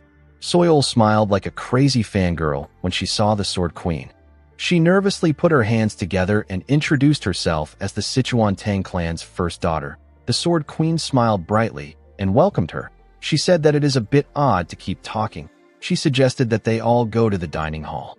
Yangchun didn't expect the girl to get this excited over seeing the Sword Queen. He wasn't really surprised because the Sword Queen is the most accomplished and renowned female martial artist in the Orthodox faction. It was natural that Soil respected her as a martial artist. Ryongwa moved close to her brother and asked him about why he has another woman. She asked him if Soil likes him too. Yangchun was annoyed to hear this. He raised his hand and told his sister that it is wrong. He was more annoyed by the fact that she was actually correct. Later in the night, we are taken to a different building. Yangchun was amazed to see the amount of dishes on the table. He said that this looks fancier than usual. The Sword Queen revealed to him that Hyuk and the attendants prepared this meal together. Yangchun was shocked to hear that Hyuk made this food. He couldn't believe that the boy knew how to cook. He recalled that Hyuk once mentioned this to him when they were in the demonic cult. Hyuk told him that he likes to cook. He said that he wanted to open a restaurant before he joined the cult. The older Yangchun told him that he never asked him. At the time, Yangchun thought that the man was lying because he always lied. He hoped that the food wasn't poisoned. He picked a dumpling with his chopsticks and carefully bit it. To his surprise, the food tasted good. He told himself that it is just all right. He quickly ate another dumpling. While he was eating, someone moved close to the Sword Queen to tell her something. The person turned out to be Soil. The girl nervously offered the Sword Queen a drink. She asked her to have it while she eats. The Sword Queen asked her about what it is. The girl revealed to her that it is a tea made from the silent flower herb. She told the woman that it is good for skincare. The Sword Queen nervously asked the girl if the silent flower herb isn't poisonous. Soil told her that it is. Yangchun spat out his food when he heard this. He spat it on his sister. Ryongwa couldn't believe what her brother did. Yangchun nervously told her that he is sorry. The girl didn't want his apology. She threw her chopsticks at his eyes. Our boy screamed out in pain and fell on his fiancé's laps. With a look of anger on her face, Ryongwa called her brother a crazy bastard and asked him about what he is doing. After they were done eating, Yangchun and the Sword Queen stepped out. Our boy apologized to her for showing such a poor behavior. The woman assured him that it is fine. She told him that she had fun. She asked him about how his eyes are. As tears gushed down from his eyes, Yangchun told the woman that he is fine. He said that his sister didn't hit hard. The Sword Queen was relieved to hear this. She gently smiled and told Yangchun that his sister resembles him when she gets angry. She told him that they are definitely siblings. Yangchun wondered about how the Sword Queen saw him. He wanted to explain Soil's behavior to her, but the Sword Queen told him that it is fine. She said that she knows that it was out of goodwill. Although Soil was from the Tang clan, the Sword Queen never expected her to drink poison for skincare. She found it impressive. She gently smiled and said that Soil will become an impressive martial artist. Yangchun noticed that something was off with the woman. He told her that she looks tired. He asked her if something happened. The woman stopped walking when she heard this. She forcefully smiled and asked our boy if he noticed. She thanked him for worrying about her. She placed her hand on his shoulder and told him that it is nothing much. She assured him that he doesn't need to worry. She walked forward and said that things will flow naturally. Yangchun carefully stared at her as she walked away. He couldn't understand her worry. While he was looking at her, Soil called out to him. With a smile on her face, she thanked Yangchun for inviting her to today's meal. She told him that it was nice to eat with him. Yangchun moved close to her and asked her if it was nice to eat with him or the Sword Queen. Soil nervously said that she was talking about the Sword Queen. She quickly corrected herself and told Yangchun that it was nice to eat with both of them. Cheol called our boy a mean bastard and asked him if he has to tease someone who likes him. Our boy didn't understand what he meant. Cheol reminded him that he has something he wants to tell the girl. Yangchun quickly remembered what he wanted to say. He told Soil that he has decided to attend the Dragon and Phoenix assembly that she mentioned. He asked her to go with him. Soil was extremely happy to hear this. She grabbed Yangchun's hands and thanked him. She told him that she looks forward to the journey. She quickly let go of his hands and told him that she didn't realize that she was holding him. She apologized to him. Our boy assured her that it is fine. He told her that they will leave soon. He asked her to rest comfortably until that time. Soil thanked him for this. Yangchun left after telling her the news. Soil watched him walk away. She looked at her hand and gently smiled. She was quite happy to touch our boy. The scene shifts and we see Seola and Baya walking in a garden. The garden was filled with white flowers. Seola was happy to see so many flowers. Baya moved close to the flowers and said that they are white smiling flowers. Our girl asked her if she knows the flowers. Baya gently smiled and said that she does. She said that her mother used to like them. The scene shifts and we are taken to the past. We see a younger Baya standing in front of her mother. The woman put the white smiling flower in her daughter's hair and asked her to be happy even if she is not around. While Baya was thinking about the past, someone said that he heard they went on a walk. The girls quickly turned to the person. The person turned out to be Yangchun. Our boy said that the garden looks simple. He said that there were so many flowers there when his mother took care of it. Baya carefully looked at him. She asked him if she can take some of these flowers. Yangchun asked her to go ahead. He said that it doesn't matter to him. Baya picked up a flower and put one in Seola's head. She told our girl that her mother used to always do this. Seola took out a flower and put it in Baya's hair. She told the girl that she also needs to wear it. Baya smiled when she heard this. The two girls turned to Yangchun and called out to him. They asked him about how they looked. The white smiling flowers in the area made their beauty shine radiantly. Yangchun didn't know what to say. Cheol appeared and tapped him on his head. He told our boy that seeing a flower wearing flower will make the night shine brightly. He asked Yangchun to say this to them. Our boy was annoyed to hear this. He asked him to stop pushing thoughts into his head. Due to the look on his face, Seola assumed that they looked terrible. Yangchun assured her that they don't look terrible. In the next scene, we see someone training. The person turned out to be the Namgung clan head. The man was training in the field with his shirt off. His muscles and veins popped out as he wielded his sword. While he was swinging his sword, someone told him that he heard he came to Shangxi. The person asked him if he obtained any enlightenment. Jean turned around when he heard the person's voice. The person greeted the clan head with a smile on his face. The person turned out to be Gu Changjun, the first elder of the Gu clan. He is also known as the Exchange Zero Burning Sword. In the next scene, we see the second elder informing Yangchun that the first elder had a meeting with the Namgung clan head. Yangchun and Seola turned to him when they heard this. Our boy told Ryan that he knows. The elder was surprised to hear this. He told Yangchun that this isn't something that he can take lightly. He said that no one knows what the old man who is desperate to become clan head might do. The moment he said this, he understood what Yangchun said. He asked our boy if he really knew. Our boy smiled and told him that he has kind of become close to the Namgung clan head. A few hours ago, Yangchun went to meet the Namgung clan head. He saw Jean swinging his sword in the field. He told him that he was wondering about where he was. He didn't think that the man would still be swinging his sword. Jean cleaned his sweat and said that he feels himself getting a better sense of his sword each time he swings it. He said that it is as if he is learning how to wield a sword for the first time. He asked Yangchun to tell him how his sword looks compared to what it was in the morning. Cheol asked Yangchun to tell the man that he has grasped something even though it is faint. Our boy said this to the man. Jean told him that he was able to receive his teachings thanks to her help. He assured Yangchun that he will repay this debt. Our boy didn't know who Jean was referring to. He nervously laughed. The clan head decided to reveal to our boy that the first elder came to see him earlier. Yangchun was surprised to hear this. He did not think that the old man would finally make his move. He asked the clan head if he can tell him about what they discussed. Jean thought about it for a second and told Yangchun that he will be honest with him because he received his teachings. He revealed to our boy that the conversation was nothing more than a simple greeting. He said that Changjun asked him if he is interested in joining his cause and if he has the same desires as him. The elder suggested that they meet at a later time to discuss the specifics. Jean raised his sword and told Yangchun that he can obviously see that he and his father are not very close. He said that he would have accepted the first elder's offer if he had come earlier. However, the man is only interested in honing his sword further. He said that he doesn't wish to trouble himself with anything else. He asked Yangchun not to worry. He assured him that he will reject the elder's offer. Our boy smiled and told him that he would prefer if he accepted the offer. Jean was shocked to hear this. Yangchun reminded him that he said he would pay him back. He told him that he wants them to settle the debt this way. He asked the clan head to pretend to go along with the first elder and tell him what he is plotting. He told Jean that he will give him more sword lessons if he helps him. He asked him if he likes the offer. Jean couldn't believe what he was hearing. He asked Yan Chun if he is serious. The scene shifts, and we are taken back to the present.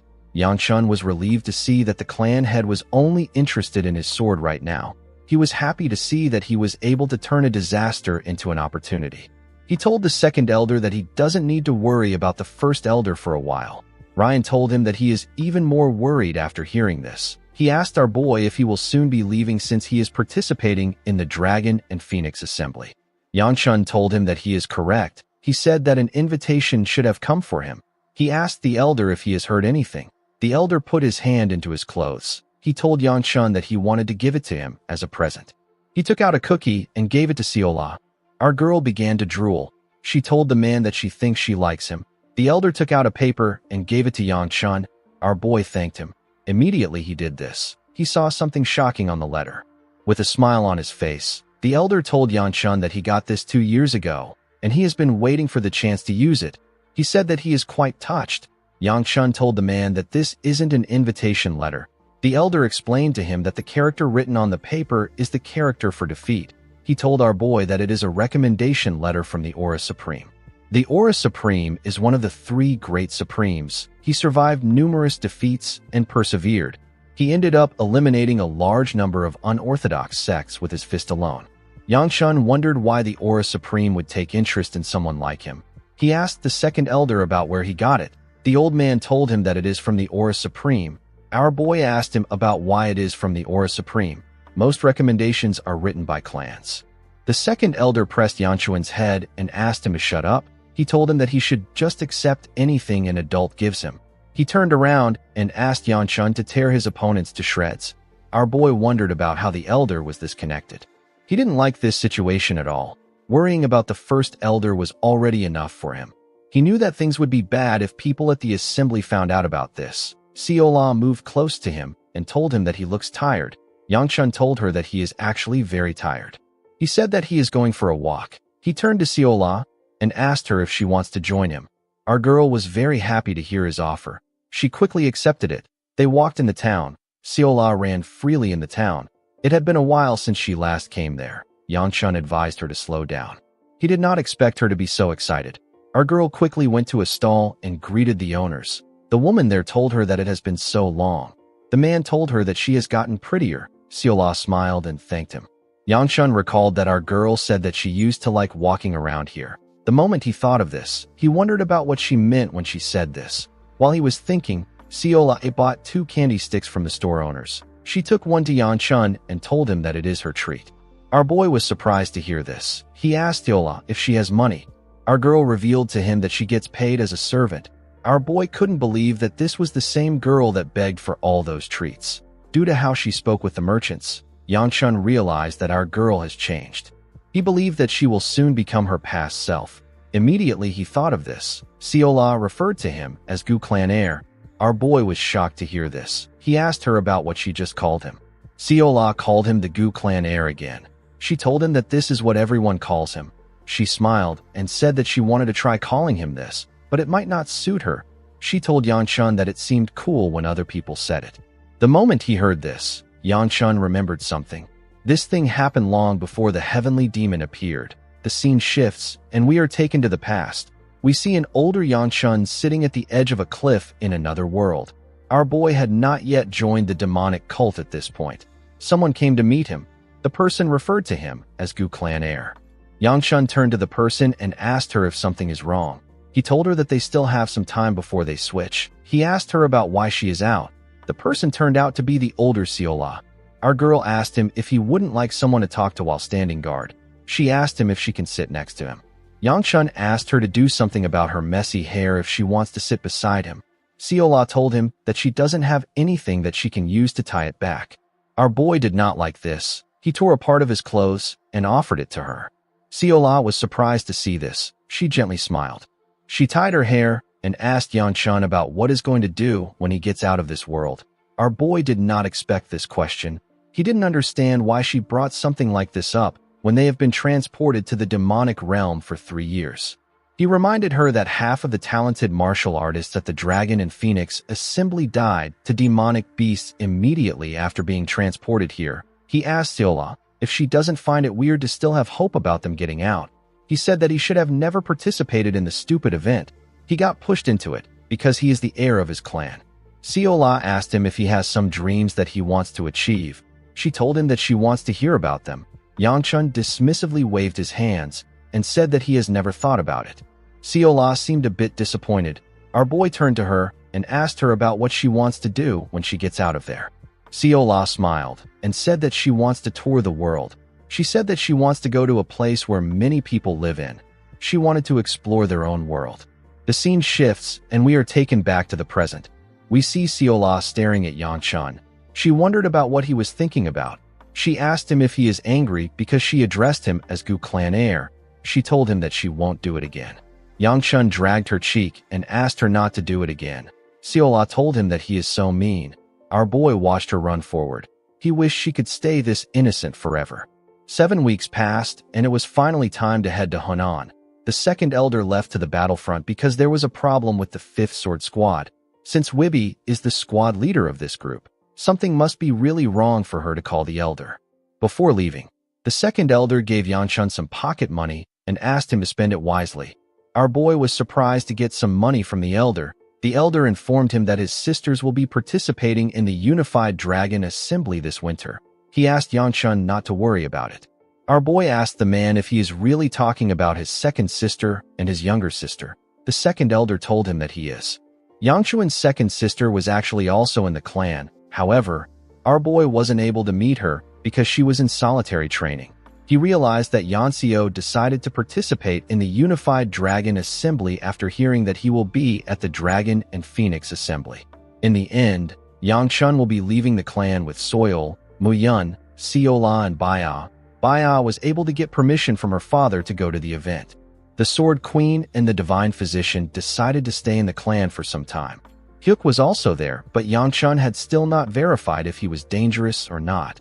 The thing that bothered him the most was the fact that he had to stay in this carriage for some time again. The carriage was starting to feel like his home. The group had only just begun their journey when the weather suddenly turned harsh. The once clear road was now blanketed in white snow, and a biting wind swept across the landscape. Sial. A trembled uncontrollably, even while sitting close to the fire, murmuring repeatedly to herself that it was unbearably cold. She turned toward Yang Qin and asked in a weak voice whether he wasn't freezing, considering how thin his clothes were.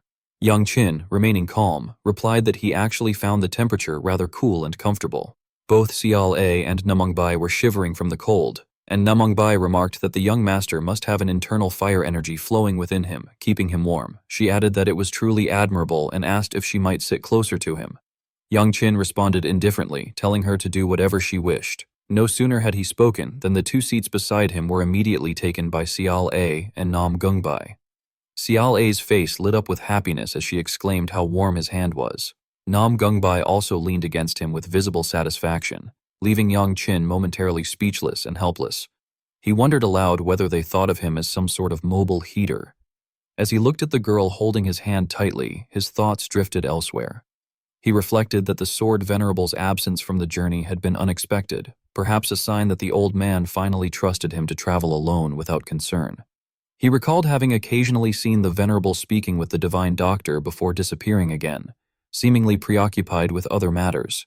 His gaze shifted to Namangbai, who was still gripping his hand, and he thought about her father, who must have returned to the Namong clan.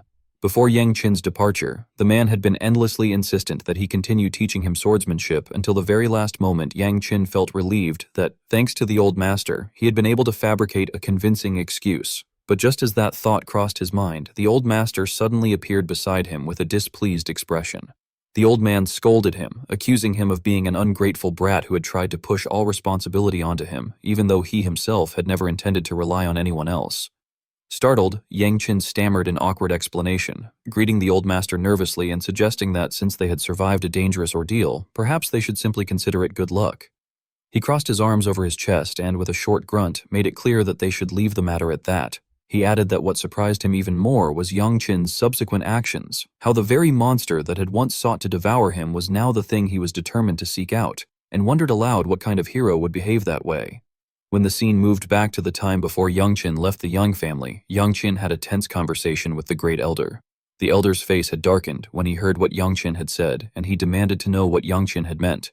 Youngchin had bowed his head and, in a deep, steady voice that carried menace, accused the Elder of arrogance, asserting that he wanted everyone to learn the truth about the land's spiritual energy, and had even dared to covet the family headship. The Great Elder had laughed aloud at this, amused, and told him that he had expected something serious but received instead such an entertaining tale. He scoffed that the truly arrogant ones were Youngchin and his father, and asked whether they really thought they could shoulder that karma alone. The Elder had gone on to reproach Youngchin, saying that he spoke as if he were always right and seemed deliberately provocative, and pointing out that Youngchin ultimately coveted the power the family wielded, asking whether those things were so important to him that he would wager the family's fate on them. The Elder had remarked that Youngchin's words were unsurprising, since holding such things would inevitably bring immense power. Youngchin, hearing this, had taken a few slow steps forward and stood opposite the Great Elder without a trace of fear. He had then spoken a few final words. If the old dog that guarded the gate dared to bare its fangs and bite its owner, there would be no choice but to burn it alive. A stern warning he left before departing. The old master had turned to him and observed that such words might well have provoked that old elder to kill him on the spot. He added that if that had occurred in the mountains, Youngchin might have lost his life to the old master's father. He warned that the old fox was cautious and rigid and would not act rashly until fully prepared, and reminded Youngchin that if anything important arose, the Namong clan head would send a letter first, so for now his priority should be the Dragon Phoenix gathering. Suddenly, Youngchin's gaze fixed on the person before him, Tango. All stood up awkwardly, unsure of what to say, and cautiously inquired if something was wrong. She explained that her hands felt cold too, and to be honest, she also wished to hold the young master's hand. Before she could react further, Nungai hurried over and grasped her hand tightly, remarking that her own hand felt warm. Now Tango, flustered, tried to clarify that it wasn't what she had meant, but found herself unable to break free and had to accept it reluctantly. Namumb, pleased with herself for having thwarted a potential romantic rival, smiled slyly, while Youngchin simply looked on blankly, uncertain whether to find the scene amusing or exasperating. Before long, the carriage reached Henan. The attendants informed Youngchin that he should rest at the lodging prepared by the Min clan and that they would continue to the Murum alliance in 4 days. He agreed with a simple acknowledgement. Upon entering his room, Youngchin tossed the money pouch the second elder had given him onto the bed, as though discarding a burden. The reality of his situation began to settle in. He was truly about to take part in the Dragon Phoenix gathering. His eyes narrowed as waves of thoughts stirred within him. In his past life, the Dragon Phoenix gathering had been a dark memory. A few years after that event, the demon realm had appeared there, consuming countless talented young people. The Zhang clan had later referred to it as the Demon Realm Incident. He recalled being imprisoned there for many years. In that life, he had been the only one to survive and escape that infernal place. Everything afterward had unfolded as if the victims had never been swallowed by the demon realm. They had returned as though nothing had occurred. Those who had perished there came back to life but lost all memories of what had happened within. In the end, he alone remembered everything, the bonds, betrayals, and grudges, all of which had vanished for the others. Though he still harbored resentment, there was one person he dreaded seeing again. He thought how wonderful it would be if fate never brought them together in this life. The thought made him freeze suddenly. A dreadful realization struck him. Could it be that she would appear again this time? Panic rose within him as he cursed himself for not considering this possibility sooner. He tried to calm his mind, reminding himself that the Dragon Phoenix gathering was not a once-in-a-lifetime event. Perhaps she would not attend this year. There was no need to worry. Just then, Mao Yun entered slowly, asking why the young master was alone and remarking that it was late. He guessed that the others might be delayed because of their luggage. Youngchin replied indifferently that they were there for a martial arts tournament, not a leisurely trip, and wondered aloud why everyone had brought so many things. From the staircase, a girl began to descend slowly. Mistaking her for one of his companions, Youngchin shouted impatiently, asking if she planned to take all day and complaining that he might starve at this rate. However, his words stopped abruptly as his eyes widened in shock. The girl coming down was neither Nam Gongbai nor Sail Oi, but the very person he most wished to avoid. Startled by the sudden scolding from a stranger she had never met, the girl faltered, her distracted thoughts causing her to trip and lose her balance on the stairs. Acting on instinct, Youngchin reached out to catch her. When he realized what he had done, his face twisted in disbelief and embarrassment. At that moment, Tango Walls and Nam Gungbai's group arrived. They asked if they were late, but their words trailed off as they took in the scene before them. Shock and confusion filled their faces as they wondered what on earth had just happened. Youngchin lay sprawled on the ground, shielding the girl who had tumbled down the stairs and landed beside him. He cursed inwardly, asking if she was all right, though he could already sense that things were not looking good. A deep unease settled in his chest. Among the 4 disciples, this girl was the most renowned for her exceptional swordsmanship, the disciple of the divine doctor from the Muyang clan, their cherished daughter, one of the 5 dragons and 3 phoenixes, known as the Snow Phoenix, Muyang He. Memories from his previous life surged through his mind once again, and he immediately recognized her as the person he least wished to encounter. He scolded himself in silence, wondering bitterly why fate had led him to this situation. His past memories resurfaced, the time she had berated him endlessly in the demon realm as he lay on the ground, powerless. He regretted ever reaching out his hand, realizing how foolish it had been. From nearby, one of the onlookers questioned mockingly whether his head was filled with rocks, remarking that even after falling so hard, he still dared to make fun of others. Another voice added that he was truly shameless, a contemptible person through and through. The sting of those words deepened his self-reproach. Then, a calm yet familiar voice interrupted from behind, asking whether the person before them was Miss Mu Yang He. Holding her head, Mu Yang He composed herself and greeted the newcomer, noting that it had been a long time since the last Dragon Phoenix gathering. She inquired what had happened. Rising to her feet, she explained that she had slipped on the stairs and that it was thanks to young Master Yang's help that the situation had not turned worse. She admitted fault and apologized sincerely. The other girl brushed off the apology, saying that it was all right and that she did not mind. Yangqin noted inwardly how that same stubborn personality remained unchanged, and he decided that it was best not to dwell on it. What mattered most was leaving the place as soon as possible. However, before Mu Yang he could finish her next sentence, Yangqin quickly made up an excuse to escape. He hastily suggested that they go out to eat and that it would be best to end things there. As he spoke, he wrapped his arm around Tang Soal's shoulder, causing her to blush awkwardly. Namongbi, dressed in blue with silver hair, soon followed them out, which immediately drew Mu Yang He's attention. Her attire clearly marked her as someone from the Namong clan. Mu Yang He called out to them, asking them to wait. She remarked that their meeting must be fate and politely requested to join their table, saying that she had not yet eaten and that her group might take a while to arrive. The words made Yangqin freeze. He turned around, his face pale, blurting that she rarely ate lunch anyway. The moment the words escaped, he covered his mouth in panic, realizing the terrible mistake he had just made Mu Yang. His lips curved into a slight, knowing smile. She commented that he was truly strange. He always seemed irritated with her for no apparent reason, yet he somehow knew all her habits. She reminded him that this was supposedly their first meeting, and yet he knew so much about her. She asked curiously if perhaps they had met somewhere before. Yangqin's heart sank as despair filled his eyes. He wondered why fate was toying with him once again, and why he was being dragged into the same tangled past he had tried so hard to escape. Then, the scene shifted. Returning to the past, deep within the demon realm, where a vast and oppressive mountain range loomed under a dark sky. A voice echoed through the barren expanse, declaring that one person would have to be expelled. The declaration sparked outrage. Someone protested that it was impossible to abandon a comrade, insisting that if anyone had to leave, it should be them instead. Another voice urged calm, addressing the speaker as Little Sword Saint. It reminded them that if the strongest among them left, the group's survival would be jeopardized, and that they had all endured 3 years in the demon realm only thanks to that person's power. The one speaking was none other than Mu Yang Shua, also known as Mu Yong He, who reasoned that while loyalty and righteousness were admirable, the situation required objective judgment.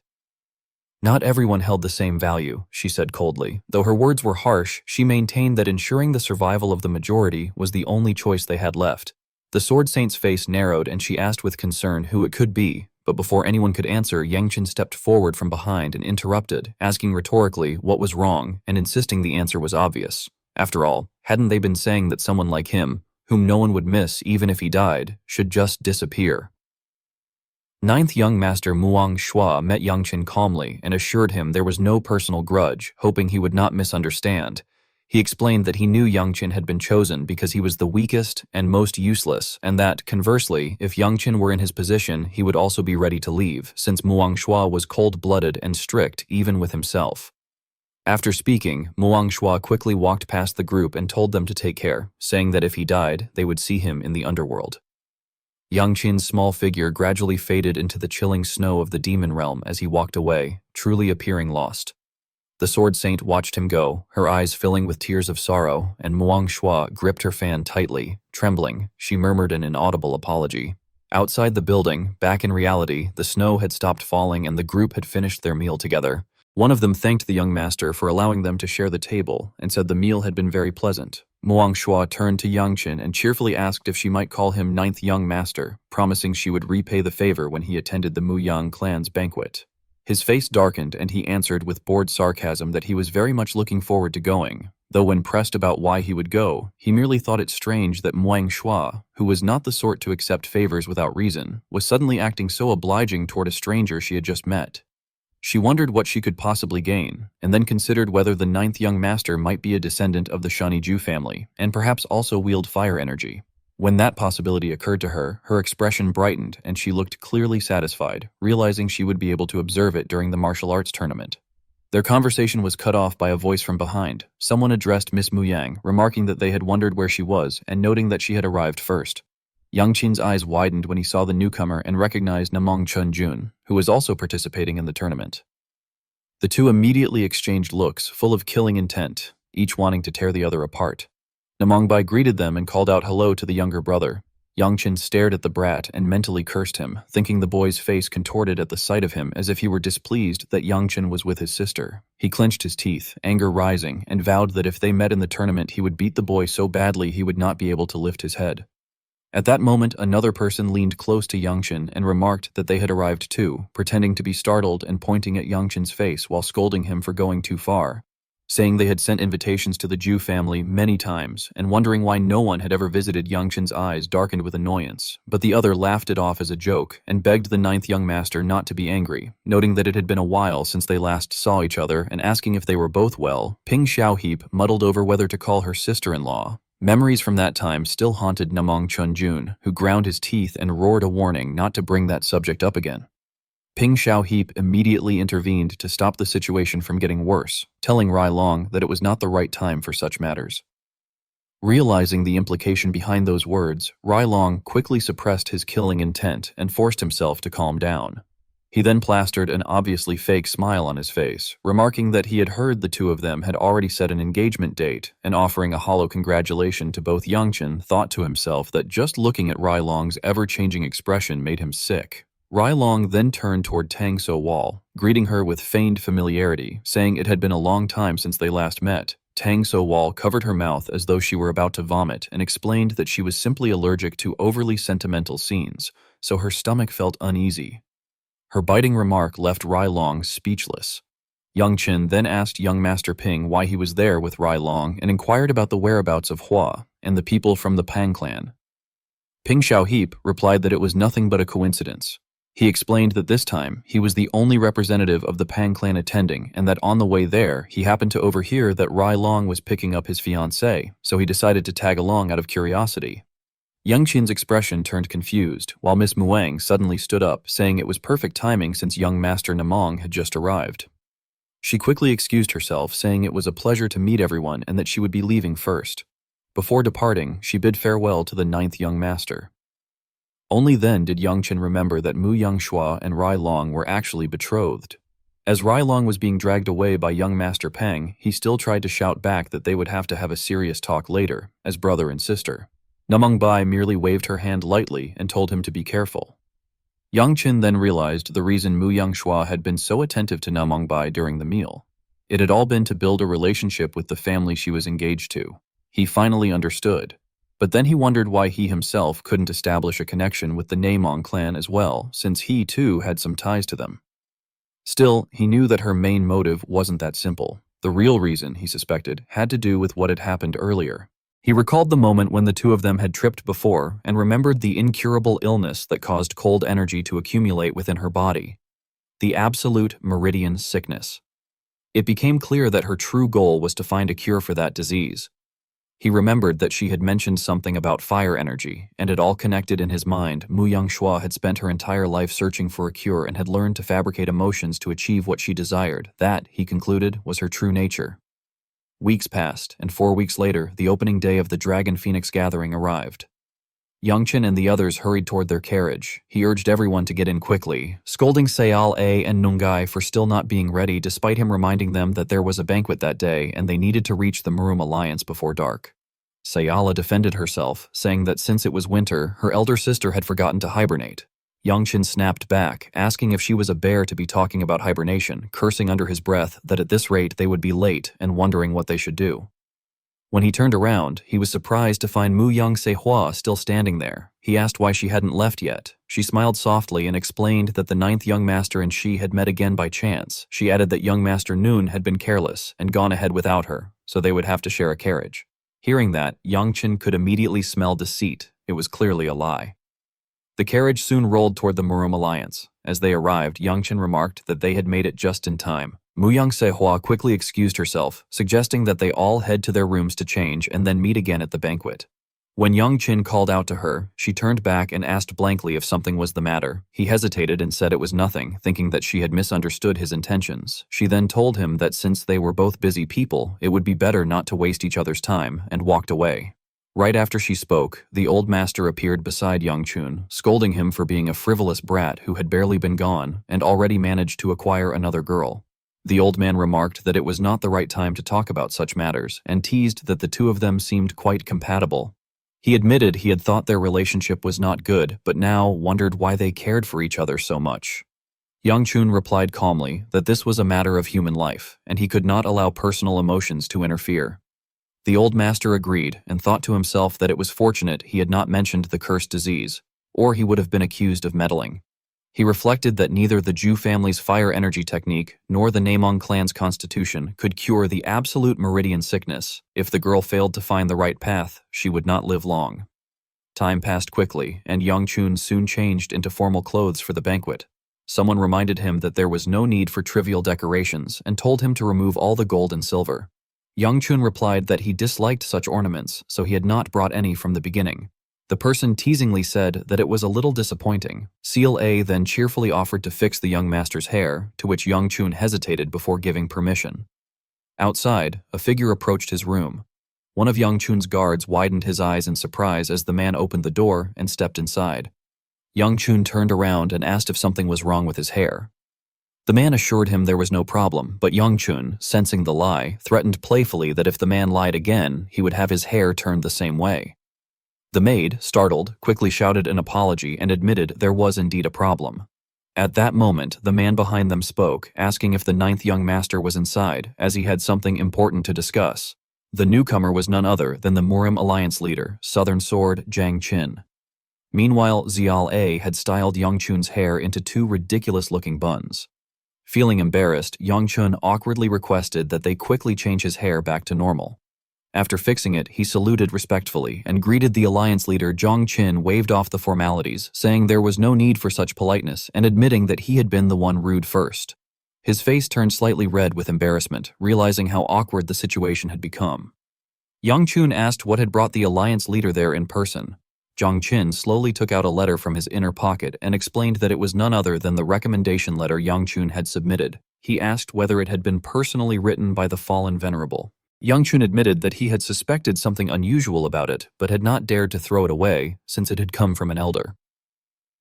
Jiang Qin then asked if the letter had been personally given to him, and when Yongchen replied that it had not, the alliance leader inquired whether someone else had passed it along. He then asked if Yongchen had read the back of the recommendation letter carefully. Yongchen confessed that he had not, and wondered aloud if there was something written on the reverse side. The alliance leader handed the paper back to him, telling him to read the back. Yongchen turned it over and froze when he saw what was written there. His face stiffened as he read the words that leapt from the page. The letter declared that under the name of the fallen venerable, the secret master, he recommended Niniang, the god of the Shani Zhu family, as the disciple he had diligently taught despite being a lazy man. It further proclaimed that this child would one day shatter the heavens and that the fallen venerable absolutely believed in him. A postscript added that an ancient treasure had been very useful and that it would be sent back through his disciple, asking the recipient not to complain about it. Yongchen, stunned and confused, muttered to himself, wondering what the words disciple and ancient treasure meant. After finishing the letter, he handed it back to the alliance leader, who asked if the young master had read it. When Yang Chun confirmed, Zheng Qin explained that both the aura and seal of the letter were unmistakably those of the fallen venerable. Even the clumsy handwriting was difficult to imitate, making any forgery impossible. Still, despite the authenticity, the alliance leader wanted confirmation.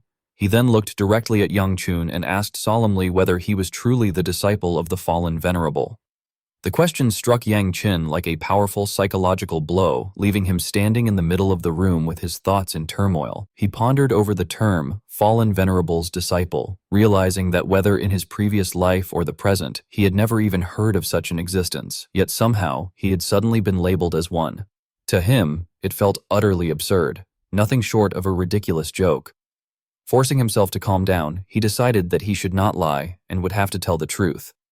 Yang Qin then explained that he was not, in fact, the disciple of the fallen venerable. As for the postscript that mentioned an ancient treasure, he confessed that he had no idea what it referred to. The Murium Alliance leader pondered for a moment after hearing this, then remarked that things were as he had expected. He slipped the letter into his pocket and prepared to leave, expressing his understanding and apologizing for wasting Yang Qin's valuable time. Confused by the sudden conclusion of their conversation, Yang Qin hurriedly asked whether that was all the alliance leader had wanted to know. The latter confirmed that it was. He explained that his original intention had been to ask if Yang Qin knew the whereabouts of the missing fallen venerable, but judging from Yang Qin's reaction and answer, it was clear that he truly did not know. Therefore, he would let the matter rest. However, the alliance leader reassured him that the recommendation letter was genuine, so he had no need to worry about being accepted. On the contrary, he added, for Yang Qin to have reached such a level of skill at his age was impressive, even if he was not the fallen venerable's disciple. He said he looked forward to seeing Yang Qin's performance in the upcoming Dragon Phoenix gathering, and that they would meet again at the banquet later. Yang Qin bowed respectfully, expressing that it was an honor to meet the alliance leader and thanking him sincerely. After the man left, Yang Qin was once again alone in the quiet room. The silence didn't last long.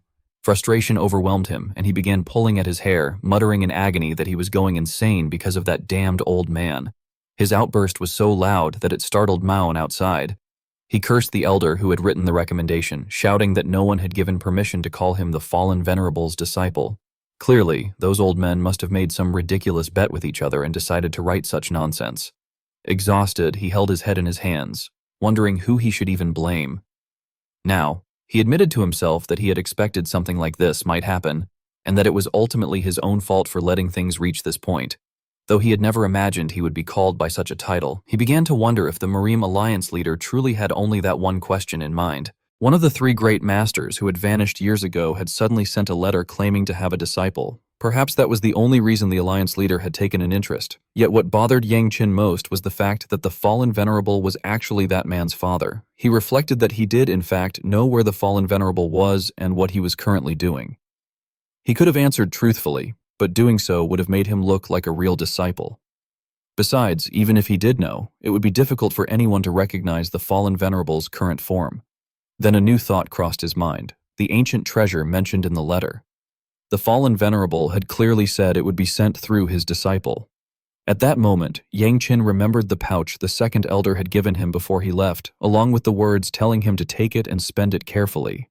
Alarmed by the realization, he quickly took out the pouch and cursed under his breath, calling the elder a damned old man. Holding it for a moment, he hesitated, then untied the string and poured out its contents. The sound of gold coins clattering against the floor echoed throughout the room. Among the scattered gold and money, he finally found what had been troubling him in the back of his mind. As soon as he saw it, he let out a shout that shattered the quiet atmosphere. He cursed the old man again, calling him a lunatic, and muttered that if the man had wanted to thank him, he could have done so without resorting to something so outrageous. The scene shifted to the banquet, where many guests had already gathered. The air was lively and filled with noise and chatter. At one of the tables, a short-tempered man was raising his voice, complaining impatiently about why the event had not yet begun, and wondering aloud if something had happened to the alliance leader. Another man beside him whispered that there was something even more interesting to look at. Several beautiful women seemed to have arrived this time. Curious, the man in the brown shirt turned to look in the direction indicated and remarked that one of them was Doc Fong, who had attended the last assembly, and that she appeared even more mature and graceful than before. Meanwhile, Tang So Wal seemed concerned only with when Yang Chun would appear. His companion noted that the woman sitting next to Tang So Wal seemed to belong to the Namong clan. The mention of Namongbai's name caused both men to become visibly excited as they whispered about her beauty, marveling that such a woman could exist within the Namong clan.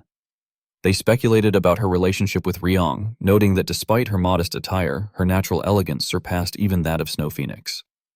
While the men were still talking, Muang Shua entered the hall. Her cheeks were flushed, her smile enchanting, and her eyes gleamed with a captivating charm. She walked gracefully toward the table where Namongbai and Tang So-wal were seated, greeting them and remarking that the 9th young master had not yet arrived. Tang So-wal replied politely that he seemed to be running a bit late and asked why Miss Muyong's group was not with her. Pretending to smooth her hair, Sehwa answered in an indifferent tone that she had not seen young Master Ryong even once since arriving at the Merm Alliance, and that she had come in hopes that Miss Namong might know his whereabouts. Namong Bai simply replied that he should be arriving soon. Not far away, a man in an orange shirt observed the scene with amusement. He commented to his companion that the sight before them was wonderful.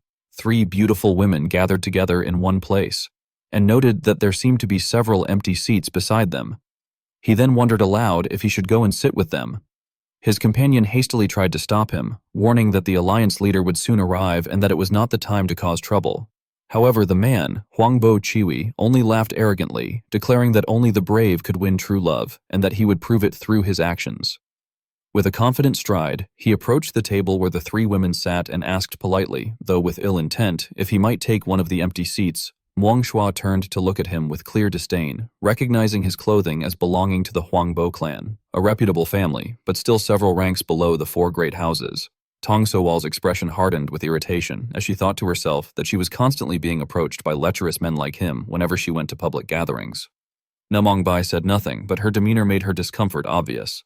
Tang So-wal then spoke up, firmly telling the man that the seats were already taken. Nevertheless, the man continued shamelessly, insisting that they could not possibly be occupying all 4 seats and that there should be at least one available. Tang So-wal's tone grew sharper as she warned him that the seats had been assigned beforehand and ordered him to return to his place. Ignoring her, the man stepped closer and brazenly reached out to touch Muang Shua, telling her not to be so cold and that they should take the chance to get acquainted, especially since Miss Hua was also present.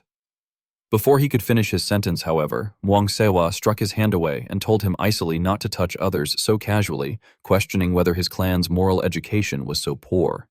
His face darkened with anger at her words. He shouted furiously, demanding to know what she had just said, and lunged forward with his arms spread wide, yelling that those young ladies should not think themselves superior just because of their looks, and that he would teach them proper etiquette before the banquet began. But before he could lay a hand on her, his attack was intercepted by Yang Qin, who appeared just in time to stop him. Wangbo turned back and roared furiously, demanding to know who the blind fool was that dared to interfere in his affairs.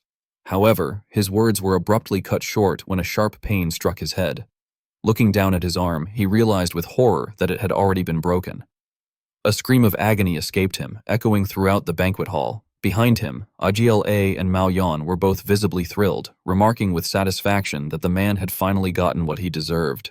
Meanwhile, Wangbo clutched his broken arm in disbelief, muttering in shock that his arm was truly broken. Yang Chan approached him and gave his leg a light kick, effortlessly sending the lustful man sprawling onto the ground. He thought to himself that Wangbo's strength was nothing more than that of worthless trash.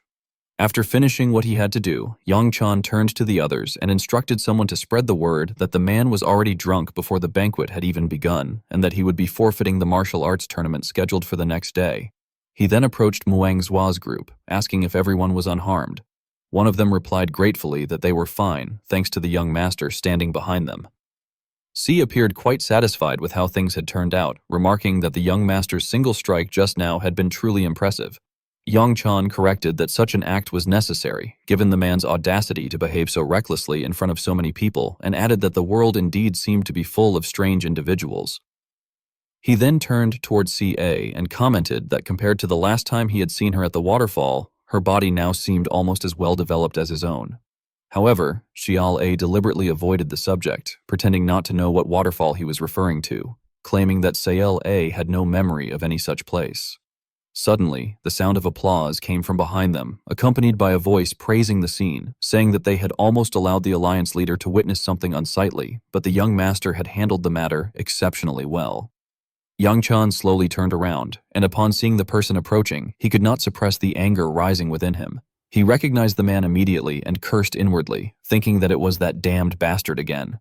The man slowly approached with a smile, giving the impression that he felt it was appropriate to introduce himself first. He expressed that it was an honor to meet everyone and stated that he came from the Tailing Shang family, identifying himself as Xiang Xian. His introduction caused murmurs to ripple through the crowd as people whispered among themselves, wondering whether the surname Chang Zyun was the same as that of the Murim Alliance leader and questioning if he might be the leader's son. Yang stared at the man in front of him, thinking bitterly about how many unsettled matters lay between them. He recalled that from the issue of Xiang Xian being Sael A's fiancé to Namong Ba's death, the two of them had been entangled in problem after problem. He also remembered that right there, in that very place, a major incident had once occurred. On that fateful day, the Demon Realm Gate had suddenly appeared at the Dragon Phoenix gathering, and the person responsible for awakening a gate that had remained dormant for hundreds of years had been Shangxian himself. Yangsh told himself he could never forget that arrogant and foolish face. Pulled back into the present, Kangji extended his hand and warmly suggested that, since events had unfolded this way, they should consider it fate and both do their best at the Dragon Phoenix gathering.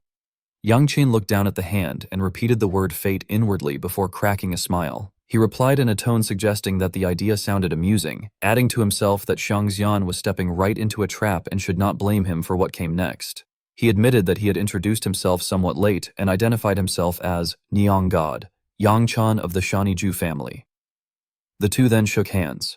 Yang Chan expressed that he looked forward to Xiang Xian's instruction, but Xiang Xian's expression immediately darkened. He gritted his teeth in pain as Yang Chan tightly squeezed his arm, the pain twisting his features and shattering whatever plans he had formed. In contrast, Yang Chin appeared smug, thinking that the rude man had intended to test his strength with what looked like a simple handshake. He concluded that he would grant that unspoken request, wondering whether Xiang Xian had truly believed he would not notice the internal energy hidden within his hand. Behind them, Tango Wall observed the entire exchange with fascination, her cheeks flushed with excitement.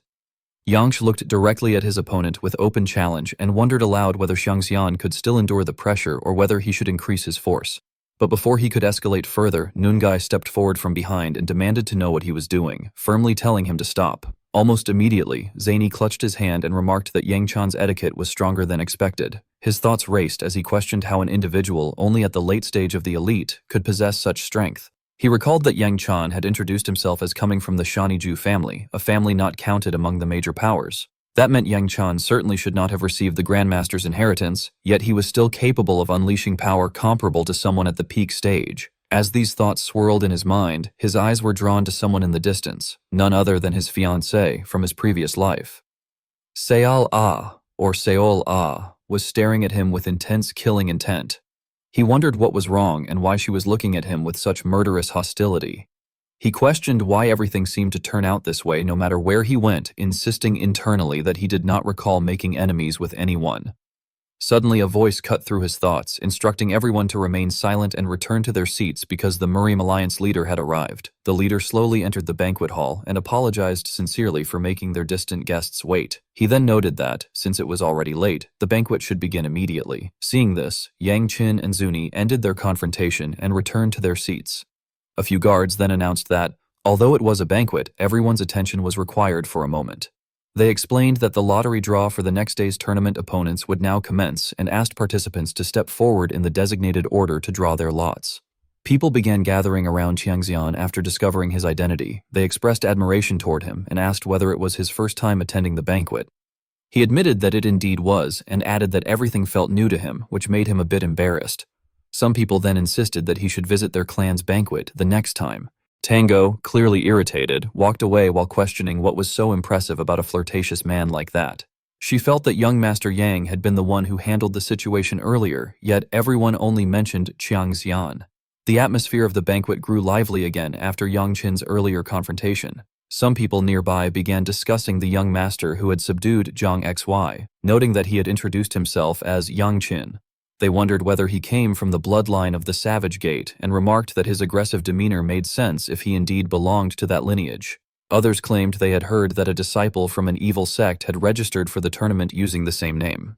They were astonished, saying that if the rumors were true, an unprecedented participant had joined the tournament. Hearing these remarks, Tang Soal looked extremely pleased. She inwardly noted that at least a few people were able to recognize the extraordinary aura of young Master Yang. While she was still lost in thought, someone repeatedly called out to her. Startled, she responded hastily and urged the caller to step forward since everything was ready. Tango Wall then hurried toward the lottery table, mumbling apologies and blaming her wandering mind. Even as she held the lottery slip in her hand, she could not fully concentrate and kept thinking that pondering about young Master Yang made her feel foolish. When she checked the battle bracket, she realized that her opponent was King Zunyan from the Tai Lingjiang family. The realization made her freeze, and she lamented that her luck was truly awful. She returned to the dining table wearing a gloomy expression. Someone asked her whom she had drawn for her match, and she replied that it was him. Another commented that it meant they were all placed into different brackets, while someone else joked that she looked miserable simply because she felt bored. Tango Wall then approached Yang Qin and, with a serious expression, told him that she wished to make a request of him. A few days later, at the tournament grounds, the referee announced loudly that Niniang god Yang Qin of the Shani Ju family would be fighting Baal Sik of the B clan. He asked whether both opponents were ready and declared that the battle would begin if they were. Baal Sik rushed forward immediately, but Yang Qin remained perfectly calm and still. As many had expected, Baal Sik was defeated by Yang Qin with a single basic strike and was sent flying out of the arena. The referee then announced Yang Qin as the victor. The old master appeared beside Yang Qin and grumbled, asking whether he felt ashamed for standing there blankly. He criticized Yang Qin for defeating the boy with a single blow despite his superior skill and told him he should at least show some sincerity and fight properly. Yang Qin turned to him and retorted that he was fully aware that what he had done was akin to choking a child's wrist, but said that this was not the time to worry about such details. He explained that he needed to hurry to watch the match in the second bracket and that he had never expected Tang Soal to face Chiang Jian in the very first round. He recalled that when he had shaken Chiang Jian's hand the previous day, he had sensed that the man's strength was far from ordinary, and he feared the match would be too difficult for Soal. Yet she had still asked him to fulfill her request, leaving him confused about what she was thinking. Meanwhile, at the second arena, Tango Wall was fighting fiercely. Drops of her blood had already fallen onto the floor. Observers remarked that it was impressive that someone with her limitations as a Dak Rayong poison dragon practitioner was still able to use the 9 dragon poison arts. They commented that her resistance using only hidden weapons was extraordinary and admitted that if the battle had been real, they themselves might have been struck. The title of one of the 5 dragons and 3 phoenixes was said to be well-deserved. So looked at her opponent with clear anger, insisting internally that she could not lose to him. She immediately kicked 2 daggers up from the ground and hurled them at him, yet he blocked them with ease. She did not stop there, continuing to attack with repeated thrusts using the Tang clan's ultimate technique, but Zunyan still dodged effortlessly, as if it required almost no effort at all. His eyes narrowed, and he remarked that if he were the person in charge, he would instruct her to forfeit immediately.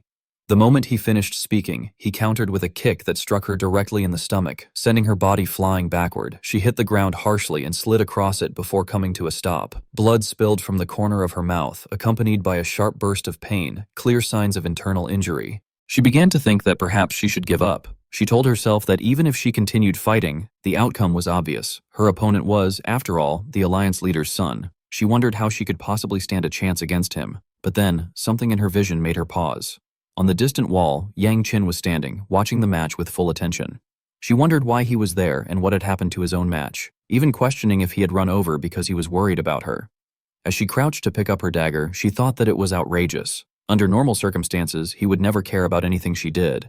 Yet now, she let out a faint smile as motivation stirred inside her once more. She declared that she thanked her opponent for yielding to her earlier, but she had not yet revealed her true strength. Because of that, she insisted that the battle could not end here, and she refused to give up. Zhang Zunyan looked at her with curiosity, wondering aloud what exactly was motivating Miss Tang to push herself this far. She did not answer. Instead, she widened her eyes and fixed her gaze straight ahead while gripping both daggers tightly. A terrifying surge of killing intent burst forth wildly, as though countless venomous snakes were coiling around her, ready to strike down anyone who dared to underestimate her.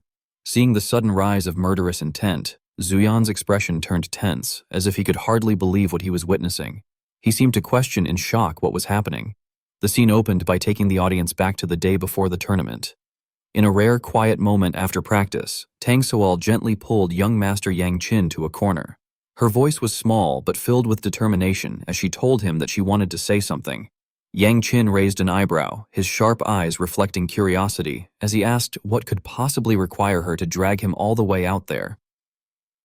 Tang Soal hesitated, taking a deep breath as if gathering all her courage before finally revealing that her opponent the next day would be young Master Zheng. The statement struck Yang Qin so suddenly that he froze for a moment, his gaze becoming serious, as though he had already guessed the worry in her heart. She continued with a voice mixed with sincerity and a hint of nervousness, explaining that she had originally planned to wait until she passed the preliminaries before telling him. However, because she was unsure of how strong young Master Zheng truly was, she had wanted to tell him earlier. Yang Qin looked at her silently, waiting, before asking what she wanted to request of him.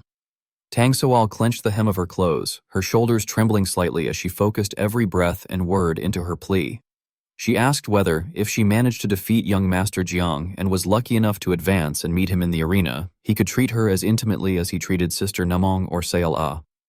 At that moment, Yang Qin fell silent, not out of confusion, but because he was completely taken aback by her request. He suggested that if she truly wanted that, she could simply say it. But Tang Soal immediately blushed and insisted that if she said it first, it would feel no different from having already lost. She turned her face away, her ears burning red, while the unspoken feelings in her heart surged like a torrential flood. She admitted, to herself more than to him, that at first she had only been impressed by his handsome appearance. Yet after months of traveling together to Henan, she had realized that his heart was even warmer than his looks. When someone felt cold, he would quietly release fire energy outward. When she had no appetite, he would secretly pack extra dumplings into her hand and pretend it was part of training. She knew he treated everyone kindly, but she wondered how she could not be moved and how she could not long to stand a little closer to him. Her voice softened as doubt crept in. She reflected that she always questioned whether she was worthy of standing beside someone like him, someone weighed down by clan matters, older brothers, and titles. She herself had never been destined to be the strongest. Earning the title of Poison Phoenix had already been a long, painful journey. She had thought that this time would be no different. But when she stood opposite Namong Bai and Sayal Ah, something deep within her had quietly awakened. She realized that she no longer wanted to give up. Looking up, her eyes shimmering as if on the verge of tears, she resolved that no matter how childish or ridiculous her actions seemed, she had to show him that she was not some soft and useless person. And with that unwavering gaze, both proud and vulnerable, she pleaded for him to accept her request. The look in her eyes seemed to still even the evening wind. The scene then shifted to the hazy white of the infirmary. Tang Soal slowly opened her eyes and jolted upright, cold sweat still clinging to her brow. She anxiously questioned where she was and what had happened to the match. Looking around the room filled with other injured contestants, she suddenly remembered everything. The defeat returned to her in a painful rush, and the shock brought tears she could no longer hold back. She lamented that even though she had used the Poison Fang Iron God, it had ultimately been useless, and she admitted to herself that the son of the Murim Alliance leader was truly formidable. Gripping the blanket tightly, she cried bitterly and blamed herself, wondering why she was crying now of all times. Her thoughts were interrupted when a familiar voice remarked that she was finally awake. Tang Soal jolted in surprise and looked toward the speaker, realizing it was Nine Yang God Yang Qin. She asked him since when he had been there. Yang Qin, leaning calmly against the bed with concern visible in his eyes, told her not to be surprised and explained that the physician and Nam Gungbi would arrive soon, urging her to rest peacefully. She lowered her head and confessed in shame that she had spoken as though she could actually defeat him. Yang Qin turned his face away and reassured her that it was fine, saying that she had fought until the end regardless and that she had looked impressive. His words left Soal frozen for a moment before she quietly murmured that she had still lost. Before she could mention the promise she had been thinking about, Yang Qin announced that he was going to rest and turned to leave. She tried to stop him, attempting to clarify what had just happened, but he was already walking away, unwilling to look back for fear that she would notice how red his ears had become. Tang Soal watched his retreating figure for a few moments before smiling softly, her eyes filled with happiness as she reflected that he was truly terrible at hiding his feelings. The sky outside seemed bright and clear, as though swept clean of all worries. Soon after, the opening bell rang, signaling the official start of the friendly tournament preliminaries. The stands were packed with spectators, their cheers mixing with the excitement of the participants. Yang Qin entered the arena and defeated his opponent with a single strike, leaving the audience in stunned silence. Elsewhere in the arena, Namong Bai also eliminated her opponent with just one move. The crowd erupted with whispers. Some people exclaimed that taking down an opponent with a single move was unbelievable, especially since something similar had happened the day before. Others speculated that a new dragon or phoenix might emerge this year and wondered who the likely winner would be. Rumors circulated among the spectators.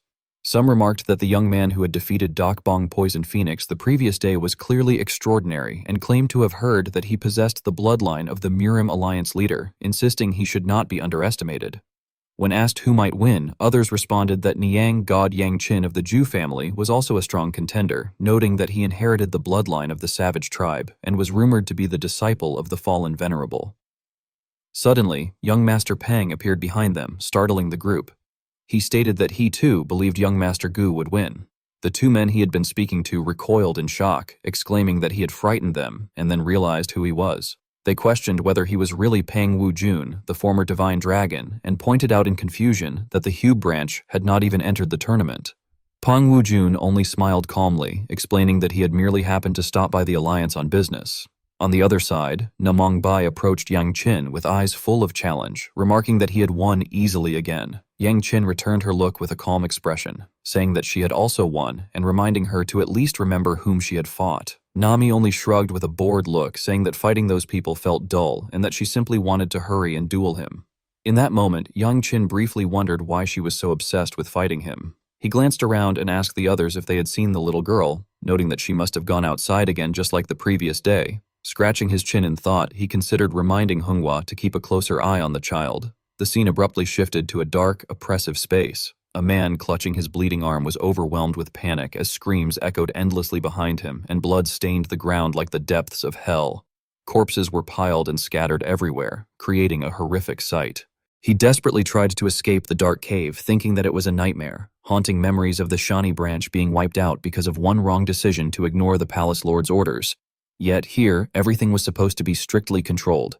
He wondered why such a situation was happening when not even the abbot of the Shaolin Temple should have known anything. Stumbling through the darkness, his heart sank into despair. Behind him, Xiao A's figure slowly emerged, the sword in her hand reflecting a cold glint. He realized that the one responsible for everything was an unknown little girl. He told himself that he could not die there and that he had to escape at all costs to report back to the palace lord. With that thought, he turned and ran at full speed, every cell in his body screaming for survival. He kept telling himself that there had to be a way. Without hesitation, Xiao A lunged forward and ended the black-clad man's hope with a precise strike. His head was severed while consciousness still lingered. Standing over his body, Xiao A murmured that she was sorry for having borrowed his body without permission and for forcing him to do all of this. Another voice, gentle, warm, and belonging to her past self, responded that it was all right, saying that Xiao A had acted out of concern for the young master, wanting to lessen the burden he carried. The past self added that she now understood everything, since Xiao A was her future self. Having resolved the matter, Xiao A quickly made her way back to the inn. As she approached, she heard Hunghua calling out urgently in the distance. Xiao A ran toward her and embraced her beloved older sister tightly. Hunghua gently chided her, her voice filled with worry as she asked where she had been and reminded her how anxious she had felt.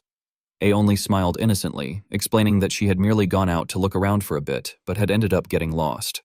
Hunghua repeated her warning, saying that if A ran around like that again, she would truly scold her. She then took A's hand and told her they should go inside, adding that the young master had been very worried about her. In her mind, Sail A heard the voice of her future self echo like a solemn promise, declaring that if there were even the slightest chance to atone to Gu Yanqin, she would seize it.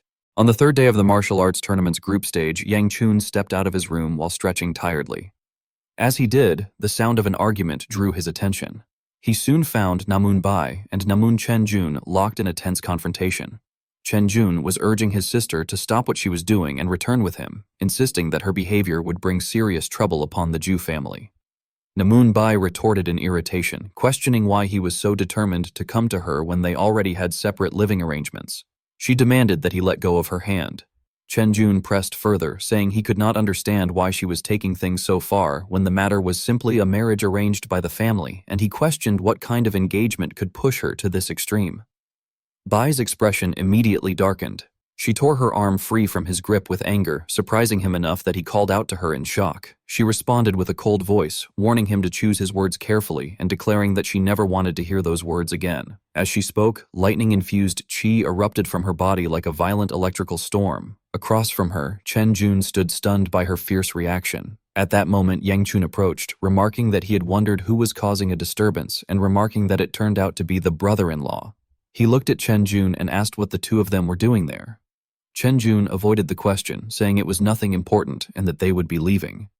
But after only a few steps, Yang Chun provoked him again, mentioning that he had checked the competition roster and discovered that his next opponent was none other than his brother-in-law. He flashed an eager smile, while Chen Jun clenched his teeth in anger as Yang Chun told him he hoped he would give his best this time to make a spectacular match. Chen Jun responded by tightening his fist, veins bulging, and stated that he looked forward to receiving Yang Chun's instruction. Time passed quickly until the quarterfinals. The referee introduced the two opponents. Namun Chen Jun of the Namun clan versus the Nine Young God, Yang Chun of the Shanqiju family. Standing opposite Yang Chun, Chen Jun spoke first, explaining that he had held back earlier only because his sister had been present, but now he intended to speak plainly. He warned Yang Chun not to act smug just because he had lucked his way into this round and asked whether Yang Chun truly believed that miraculous coincidence from before would repeat itself. Since Yang Chun had been the one to insist on fighting seriously, Chen Jun declared that he would not hold back in the slightest and warned him not to regret it when he ended up crawling away covered in injuries. Hearing this, Yang Chun merely smiled and commented that it sounded great. The referee then shouted for the match to begin. Instantly, Yang Chun charged forward with a blazing punch of fire qi, the flames shaping themselves into a bloodthirsty firewolf capable of incinerating anything in its path. Chen Jun's eyes widened at the sudden assault. Before he could react, the firewolf swallowed him in a vast inferno. A devastating explosion followed, blowing apart a section of the arena floor. The audience was stunned, shocked that the arena had been shattered and wondering whether Yang Chun had been hiding such terrifying power all along. Namung Bai, Seal A, and Tang So Wal were all thrilled by Yang Chun's overwhelming opening strike as murmurs spread through the crowd, questioning what had happened to Ryung. From within the thick smoke, hundreds of sword strikes erupted, slicing through the debris and scattering the billowing haze that covered the arena. Chen Jun glared at Yang Chun with eyes full of murderous intent. He seemed to accuse Yang Chun of thinking that such a cheap trick could defeat him. But before he could fully relish his own arrogance, Yang Chun had already appeared in front of him with a punch and a bright smile, remarking that he was relieved Chen Jun hadn't become too frightened and run away. Chen Jun's expression froze as the punch closed in, but at the last moment he used a Namun clan technique to evade the powerful fire-infused strike. He then began unleashing his signature technique, the one that had earned him the title of Rai Long Thunder Dragon. Lightning crawled across the arena floor as he attempted to hide his position. While moving, he reassured himself that although Yang Chun's power was formidable, it was nothing more than that. He believed that with Yang Chun's eyes, keeping up with his speed would be impossible. No matter how great Yang Chun's strength was, Chen Jun thought, it meant nothing if he couldn't land a hit. With his sword tightly gripped and arrogant confidence overflowing, he lunged straight at Yang Chun, mentally concluding that this would be the end. A slash filled with thunder and lightning tore through the air. Though still far inferior to the Namung clan head, Chen Jun believed that this strike would be enough to finish the match. However, Yang Chun easily tracked his movement and simply ducked to avoid it. Laughing heartily with blazing eyes, he pointed out that Chen Jun's lower body was exposed. A monstrous punch immediately crashed into Chen Jun's abdomen. The shockwave burst behind him, rising into a massive column of fire that shot toward the sky. Everything within its radius was reduced to ash. A searing pain stabbed directly into Chen Jun's mind, staggering him. He wondered what kind of illogical power this could be. Before he could process the agony, Yang Chun leaped into the air and kicked him straight in the throat. Without pause, Yang Chun seized both of his arms and executed a familiar ground-pounding technique, as if questioning whether such power could truly come from someone younger. A massive slam sent Chen Jun hurtling away like a cannonball shot from a large-caliber weapon. The arena floor shattered, and swirling smoke hid the scene from the spectators. Yang Chun landed lightly, shards of stone raining down around him like falling stars. Amid the devastation, Chen Jun lay flattened on the ground. Memories resurfaced in his mind. He thought of how absurd the situation was, how the one who should have been lying broken on the floor should have been Yang Chun, not him. He internally begged Yang Chun not to look at him with those infuriating eyes. He recalled how everything had gone wrong ever since he became entangled with Yang Chun in Sichuan. It began with Yang Chun's overwhelmingly superior talent, and from there, everything spiraled beyond his control. Even his respected sister changed after meeting him. To correct all the mistakes, Chen Jun had accepted a power so dangerous that even his father had feared it. When he obtained it, he believed everything had finally reversed. He remembered being told that through the ritual, the energy would integrate into his body, but that before the internal force stabilized, he absolutely must not use it. Yet his growing frenzy and rage had caused him to lose all composure and ignore every warning. He convinced himself that even if the timing was wrong, he no longer cared. Right here, in this place, he believed he absolutely had to win. As long as he could defeat Yang Chun, he told himself he could accept any consequence. With a mad roar, he lunged at Yang Chun once more. His sword became engulfed in a sinister dark energy, and his power surged abruptly and violently. Yang Chun was momentarily stunned, forced to use his hand to block the sword strike as he retreated. Confusion washed over him. He could not understand where this sudden surge of power had come from. When he observed more carefully the second time, he finally noticed something. The sword had grazed him, and from that moment on, he no longer had control over the situation and was forced to dodge continuously. Seeing this, Chen Jun laughed loudly, looking thoroughly satisfied. He seemed to mock Yang Chun by expressing that things finally looked the way they should, asking whether Yang Chun could now see the overwhelming difference in their skill levels. He continued swinging his sword wildly with the newfound power, declaring with arrogance that a worthless nobody like Yang Chun had no right to taint his beloved sister. He insisted that his sister could only ever belong to him alone. However, the moment those words left Chen Jun's mouth was the moment Yang Chun became truly furious. Yang Chun directly snapped Chen Jun's sword with his bare hands, shocking Chen Jun. Yang Chun then stated coldly that he would demonstrate what the true difference in skill level looked like. Chen Jun's eyes widened in disbelief, unable to grasp what had just happened. The answer came in the form of Yang Chun's strong hand tightening around his arrogant throat. Chen Jun could only stutter in panic as Yang Chun pinned him to the ground, the fire chi behind Yang Chun surging violently like an uncontrollable volcanic eruption. Yang Chun's voice became icy and filled with terrifying killing intent as he demanded to know where Chen Jun had obtained that power. As Yang Chun's hand squeezed tighter, Chen Jun struggled desperately, unable to breathe. He tried to shout that he couldn't breathe and cursed at Yang Chun, telling him to let go and calling him a filthy demon. Outside the arena, discussions erupted among the spectators as they noticed a massive barrier appearing, one that prevented them from seeing anything clearly inside. Meanwhile, Chen Jun was being choked to the edge of unconsciousness. He tried to justify himself, expressing that if Yang Chun did not exist, he could have been with his sister. In response, Yang Chun roared in fury, demanding again to know where the swirling power inside Chen Jun's body had come from. Before Chen Jun could answer, someone neutralized Yang Chun's barrier. Chen Jun then passed out from lack of oxygen and even soiled himself on the arena floor. While the intense battle was unfolding, the spectators, and Peng Wu-jun, continued watching with unwavering attention. The gigantic fire barrier erected by Yang Chun had completely obscured the view inside the ring. Peng Wu-jun burst into hearty laughter, filled with excitement, remarking that he had not expected young Master Gu to be so powerful and calling him a rare prodigy. He then turned to the person beside him, addressing young Master Chiang. Chiang Xi narrowed his eyes in displeasure, his voice growing stiff as he asked whether Pang, as the head of the young clan, truly believed the current situation was something to celebrate. Chiang pointed out that a junior revealing strength far surpassing the registered disciples of the three great clans was a matter severe enough to threaten their plans.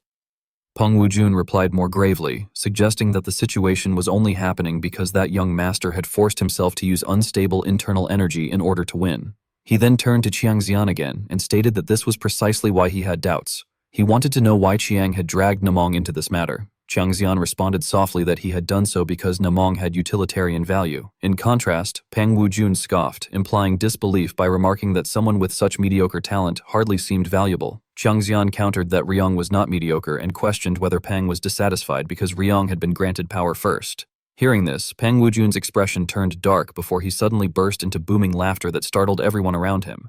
Chiang Xian found Penguin's actions confusing, but before he could ask anything, Penguin abruptly cut him off. Penguin told him that the young master should take back those foolish words immediately, insisting that even without Falling Star or any granted power, he was strong enough to suppress any junior, especially someone like Chiang Xian.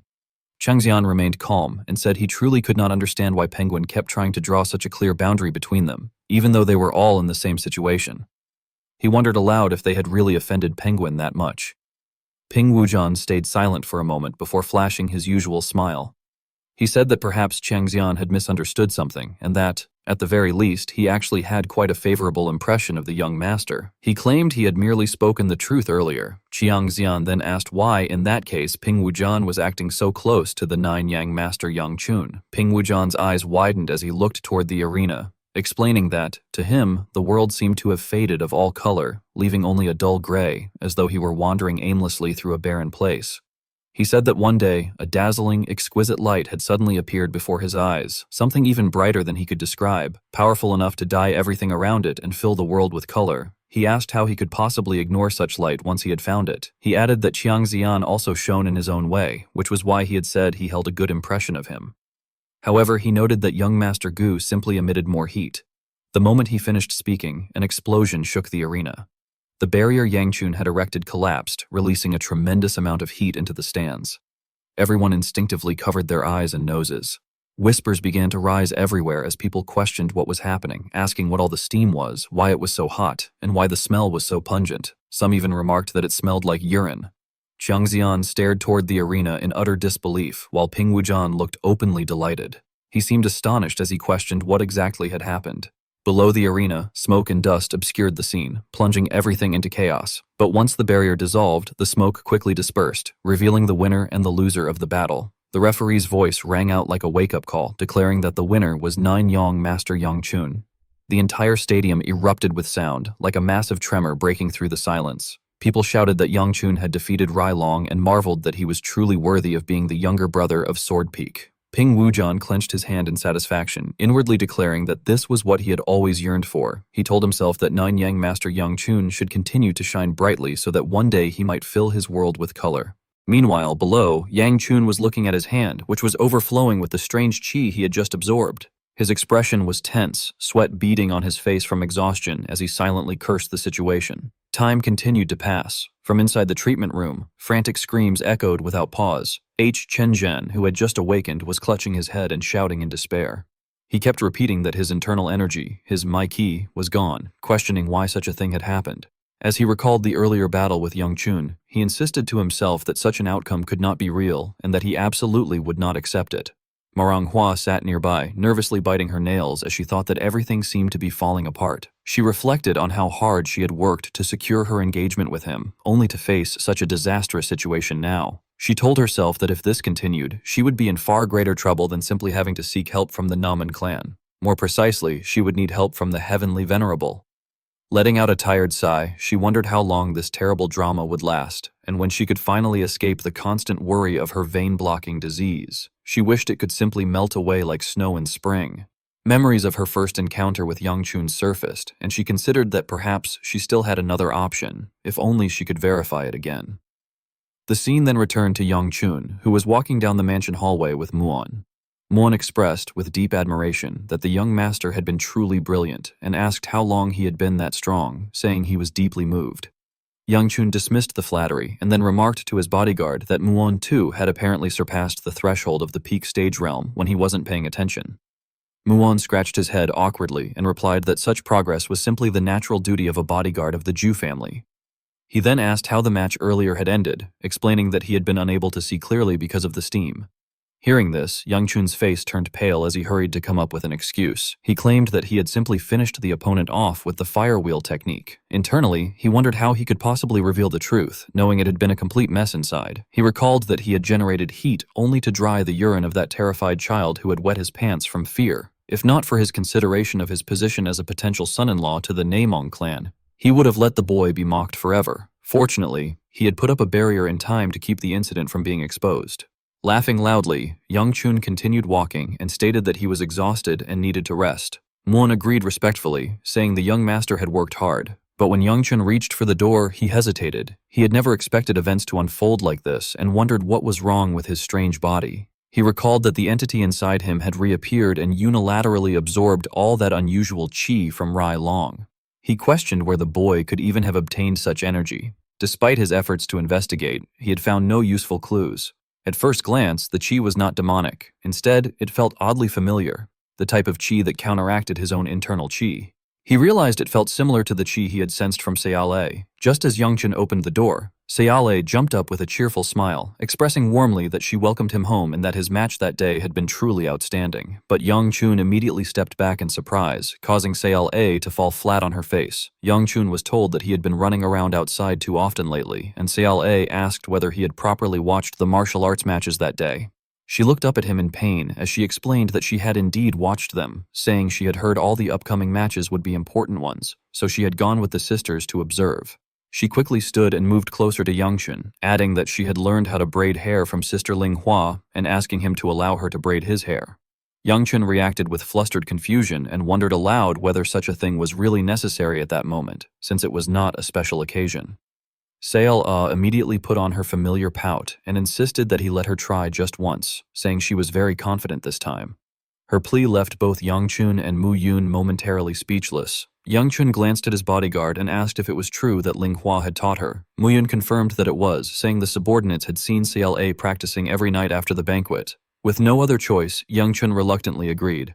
A moment later, Namongbai and Tang Sawal ran over excitedly, exclaiming that young Master Gu had been magnificent that day, and remarking that he had even unleashed flames as fierce as a wild wolf. But before they could finish speaking, both froze at the sight before them. Seol was braiding Yang Chun's hair, yet the result resembled a chicken feather duster. Yang Chun's face darkened, and he pointed at the two newcomers, demanding to know why their reactions looked so strange. Seol, stammering and backing away, apologized heavily. She was then playfully struck by Yang Chun and sent outside as punishment. Tang Sao looked regretful as Yang Chun undid his hair, saying he wondered why Yang Chun had taken it out since it actually looked rather cute like that. Yang Chun grumbled that cuteness was of no use to him. He then turned to Namongbai and mentioned that he had heard Namongbai had also made it into the top 4, remarking that he might get to see Namongbai and his sister spar with each other. Namongbai warned him not to get excited too early, reminding him that they still had to draw lots and did not yet know who their opponents would be. Yang Chun acknowledged this and named the remaining participants, young Master Chang and Miss Morong. Suddenly, Namongbai questioned the casual way Yang Chun had spoken to Tang So, asking if something had happened. Yang Chun calmly explained that Tang So had begged him to drop the formalities if they happened to meet during the martial arts gathering. Tang Soal added that although she had failed to keep her promise, Yang Chun had generously agreed anyway. Hearing this made Namongbai visibly jealous, which Yang Chun quickly noticed. He asked why Namongbai's expression had changed and whether Namongbai also wanted to request something. Namongbai responded with a sulky tone that he was too embarrassed and would not say anything, adding that Yang Chun never agreed to spar with him.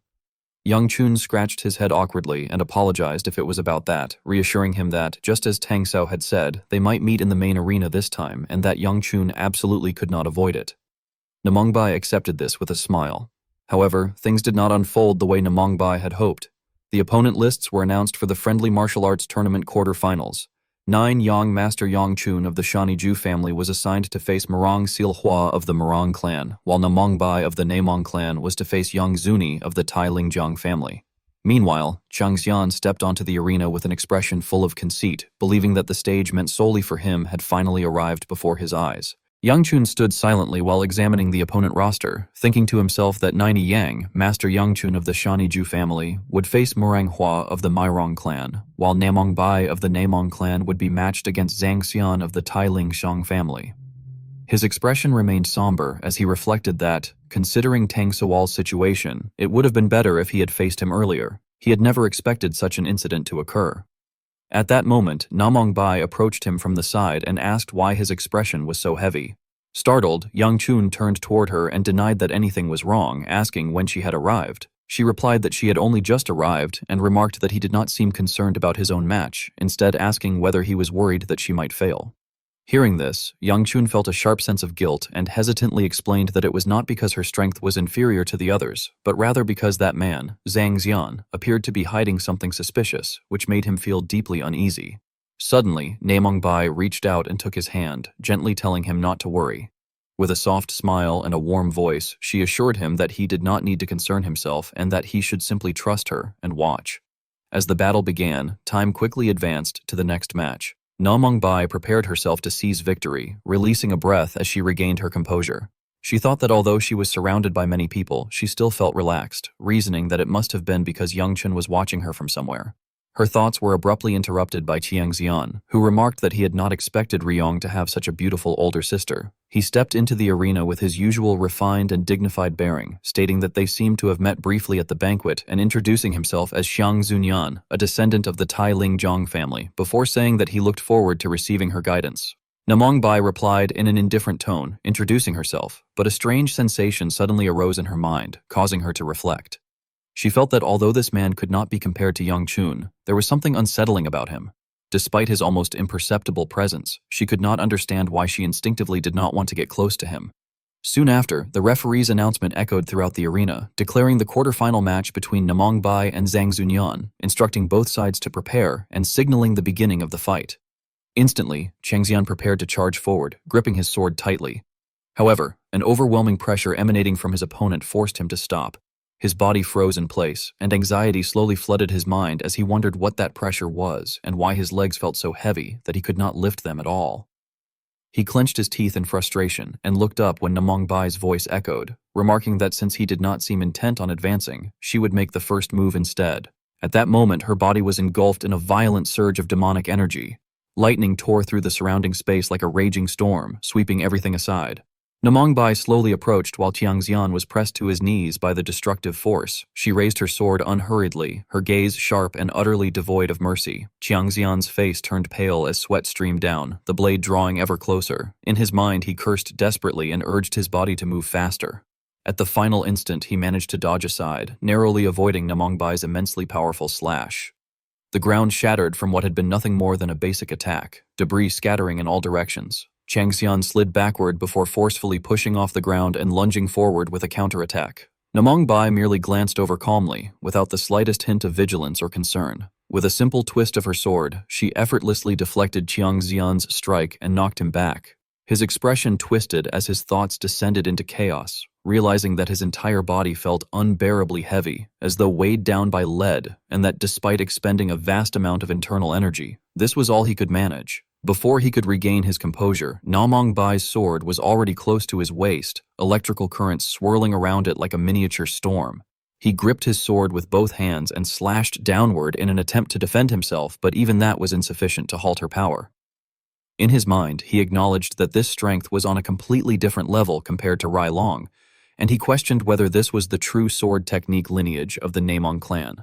Namongbai's expression remained as calm as ever, as it was clear to her that this opponent was nowhere near her level. She poured more force into her sword, sending Changxian flying far across the battlefield. Seizing the momentum, she immediately rushed forward and unleashed a relentless barrage of attacks. Each strike seemed to etch lightning-infused chi between heaven and earth, every movement fluid and elegant, yet mercilessly forcing her opponent into a desperate struggle merely to defend himself. Finally, Kang Xian was cornered at the edge of the arena, left with no choice but to use his trump card if he wished to win.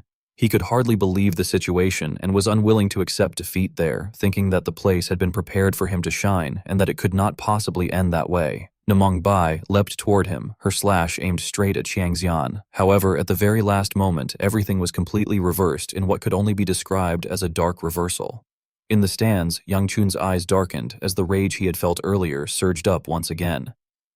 In the arena, Changxian had knocked Namongbai sprawling to the ground, his sword stained with a familiar dark demonic energy.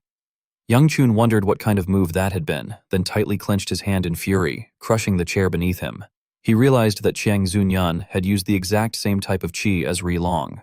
Changxian walked up to Namongbai and proudly remarked that she was truly formidable, admitting that it was the first time he, as a junior, had been forced to fight so hard. Namongbai struggled to sit up, coughing up blood from the internal injuries caused by his unexpected counterattack, and wondered what had just happened, as she had not seen anything at all. Chiang Zunyan gently dusted off his robe and stated that perhaps he should apologize, because he now realized that she was an opponent against whom he could not hold back or finish the fight quickly. As soon as he finished speaking, he leaped forward again, using the strange chi he had just activated. Namongbai struggled to grasp her sword as her body suffered severe internal injuries. She desperately tried to fend off Changxian's rapid slashes and was gradually forced backward. He laughed loudly and commented that she was still able to block that move, praising her while remarking that after enduring that blow, her body could not possibly be intact. Namongbai clenched her teeth as the uncomfortable sensation from earlier returned to torment her once more. She found it utterly disgusting and felt nauseous, wondering why that foul smell had reappeared. She told herself that she had to find a way to escape as soon as possible and wished she could be by Yang Chun's side at that moment. Her eyes involuntarily drifted toward the stands, where she caught sight of Yang Chun's familiar figure. However, his gaze and expression only made her feel even more distraught. She realized that this was happening again and recalled how she had told him to trust her and not to show that kind of expression. She despised her own helplessness and wondered why she could never be of any help at all. Being by Yang Chun's side had taught her what happiness truly meant, yet she knew she could not continue as a burden that held him back. Because of that, Namongbai resolved to prove herself. to prove that she could stand firmly on her own 2 feet without anyone's assistance. Chiang Shunyan shouted at her, telling her to try blocking his sword technique. Namongbai Ah immediately became serious again, gripping her sword as though it were an extension of her own body. Against all expectations, she succeeded in blocking Chiang Shunyan's finishing strike. His eyes widened in shock as he realized that she had blocked it. Staring at the sword in front of him, he noticed the sound it produced and thought that it was sword resonance. He questioned whether she was truly capable of producing such a clear sound, wondering if this might be some kind of hidden trump card. However, he quickly dismissed the idea, sensing that she did not seem able to control it. That led him to consider another possibility, whether this could be a moment of enlightenment. Namongbai Ah whispered to herself with firm determination as she focused her mind, urging herself to concentrate. Channeling that focus, she knocked his attack aside and forced Chiang Shunyan backward. Sword chi swept violently across the arena floor. For a brief moment, everything seemed to slow down, and her concentration reached its absolute peak. She realized that this was it. Her eyes shone brilliantly as the sword seemed to erupt with the enlightenment of her sword technique and the power of her will. She understood that this would be the decisive blow of the match, and she reassured herself that she could do it. Without a doubt, she could succeed. Before Namongbai Ah's eyes, countless sword trajectories seemed to unfold as she reminded herself that she must not rush. She knew she had to move slowly yet with absolute precision, believing that the most important thing was to identify her opponent's weakness.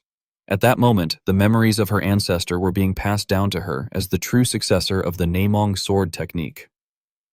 Namongbai Ah then charged forward, her composure pushed to its absolute limit as she eliminated all emotions from her mind. Across from her, Chiang Xian remained confused. He observed that her entire body should have been covered in injuries and questioned what she intended to achieve with such slow movements. He recalled a similar experience from before, remembering that the same thing had happened when he faced Doc Bomb. He found it truly incomprehensible why people like her could still stand up with such determined eyes. Focusing the demonic chi into his sword, Chiang Xian resolved that he would make sure she could never stand up again. He decided that he would also use his divine weapon and sword resonance to face her.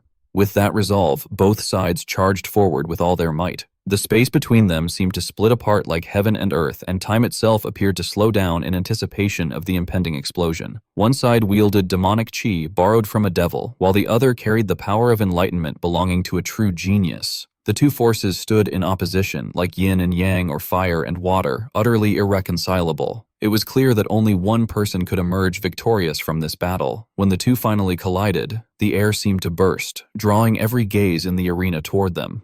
Smoke and dust engulfed the scene, making it impossible to immediately determine the outcome. The two figures flashed past each other, having devoted all their essence to that single, decisive strike.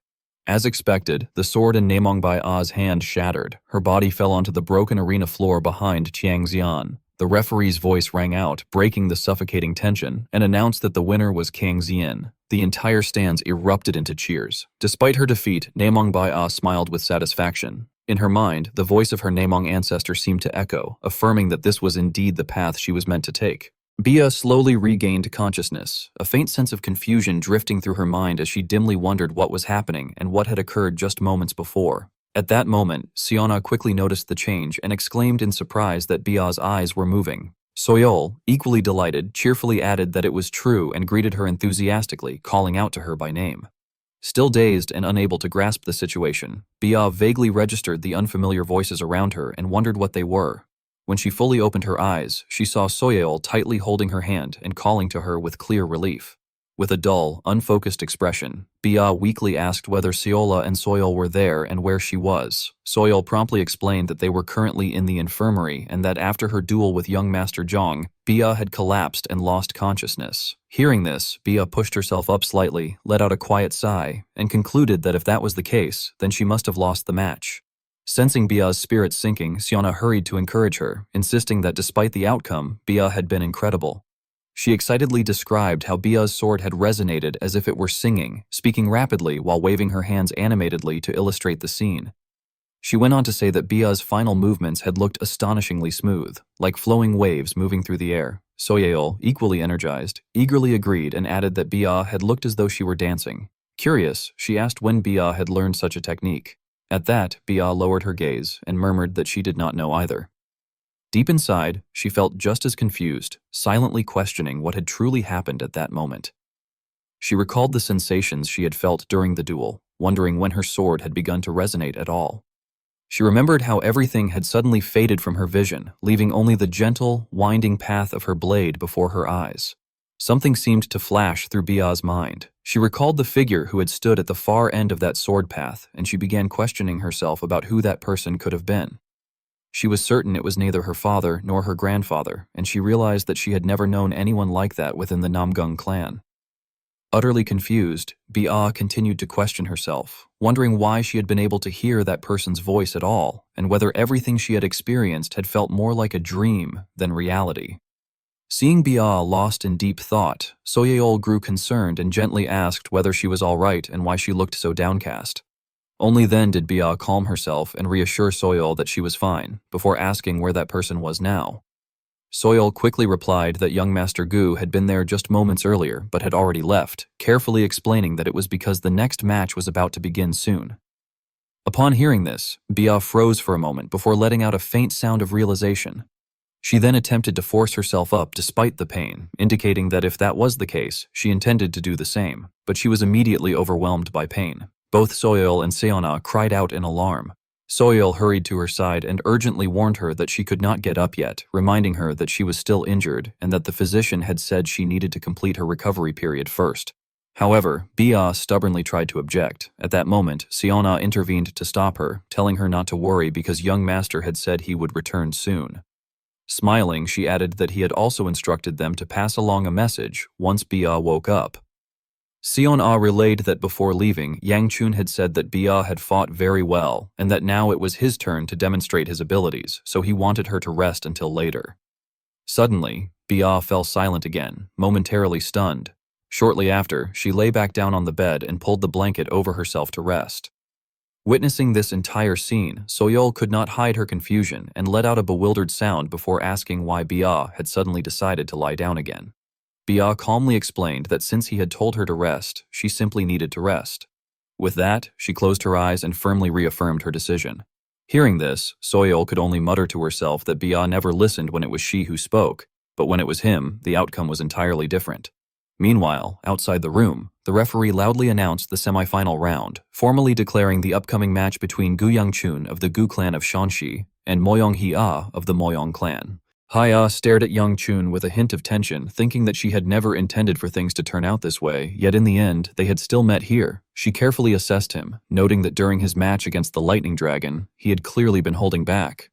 Fragments of memory slowly surfaced in Hia's mind. The rulers of the frozen land and the Northern Sea Ice Palace, the maternal bloodline she had inherited from that place, and her father, who had chosen love over politics and devoted himself to loving only one woman. She remembered how lonely her own back had seemed back then, reflecting that none of them had ever imagined that their only daughter would inherit the Ice Palace's curse, known as severed veins. Hia had long since come to accept that reality. She understood that although the condition granted her extraordinary sensitivity and exceptional martial talent, compared to what lay ahead of her now, those advantages meant nothing at all. The price that had to be paid for such a gift, she believed, was simply too high. Silently, she steeled her resolve. She had never intended to participate in the tournament, but her father had forced her to do so. Even so, it had now become an opportunity. At that moment, the referee waved his hand to signal the start of the match. Gripping her sword tightly, Hia told herself that this was her chance to witness his flame techniques firsthand.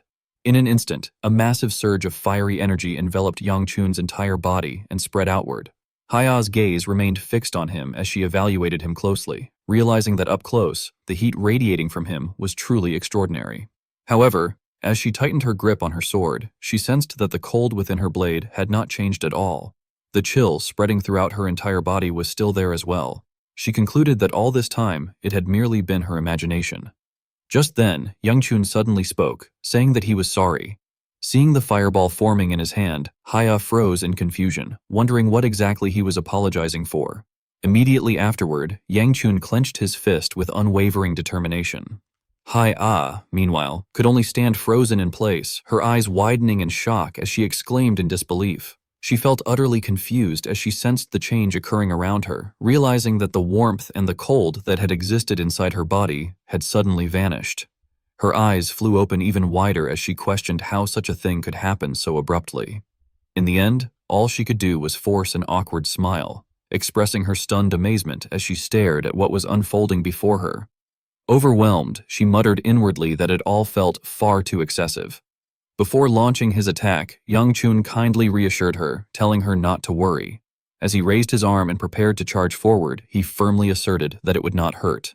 A massive explosion erupted within the spectator stands, sending smoke and dust billowing everywhere.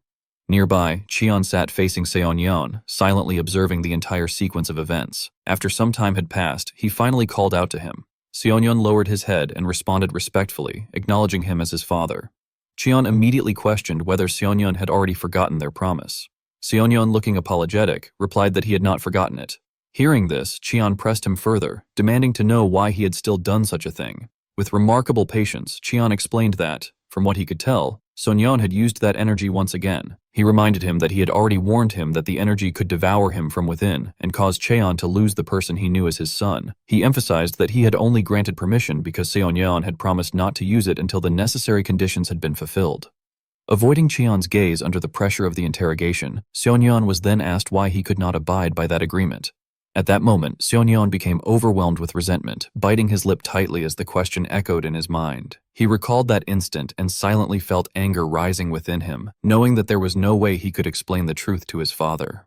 A flood of negative emotions from the match surged through his thoughts. Fear, despair, and humiliation all resurfaced at once. With his head lowered, he reflected that the energy could only be felt by those who possessed it, and that his father was merely drawing conclusions based on what he had seen and heard. Then, all of a sudden, Seonyeon's expression shifted as a calculating smile spread across his face. He concluded to himself that his father did not truly understand what he had gone through, or perhaps he did understand but chose to turn a blind eye. Either way, Seonyeon decided that it did not matter. After giving it some thought, Seonyeon raised his head and admitted his fault, apologizing to his father. He said that he had acted impatiently earlier and had made a mistake, but promised that he would never repeat it nor bring disgrace upon his father's name. As he spoke, a faint, obedient smile appeared on his face. Seonyeon's eyes narrowed slightly as he silently judged that this response was satisfactory. Looking at Cheon, who sat coldly across from him, Seonyeon reassured himself inwardly that if he truly was the star destined to illuminate this era, as everyone claimed, then one day his father would surely come to understand him.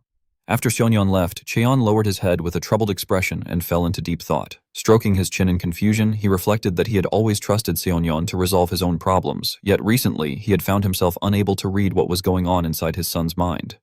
Glancing toward the outside, Cheon concluded to himself that it seemed he would need to have a proper conversation with him. Meanwhile, Young Chun arrived at Bia's resting room. Entering with concern, he announced his presence. Upon hearing his voice, Seona immediately responded excitedly and addressed him respectfully, then hurried to shake Bia, urging her to wake up and telling her that the young master had arrived.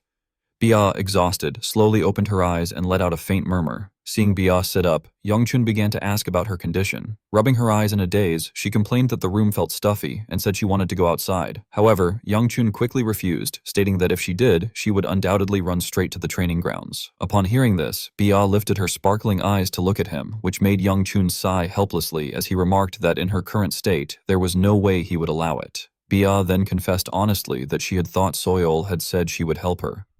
Overwhelmed, Soyeol held her head and muttered that she could not help her sneak out. When Youngchun noticed Soyeol, he turned to her and asked where she had been. Soyeol promptly explained that she had gone to see Nona Moyong, but since Moyong was not there, she had been moved to the clan's special treatment ward. This explanation did not surprise Youngchun, as he remarked that it made sense given her condition. He then asked with concern about her current state. Soyeol replied that she had been told there were no serious injuries, but added that ever since Moyong had dueled Youngchun, she had been acting confused and absent-minded. At the same time, Haya sat on the bed in a daze, quietly murmuring to herself that it felt warm. This caused Youngchun a moment of unease, as he was certain that he had restrained his strength during the duel. However, he soon calmed himself, reasoning that as long as she was fine, there was no real problem. Lying on the bed, Bia complained that she was hungry. Hearing this, Sona handed her a rice cake and suggested that she eat it. At the same time, Youngchun's thoughts wandered. He reflected that if Elder Shin had seen the match earlier, he would certainly have lectured him again, either saying that Youngchun had ended it too quickly or that he had not taken it seriously enough. He glanced back and recalled that, come to think of it, he had not seen Elder Shin earlier. Countless questions filled Youngchun's mind. He realized that every time he looked at Jong Seonyeon, he felt the same kind of emotion he had experienced when facing the Bloodfangs, and whenever that happened, a chilling sensation ran through him. Grinding his teeth in anger, he thought that ever since he had seen Seonyeon use energy similar to that of the lightning dragon, Elder Shin had disappeared once again. However, Young Chun remained certain of one thing. Unlike before, he could still sense Elder Shin's presence somewhere within his own body, which meant that Elder Shin had not completely vanished. Generating a flow of energy around himself, Young Chun speculated that Elder Shin might be suppressing or dealing with this energy in the same way demonic energy was controlled. Still, he wondered where this energy had originated. After some thought, he resolved that he had to find out, no matter what it took. After a while, Young Chun finally heard Soyeol calling out to him. She was extremely nervous as she addressed him respectfully and encouraged him, reminding him that the final match was tomorrow. She urged him to win and told him that everyone would be cheering for him. Young Chun had been feeling uncertain, but hearing her words eased his mind. Smiling softly, he told himself that he would find out the truth tomorrow. He reached out and gently patted Soyeol's head, expressing his thanks and telling her that it would be enough for her to simply watch the match. Before long, the day of the match arrived. Standing across from Young Chun was none other than Seonyeon. Seonyeon, wearing a solemn expression, formally raised a question to Gu Gongja. He said that since they were already talking, he wished to ask something and demanded to know why Young Chun had been so hostile toward him at the banquet. His voice rose as he pressed further, asking whether he might have offended Young Chun without realizing it and requesting an explanation. Young Chun scratched his head and muttered hesitantly that offending someone without realizing it was indeed possible. After a brief pause, he replied calmly that, thinking about it, Seonyeon might be right. However, he added that even if he explained it now, Seonyeon would not be able to understand. Hearing this, Seonyeon chose not to probe any further. Instead, he bowed slightly and said that he understood. He admitted that he did not know exactly what had happened, but if the fault lay with him, then he should apologize right away. Before he could finish, however, Young Chun cut him off bluntly, telling him to stop and drop the matter, and stating that he did not need an apology that was not sincere. While loosening up his body, Young Chun continued by saying that he had actually thought about this issue quite a lot. He suggested that perhaps Seonyeon too had experienced some kind of trigger that had led him down the wrong path. Then his voice sank as he asserted that after watching Seonyeon for some time, he had come to understand the truth, that Seonyeon was different. Young Chun exposed him mercilessly, stating that Seonyeon always pretended to be kind, yet insisted on being the one on top, and that whenever things did not go his way, he would tear his opponent apart without mercy.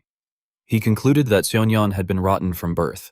Despite the sharpness of his words, Young Chun's face was filled with a faint smile as he asked mockingly whether it must have been hell when the scheme Seonyeon had set up collapsed because of him. He then told Seonyeon to stop putting on such hypocrisy, adding that he himself had once tried wearing a mask as well, but it had been exhausting and impossible to maintain. Those words left Seonyeon completely speechless. In response, he released an overwhelming surge of power from his sword and acknowledged that Gu Gongja's martial prowess was indeed outstanding. However, as the massive aura around him swelled and rushed straight toward Young Chun, Seonyeon stared directly at him and declared that Young Chun was severely lacking in humility. Young Chun merely curled his lips into a grin upon hearing this. Then he too unleashed his power and challenge, saying that this suited Seonyeon much better and urging him to keep doing exactly what he had been doing. At that moment, the referee's voice rang out, announcing the match between Gu Yangcheon of the Sanseo Gu clan and Jang Sonyeon of the Taryong clan, declaring it to be the final match. Below the arena, the entire audience held its breath in anticipation while Young Chun and Seonyeon ground their teeth and locked eyes with each other in open hostility. Finally, the signal to begin was given. The instant it ended, the two of them charged at each other without the slightest hesitation. Seonyeon leapt high into the air and struck downward, while Young Chun formed a fireball in front of his chest and hurled his fist forward as Seonyeon kicked toward him. The result was Seonyeon being blown away, screaming in agony. Young Chun then swung his leg, preparing to stomp on him, but Seonyeon managed to spring up in time and evade the attack. Seonyeon rose and hovered in mid-air, then twisted his body back around, his eyes overflowing with killing intent. Swinging his sword, he shouted furiously, ordering Young Chun to stay out of his sight. From below, Young Chun lifted his head again, preparing to meet the attack head-on. A massive surge of power crashed down directly onto his position, shattering the ground as dust and debris erupted, completely obscuring the view. Within the swirling smoke, Young Chun had already seized Seonyeon's wrist. Leaning close to his ear, Young Chun taunted him, saying that he wanted to see whether, once that precious energy of Seonyeon's was exhausted, it would finally be his turn. The remark caused Seonyeon to freeze in shock. He blurted out in disbelief, questioning what Young Chun had just said. Panic surged through him as he realized that Young Chun had sensed divine energy, something that should have been impossible for someone who had not even received the baptism. Before he could finish processing that fear, Seonyeon's vision abruptly blurred. It turned out that Young Chun had lifted him off the ground and was spinning him violently through the air. Gritting his teeth, Seonyeon endured the pain with a muffled groan. In the next instant, Young Chun hurled him away.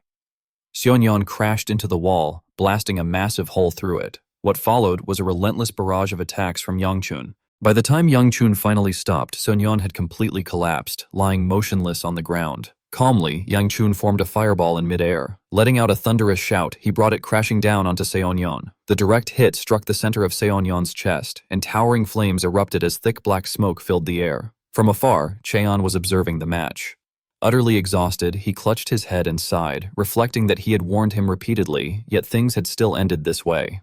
Looking down at the arena, Cheon murmured that the child of the Gu clan had become an enormous wall that no one had foreseen, and that he could only hope his own son would not crumble before it. On the field, the referee stammered in confusion as he announced the name of Gu Yang-chun from the Sanseo Gu clan, hesitating as he tried to declare the result. Before he could finish, however, another violent shockwave erupted within the raging flames, causing the referee to shout in alarm. Raising his voice, he ordered the match to stop immediately. Despite the command, Yang Chun continued his fierce assault while thinking to himself that it was not over yet. He poured all his fury into Seonyeon, convinced that when he thought about what this bastard might do, the only way to ensure he would never stand again was to completely crush him right then and there. Each of Yang Chun's punches fell like gigantic hammers, smashing directly into Seonyeon's body. At last, Seonyeon managed to grab Yang Chun's wrist and halt the blow. Yang Chun thought to himself in confusion that he had him, and that Seonyeon's bones should have already been shattered throughout his body. Suddenly, a chilling voice echoed out, declaring that it was indeed him. Jun, moving within Seonyeon's body, explained that he had felt something break, but had never imagined it would turn out like this. Casting a murderous glare at Yang Chun, he questioned just what kind of being Yang Chun was to be carrying so many things within his body. Yang Chun quickly realized that the voice speaking was no longer Jang Seonyeon's, and began to grasp that something else was present.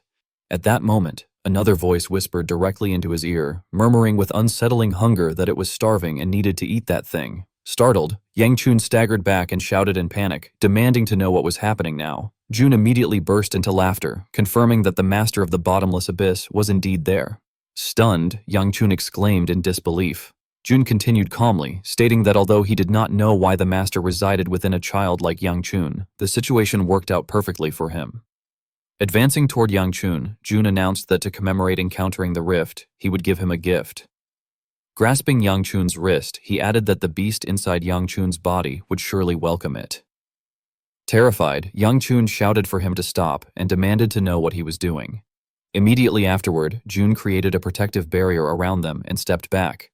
He called out that it had been nice meeting him and added that if Yang Chun ever met the dancer, he should pass along a message. Smiling, Jun pointed at Yang Chun and introduced himself, declaring that he, Dokgo Jun, was looking for her.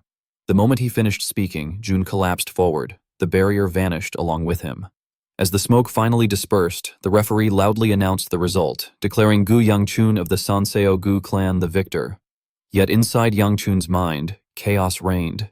He wondered what on earth had just happened, grinding his teeth in fury as he cursed under his breath, questioning what was happening right now.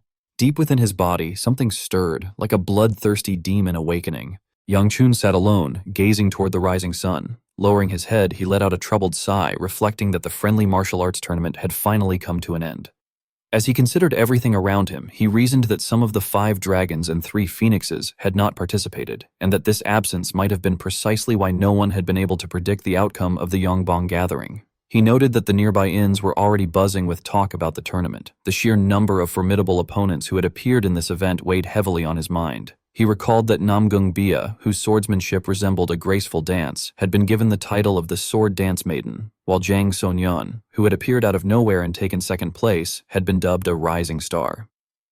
Inwardly, Yang Chun then turned his thoughts to himself, the one who had defeated that rising star and emerged victorious. Exhausted, he clutched his head and sighed again, thinking bitterly that it was honestly too much. When the name Jin Ryong crossed his mind, he felt even more weary, reflecting that the title meant True Dragon, and that the embarrassment of it all was killing him. Pulling a face and muttering under his breath, he conceded that it was at least better than the title he had carried in his past life, yet he could not help questioning what kind of true dragon he was supposed to be when he was clearly human. Then, all of a sudden, tension seized him as another thought arose. He realized that something continued to bother him so much that the victory itself barely registered. His mind returned to the moment when Jun had tightly grasped his wrist. He remembered that Doko Jun, that bastard, had clearly called himself that name while speaking through Jang Sonyeon, and Yang Chun questioned who he really was. No matter how much he thought about it, the answer eluded him. He was certain he had never heard the name Doko Jun in either his past life or his current one, which led him to wonder why someone like that was inhabiting Jang Seonyeon's body. As he recalled the incident and continued to speculate, he concluded that the massive amount of energy that had been poured into him was the same as the power used by the bladder dragon and by Jang Sonyeon. From that, he inferred that Doko Jun must have been the one who had granted them their power as well. Young Chun's eyes widened as he forced himself to think further. As he reflected on it, a sudden realization flashed through his mind. Doko Jun had recognized that pig bastard and had called him the master of the bottomless abyss. Young Chun was left wondering what in the world that title could possibly mean. Young Chun suddenly clenched his fists and tensed his body, calling out and demanding that if the entity knew something, it should at least say it, questioning what it wanted from him and insisting that it had to speak for him to listen. However, the only response he received was a vast, silent sky. Disappointed, Young Chun lowered his head and let out a long, weary sigh, complaining inwardly that it truly did whatever it pleased, only appearing when it was hungry to steal energy. He then looked down at his palm and muttered to himself, wondering whether it had left something behind this time, since the energy had not been decreasing at all, and instead felt as though it was remaining within his body. At that moment, Young Chun suddenly realized something was wrong and froze, sensing that something strange was happening. He quietly examined everything within himself and realized that the 9-flame wheel art was not purifying the energy at all, but was instead attempting to merge it into a single entity. A rather unusual phenomenon began to occur, and Young Chun sensed it instantly, leaving him completely stunned. His eyes widened as a bead of sweat trickled down his face. He abruptly jumped to his feet in shock, unable to believe what was happening. Staring at the blue-colored flame in his hand, Yang Chun was utterly confused, unable to understand what it was or why the flames had changed color. Witnessing this sight, a sense of panic rose in his heart as he thought that this was bad and that if his father were to see it, he would have no way to explain it, since it would look exactly like heretical magic. As a result, Young Chun quickly clenched his fist and released his power, frowning as he watched the flame in his palm gradually dissipate. After a short while, he generated a normal red flame in his hand once more and finally let out a sigh of relief, thinking that it had returned to normal. He struck his arm hard once and withdrew his power, reasoning that he only needed to regulate the energy the same way he controlled aura, and feeling thankful that if it worked like this, he could hide it. Suddenly, Yang Chun's eyes flew open as a groan escaped him, and he collapsed painfully to the ground. Feeling extremely dizzy, he clutched his head and questioned whether this was recoil from the energy earlier, or if he was simply exhausted from pushing himself too far. After a while, when he felt a bit better, he slowly raised his head. Filled with helplessness, Young Chun lamented what he was supposed to do in moments like this, pleading inwardly for Shin Noya to wake up already. Sometime later, Young Chun returned. The moment Mu Yeon saw him, she cheerfully exclaimed her joy at his return, congratulating the young master on his victory. Young Chun walked in calmly and replied that yes, he had returned, before asking where the others were. Mu Yeon scratched her head awkwardly and hesitated, unsure how to answer. Seeing this, Young Chun bluntly exposed the truth, stating that they were probably in his room and that he did not even need to check.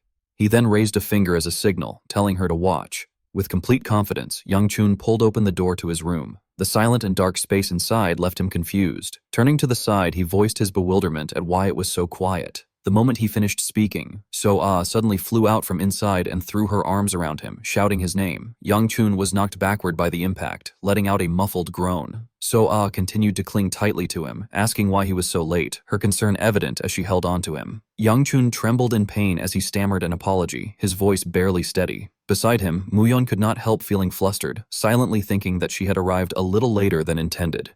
After regaining his composure, Young Chun turned and gently patted So-ah's head, asking whether she had also watched the finals all the way to the end that day. So-ah lifted her head eagerly and replied with great excitement that she had indeed watched the match together with the sisters, adding her congratulations on his victory. At that moment, So-yeon came running over in a pout, loudly complaining that she had wanted to be the first one to congratulate him. After stopping in front of Young Chun, she closed her eyes, changed her tone, and awkwardly offered her congratulations on his victory, calling him Jin Ryong instead. So-ah looked confused and repeated the name in surprise, while Young Chun, clearly displeased, reminded her not to call him that. He then asked with concern where Bia was. So-yeon quickly explained that Bia had been waiting for him until just recently and had then fallen asleep. Hearing this, Yangchun immediately showed his worry and reproached the situation, questioning why Bia had left her own room to stay there in the first place. Straining himself, he stood up and dismissed the matter, saying that it was not as though this were the first time, and that since the closing event was scheduled for the next day, he should get some rest as well. He then turned to So-ah and reminded her that they would soon be returning to the clan, instructing her to behave properly until then and asking if she understood. So-ah was momentarily taken aback, but she quickly smiled brightly and assured him that he need not worry, declaring that she would not go anywhere anymore. At last, night fell completely, and outside, the snow grew heavier. Inside, Bia and Yangchun slept soundly beside each other. Soyeon, already half asleep, murmured incoherently in her dreams, calling out Gugongja. Elsewhere, Seona was also sleeping peacefully beneath a warm blanket. Suddenly, the color of her hair began to change, revealing a shimmering golden hue. Seo-ah's eyes slowly opened. She pulled the blanket around herself as she sat up, silently apologizing in her thoughts and admitting that she knew she should not be doing this while the other was sleeping, but felt she had no choice. With that resolve, Seo-ah got out of bed, put on her cloak, and quietly left. Standing by the door, she reminded herself that this would be the last time she asked, affirming that this was something she absolutely had to do on her own. Outside, amidst the raging snowstorm, 2 guards stood watch, drowsily observing their surroundings. In that moment, an intruder slipped past them without being noticed. Seo-ah moved swiftly along a long, dark corridor, urging herself onward, telling herself that she was almost there. Before long, she stopped in front of a massive door and hesitated briefly. Raising her hand, she swung it sharply, releasing an overwhelmingly powerful blade aura. Seona cautiously narrowed her eyes and peered through the narrow gap of the door. At that very instant, a voice suddenly rang out, startling her, calmly instructing her to enter. So-ah threw the door open and saw a man seated by the window. Jun's entire body radiated a dense, ominous dark energy, and he smiled faintly as he stated that he had been waiting for her to come, addressing her as a child. Within a forest saturated with dark power, Seon-ah stood grimly among the wounded, gripping her sword. One of the injured men angrily blamed her, questioning what kind of situation this was, and reminding her that she had boasted about being able to wipe out the enemy alone. From the opposite side, the heavenly demon coldly challenged the sword demon, asking whether she would only be satisfied if he burned her personally. The sword demon, unable to do anything else, apologized in a trembling voice to the great lord. At that moment, the heavenly demon raised her hand and summoned a fireball, contemptuously remarking that he was pathetic and declaring that she would hear his detailed excuses after they returned. The fireball rapidly grew, expanding until it covered the entire sky. Seeing this, a young man was seized by fear and exclaimed in shock that this was the Black Flame Demon Emperor's power. The heavenly demon's eyes flickered with killing intent, and just as she launched her attack, Seona stepped forward to counter it. The young man could only retreat in panic, letting out a frightened cry. Seona immediately turned back in concern and asked whether he was all right. Flustered, he replied that thanks to her, they had survived, addressing her with reverence. From the other side, the heavenly demon sharply warned him not to call her by that title, stating that she personally hated it and threatening to erase the entire area without a trace if he said it again. She coldly added that no one, regardless of who they were, could endure such an attack in their exhausted state. Hearing this, Seona could only grit her teeth. Exhausted, she asked what the heavenly demon wanted from them. The young man behind her anxiously cried out to the great lord once more, but the heavenly demon merely laughed and asked why she would want anything from them, pointing out that if she truly had no intention of talking, she could have burned everything earlier. Seona angrily shouted back that the heavenly demon was completely mistaken, insisting that even if that were true, she would never spare them, and mocking the famed little sword saint for groveling like this. Sona could only lower her head in bitterness as the heavenly demon derided her for prattling on about righteous pride and being a new hope, declaring that in the end she was just another worthless human. She added that the foolish insects of the Alliance clung to Seon-ah without understanding this, and cruelly asked whether she would truly throw away even that pride and beg for her life. From behind, the others stood and urged Seon-ah not to kneel before a traitor of the Alliance. Seon-ah resolutely stated that she had abandoned pride long ago. Placing a hand lightly over her chest, she murmured that she still had a duty to fulfill and therefore could not die here, because if she did, she would be unable to plan what came next. Her eyes filled with rage as she reluctantly admitted that when asked whether she wanted to beg for her life, the answer was yes. She wanted to live. Despite her words, the heavenly demon remained cold. To the astonishment of everyone present, she punched straight into the sky. At that moment, the sword demon shouted in alarm, protesting that the great lord could not possibly be planning to spare such trash, only to be struck down by a single blow. The heavenly demon withdrew her power and stated calmly that the heavens of their sect had never said anything about sparing their lives and that he had gone straight to face the Sword Saint. She then viciously twisted the knife in Sion-Ah's wounds, ordering her to swear that she would not interfere and to merely watch as her master, her parent, died a miserable death. Only then, she said, would she spare her life for now. The young man behind Sion-Ah furiously protested, asking how she could demand something so cruel, and begged to be allowed to buy time so that at least Sion-Ah might survive. Yet amid the overwhelming confusion and despair of her clan members, Sion-Ah spoke again and swore to it. Through pain, she repeated that if that was what the heavenly demon wanted, she would comply. The heavenly demon extinguished the power in her hand and mockingly called Sion-Ah a foolish girl before stepping forward and gripping her by the throat. Chains manifested from the heavenly demon's power, tightening around Sion-Ah as she declared that although it might mean nothing to her, she had placed a geash upon her. She added that in consideration of the pride Sion-Ah had thrown away, she would keep her word. Turning to leave, the heavenly demon said that they would meet again, expressing her hope that Sion-Ah would be just as helpless then as she was now, as it would make killing her easier. After the heavenly demon departed, Sion-Ah collapsed to her knees in utter helplessness. The others rushed to her side in deep concern, asking whether she was all right and apologizing repeatedly, saying that everything that had happened was because of them. However, Sion-Ah only gently waved her hand away, saying that it was not their fault and that they should head back now. The others still looked uneasy, hesitantly voicing their concern that there might still be an ambush waiting for them. Struggling to stand, Sion-Ah reassured them not to worry, adding that at the very least the Black Flame Demon Emperor was not someone who lied. One of them stepped forward to support her and replied that he understood and that they should leave, noting that the shooting star sword would be waiting. As she was lifted onto his shoulder, Sion-Ah's eyes grew hollow. She recalled that 3 days later, the heavenly demon had killed her grandfather, forcing them to flee to Henan with the remaining survivors. Yet foolishly, she realized that the feeling she had harbored toward him had not been killing intent, but resentment.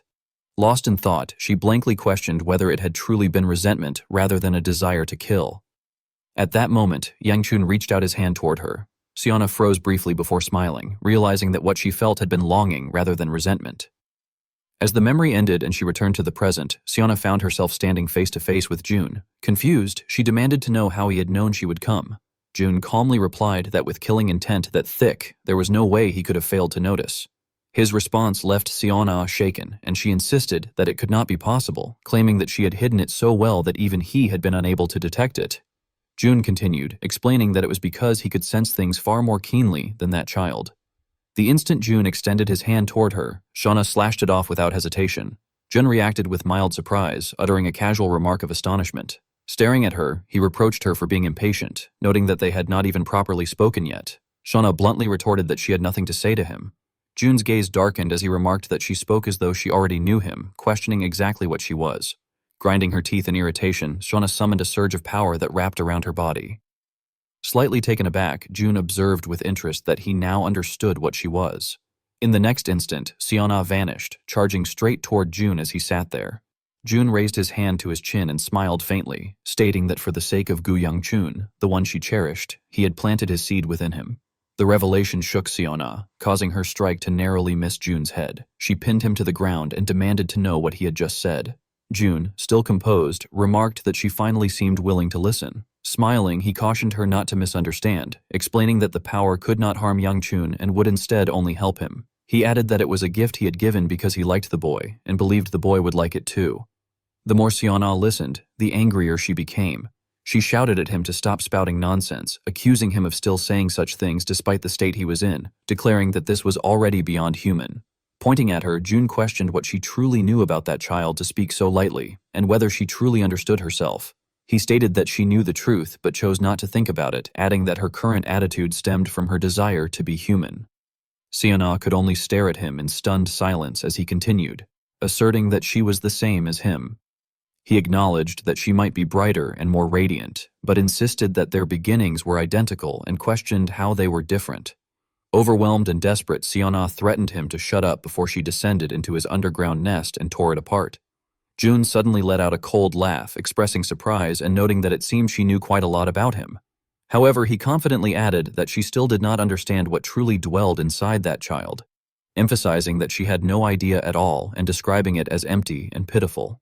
Slowly withdrawing his hand, Jun reassured her not to worry, calling her a child and stating that no one wished for that child's vessel to grow more than he did. For now, he claimed, he was merely watching and waiting for the right time. After finishing those words, Jun tightened his grip around his own neck. Witnessing the scene, Shona widened her eyes in confusion and demanded to know what he was doing. With a cunning tone, Jun replied by asking whether that child had not been her objective. He remarked that while it might be a waste, he could at least give her this as a gift. Clutching his own throat tightly, he laughed loudly and told her to stay by that child's side for now. Since fate had already been bound, he concluded, that child would surely come to find him on his own. His body gradually went limp, leaving behind a final message that he implied the conversation they had shared today had been enjoyable and that they should meet again someday. Siona stood frozen for a moment before swinging her sword uselessly through empty air. Exhaustion washed over her as she slowly forced herself to stand. Below her, Seonyeon's eyes finally returned to normal, his neck twisted unnaturally to the side as he murmured weakly about his daughter. Seon-ah remained rooted in place, utterly stunned, before grinding her teeth in deep frustration. Without hesitation, she fired a burst of flame at the corpse, blasting it apart completely. Only after everything had vanished did she finally turn and walk away.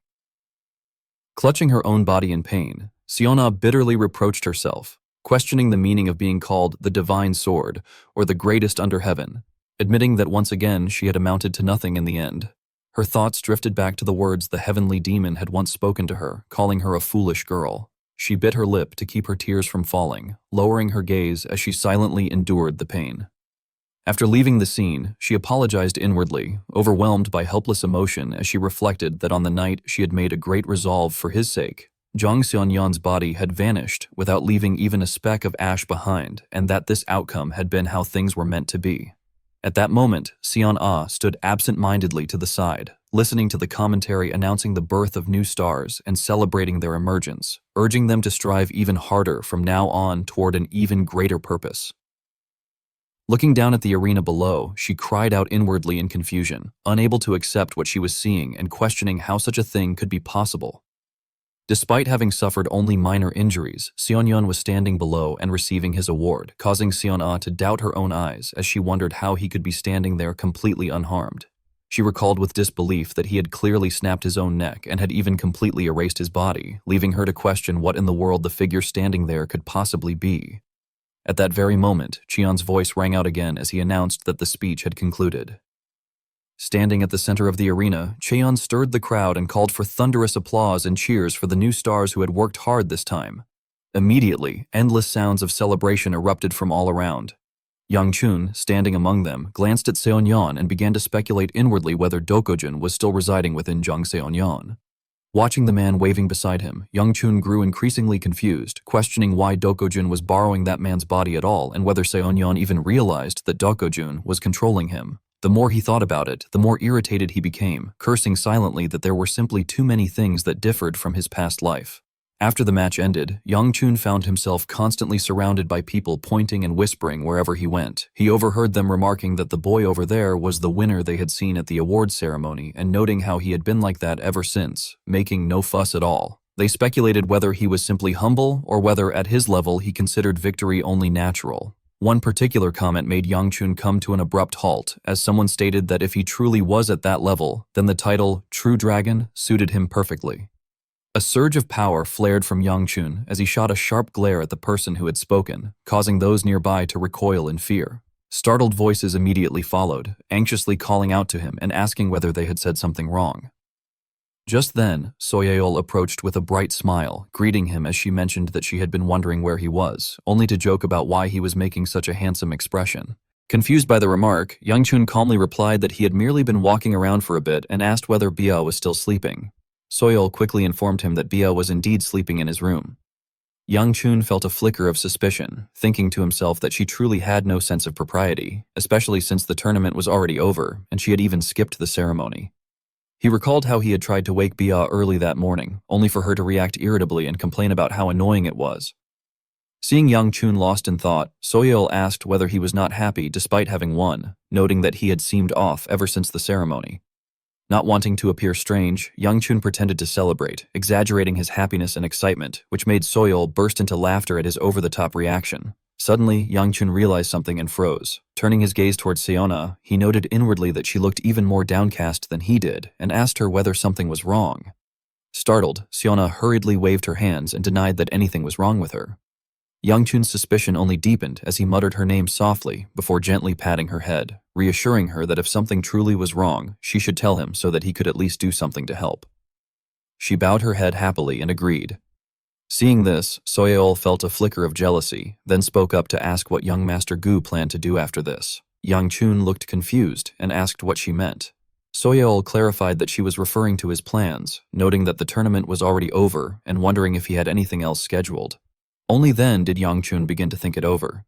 He said that he had been considering returning to the Gu family immediately, but hesitated as he recalled that Elder Shin had mentioned having business at Shaolin, even though he had been silent about it recently. After a moment of contemplation, Yang Chun replied that he was thinking of stopping by Shaolin Temple. This answer left Soyeol somewhat flustered, and she asked why Shaolin Temple all of a sudden. Yang Chun hesitated and explained that since they had come all the way to Henan, he thought it might be good to do a bit of sightseeing. At that, Soyeol grew visibly nervous and stammered as she addressed young Master Gu, asking if it would be all right with him. Gathering all her courage, she blurted out and asked whether he would go to Shaolin with her.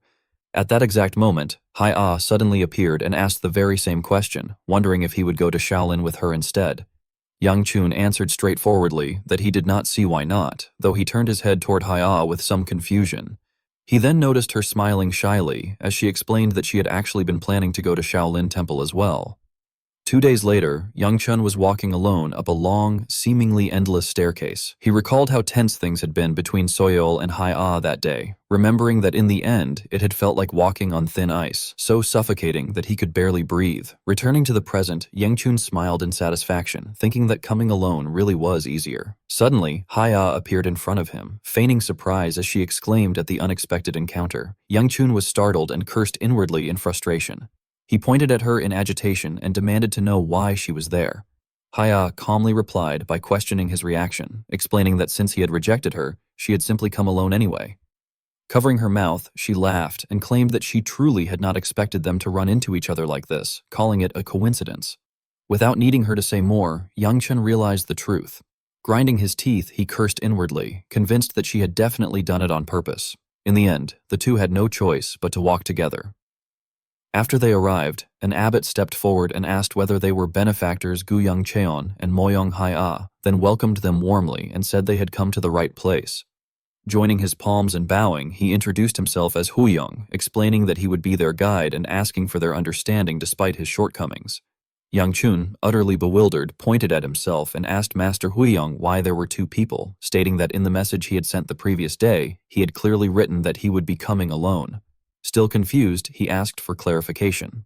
Huyong then explained that afterward, benefactor Moyong Haya had also sent a separate message saying she would accompany him, which was why that was how they had understood it, before asking whether there had been some misunderstanding. Haya immediately smiled and confirmed that it was correct. Hearing this, Yang Chun turned pale and could not help but exclaim inwardly that she was a terrifying woman. As they entered, Huyong began explaining that many people came to see Shaolin's famous sites. He continued enthusiastically describing the features inside, adding that among them, if there was something tourists especially looked for, he could show it to them. His face brightened as he pointed something out and asked them to look over there.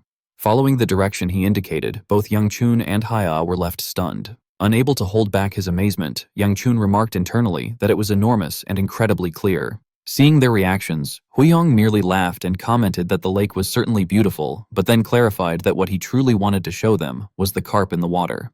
That statement left both of them confused, wondering why a carp was being mentioned. When a fish swam closer, Huyong happily exclaimed that it had finally appeared. Yang Chun, filled with curiosity, observed that despite the lake's vast size, he could only see a single carp and questioned whether it was special. Huyong immediately explained that it was Shaolin Temple's sacred creature, known as Baek A Uyeo. Hai-Ah reacted in surprise, questioning whether the carp was truly a sacred creature. Huyong lifted his head and firmly affirmed that it was. He went on to explain that long ago, the great Huang Abulyong, who had stopped the blood demon's calamity, had placed that sacred creature in the lake, and since then, Shaolin had cared for it for hundreds of years. That revelation sparked Yang Chun's interest, leading him to quietly speculate that if it had lived for so long, it was practically a monster. Suddenly, he felt as though he had been struck by lightning as he realized that he was wasting time sightseeing. He sharply scolded himself internally, reminding himself that he had not come there for leisure and that he needed to quickly figure out why Elder Shin had summoned him. At that moment, Yang Chun heard Baeka Uyo call out a name. He froze and looked down in shock, wondering aloud whether he had just heard something. Almost immediately, the voice came again, clearly calling Shin Chiol's name. Yang Chun's face turned pale with fear as he questioned who in the world had dared to call the old master's name. Suddenly, a massive splash of water erupted along with a furious shout of the name once more. Baeka Uyo roared in anger, demanding that if he was being called, he should answer already. As the water surged higher with its rage, it cursed Shin Chiol vehemently. In the next instant, Yang Chun was swallowed by a towering column of water. Drowning in confusion, he wondered how such a wave could have rushed in so suddenly and panicked at the thought that he might die at that rate. After some time, he regained his senses and realized, to his astonishment, that he could still breathe. Looking around in utter bewilderment, he questioned what on earth had just happened and whether he had fallen into the lake. He then assumed that the other two must have fallen in as well, and resolved to find them and escape. Just as he was about to move, he suddenly stopped and turned around. Standing before him was Baeka Uyo itself. Staring at it in disbelief, Yang Chun wondered how the carp from before could have become so enormous. Baeka Uyo then spoke again, reproaching Shin Chiol, accusing him of ignoring it all this time, and questioning whether his senility had followed him even across reincarnation. Yang Chun stood there dumbfounded, unable to believe that the carp was actually talking. He hesitantly questioned whether the voice he had heard earlier belonged to it and whether it was truly speaking to him right now. Baeka Uyo quickly confirmed that there was no one else it could possibly be talking to. That response left Yang Chun deeply unsettled, as he wondered whether the creature had mistaken him for Old Master Shin and what it meant by crossing reincarnation. He then bluntly denied the accusation, apologizing, but stating clearly that he was not Shin Chiol. Baeka Uyo shot him a sharp glare and berated him for playing dumb, demanding to know how he would explain the deep plum blossom scent surrounding him. Yang Chun awkwardly explained that it was due to certain circumstances and that the energy was not originally his. However, Baeka Uyo showed no sign of believing him, calling him a sly fox and accusing him of still trying to deceive it even in such a situation. Declaring that it had had enough, Baeka Uyo warned him that if he insisted on continuing this act, it would have no choice but to use force. It opened its mouth and spewed water toward Yang Chun in a clear threat. Feeling the overwhelming pressure of the underwater assault, Yang Chun cursed inwardly, realizing how dangerous it was to be attacked underwater. At that moment, Baeka Uyo began reminiscing aloud about the past, mentioning the time when they were young.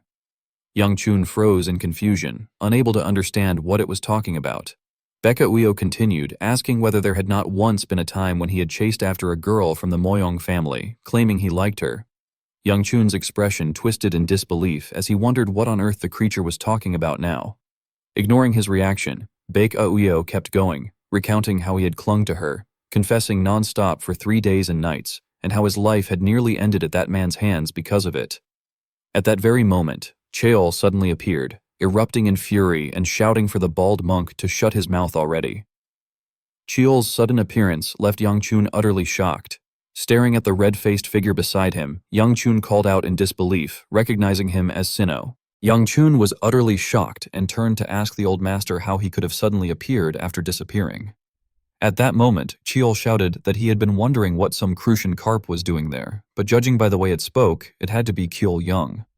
Hearing that name, Yang Chun froze, murmuring in disbelief and grinding his teeth as he wondered whether that so-called sacred beast carp was actually Cheol Young.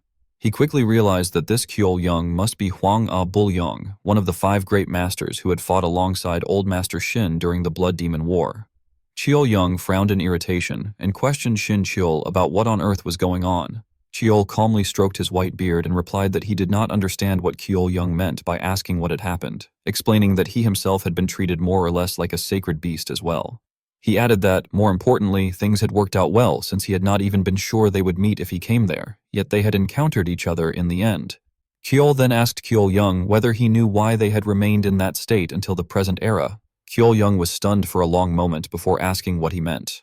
Growing angry, Cheol Young demanded to know whether Cheol was seriously asking that question and whether he truly did not remember. Cheol immediately explained that he was asking precisely because he did not know and questioned whether he looked like he was joking. He glanced at Yang Chun and muttered that ever since the final battle with the blood demon, he remembered nothing at all.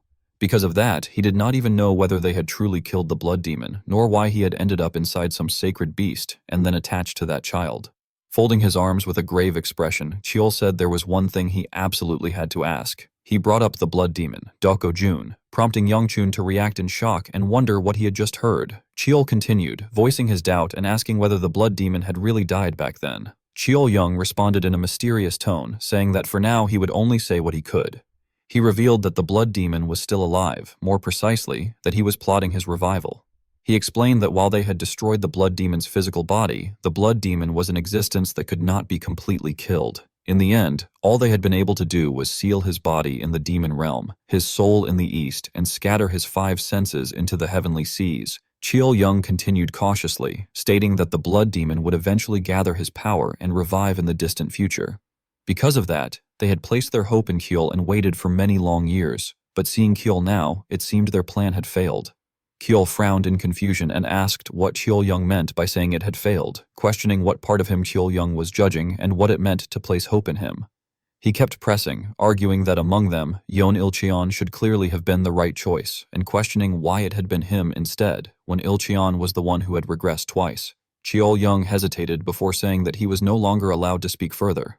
Narrowing his eyes, he added that there was just one thing he could say. The decision to entrust everything to Shin Chiol had been made by all 5 of them, including Chiol himself and Ilcheon. This left Chiol confused, pointing at himself and asking whether Chiol Young meant him. Chiol Young affirmed once more that it was because they believed that choice had been their only hope. After hearing everything, Youngchun felt deeply uncertain and remarked that he had heard so much shocking information at once that his head was in chaos, adding that the old master must have felt the same way. At that moment, Chiol stood there in silence, stunned. After a while, he spoke again, asking Chiol Young about the others and whether they were still in this world like the 2 of them. Chiol Young paused and tried to evade the question, asking why Chiol was asking that and beginning to speculate about his intention, but Chiol did not wait for him to finish and firmly confirmed that it was indeed the case. Chiol spoke frankly, stating that his intention was to stop the blood demon, and he questioned whether the others were truly surprised by something so obvious. Clenching his hand with determination, he pressed on, challenging the idea of having placed hopes only to fail, and asserted that they would simply create another opportunity. He reminded them that this had always been how they lived, by fighting the blood demon to the very end. Chiol Young remained silent for a moment before responding that it was true and that it had indeed been so. As he spoke, he released a force that pushed both of them away, remarking that Chiol was truly extraordinary and that even without his memories, that part of him remained unchanged. Swishing his tail, Chiol Young turned along the flow of water as if pointing the way, instructing Shin Chiol that once he went outside, he should find Myung, explaining that this was the wisest answer he could give for the time being. He then glanced toward Yangchun and told him to take good care of that gluttonous rascal. Gradually, Yangchun was pushed farther and farther away from Chiol Young, until eventually there was nothing left around him but drifting bubbles. As time passed, Yangchun later regained consciousness to find himself dazed and sitting underwater, hearing people calling out to him and addressing him as Sir and Young Master Gu. Confused, he looked up toward the shore in surprise, then climbed out and wrung the water from his clothes. Huyong stood nearby and asked with concern whether benefactor Gu Yangcheon was all right. Yangchun dried his clothes using fire and replied that he was fine, apologizing for having delayed them and suggesting that they continue. He then extended his hand to lead the way, saying that he would show them the next place and asking them to follow him. Yangchun then turned to Chiol and called out to him, asking whether the old master was there. Chiol appeared immediately and asked what the matter was. Yangchun cautiously remarked that Chiol had truly awakened, explaining that he had been worried what he saw earlier might have been a dream.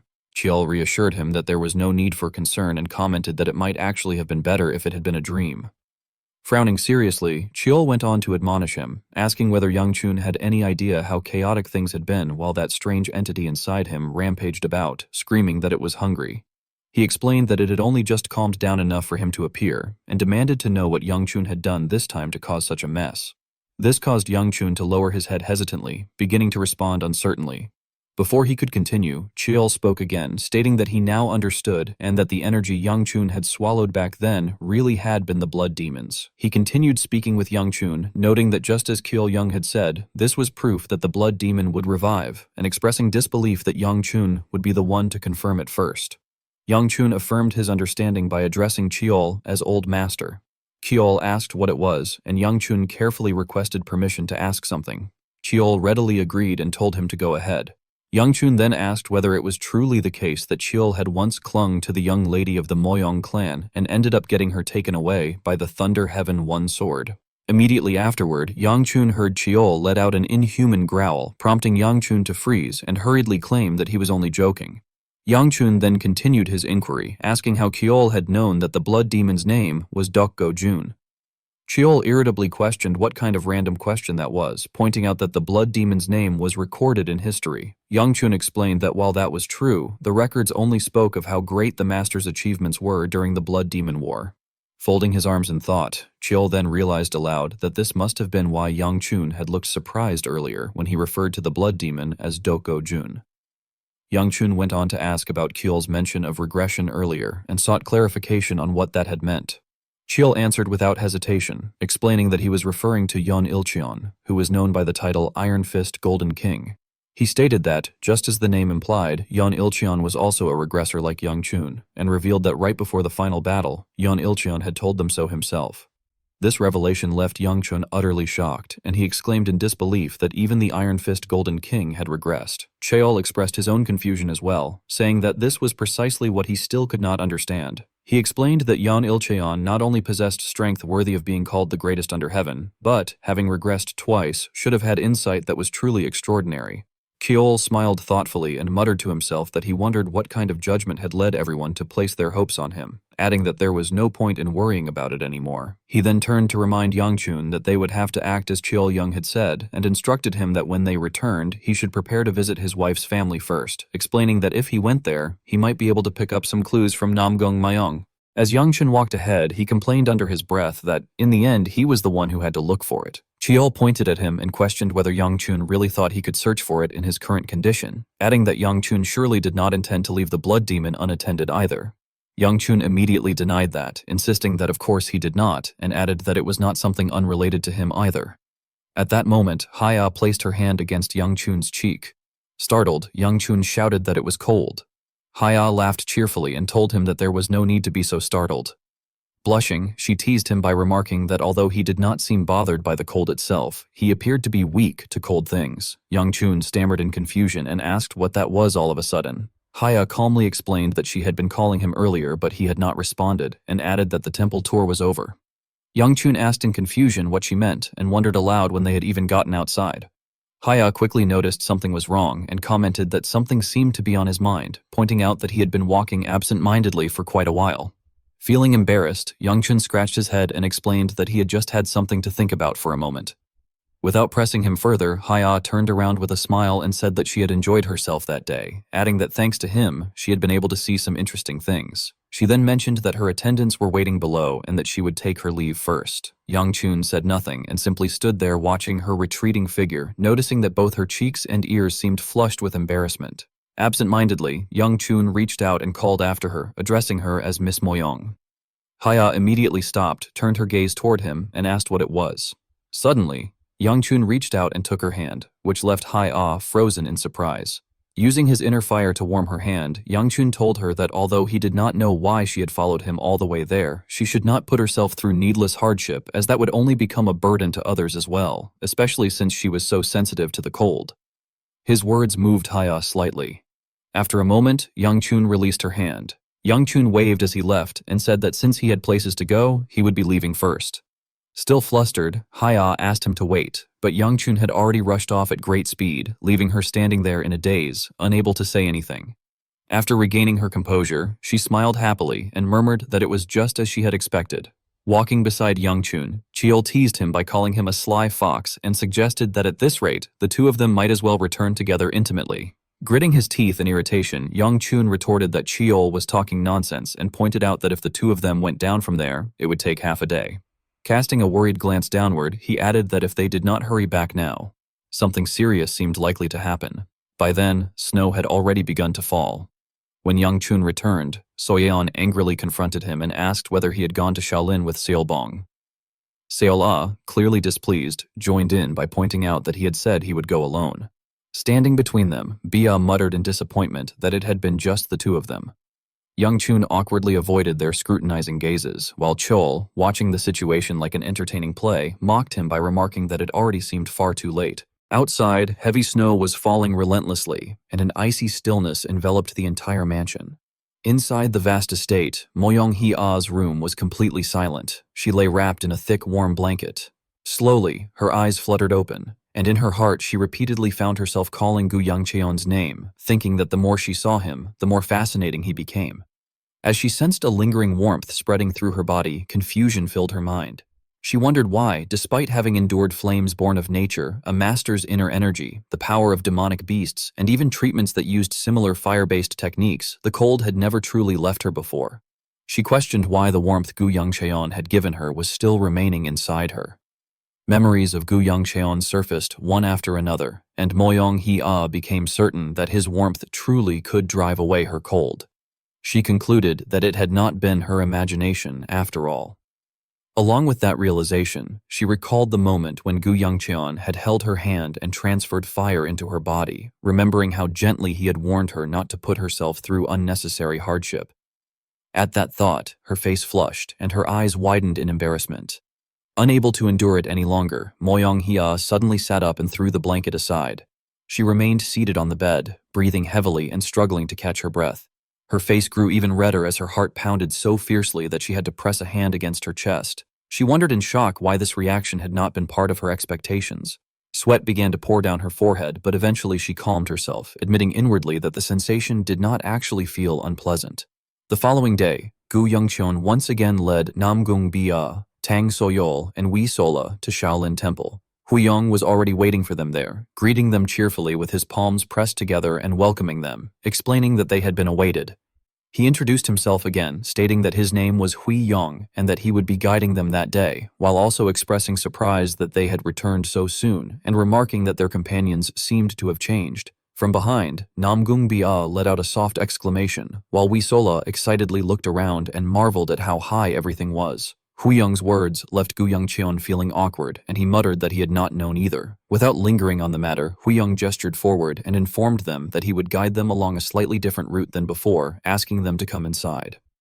Huyong led the group to a place where other warrior monks were training, explaining that it was the training ground where warrior monks cultivated their skills, and adding that it was said Hwanga Bulyong had once personally instructed disciples there.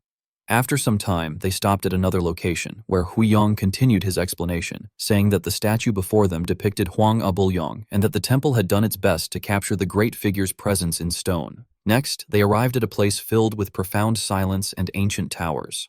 Huyong told them that it was called the Pagoda Forest, named so because the pagodas were stacked densely like a forest, and that it served as a burial ground for eminent monks who had achieved great deeds. At this sight, Tang Soyeol's face flushed slightly, and she could not help expressing her amazement, admitting that although she had been to Shaolin several times, it was her first time witnessing such a spectacle. Walking behind them, Gu Yangcheon reflected inwardly that he had passed through all of these places before, though he had never looked at them closely. Suddenly, Tang Soyeol turned back and questioned him, remarking that young Master Gu truly seemed familiar with the place and suggesting that it made sense, since it was scenery he must have seen together with Miss Moyong. Startled, Gu Yangcheon stammered internally, wondering why she would bring that up so suddenly, and in his confusion he even questioned whether she had read his mind. At that moment, from behind him, Wei Sola approached with tears welling in her eyes and pressed him with a question, asking whether he truly had not wanted to come with them after all. Gu Yangchun ground his teeth and snapped back in disbelief, demanding to know what that was supposed to mean and firmly denying it. Namgung Bia, looking saddened, stepped forward and reminded him that he had left without saying anything to her at all and that he had broken his promise, which left Gu Yangchun completely speechless. As the atmosphere gradually grew tense, Huyong forced an awkward smile and apologized, then tried to ease the situation by turning toward the clear river and explaining that he would next show them Shaolin's sacred creature, the white elegant righteous fish, adding that the single carp in the lake was that very creature. Namgung Bia paused and asked where the carp was, and Tang Soyol quickly pointed ahead, exclaiming that it was right there in front of them. As everyone looked at the fish swimming below the lake, they joyfully remarked that it was swimming away, noting that it even glanced upward for a moment, while Gu Yangchun merely looked down coldly. The others, however, felt something was odd and commented that it was strange, since the fish usually came out immediately whenever it sensed people and was not shy at all. Huyong replied that it could not be helped and said that he would guide them to the next place. Gu Yangchun responded absent-mindedly that he understood. At that moment, Wei Sola began to feel hungry and even thought about eating the fish beneath the lake. After the group walked on for a while, she remained seated behind, prompting Gu Yangchun to call out suspiciously and ask what she was doing, urging her to hurry up or she would be left behind. Startled, Wee Sola cried out in surprise and hastily answered that she was coming. A sudden strong gust of wind swept up the leaves on the ground, and because she was sitting, Wee Sola took the full brunt of the sand and dust blowing into her face, making her groan in discomfort. Even so, she soon cheerfully ran after the others. Wee Sola then hugged Gu Yangchun's arm with a bright smile and remarked playfully that, as expected, being by his side made her feel warm even when the wind blew. Her face flushed red as she murmured that when she had lived alone with her grandfather in the forest, it had been extremely cold. Warm memories flooded her mind as she recalled that her grandfather would light a fire for her, but even that had not been enough to drive away the cold. She explained that when she was just a little girl, she had endured such harsh conditions that her face had grown rough and red, which was why she had hated winter. Returning to the present, she clung happily to Gu Yangchun's arm and declared that this winter was not cold at all, adding that she hoped it would be the same next year. Gu Yangchun looked down at her, his expression gradually softening, and after hesitating for a moment, he replied that he hoped so too. As time passed quickly and the sun set before they realized it, Hui Young escorted them to the gate, bowed, and said that his guidance ended there, expressing hope that they had enjoyed the tour. Wee Sola turned to Namgung Bia with a smile and commented that the sightseeing had been fun, asking if she agreed and noting that they had gone around faster than she had expected. She added that since there was still some time before returning to the lodgings, she asked what everyone would like to do next. Gu Yangchun hesitated, saying he would think about it, then clutched his stomach and remarked that he had just realized he had not eaten anything yet and was feeling a bit hungry, suggesting that they grab something to eat before heading back. Tang Soyol immediately turned toward him and said excitedly that she happened to know a delicious place and began to propose going there. But before she could finish, someone suddenly approached from behind and politely apologized for interrupting them on their way. This made Tang Soyol tremble with anger as she muttered in frustration, then burst into tears and shouted that someone always interfered whenever it was finally her turn. However, once she clearly saw who was standing in front of her, she froze in confusion and carefully assessed him, realizing that he was undoubtedly someone who served directly under Shaolin's abbot, the second in command of Shaolin, Gyalguk Chanbong. At that moment, Gyalguk Chanbong bowed slightly and, in a somewhat cold tone, asked whether he might have a word with them for a moment. Tang Soyeol, overcome with fear, hurriedly clasped his hands together and cried out in apology, saying that he apologized for his rudeness toward Gyalguk Chanbong. Gyalguk Chanbong responded cautiously, stating that he was actually the one who should apologize for interrupting their conversation. He then turned to Gu Yangchun and explained that the reason for his interruption was simply because he had business with benefactor Gu Yangchun. Hearing this, Gu Yangchun raised his head in slight surprise and asked whether Gyalguk Chanbong was referring to him. Behind Wee Sol-ah, she innocently remarked that the old man looked as big as Bear Grandpa. Namgung Bia carefully gestured for her to be quiet, telling her to hush. Gyalguk Cheonbong straightforwardly confirmed that it was indeed Gu Yangchun he meant, adding that Shaolin's abbot wished to meet him. At those words, Gu Yangchun's gaze immediately fell, his expression darkening as he silently wondered why the abbot himself would want to see him and what kind of business it could possibly be. While he was still feeling uneasy, Gyalguk Cheonbong continued, stating that the abbot also wished to invite benefactor Namgung as well. Namgung Bia looked up in confusion and questioned whether he was referring to her. Wee Sola, worried, asked her sister if she had done something wrong. Gu Yangchun quickly followed up by asking whether they were about to get scolded, adding uncertainly that it was probably the case. Meanwhile, in another location, the old man in the underground prison was holding a large piece of paper and let out a quiet exclamation of interest. Hiding in the shadows, he muttered to himself that Gu Changjun was saying something quite interesting and that the old fox must be in a great hurry. After that, the old man in the underground prison turned and issued an order, saying that since they had already received more than a few things from the Guxian sect under Gu Changjun's control and their intentions aligned, they could agree to a deal of that level. He then spoke in a low, contemplative voice to the boy standing before him, telling him that he would have to put in some effort once again, and instructing him to go back and inform them that they would proceed as agreed. Upon hearing this, the boy clicked his tongue and complained that people in high positions certainly had it easy, as they merely threw out a few words while others carried out the work for them. His voice then grew cold as he emphasized that they should remember his words well.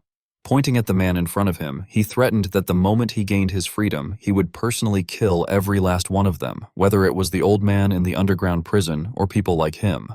The Vice Palace Lord flew into a rage and shouted in disbelief at the audacity of the bastard. After the boy disappeared, the Vice Palace Lord clicked his tongue in irritation and muttered that he was a truly crafty bastard. The old man in the underground prison calmly spoke up to placate him, telling the Vice Palace Lord to calm himself and explaining that although the boy spoke that way, he had always handled his work properly. Lowering his head slightly, the old man reminded him that, more importantly, it was time for them to start moving as well. A sharp, killing intent flashed in the old man in the underground prison's eyes as he firmly stated that the trade target was the Gu family's eldest daughter, while the true objective was the Gu family's son. Everyone around them stood perfectly still, silently listening to his command. Raising his hand as if to manipulate everything, the old man in the underground prison declared that, as the Palace Lord of the Black Knight Palace, he was issuing this command to all. Only the minimum necessary forces were to be left behind, and everyone else was to immediately follow him to the front where the five-sword platform was located. He further ordered that the objective was to capture the Gu family's eldest daughter alive. He repeatedly emphasized that they must remember this well, explaining that although it was a transaction, it was also part of the plan for the heaven they would soon face. The old man in the underground prison insisted that failure would not be tolerated. Upon hearing this, all of his subordinates were filled with fervor and responded in unison, declaring that they would obey his command. After bringing Gu Yangchun and Namgung Hia, Gyulguk Cheonbong respectfully informed the abbot that he had brought the donors. The person inside promptly told them to come in. Qin Ying of the Heavenly Eye, who was sitting in the middle of the room, welcomed them and apologized for summoning them so suddenly. Gu Yangchun politely bowed and replied that it was fine and that it was an honor to be called there.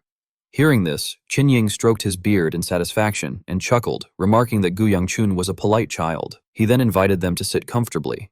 When Gu Yangchun raised his head, he realized that the man sitting across from him was the one who held the greatest influence in the Central Plains, the current abbot of Shaolin, Qin Ying. Qin Ying of the Heavenly Eye narrowed his aged eyes and gently stroked his beard as he remarked that they must be the newly rising stars. After hot tea was served, he stated that he must first congratulate them, as he had heard that both of them achieved excellent results in the martial tournament. Lifting his teacup thoughtfully, he mentioned the titles Sword Dance Maiden and True Dragon, then opened his eyes slightly and stated that they were truly fitting titles. This caused Gu Yangchun to become flustered, and he stammered his thanks with an awkward smile while inwardly evaluating that the abbot of Shaolin, although appearing like a frail and powerless old man, was absolutely not someone who could be judged by appearance. He reflected that the origin of the title Heavenly Eye, meaning the eye that sees the heavens, referred to a prophetic ability passed down through generations of Shaolin abbots, and that the number of true demon gates and disasters the abbot had prevented with that power was countless, making his influence immense. Gu Yangchun felt worried inwardly as he wondered what someone of such stature could possibly want to say to them. At that moment, Namgung Bia lifted her teacup to drink. Hearing the sound, Gu Yangchun hurriedly nudged her and told her to be quiet. Namgung Bia looked at him in slight confusion before realizing and politely apologizing. Qin Ying of the Heavenly Eye replied that it was fine and said he was glad the tea suited her taste. He then stated that they must be wondering why he had summoned them and suggested that they get to the main point. Gently placing his teacup down, he spoke plainly and said that he would like them to work with Yu Seong. Namgung Bia paused upon hearing this, while Gu Yangchun was so shocked that he exclaimed in surprise and repeated the name Yu Seong. Qin Ying confirmed and asked whether they had heard of Yu Seong. Gu Yangchun replied that he had heard the name, but did not really know what it was, and he cautiously asked if he might inquire about it without being rude. Before Qin Ying could respond, Gyulguk Cheonbong, standing behind them, stated that it would be difficult and addressed Gu Yangchun as donor Gu Yangcheon, explaining that information about Yu Seong was top secret. The aura emanating from Gyulguk Cheonbong made Gu Yangchun feel uneasy. At that moment, Qin Ying of the Heavenly Eye raised his hand to signal Cheonbong to stop, saying that it was fine. Cheonbong immediately restrained his aura and addressed the abbot in surprise. Qin Ying then continued, saying that it would indeed be difficult for them to agree without knowing what Yu Seong was, and he stated that he would explain it. Placing his hand lightly on the rim of his teacup, he explained that Yu Seong was an organization created by the Alliance in preparation for the coming blood calamity. Gu Yangchun's expression darkened immediately as he muttered and asked whether the blood calamity referred to a certain event. Qin Ying promptly explained that he did not know how many years were left, but he had foreseen that the blood calamity would strike in the near future. He further explained that, to prepare for this, the Alliance had been secretly gathering capable martial artists. Gu Yangchun, after hearing everything, asked why they would include juniors like them in such an important organization. Qin Ying of the Heavenly Eye replied without hesitation that they valued stars with great potential like them more than already completed martial artists. He then bowed slightly and gently said that he believed the explanation should suffice and asked them to share their thoughts. Staring intently at the two of them, Qinying added that Yuxiong was a place that could place much more in their hands and that, if they wished, he could let them see an even higher world. For a moment, the room fell completely silent. Gu Yangchun thought that something felt off. He reflected that if the abbot meant the blood calamity that was coming soon, he was probably referring to the heavenly demon. Meanwhile, Namgung Bia turned to Gyalguk Cheonbong and asked whether there was more tea. Gu Yangchun's mind became increasingly troubled as he recalled that even in his past life, although the alliance had prepared, they still struggled greatly against the heavenly demon. As he looked at his reflection in the teacup, he thought that it would make sense if the heavenly demon had been far stronger than expected, but he wondered what the earlier statement had meant. Grinding his teeth in discomfort, he questioned why they would want juniors who needed time to grow if they were preparing for a calamity that would appear soon. He began to speculate that it sounded like there was something capable of granting power instantly. Several ideas flashed through his mind as he remembered fighting Zhang Xiaoyan and encountering Jun. Recalling the terrifying look in that man's eyes, Gu Yangchun clenched his fist and thought of something like the blood demon. Gyoguk Cheonbong handed a new cup of tea to Namgung Bia, and at that moment, Gu Yangchun raised his head and addressed the abbot, asking if he might ask one last question. Qinying, seemingly surprised, raised an eyebrow and asked what it was. Gu Yangchun then requested permission again, and Qinying agreed immediately and told him to speak. Lowering his head, Gu Yangchun brought up the divine star, Zhang Sonyon, and asked Qinying to tell him whether he belonged to Yuxiong.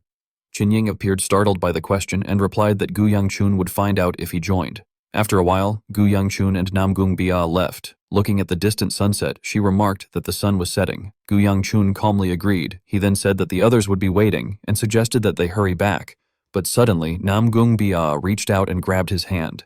Avoiding his gaze with slight embarrassment, she suggested that since it was just the two of them for once, they should walk a bit. Hearing this, Gu Yangchun's face brightened as he awkwardly agreed. Nearby, Xin Qiul glared at them ominously. Their steps suddenly came to a halt when Namgung Bia turned to Gu Yangchun and asked what he would do. Slightly surprised and unable to grasp what she meant, he asked what she was referring to. She clarified that she meant what the abbot had said. Pointing at her, Gu Yangchun asked whether she meant Yuxiong and reminded her that he had said he would think about it and that she had said the same thing. She responded indifferently, asking whether she had really said that. Gu Yangchun then questioned whether she had properly listened to what the abbot had said. Namgung Bia paused, placed her hand on her chin as if thinking, and casually remarked that the tea had been good. This caused Gu Yangchun to sigh deeply and remark that, in the end, he had been the only one sweating. Glancing behind him, Gu Yangchun reflected that, thanks to the conversation with the abbot, he had figured out something important, even if it was only speculation. Several thoughts surfaced in his mind, including an organization preparing for the blood calamity, juniors with potential, the divine star's affiliation, and the blood demon's energy.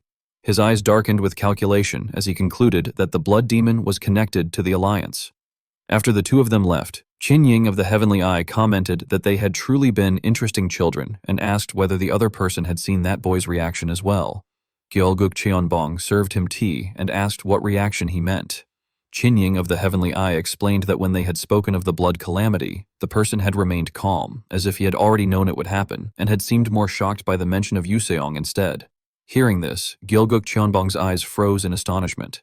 Qinying of the Heavenly Eye continued by saying that regarding the purpose for which the eye showed him the future, he could only make guesses, but this time he was certain that they had to keep a close eye on that child.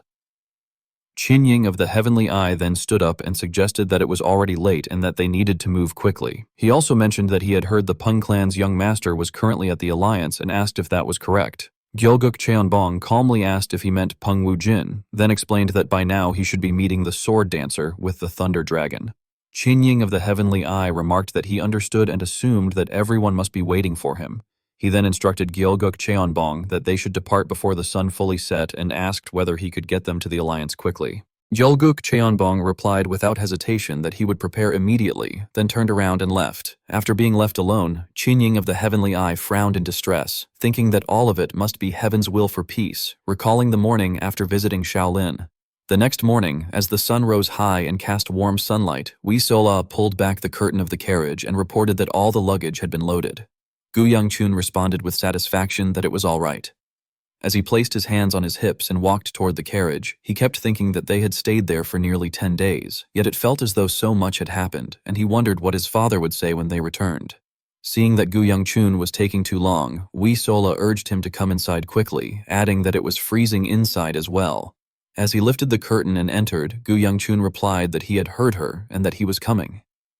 At that moment, someone suddenly grabbed Gu Yongchun's clothes from behind. Moyong Hia hesitantly called out to him.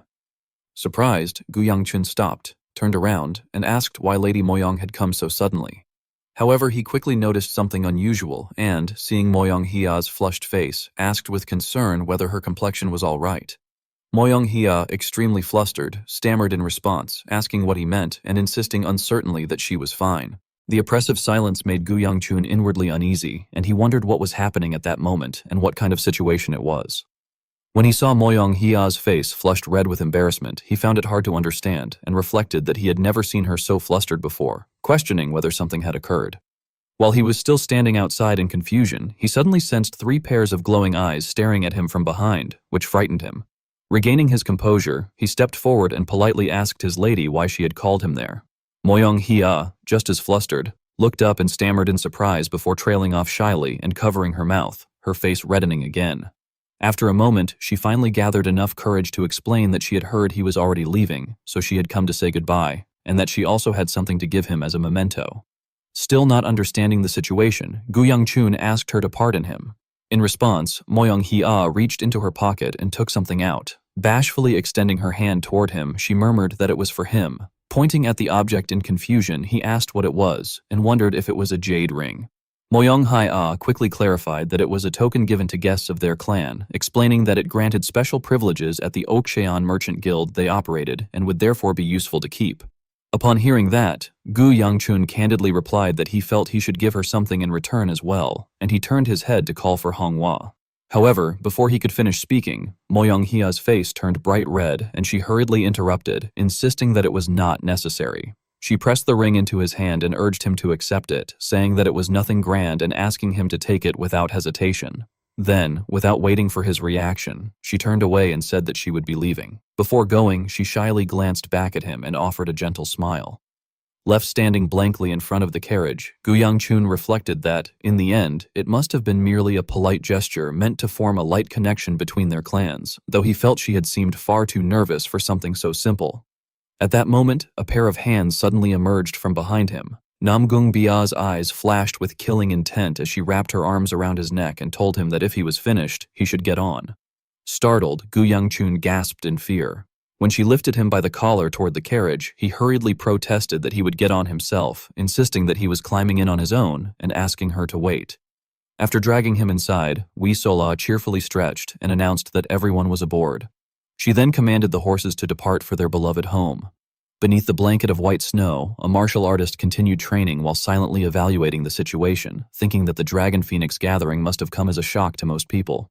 He reflected that news of the rising juniors who had made their names known across the Central Plains as they traveled to Shanxi had spread widely, reaching even the ears of the dragons who had not attended. His face was filled with confusion, his bewildered eyes staring off into the distance. Meanwhile, in a warm space within a small house atop a snow-covered mountain, 2 people sat together. Holding a map in his hand, Bi Weijin exclaimed in surprise upon seeing the name Battle Dragon, Bi Weijin, and then laughed as he realized that this person was a disciple of the Tyrant Lord. Deep within the forest, as night fell and heavy snow made the air bitterly cold, Gu Yongchun's group stopped to rest beneath a tree. Groaning sounds echoed repeatedly in the air. Looking toward Tong Soyeol with concern, Gu Yongchun remarked that he had noticed earlier that she suffered from severe carriage sickness and asked whether even wrapping her body in internal energy failed to help. Trembling, Tang Soyeol responded by asking what he meant by that, addressing him as young master. Her face flushed as she looked at him, and her voice quivered slightly as she confessed that she actually liked the nauseating feeling of riding in a carriage, explaining that if she circulated her energy, she could not feel it. Hearing this, Gu Yongchun inwardly concluded that, come to think of it, she might be the most dangerous one among them. He then glanced at Namgung Bia, who was resting her head on his shoulder, and grew slightly suspicious, reflecting that he had so naturally forgotten to question why Tang Soyeol and Namgung Bia were returning to Shanxi with them, especially considering that she even had her clan's carriage, which her younger sibling had used to arrive.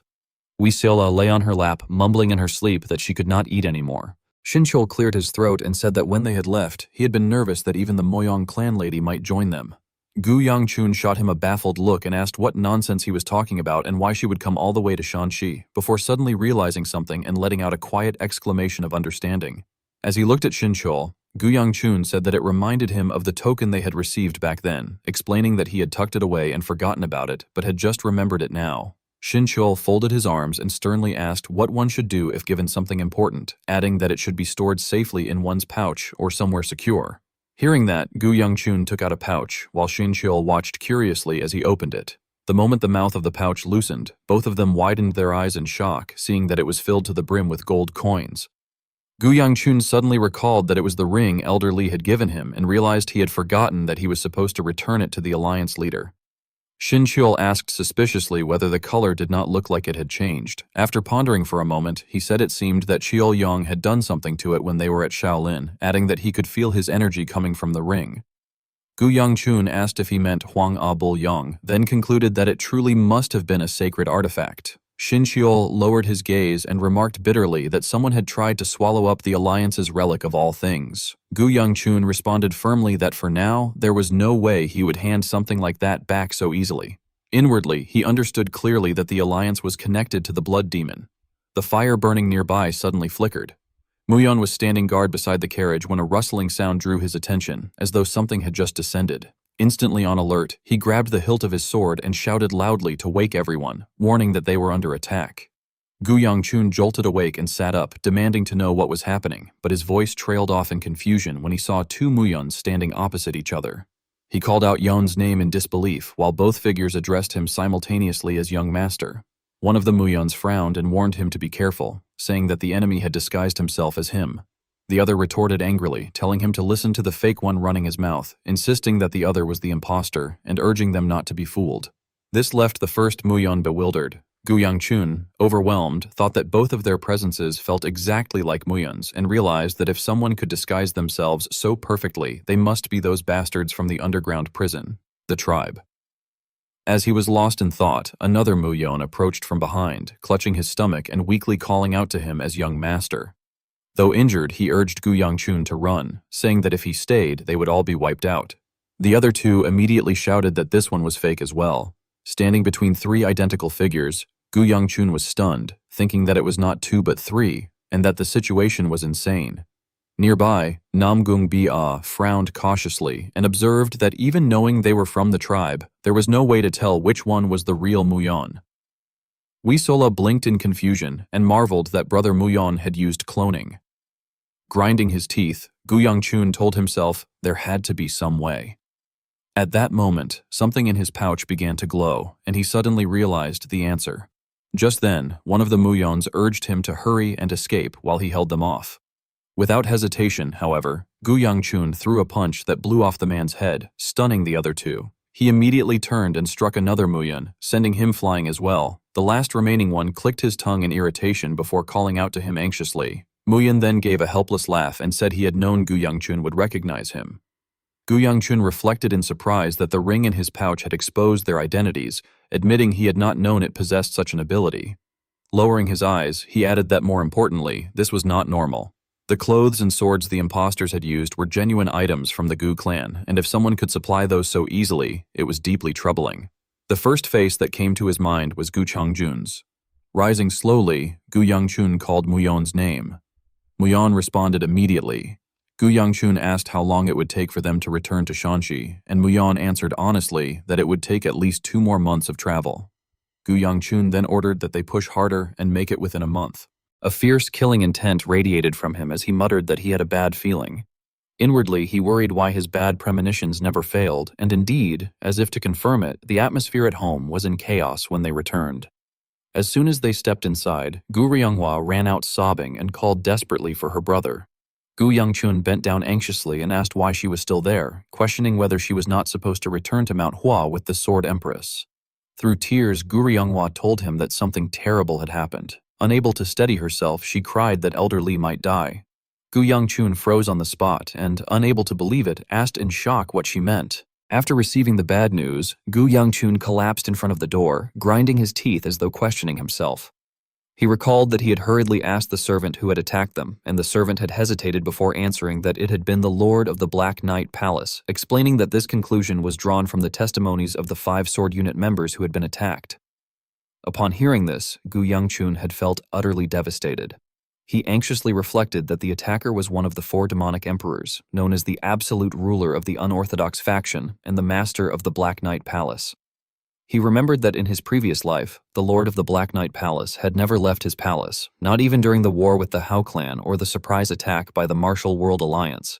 He found it impossible to believe that such a man had actually appeared on the front line where the 5 sword unit had been stationed and had not only ambushed Elder Li, but had even kidnapped Gu Huibi.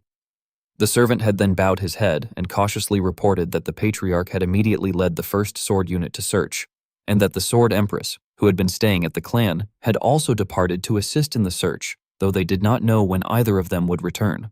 The more he listened, the angrier Gu Yangchun became. His hands clenched so tightly that veins bulged, and his entire body trembled uncontrollably. Time passed, and night gradually fell. The divine physician eventually pushed the door open from inside and stepped out with a heavy sigh, remarking that he was sweating cold all over. When his gaze suddenly met Gu Yangchun sitting blankly in front of the door, he exclaimed in shock that he had been startled and asked when he had returned. Only then did Gu Yangchun raise his head in a daze. He hurriedly stood up and urgently asked whether Elder Li was all right. Startled by his sudden movement, the divine physician cried out in fright and nearly fell backward. Angrily grinding his teeth, with killing intent flashing in his eyes, he scolded him for shouting right in front of his face as if he were trying to blow his ears out, his voice echoing through the quiet night. After they entered the room, where Gu Ryun lay on the bed with his eyes closed, steadying his breathing, the divine physician informed Gu Yangchun that the treatment had finished safely, though it had truly been a close call. He explained that it had been a piercing wound that would have killed a normal person long ago. Stroking his beard, he added in admiration that even while unconscious, Gu Ryun had used his internal qi to stop the bleeding himself, and that his regeneration was extraordinary, truly an amazing body. Hearing this, Gu Yangchun hesitated slightly before asking when he might wake up. The divine physician sighed irritably and replied that if he knew that, he would be a shaman rather than a doctor. However, he reassured him that he would open his eyes within 4 days at most, though it would take some time for his strength to recover. Gu Yangchun inwardly thought in slight exasperation that he had ended up telling him anyway. The divine physician then looked at him and sighed teasingly, remarking that he was quite foolish as well and questioning what help someone who was not even a doctor could be by waiting there until the treatment finished. Turning to leave, he commented that it had worked out well for him, as he was going to get some fresh air and asked Gu Yangchun to watch the place for him, adding that he had been treating him non-stop for days and his whole body ached. Gu Yangchun watched his departing figure and responded that he should go ahead. After the divine physician left, the room fell into silence. Gu Yangchun lowered his head and sat beside the bed, thinking that something had gone terribly wrong. He reflected that at this point in his previous life, neither Elder Li nor Gu Huibi had gone through such an ordeal. With a darkened expression, he hesitantly concluded that the cause must be the result of the actions he had changed after returning to the past. Gu Ryun remained unconscious, his eyes tightly shut. Gu Yangchun stared at his face and recalled memories from his childhood. Although Gu Ryun had once seemed like a devil when disciplining him, he had truly been cheerful and loving, watching over every step of his growth. They had shared both joyful and sorrowful days together, and because of that, Gu Ryun's image was deeply engraved in Gu Yangchun's heart. Returning to reality, he could only bow his head and wait quietly for him to awaken. Gu Yangchun murmured regretfully that the man should have easily lasted another 10 years, yet that was what had happened to him. As his hand silently clenched into a fist and he wiped away the tears streaming down his face, his eyes turned resolute and he wondered why the Lord of the Black Knight Palace had personally kidnapped Gu Huibi. He reasoned that if kidnapping had been the goal, there had been no reason to target that exact moment when Elder Li visited the front line. Frowning deeply, he deduced that because of this incident, his father was away and Elder Li would not be able to fight for a while. If that situation had been intentional, then it could only have been that person's doing. As night fell over the vast estate, Gu Changjun sat absent-mindedly by the window, gazing outside. Lifting his teacup, he thought that the deal had been completed and that, with this, the Black Knight Palace must have obtained the flame they had wanted so badly. He reflected that no matter how much the Patriarch expanded the search, it would be difficult to find the Black Knight Palace. Countless calculations ran through his mind as he concluded that it was now the perfect chance to expand his power and that he should contact those who would help again. However, he hesitated, thinking that the Namgung patriarch did not seem to trust him, so talking further would be pointless. His eyes filled with killing intent as he decided that it was not a problem and that things were going smoothly even now. Suddenly, he froze and slammed his teacup onto the table, coughing up a large mouthful of blood. Cursing inwardly, he thought that hiding it with internal chi had finally reached its limit. Knowing his own boundaries clearly, he told himself that he needed to hurry a bit more. When he looked outside again, he was startled by a powerful light bursting forth, and the vase in the room shattered into pieces. Unable to comprehend what was happening, he shouted in confusion, demanding to know what this was and who on earth was responsible. As the energy outside continued to blaze fiercely, he recognized the person erupting with power and realized in shock that it was Gu Cheolun, who had definitely left Shanxi with the first sword unit. Anxiety overwhelmed him as he wondered if his involvement had been discovered. He rushed outside and shouted at the patriarch, demanding to know the meaning of the sudden attack. In anger, he accused him of trying to destroy the Gu clan's sword, Gu Sonmun, with his own hands. The person before him replied calmly, asking whether he truly looked like the patriarch. Through the thick smoke and flames, Gu Yangchun revealed himself instead. Stunned, Gu Changjun exclaimed in disbelief. Gu Yangchun turned around, clenched his fist, and greeted him, saying that it had been a while since they last met. He added that since the first elder had given him a gift, he had come to return the favor and wondered if he liked it. Panic gradually overtook Gu Changjun as he thought it was impossible and questioned whether he had mistaken that brat for the flame of heroic chivalry. Gu Yangchun calmly stepped forward and reminded him that when he had visited before, he had said something, asking if he remembered. With eyes brimming with killing intent, he stated that if an old dog guarding the house tried to bite its master, then the only choice was to burn it alive. Gu Changjun struggled to retort, claiming that he did not know why such chaos was being caused, but even if Gu Yangchun was of the direct bloodline, he questioned whether he realized how rude his actions were. Gu Yangchun confidently replied that that was exactly the point, asking why, despite clearly knowing he was of the direct bloodline, the first elder kept provoking him like an idiot. He added that even if there was a role to play, there was a limit to how much he could overlook. Forming a fireball in his hand, he angrily declared that such sloppiness did not suit someone like the first elder, and that he had not expected him to keep pretending ignorance after making such an obvious move, observing that he looked like someone who did not have much time left. Hearing this, Gu Changjun ground his teeth in fury, quickly drawing his sword and charging straight at Gu Yangchun. The latter stood still with the fireball in hand and, just before the attack reached him, clenched his fist and struck back. A tremendous force formed like a shield, completely blocking Gu Changjun's sword energy. In utter disbelief, Gu Changjun shouted in shock, wondering how it was possible and whether his attack had been blocked with just one fist. Gu Yangchun responded indifferently, asking what was so surprising and remarking that although they had said the first elder's realm was at peak transformation, it was nothing special. Still unwilling to believe it, Gu Changjun insisted that it must have been luck that the attack had been blocked once and declared that they would see about the next one. He unleashed a barrage of sword energies toward Gu Yangchun and loudly challenged him to try blocking that as well, while dashing forward simultaneously. A massive explosion erupted as the sword energies struck the surroundings, and dust and smoke rose everywhere, obscuring the scene. Confidently sheathing his sword, Gu Changjun called him an insolent brat and remarked that even if he had been shining lately, he was only a late-stage prodigy at the peak level. Grinding his teeth, he stated that it should be enough to fix his attitude. However, he soon froze and stepped toward the site of the explosion, seeing that the ground and rocks had been scorched black. Confused, he realized that Gu Yangchun was gone and wondered when it had happened. At that very moment, Gu Yangchun appeared at his side and drove a punch into his ribs, gritting his teeth as he poured all his strength into his fist. Gu Changjun was sent flying and crashed hard into a wall, shattering it, before collapsing painfully against the rubble. Seeing this, Gu Yangchun remarked that, as expected, he could not use his power at all. Approaching him, he muttered that it could not be helped, then looked down at the bowed figure and asked whether his body was broken. He added pointedly that it was especially his heart, leaving Gu Changjun utterly shocked.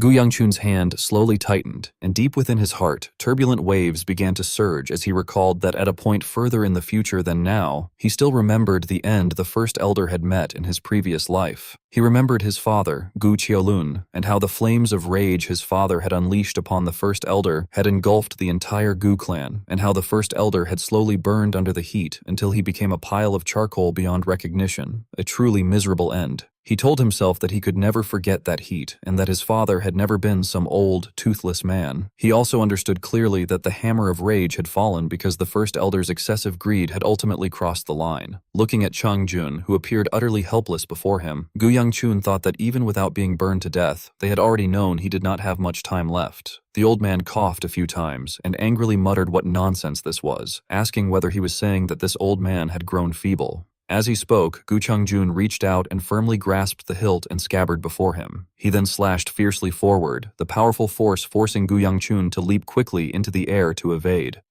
Gu Chang-jun raised his head furiously, knitted his brows tightly, and shouted, "How dare he!" He then drew his sword completely and threw the scabbard onto the ground. Aiming straight at Gu Yang-chun in the air, Gu Chang-jun charged forward with his sharp blade. Watching each of the old man's attacks, Gu Yang-chun silently assessed that this was the absolute realm, where one begins to transcend human limits, and the transcendent realm, said to be the path toward becoming a god.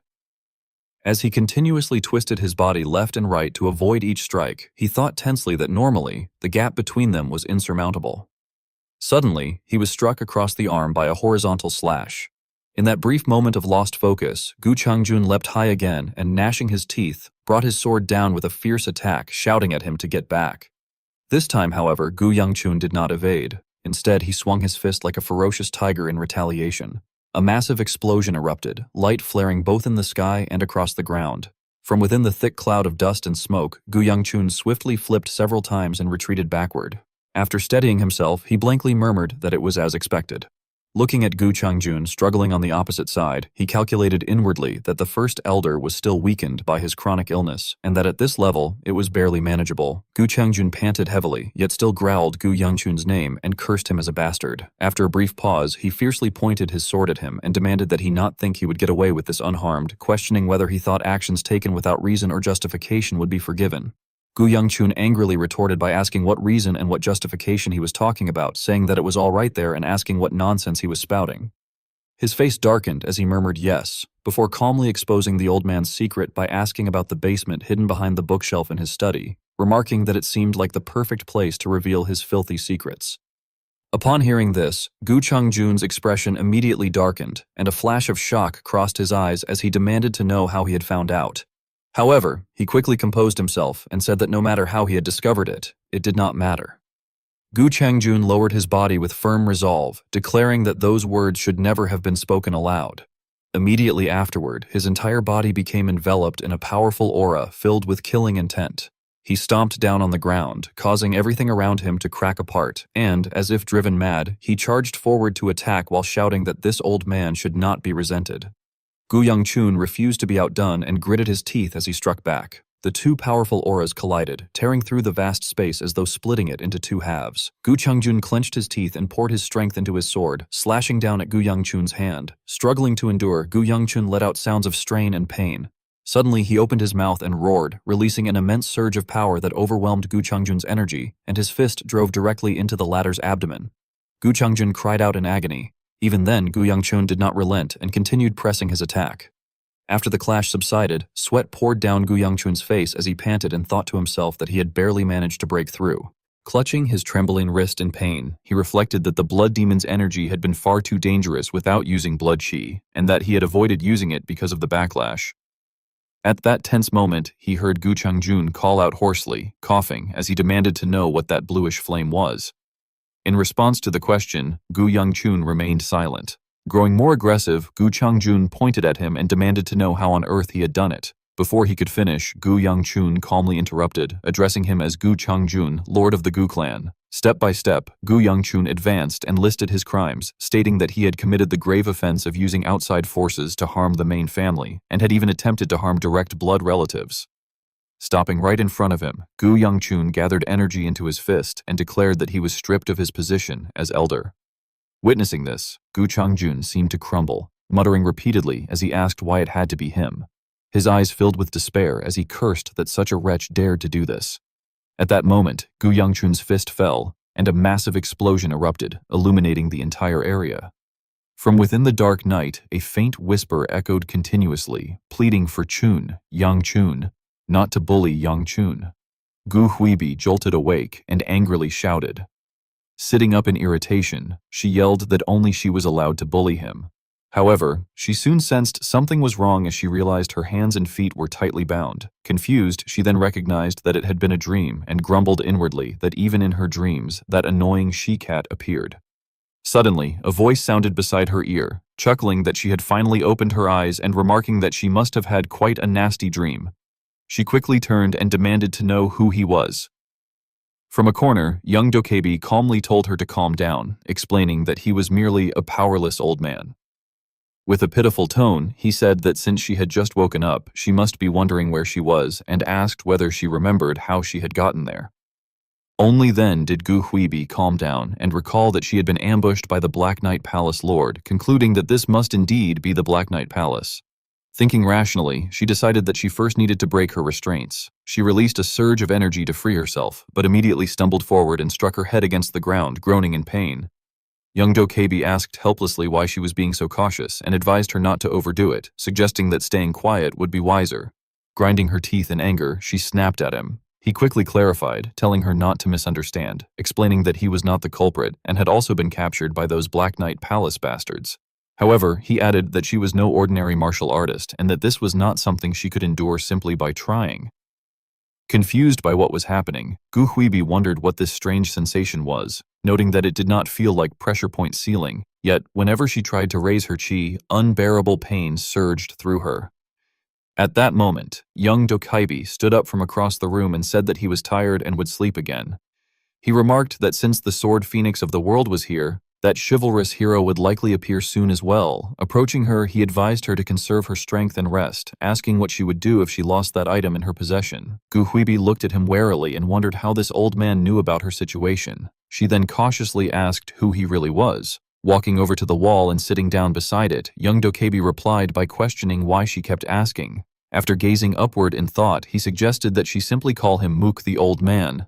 Silence once again filled the space. Internally, Gu Huibi cursed the absurdity of the situation, wondering why the Black Knight Palace Lord had appeared on the front lines and whether she was truly supposed to wait for someone to rescue her. She continued searching for an opportunity, relieved that the item hidden inside her clothes did not seem to have been discovered or confiscated. However, she grew suspicious and questioned how that old man Mook had noticed it. Her thoughts drifted to the past, recalling that Gu Yongchun had once received an item from her just like the one she had given him before, a heavenly dew orb.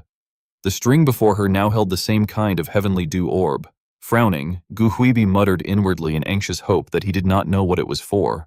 Members of the Gu clan discovered what had happened and angrily criticized the situation, saying that the first young master had executed the first elder on his own while the patriarch was away and questioning whether that even made sense, insisting that even if he was direct blood of the family, such a matter could not be overlooked. They locked Gu Yangchun in a prison room and continued to curse at him, declaring that this time he had to be severely punished so that he would come to his senses.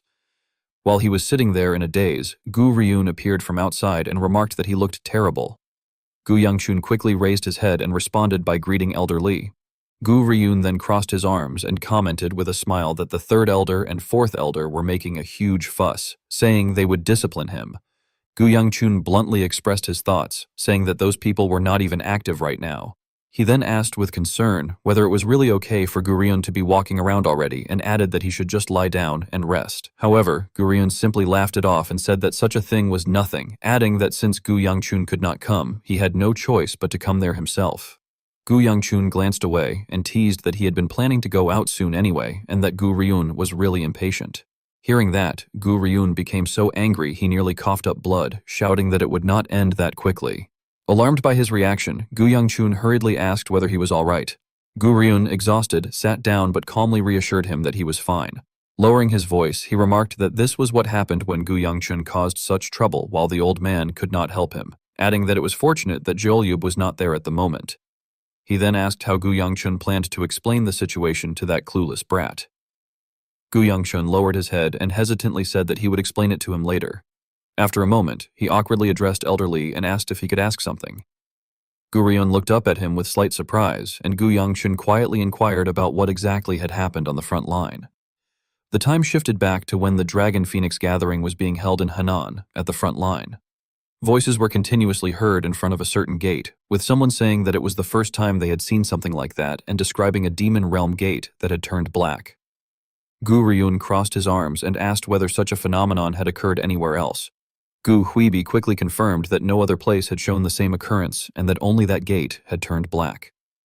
Hearing this, Gu Ryun simply muttered in acknowledgement before frowning and falling into thought. He then said that they should first report the matter separately to the Patriarch, suggesting that it might be because the time for the true Demon Realm Gate to open was approaching. Gu Huibi raised her eyebrows in surprise and asked about the true Demon Realm Gate, pointing out that Shaolin had not sent any notice yet. Gu Ryun turned and began walking away while reminding her that even if the Heavenly Eye had not predicted it, it would still be better to prepare. Gu Huibi agreed with that, saying that it was true. She then suddenly called out to him, addressing Elder Li. Gu Ryun stopped and responded with a questioning sound. Before she could even ask anything, he answered directly that Yangqian was doing well, so she should not worry. Having her feelings exposed made Gu Huibi's face flush with embarrassment. When she did not say anything, Gu Ryun turned back and asked whether she had wanted to ask something else besides that. She hesitantly admitted that it was true, but then sighed with concern and said that there was never a day when she did not worry about him, adding that she only hoped he had not caused trouble after going to Henan. Gu Ryun immediately burst into laughter and teased that she was the one who had burned her sparring opponent's hair during a match. Suddenly, however, he paused as he realized something and asked how she had known Yangqian had gone to Henan when he had never mentioned where he went. Gu Huibi froze for several seconds after accidentally revealing her secret. She then quickly shouted in embarrassment that she had only assumed he would have gone to the Dragon Phoenix gathering around that time. At that very moment, a surge of energy shot toward Gu Huibi. Gu Ryun instantly sensed something unusual and rushed forward, grabbing her and leaping away to avoid the attack.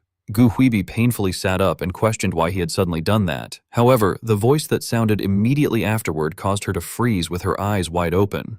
The Black Knight Palace Lord stood within the darkness and remarked that it had been a while, addressing Yo Makwan. He added that it seemed Yo Makwan's skills were still as sharp as ever. Gu Ryun suddenly recognized the person before him and, with obvious tension, exclaimed that it was the Black Knight Palace Lord. The Black Knight Palace Lord glanced at the two of them and muttered that it had been the first time he had seen them since they made that agreement. Standing cautiously in front of Gu Huibi, Gu Ryun took a defensive stance and questioned him sharply. He reminded the man that the agreement had been that he would never show that disgusting face of his again and demanded to know why he had appeared there. In response, the Black Knight Palace Lord gathered a mass of dark energy in his hand and replied that he had been quite busy, so he had decided to break that pathetic agreement. After a brief pause, the Black Knight Palace Lord said that he understood. Then he stared directly at Gu Huibi and declared that he had found it. At that very moment, Gu Ryun charged forward with a powerful punch. However, the only thing his fist struck was a rock, as the Black Knight Palace Lord had already teleported elsewhere. Dark energy gradually gathered around the Black Knight Palace Lord, and suddenly an explosion erupted. A stream of dark power shot straight toward Gu Ryun. From behind him, Gu Huibi witnessed everything and screamed in panic, calling out to Elder Li. Yet immediately afterward, she became terrified by something appearing above her. A massive black hand reached down in front of her, and everything fell back into darkness and silence. Returning to the present, Gu Ryun spoke with deep sorrow, admitting that he had failed to protect Huibi like that and bitterly remarked that it was pathetic, wasn't it? With a hint of regret, he pushed himself up from his knee as if preparing to leave and said that was all he could tell him. He added that, as he had just heard, there was nothing he could really do, so he should stay quiet until the Patriarch arrived. Before leaving, Gu Ryun also mentioned with concern that his children were very worried, especially his attendant, who had cried a lot. Outside, Wee Seola sat hugging her knees in sadness. Hearing this, Gu Yangchun could only murmur that he understood. As Gu Ryun walked away, he waved his hand and said that he would go get some rest and that they should see each other again tomorrow. Gu Yangchun watched his departing figure and replied that he should go ahead and rest. Afterward, Gu Yangchun lay down on the mat beneath him, thinking to himself that everyone must be worried. He felt that it could not be helped, but he still felt a little sorry. At that moment, Shin Chol appeared and asked why he did not simply go out if he was that worried. He pointed out that his acupoints were not sealed, so he could easily break the door and leave. Gu Yangchun replied helplessly that if he left, Elder Li would just scold him, and it was not as though he could find his sister simply by going outside. Deep down, he had even more concerns.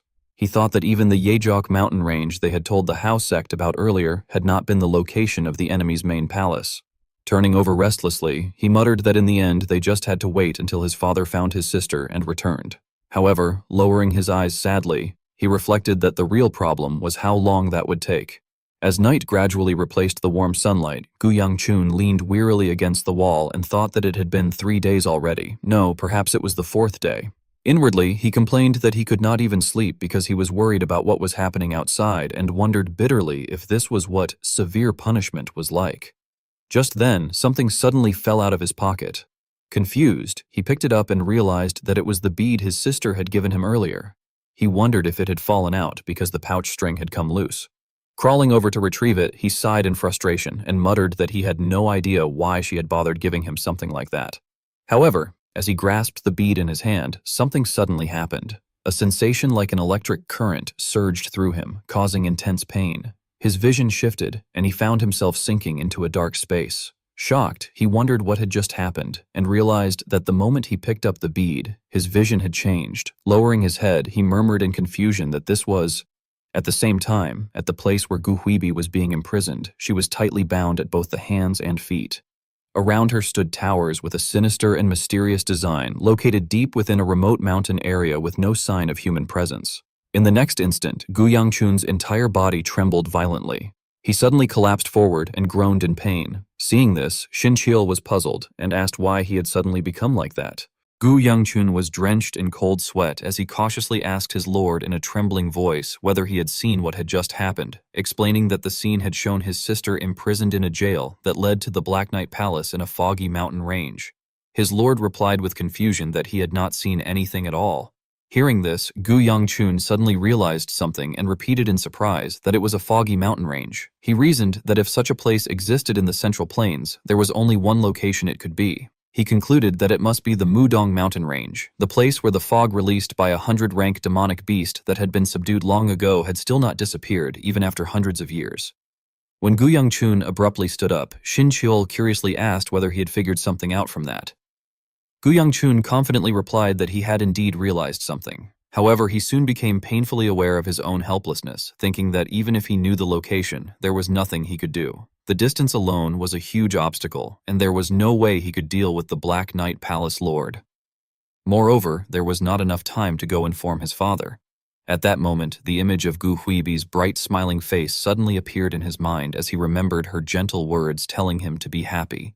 Gu Yangchun's expression darkened as if he had made up his mind. He quietly apologized to Elder Li. In the next instant, he clenched his fist, and the handcuffs on his wrists snapped apart. Muttering repeatedly that he truly seemed beyond saving, he prepared to act. Meanwhile, outside the tower, Wisola ran after Gu Ryun and called out to him affectionately, addressing him as Grandpa and Bear Grandpa. Gu Ryun stopped and turned around, recognizing her and asking what the bundle she was carrying was. Wisola smiled brightly and explained that it was a meal she had prepared for the young master, then politely asked if he could deliver it for her.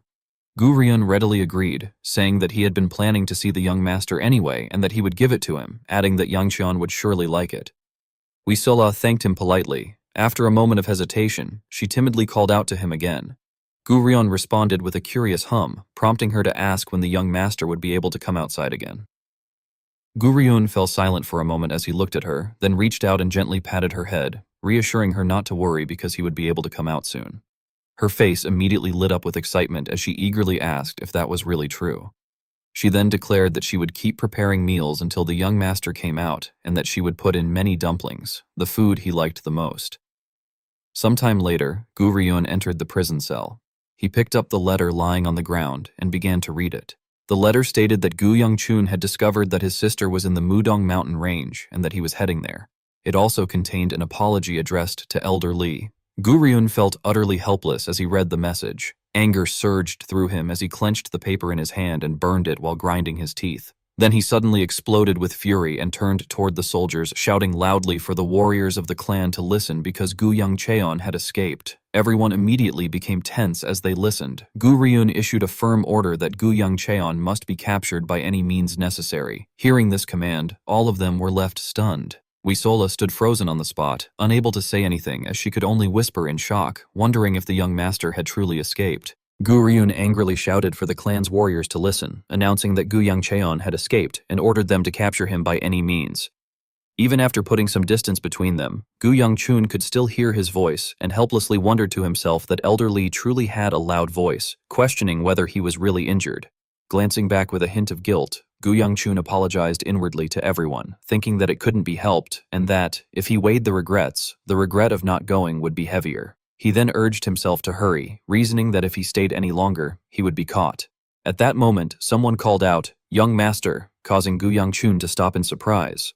From afar, he saw Wisuola standing behind a tree, and he looked at her in confusion, asking why she was there. With a somewhat sorrowful gaze directed at him, Wisuola stepped forward and asked where he was going. Gu Yangchun hesitated in his reply, but she interrupted him, asking if it was somewhere he couldn't talk about. She then expressed her exhaustion, saying that she and her sisters had been very worried and questioned why he was always like this. She continued pressing him, asking why he kept trying to do everything alone. Avoiding her gaze, Gu Yangchun tried to deny it, but Wisuola angrily shouted that she meant right now, emphasizing that even at this moment he was trying to go alone. Flustered and red-faced, he argued that it was a dangerous place and he had no choice. However, he suddenly froze when he saw tears streaming down her face. Sobbing, Wisuola questioned what about her, who had sent the young master alone to such a place. Clutching her sword tightly, she declared that she also wanted to protect him, explaining that was why she had worked hard and trained. Lowering her head, she cried out that she had even learned the sword. Her unusual behavior left Gu Yangchun stunned. He stepped forward, grabbing her shoulders and repeatedly asking what she had learned and who had taught her, wondering if it had been her grandfather, and questioning why she would even try to protect him. Worried, he insisted that just because she had learned a little swordsmanship didn't mean she could do such things. In a small voice, Wisuola asked if he couldn't just not go. She then broke down, pleading that since he himself said it was dangerous, he shouldn't go. If he couldn't take her with him, then he shouldn't go at all.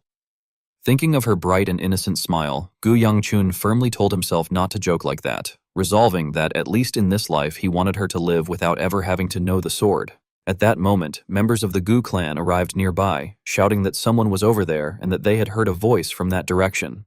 Startled, Gu Yangchun cursed inwardly that they had already come this far.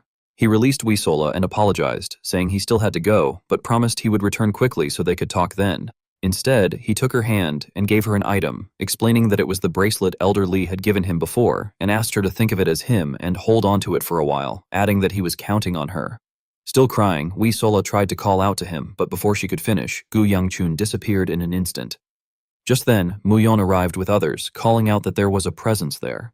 He froze in shock upon seeing Wisuola and called out to her in confusion. However, she merely lowered her head and murmured, questioning why she was being told not to follow, wondering if it was because she was in the way or too weak.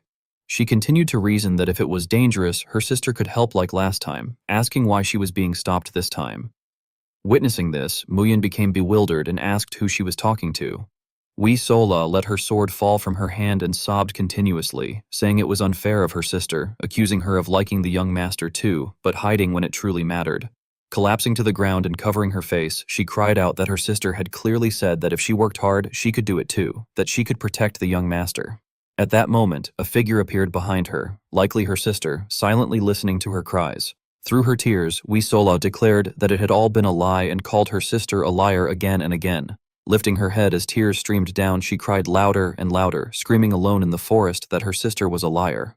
Sometime later, the dark forest fell quiet once more. Gu Yangchun kept dashing forward like the wind, continuing to move without pause while repeatedly glancing over his shoulder. Suddenly, a pack of wild beasts appeared and charged toward him, prompting him to turn and activate his fire technique to envelop his body. He struck fiercely at the leading beast, knocking it down instantly, and managed to escape the pack before landing not far away. With a dark and dangerous gaze, he wondered how many days had passed since he had been separated from Wisuola, reflecting that he had simply kept running toward the Mudong mountain range while killing any demonic beasts he encountered. As he searched for food, he thought that there had not even been a sign of a village, but he had not had time to rest anyway, noting that his food came from catching edible demonic beasts, and when water was scarce, he could only drink rainwater from puddles. Enduring such hardship, he forced himself onward, thinking that if he stopped running, he would keep remembering Wisuola's face and would not be able to endure it, concluding that the only thing he could do now was to quickly find his sister and return, as there was no time to waste. He then stood up and stomped on a puddle beneath his feet, recalling the bead left by Gu Huibi and thinking that it was strange, as after it shone once, its color faded, but after a day passed, the light would return, allowing him to see the same scene again. He continued rushing forward, feeling satisfied as he thought that thanks to it, he could check whether his sister was alive while moving, admitting that although he did not know why his sister had given it to him, now that he understood its function, he had to make use of it. While he was deep in thought, a bolt of lightning suddenly appeared in the sky, causing his entire body to feel as though it had been electrocuted. His eyes widened in shock as he was blasted back by the current, groaning in pain. He quickly leaped backward to stabilize himself, wondering in confusion what that lightning had been, before realizing that it was not natural lightning but lightning chi unleashed by a martial artist at the peak level. At that moment, he began to suspect something, questioning whether it could be what he was thinking. Through the dense lightning, Namgung Bia appeared, standing silently in front of him. After a brief pause, she greeted him. In response, Gu Yangchun slowly got to his feet and remarked that despite her poor sense of direction, she had still followed him all the way, asking whether she had come to request that he take her along. She admitted directly that she had, prompting him to ask wearily whether she even knew where he was going. With determination in her eyes, she replied that she did not, but she knew one thing, then pointed her sword at him and accused him of heading alone to another dangerous place. He immediately grew angry and shouted that this meant she was planning to go alone again, reminding her that from the beginning she had been dragged into something unrelated and that he did not want to put her in danger. Hearing this, her expression darkened and she told him to be quiet. She then unleashed her power and proposed that they go together, before firmly declaring that if he refused, then he would not be going at all, her eyes filled with unwavering determination as she spoke. It was said that the majestic buildings stood in eerie silence in the middle of the night, until in a single instant they all exploded and vanished completely, the blast echoing across a vast forest. The people inside were described as trying to escape, but were burned to ashes, all of them swallowed by a sea of fire without even having the chance to utter a word. It was then recounted that, at the very center of the scene, a fist suddenly struck down, and the person landed powerfully amid the shattered land, causing yet another explosion to erupt within the heart of the flames. From afar, Gu Qiulun was described as looking at the ruins and calling out for the commander of the first sword unit, who approached and respectfully replied that he acknowledged the patriarch. Gu Qiulun then questioned whether that place also did not seem to be the main palace of the Black Knight Palace and asked if there was any new message from the Sword Empress. The commander of the first sword unit confirmed that it was indeed so and, with concern, presented a letter explaining that instead a message sent from Elder Li's side had just arrived. Hearing this, Gu Qiulun was said to be taken aback and wondered whether Elder Li had already regained consciousness. The commander confirmed that he had and added that the letter seemed to contain something important, suggesting that the patriarch should check it personally. Gu Qiulun then took the letter, and it was described that the moment he opened and read it, his eyes widened in shock. He immediately called for the commander of the first sword unit again, who responded at once that he was present. Gu Qiulun then urgently ordered him to have the sword unit members prepare themselves quickly. After giving the command, he turned and left, adding that as soon as preparations were complete, they would depart for the Mudong mountain range. At the same time, in a pitch-dark castle, young Dokebi was described as complaining irritably that the noise was unbearable and angrily shouted at Gu Huibi, asking if she could stay still for a moment and telling her to stop. It was then revealed that she had been repeatedly smashing her head against the wall until she bled. At that moment, another person appeared and stood in front of her, provoking her anger. However, the instant Gu Huibi recognized him, her expression froze, and she called out in fear that he was the Black Knight Palace Lord. The Black Knight Palace Lord was said to respond calmly that he could not allow a precious flame to be harmed. In response, Gu Huibi angrily shouted at him, demanding that he release her at once. Immediately after, it was described that an invisible bolt of electricity struck her, causing her to collapse. The Black Knight Palace Lord remained standing and remarked that even though she knew her dantian had already been blocked by demonic chi, she still dared to attack, questioning whether it was determination or mere foolishness. Gu Huibi was then described as being confused, wondering about the mention of demonic chi, before gritting her teeth and demanding to know why she had been brought there. The Black Knight Palace Lord replied that this was precisely why he had come to tell her, and then unsealed the door while ordering her to follow him, adding that it would be better for her to stop any useless resistance. She was then escorted behind him, and it was said that her eyes were filled with anger as she thought to herself that the situation was driving her mad, that the internal energy stored in the heavenly prison bead had run out and it would no longer shine, and that the last thing she had seen in the bead was Yang Qian inside a high-security clan prison, making her wonder what he had done to end up locked there. She also silently prayed that the child would be safe. Suddenly, she stopped and called out to him, reminding him that he had said he would explain why he had kidnapped her and questioning where they were going without a word. Hearing this, the Black Knight Palace Lord also stopped and calmly explained that what they needed was a flame. This caused Gu Huibi to become confused as she questioned what he meant by flame. He then continued, stating that it was a flame to further nurture that great being. Gu Huibi immediately shouted in protest, demanding to know who that great one was and asking him to explain it properly so she could understand. However, it was then described that she suddenly froze, her eyes widening in terror, and she stammered as she dropped to her knees. Seeing this, the Black Knight Palace Lord turned to look at her and remarked that she had sensed it, adding that he had heard she was the best among the younger generation and that her senses were indeed sharp. He then snapped his fingers and commented that it would be nice if she could also perceive the greatness of that being with those senses. It was then described that ahead of them, a massive iron gate slowly began to open, releasing a bizarre and ominous aura into the air, as if something within was being gradually set free. It was described that Gu Huibi gradually became powerless and collapsed to her knees on the spot, wondering in horror what that disgusting and creepy feeling was, noting that it was the same energy blocking her dantian and questioning what on earth was inside that place. At that moment, the Black Knight Palace Lord stepped forward, grabbed her by the collar, and threw her forcefully through the door. It was said that she landed painfully, gritting her teeth, while he calmly ordered her to consider it an honor, declaring that becoming part of that great being was the greatest joy.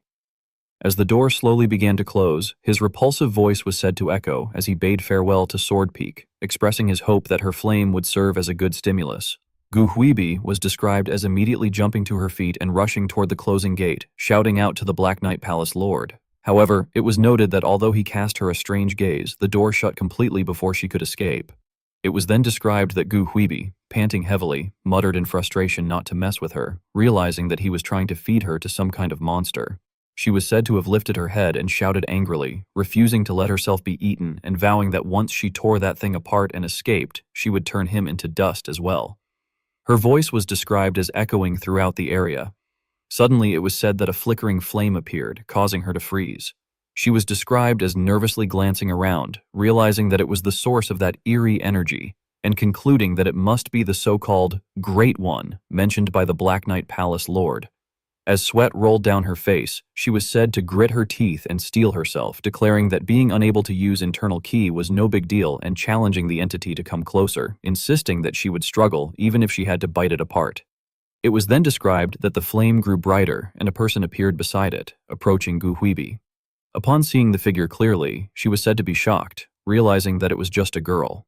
She was described as stammering in confusion, questioning the situation while inwardly noting that the child's face seemed familiar and resembled someone she knew. At that moment, it was said that the heavenly demon extended a book toward her and simply uttered the word book, then calmly instructed her to read it aloud. Gu Huibi was described as bewildered, wondering what was going on, and cautiously replying that she wanted to comply but could not, because her hands were restrained. Hearing this, it was said that the heavenly demon playfully glanced toward the restraints behind Gu Huibi's back, staring as if in thought. After a moment, she snapped her fingers, and the metal shackles instantly disintegrated, freeing Gu Huibi. Gu Huibi was described as staring at her hands in disbelief, realizing that the girl had turned metal into dust with a mere gesture. Meanwhile, the heavenly demon was said to speak again with anticipation, acknowledging that it was fine now, then smiling as she handed over the book once more and asking if Gu Huibi could read it. At the same time outside, it was described that the moon had risen high, illuminating the forest as quiet murmurs continued. It was said that someone observed that since nothing could be seen at all, the place must indeed be the Mudong mountain range. Gu Yangchun was described as warning that if the other person ran off alone again, he would truly leave them behind and proceed by himself. Namgung Bia was said to lower her head and softly apologize, then point in a direction and explain that it had seemed faster that way. Gu Yangchun was described as irritatedly scolding that it was not faster at all and that they had only wasted more time returning. Finally, he was said to speak more cautiously, remarking that the real problem now was how they were going to infiltrate that place, gazing into the distance with a sense of helpless concern. Gu Yangchun stood on a rocky outcrop, silently observing the scene ahead and thinking that the place was exactly the same as the scene the bead had shown, and since he could not see the palace with the naked eye, it had to be hidden by a formation. He then pondered how he could break through and get in, reasoning that breaking it by force would take effort and would surely alert others, while finding a gap in the formation and tearing it open would go unnoticed, though he questioned how he was supposed to find such a gap. Meanwhile, Namgung Bia sat quietly to the side watching him, and after a while, she softly murmured that he should go this way while taking his hand to guide him. Gu Yangchun, caught off guard by her action, reacted in confusion, wondering what she was doing. Without further explanation, Namgung Bia stood up and pulled him along, prompting him to call out in bewilderment, asking where she was going and reminding her that he had just told her not to run off on her own. However, she coldly told him to trust her, then lowered her voice and stated that she knew where to enter, which left him shocked as he questioned what she meant. As she led him under the faint moonlight, Gu Young-chun impatiently complained that they had been circling the area the whole time and that he would end up getting lost again because of her. Suddenly, Namgung-bia stopped at a certain spot, confusing him further. She then drew the sword from her back and stated that this was the place, causing him to question in astonishment how on earth she had figured it out. In response, she traced a line through the air and explained that she could smell something leaking out from that gap.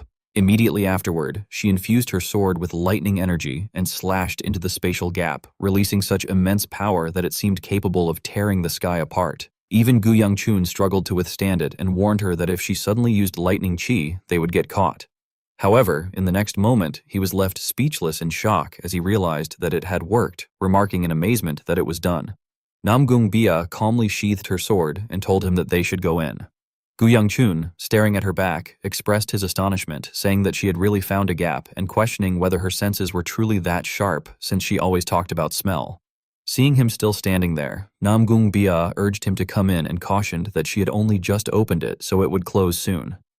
Only then did Gu Young-chun snap out of it, responding in realization before hurriedly running after her, saying that they should go together. After the two of them entered, the spatial door closed automatically behind them. At the same time, at the secret entrance, the Black Knight Palace Lord remained standing there. A dangerous glint flashed in his eyes as he thought to himself that by now, the sky's meal should have been finished, and with that, his sky had become even more perfect. Looking at the slightly open door before him, he confidently declared that at last, he would witness that glorious form with his own eyes, and with that, he forcefully pushed it open and entered. However, the moment he stepped inside, he was stunned by the sound of voices. Gu Huibi was heard struggling with a book, wondering what it meant and complaining aloud that the book was too difficult. While holding the heavenly demon in her arms, she asked if there was another book besides that one. When the heavenly demon only shook her head without answering, Gu Huibi grew slightly annoyed and reminded her to respond with words instead of just nodding. The heavenly demon then hesitantly replied that there were no more books, which satisfied Gu Huibi, who gently patted her head and praised her for answering properly. Upon noticing the Black Knight Palace Lord, Gu Huibi playfully greeted him, remarking that he had arrived, then told him that he had come at the right time and instructed him to bring more books for his master to read, questioning why he had only given a child such an old book. Hearing this, the Black Knight Palace Lord clenched his fists, veins bulging with anger as everything unfolded contrary to his expectations. He thought in disbelief that this could not be happening, that his sky, who was supposed to rule as an absolute being feared by all, was instead sitting like a mere child, reading a book in someone's arms. Grinding his teeth in fury, he roared internally that this bastard dared to do such a thing.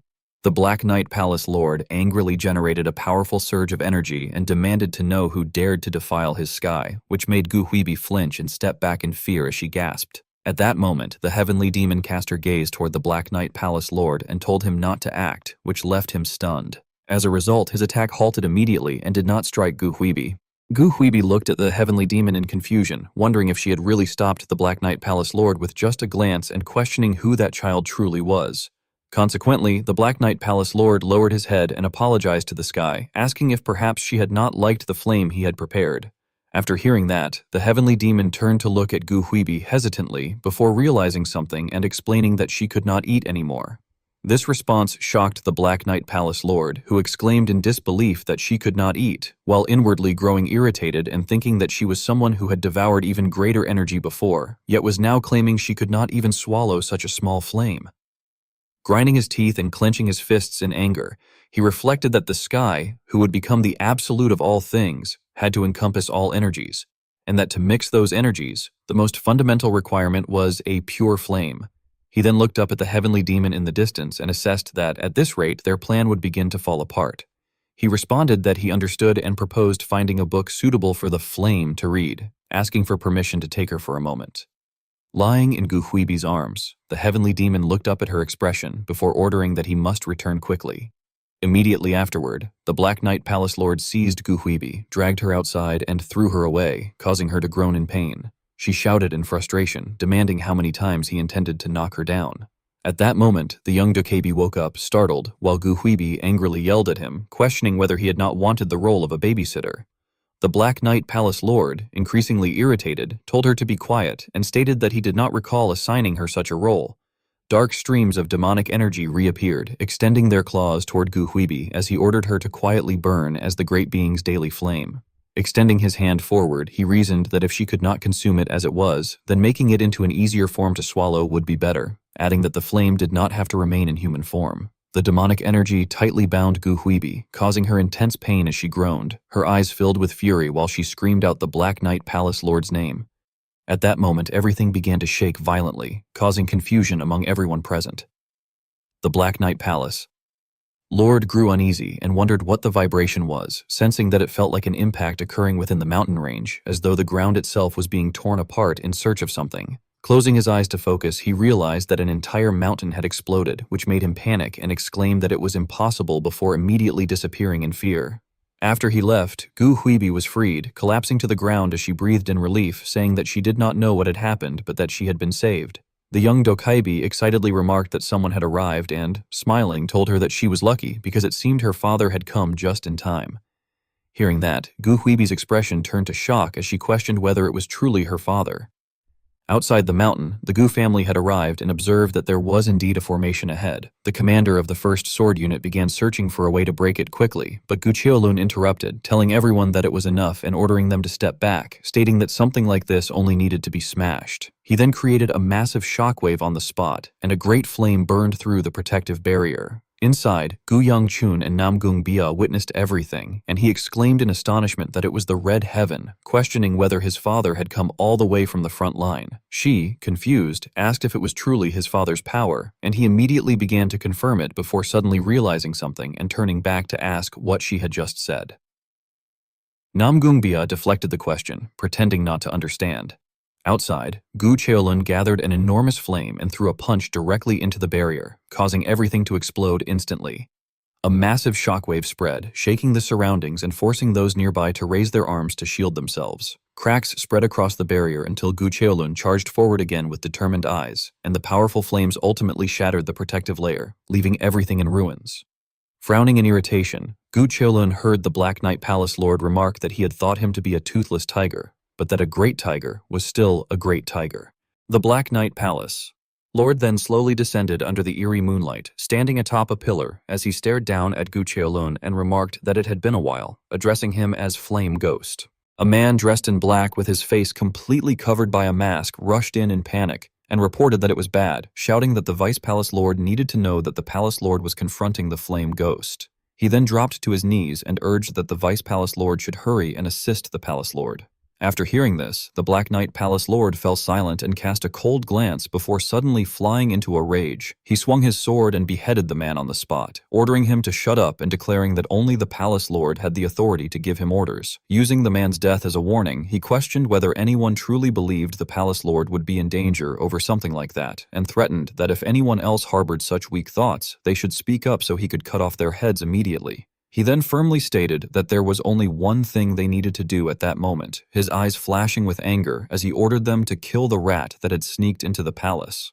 Meanwhile, in another area, Gu Yangchun and Namgung Bia had already eliminated all the guards, but still could not find the person they were looking for. Gu Yangchun cursed in frustration, demanding to know where exactly the prison holding his sister was located. He sighed helplessly, remarking that it would at least be helpful if they could find a way underground. The moment he finished speaking, Namgung Bia's expression turned serious as she suddenly turned her head. She grabbed him and pulled him back while swinging her sword, releasing a surge of electricity in response. Startled, Gu Yangchun exclaimed in confusion, wondering what was happening. It turned out to be a surviving guard who was instantly beheaded by Namgung Bia, blood splattering everywhere. She calmly reminded him to focus, pointing out that he was becoming anxious. Only then did he come to his senses and apologize. Gu Yangchun's expression hardened as he reminded himself that they were in the middle of enemy territory and that there was no time to let their guard down. At that moment, a voice called out from behind, telling them to come over. Startled, Gu Yangchun and Namgung Bia turned around and saw the Black Knight Palace Lord standing there with a sword.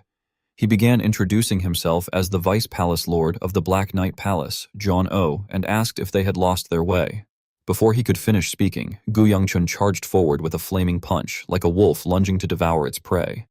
However, the Black Knight Palace Lord easily dispersed the attack with a single strike. Looking displeased, he remarked on Gu Yangchun's impatience and stated that if he thought such flames would work, he was gravely mistaken.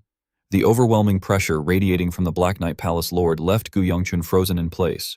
He felt as though countless eyes were watching him from all directions. His eyes widened in terror as he realized that he had glimpsed death itself, concluding that if they fought, they would certainly die, and that their opponent was at least at the Huagyong level. His resolve wavered as he thought they needed to escape and shake him off, but he had no idea how they could possibly do so. At that moment, the Black Knight Palace Lord spoke again, saying that before killing them, he wanted to ask one thing, how they, or the Flame Ghost, had found that place. He proudly added that even the House sect had been unable to obtain any clues about it. Under the immense pressure, Gu Yongchun broke out in a cold sweat, silently acknowledging the situation before quietly calling out to Namgung Bia. She looked at him in confusion, not understanding. He then whispered a plan into her ear, saying that they would go down and asking her to buy him some time, assuring her that even a moment would be enough. Though slightly taken aback, she trusted him and agreed without hesitation. Seeing her raise her sword, the Black Knight Palace Lord understood their answer and declared that since they did not intend to respond, the conversation was over. As soon as he finished speaking, he stomped forward and dashed toward them. Namgung Bia gritted her teeth and gathered electricity in her hand to counterattack. Their swords clashed head-on, but the Black Knight Palace Lord clearly had the upper hand and began to overwhelm her. At that moment, Gu Yongchun leapt into the air and resolved that if there was no path, then they would create one. As soon as he finished thinking this, he unleashed an explosion, the shock forcing the Black Knight Palace Lord to retreat momentarily as he took a brief moment to steady himself. Looking at the massive crater Gu Yongchun had created, the Black Knight Palace Lord approached and remarked that he had initially thought Gu Yongchun was just a rat, but it seemed he was actually a tiger cub. His eyes gleamed with interest as he admitted that he was now intrigued. Without hesitation, he jumped down into the deep hole and declared that he would play their game of tag. Below, the scene was in complete disarray, with shattered earth and debris scattered everywhere. As Gu Yongchun and Namgung Bia landed, he quickly realized that it was an underground prison and became certain that his sister was somewhere there. Glancing at her, he urged that the longer they stayed, the worse things would get, and insisted that they needed to hurry, find his sister, and get out immediately. Namgung Bia quietly nodded in agreement. At that moment, the Black Knight Palace Lord slowly descended after his leap, releasing a radiant surge of energy before gently landing on the ground and steadying himself. Looking at the ruins before him, he seemed somewhat surprised and muttered in praise that they had blocked the path by breaking the wall, adding that for mere brats, they had used their heads well. However, immediately afterward, he infused energy into the sword in his hand and remarked that such tactics would not work on certain opponents. With a single swing, he shattered the rubble into dust, proudly declaring that there were opponents against whom such tricks were useless. A powerful explosion erupted behind them, causing Gu Yongchun to turn around in alarm as the Black Knight Palace Lord noticed the two of them and swiftly gave chase. Namgung Bia had no choice but to stop and unleashed a powerful sword strike to block his path. Her strength collided with that of the Black Knight Palace Lord, producing a flash of light, and her eyes widened in shock. The Black Knight Palace Lord raised his sword, intending to finish her off, bidding farewell to the daughter of the Namgung clan as his blade came dangerously close to her head. Fortunately, Gu Yongchun rushed in just in time and knocked the attack away, shouting angrily as he demanded to know where the opponent thought he was going. This left Namgung Bia somewhat surprised. Gu Yongchun then released a burst of energy downward, causing light to spread and obscure all vision. He leapt upward, forcing even the Black Knight Palace Lord to step back a few paces.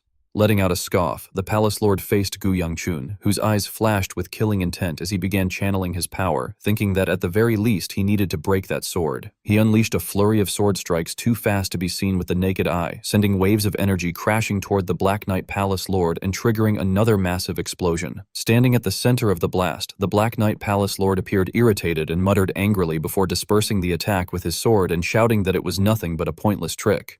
Seeing his attack so easily blocked, Gu Yongchun's eyes widened in disbelief. Another explosion erupted, sending smoke and dust everywhere as both he and Namgung Bia were blown far away. The Black Knight Palace Lord remained standing firmly and remarked with a sense of irony. Looking at the two of them lying collapsed together, he observed that the iron door right behind where they had fallen was the path to the prison where Sword Peak was locked. Yet in the end, they would lose their lives without ever entering it, which he found deeply ironic. Gu Yongchun, using what little strength he had left, called out to the old man, asking if he was there. Xinqiu responded bluntly, asking what it was. Gu Yongchun then hesitated before asking whether it was difficult for him to act now. Xinqiu complained helplessly that being thrown into a body that could not even move a finger due to blood energy left him with nothing he could do. At that moment, Gu Yongchun suddenly smiled faintly. tightening his hand over Namgungbia as he thought to himself that he had expected this and had prepared for it ever since leaving Shanxi, which was why he had insisted on coming alone. Just then, the Black Knight Palace Lord approached and raised his sword high, declaring that thanks to everything, it had been somewhat enjoyable, but that this was the end. Gathering all his fury, he roared that even in the afterlife they should remember clearly the name of the Vice Palace Lord of the Black Knight Palace, John Og. Before he could finish, a massive flame suddenly erupted at his location. Witnessing this, Gu Yangchun was utterly bewildered and stammered in confusion. When he saw Gu Qiulun, he immediately greeted him, initially calling him father before correcting himself to patriarch. It was Gu Qiulun who had launched that attack. Turning to Gu Yangchun, he remarked that he had found him and that there was much to discuss, but urged that finishing matters there came first and told him to hurry. Still unable to fully process the situation, Gu Yangchun wondered in confusion that if his father was there, then what had happened to the Black Knight Palace Lord? In truth, the one behind them was the Black Knight Palace's Vice Palace Lord, John Ojin, an unorthodox master who had reached the Huagyong realm, yet whose name had never been known to the world. After a massive explosion suddenly erupted from the ceiling, causing rocks and debris to shatter and fall, the underground chamber somehow retained its dark and quiet atmosphere. Inside her cell, Gu Huibi heard the noise and, feeling alarmed, exclaimed in confusion, wondering what was happening. When she looked ahead and saw Gu Qiulun and Gu Yangchun standing before her, she anxiously called out to the patriarch and asked how her younger brother had ended up there. Gu Yangchun calmly stretched out his hand toward the prison door and told her to step aside, saying that he would get her out. As he gripped the iron bars, he easily broke two of them with a slight application of force. After brushing off his hands, he casually told her that it was done and that she should come out. Exhausted, Gu Huibi reached out her hand and asked him to support her, explaining that her captors had used something like point sealing, leaving her with no strength in her body. Hearing that, Gu Yangchun let out a sigh and muttered that she really got herself into all sorts of trouble, which immediately angered Gu Huibi as she snapped at him, demanding whether her words as his sister meant nothing to him. Left with no choice, he reluctantly reached out to hold her hand and responded that he understood. However, at that very moment, a surge of demonic energy suddenly flowed through Gu Yangchun's body. He abruptly recoiled, clutching his head as he cried out in pain, while Gu Huibi also let out a startled cry. Frustrated, she shouted at him, accusing him of hating to do even a simple favor for his sister. Meanwhile, Gu Yangchun fell into a dazed state, inwardly questioning why the demonic heaven-absorbing art was reacting before realizing that there was demonic qi inside his sister's dantian and wondering if the Black Knight Palace Lord had planted it there. Seeing him suddenly freeze, Gu Qiulun asked what was going on and urged him to hurry so they could leave. At that moment, the young Dokebi hurriedly called out from behind, angrily complaining that there was an old man there too and asking whether they were just going to ignore him. Recognizing him, Gu Qiulun remarked that it had been a while since he had seen the Hao sect leader and that he had thought he was dead, only to find him imprisoned in such a place. Hearing this, Gu Yangchun reacted in surprise, questioning the mention of the Hao sect, and internally realized that the old man must be the very leader the Hao sect had been searching for, concluding that he had indeed been imprisoned in the main palace. The Hao sect leader, now irritated, told them that since they recognized him, they should stop staring and quickly release him. At the same time outside, the Gu clan's forces had already subdued the guards, tying up all the surviving black-clad men. After stepping outside, the Hao sect leader let out a relieved sigh, remarking that it had been a long time since he had felt so refreshed. Standing nearby, Gu Qiulun called out to his third son. Gu Yangchun respectfully responded, and Gu Qiulun told him that he had already heard the general situation from Elder Li's letter, adding that it seemed he had caused quite a major incident within the nine sects. Lowering his head, Gu Yangchun admitted that it was true. After staring at him for a while, Gu Qiulun asked seriously whether he had a reason for doing so. Slightly startled, Gu Yangchun looked up and confirmed that he did. Falling into thought, Gu Qiulun remained silent for a moment before turning away and saying that he understood, adding that there were too many eyes watching and that he would hear the details after they returned to the Gu clan. Meanwhile, Namgungbia approached Gu Huibi and gently asked if she would like some water, but Gu Huibi waved her off and told her to drink plenty herself instead. At that moment, a captain stepped forward and reported to the patriarch that the suppression of the remaining enemies had been completed. Gu Qiulun responded with satisfaction and asked whether there were any unusual findings. The captain reported that they had discovered a massive underground door that would not open and that they were currently checking whether a formation had been placed on it. Hearing this, Gu Qiulun speculated that perhaps the Black Knight Palace Lord had escaped through there. Confused, Gu Yongchun turned to him and asked whether he had not already dealt with the Black Knight Palace Lord, explaining that they had assumed he had come this way because of that. Before he could finish, Gu Qiulun interrupted and confirmed that he had indeed encountered the Black Knight Palace Lord. Recalling the moment, he explained that just as he had launched a powerful fiery punch and was about to clash with him, the man had suddenly disappeared right before the impact. At that moment, Gu Qiulun looked around in confusion and said that he had considered chasing the enemy, but since he had sensed a strong presence elsewhere, he had instead come toward them. Returning to the present, he lowered his head slightly in doubt and muttered that he did not know why the palace lord had acted that way, but that rescuing the eldest and returning safely was the priority. Right then, Gu Huibi, who had been sitting in a corner, suddenly shouted for the patriarch to wait a moment, saying that hearing about the huge door had reminded her of something. She frowned tensely and recounted that the Black Knight Palace Lord had locked her inside there, and when she went in, there had been a child inside, adding that they had definitely called her that Great One. As she spoke, she grew more excited, sprang to her feet, and pointed at Gu Yongchun, affirming that his personal attendant had exactly the same face as that girl, and asking if he knew anything about it, suggesting that they might be sisters separated at birth. After hearing this conclusion, Gu Yongchun froze on the spot. After a while, he finally found his voice and asked who she resembled. Soon after, he ran off alone, hurrying as though trying to uncover some secret buried deep in the darkness. As he ran, he recalled Wee Sola's beautiful face and thought that sometimes she seemed to be seeing someone else through him. He then denied it to himself, insisting that it was impossible and could not be true. Terrifying memories resurfaced in his mind, reminding him that the heavenly demon would step into the Central Plains at the Dragon Phoenix gathering a few years later, and therefore she should not be here now. When he reached the large gate, members of the Gu family stopped him and called out to the first young master, asking what had brought him there and urging him to return, warning that it was dangerous. However, Gu Yongchun strode forward and ordered them to move. He placed both hands on the door, and as he gritted his teeth and unleashed his power, the guards continued trying to stop him, saying that the door was too strong to even budge. Nevertheless, he paid them no mind and continued channeling his energy, managing to push the door open in a short time. Watching him enter, the three guards muttered in confusion, wondering how he had moved a door that would not budge, and shouted after him that it was dangerous to go in recklessly. He ignited a flame to light his path and ordered them not to come.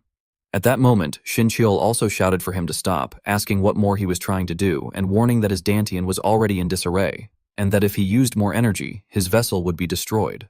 Gu Yongchun, however, remained calm as he looked around. Suddenly, a voice from behind remarked with interest. John Ojin stepped forward, intrigued, and asked how a child of the Orthodox faction had managed to open a door that could only be opened with demonic qi. Holding the heavenly demon in his arms, he demanded to know who Gu Yongchun was. Upon seeing her, Gu Yongchun was shocked and realized that she was indeed the heavenly demon, despite her frail appearance. He then tried to steady himself, thinking that this was not what mattered right now, and concluded that if the person before him truly was the heavenly demon, then there was only one thing he had to do.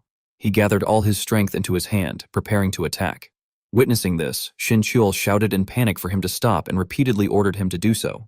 At the same time, John Ojin prepared to counter and, with a single motion, struck Gu Yongchun directly. The three Gu family members cried out in fear for the first young master. John Ojin calmly remarked that the boy should consider himself lucky, adding that he did not have time to take a worthless life like his. Even after being struck down, Gu Yongchun refused to yield, thinking that he could not let things end like this. Meanwhile, John Ojin, still holding the heavenly demon, prepared to leave, saying that he would take her somewhere better. At that moment, her eyes flashed as she pointed at Gu Yongchun and declared that he was hers, releasing a pressure that bore down on him. Gu Yongchun felt as though his mind had been struck violently. Overwhelmed by intense pain, he collapsed and cried out in agony. Gasping for air, he cursed inwardly as he realized that the demonic qi within him was running wild on its own. Clenching his fists in fury, he wondered if it was returning to the heavenly demon.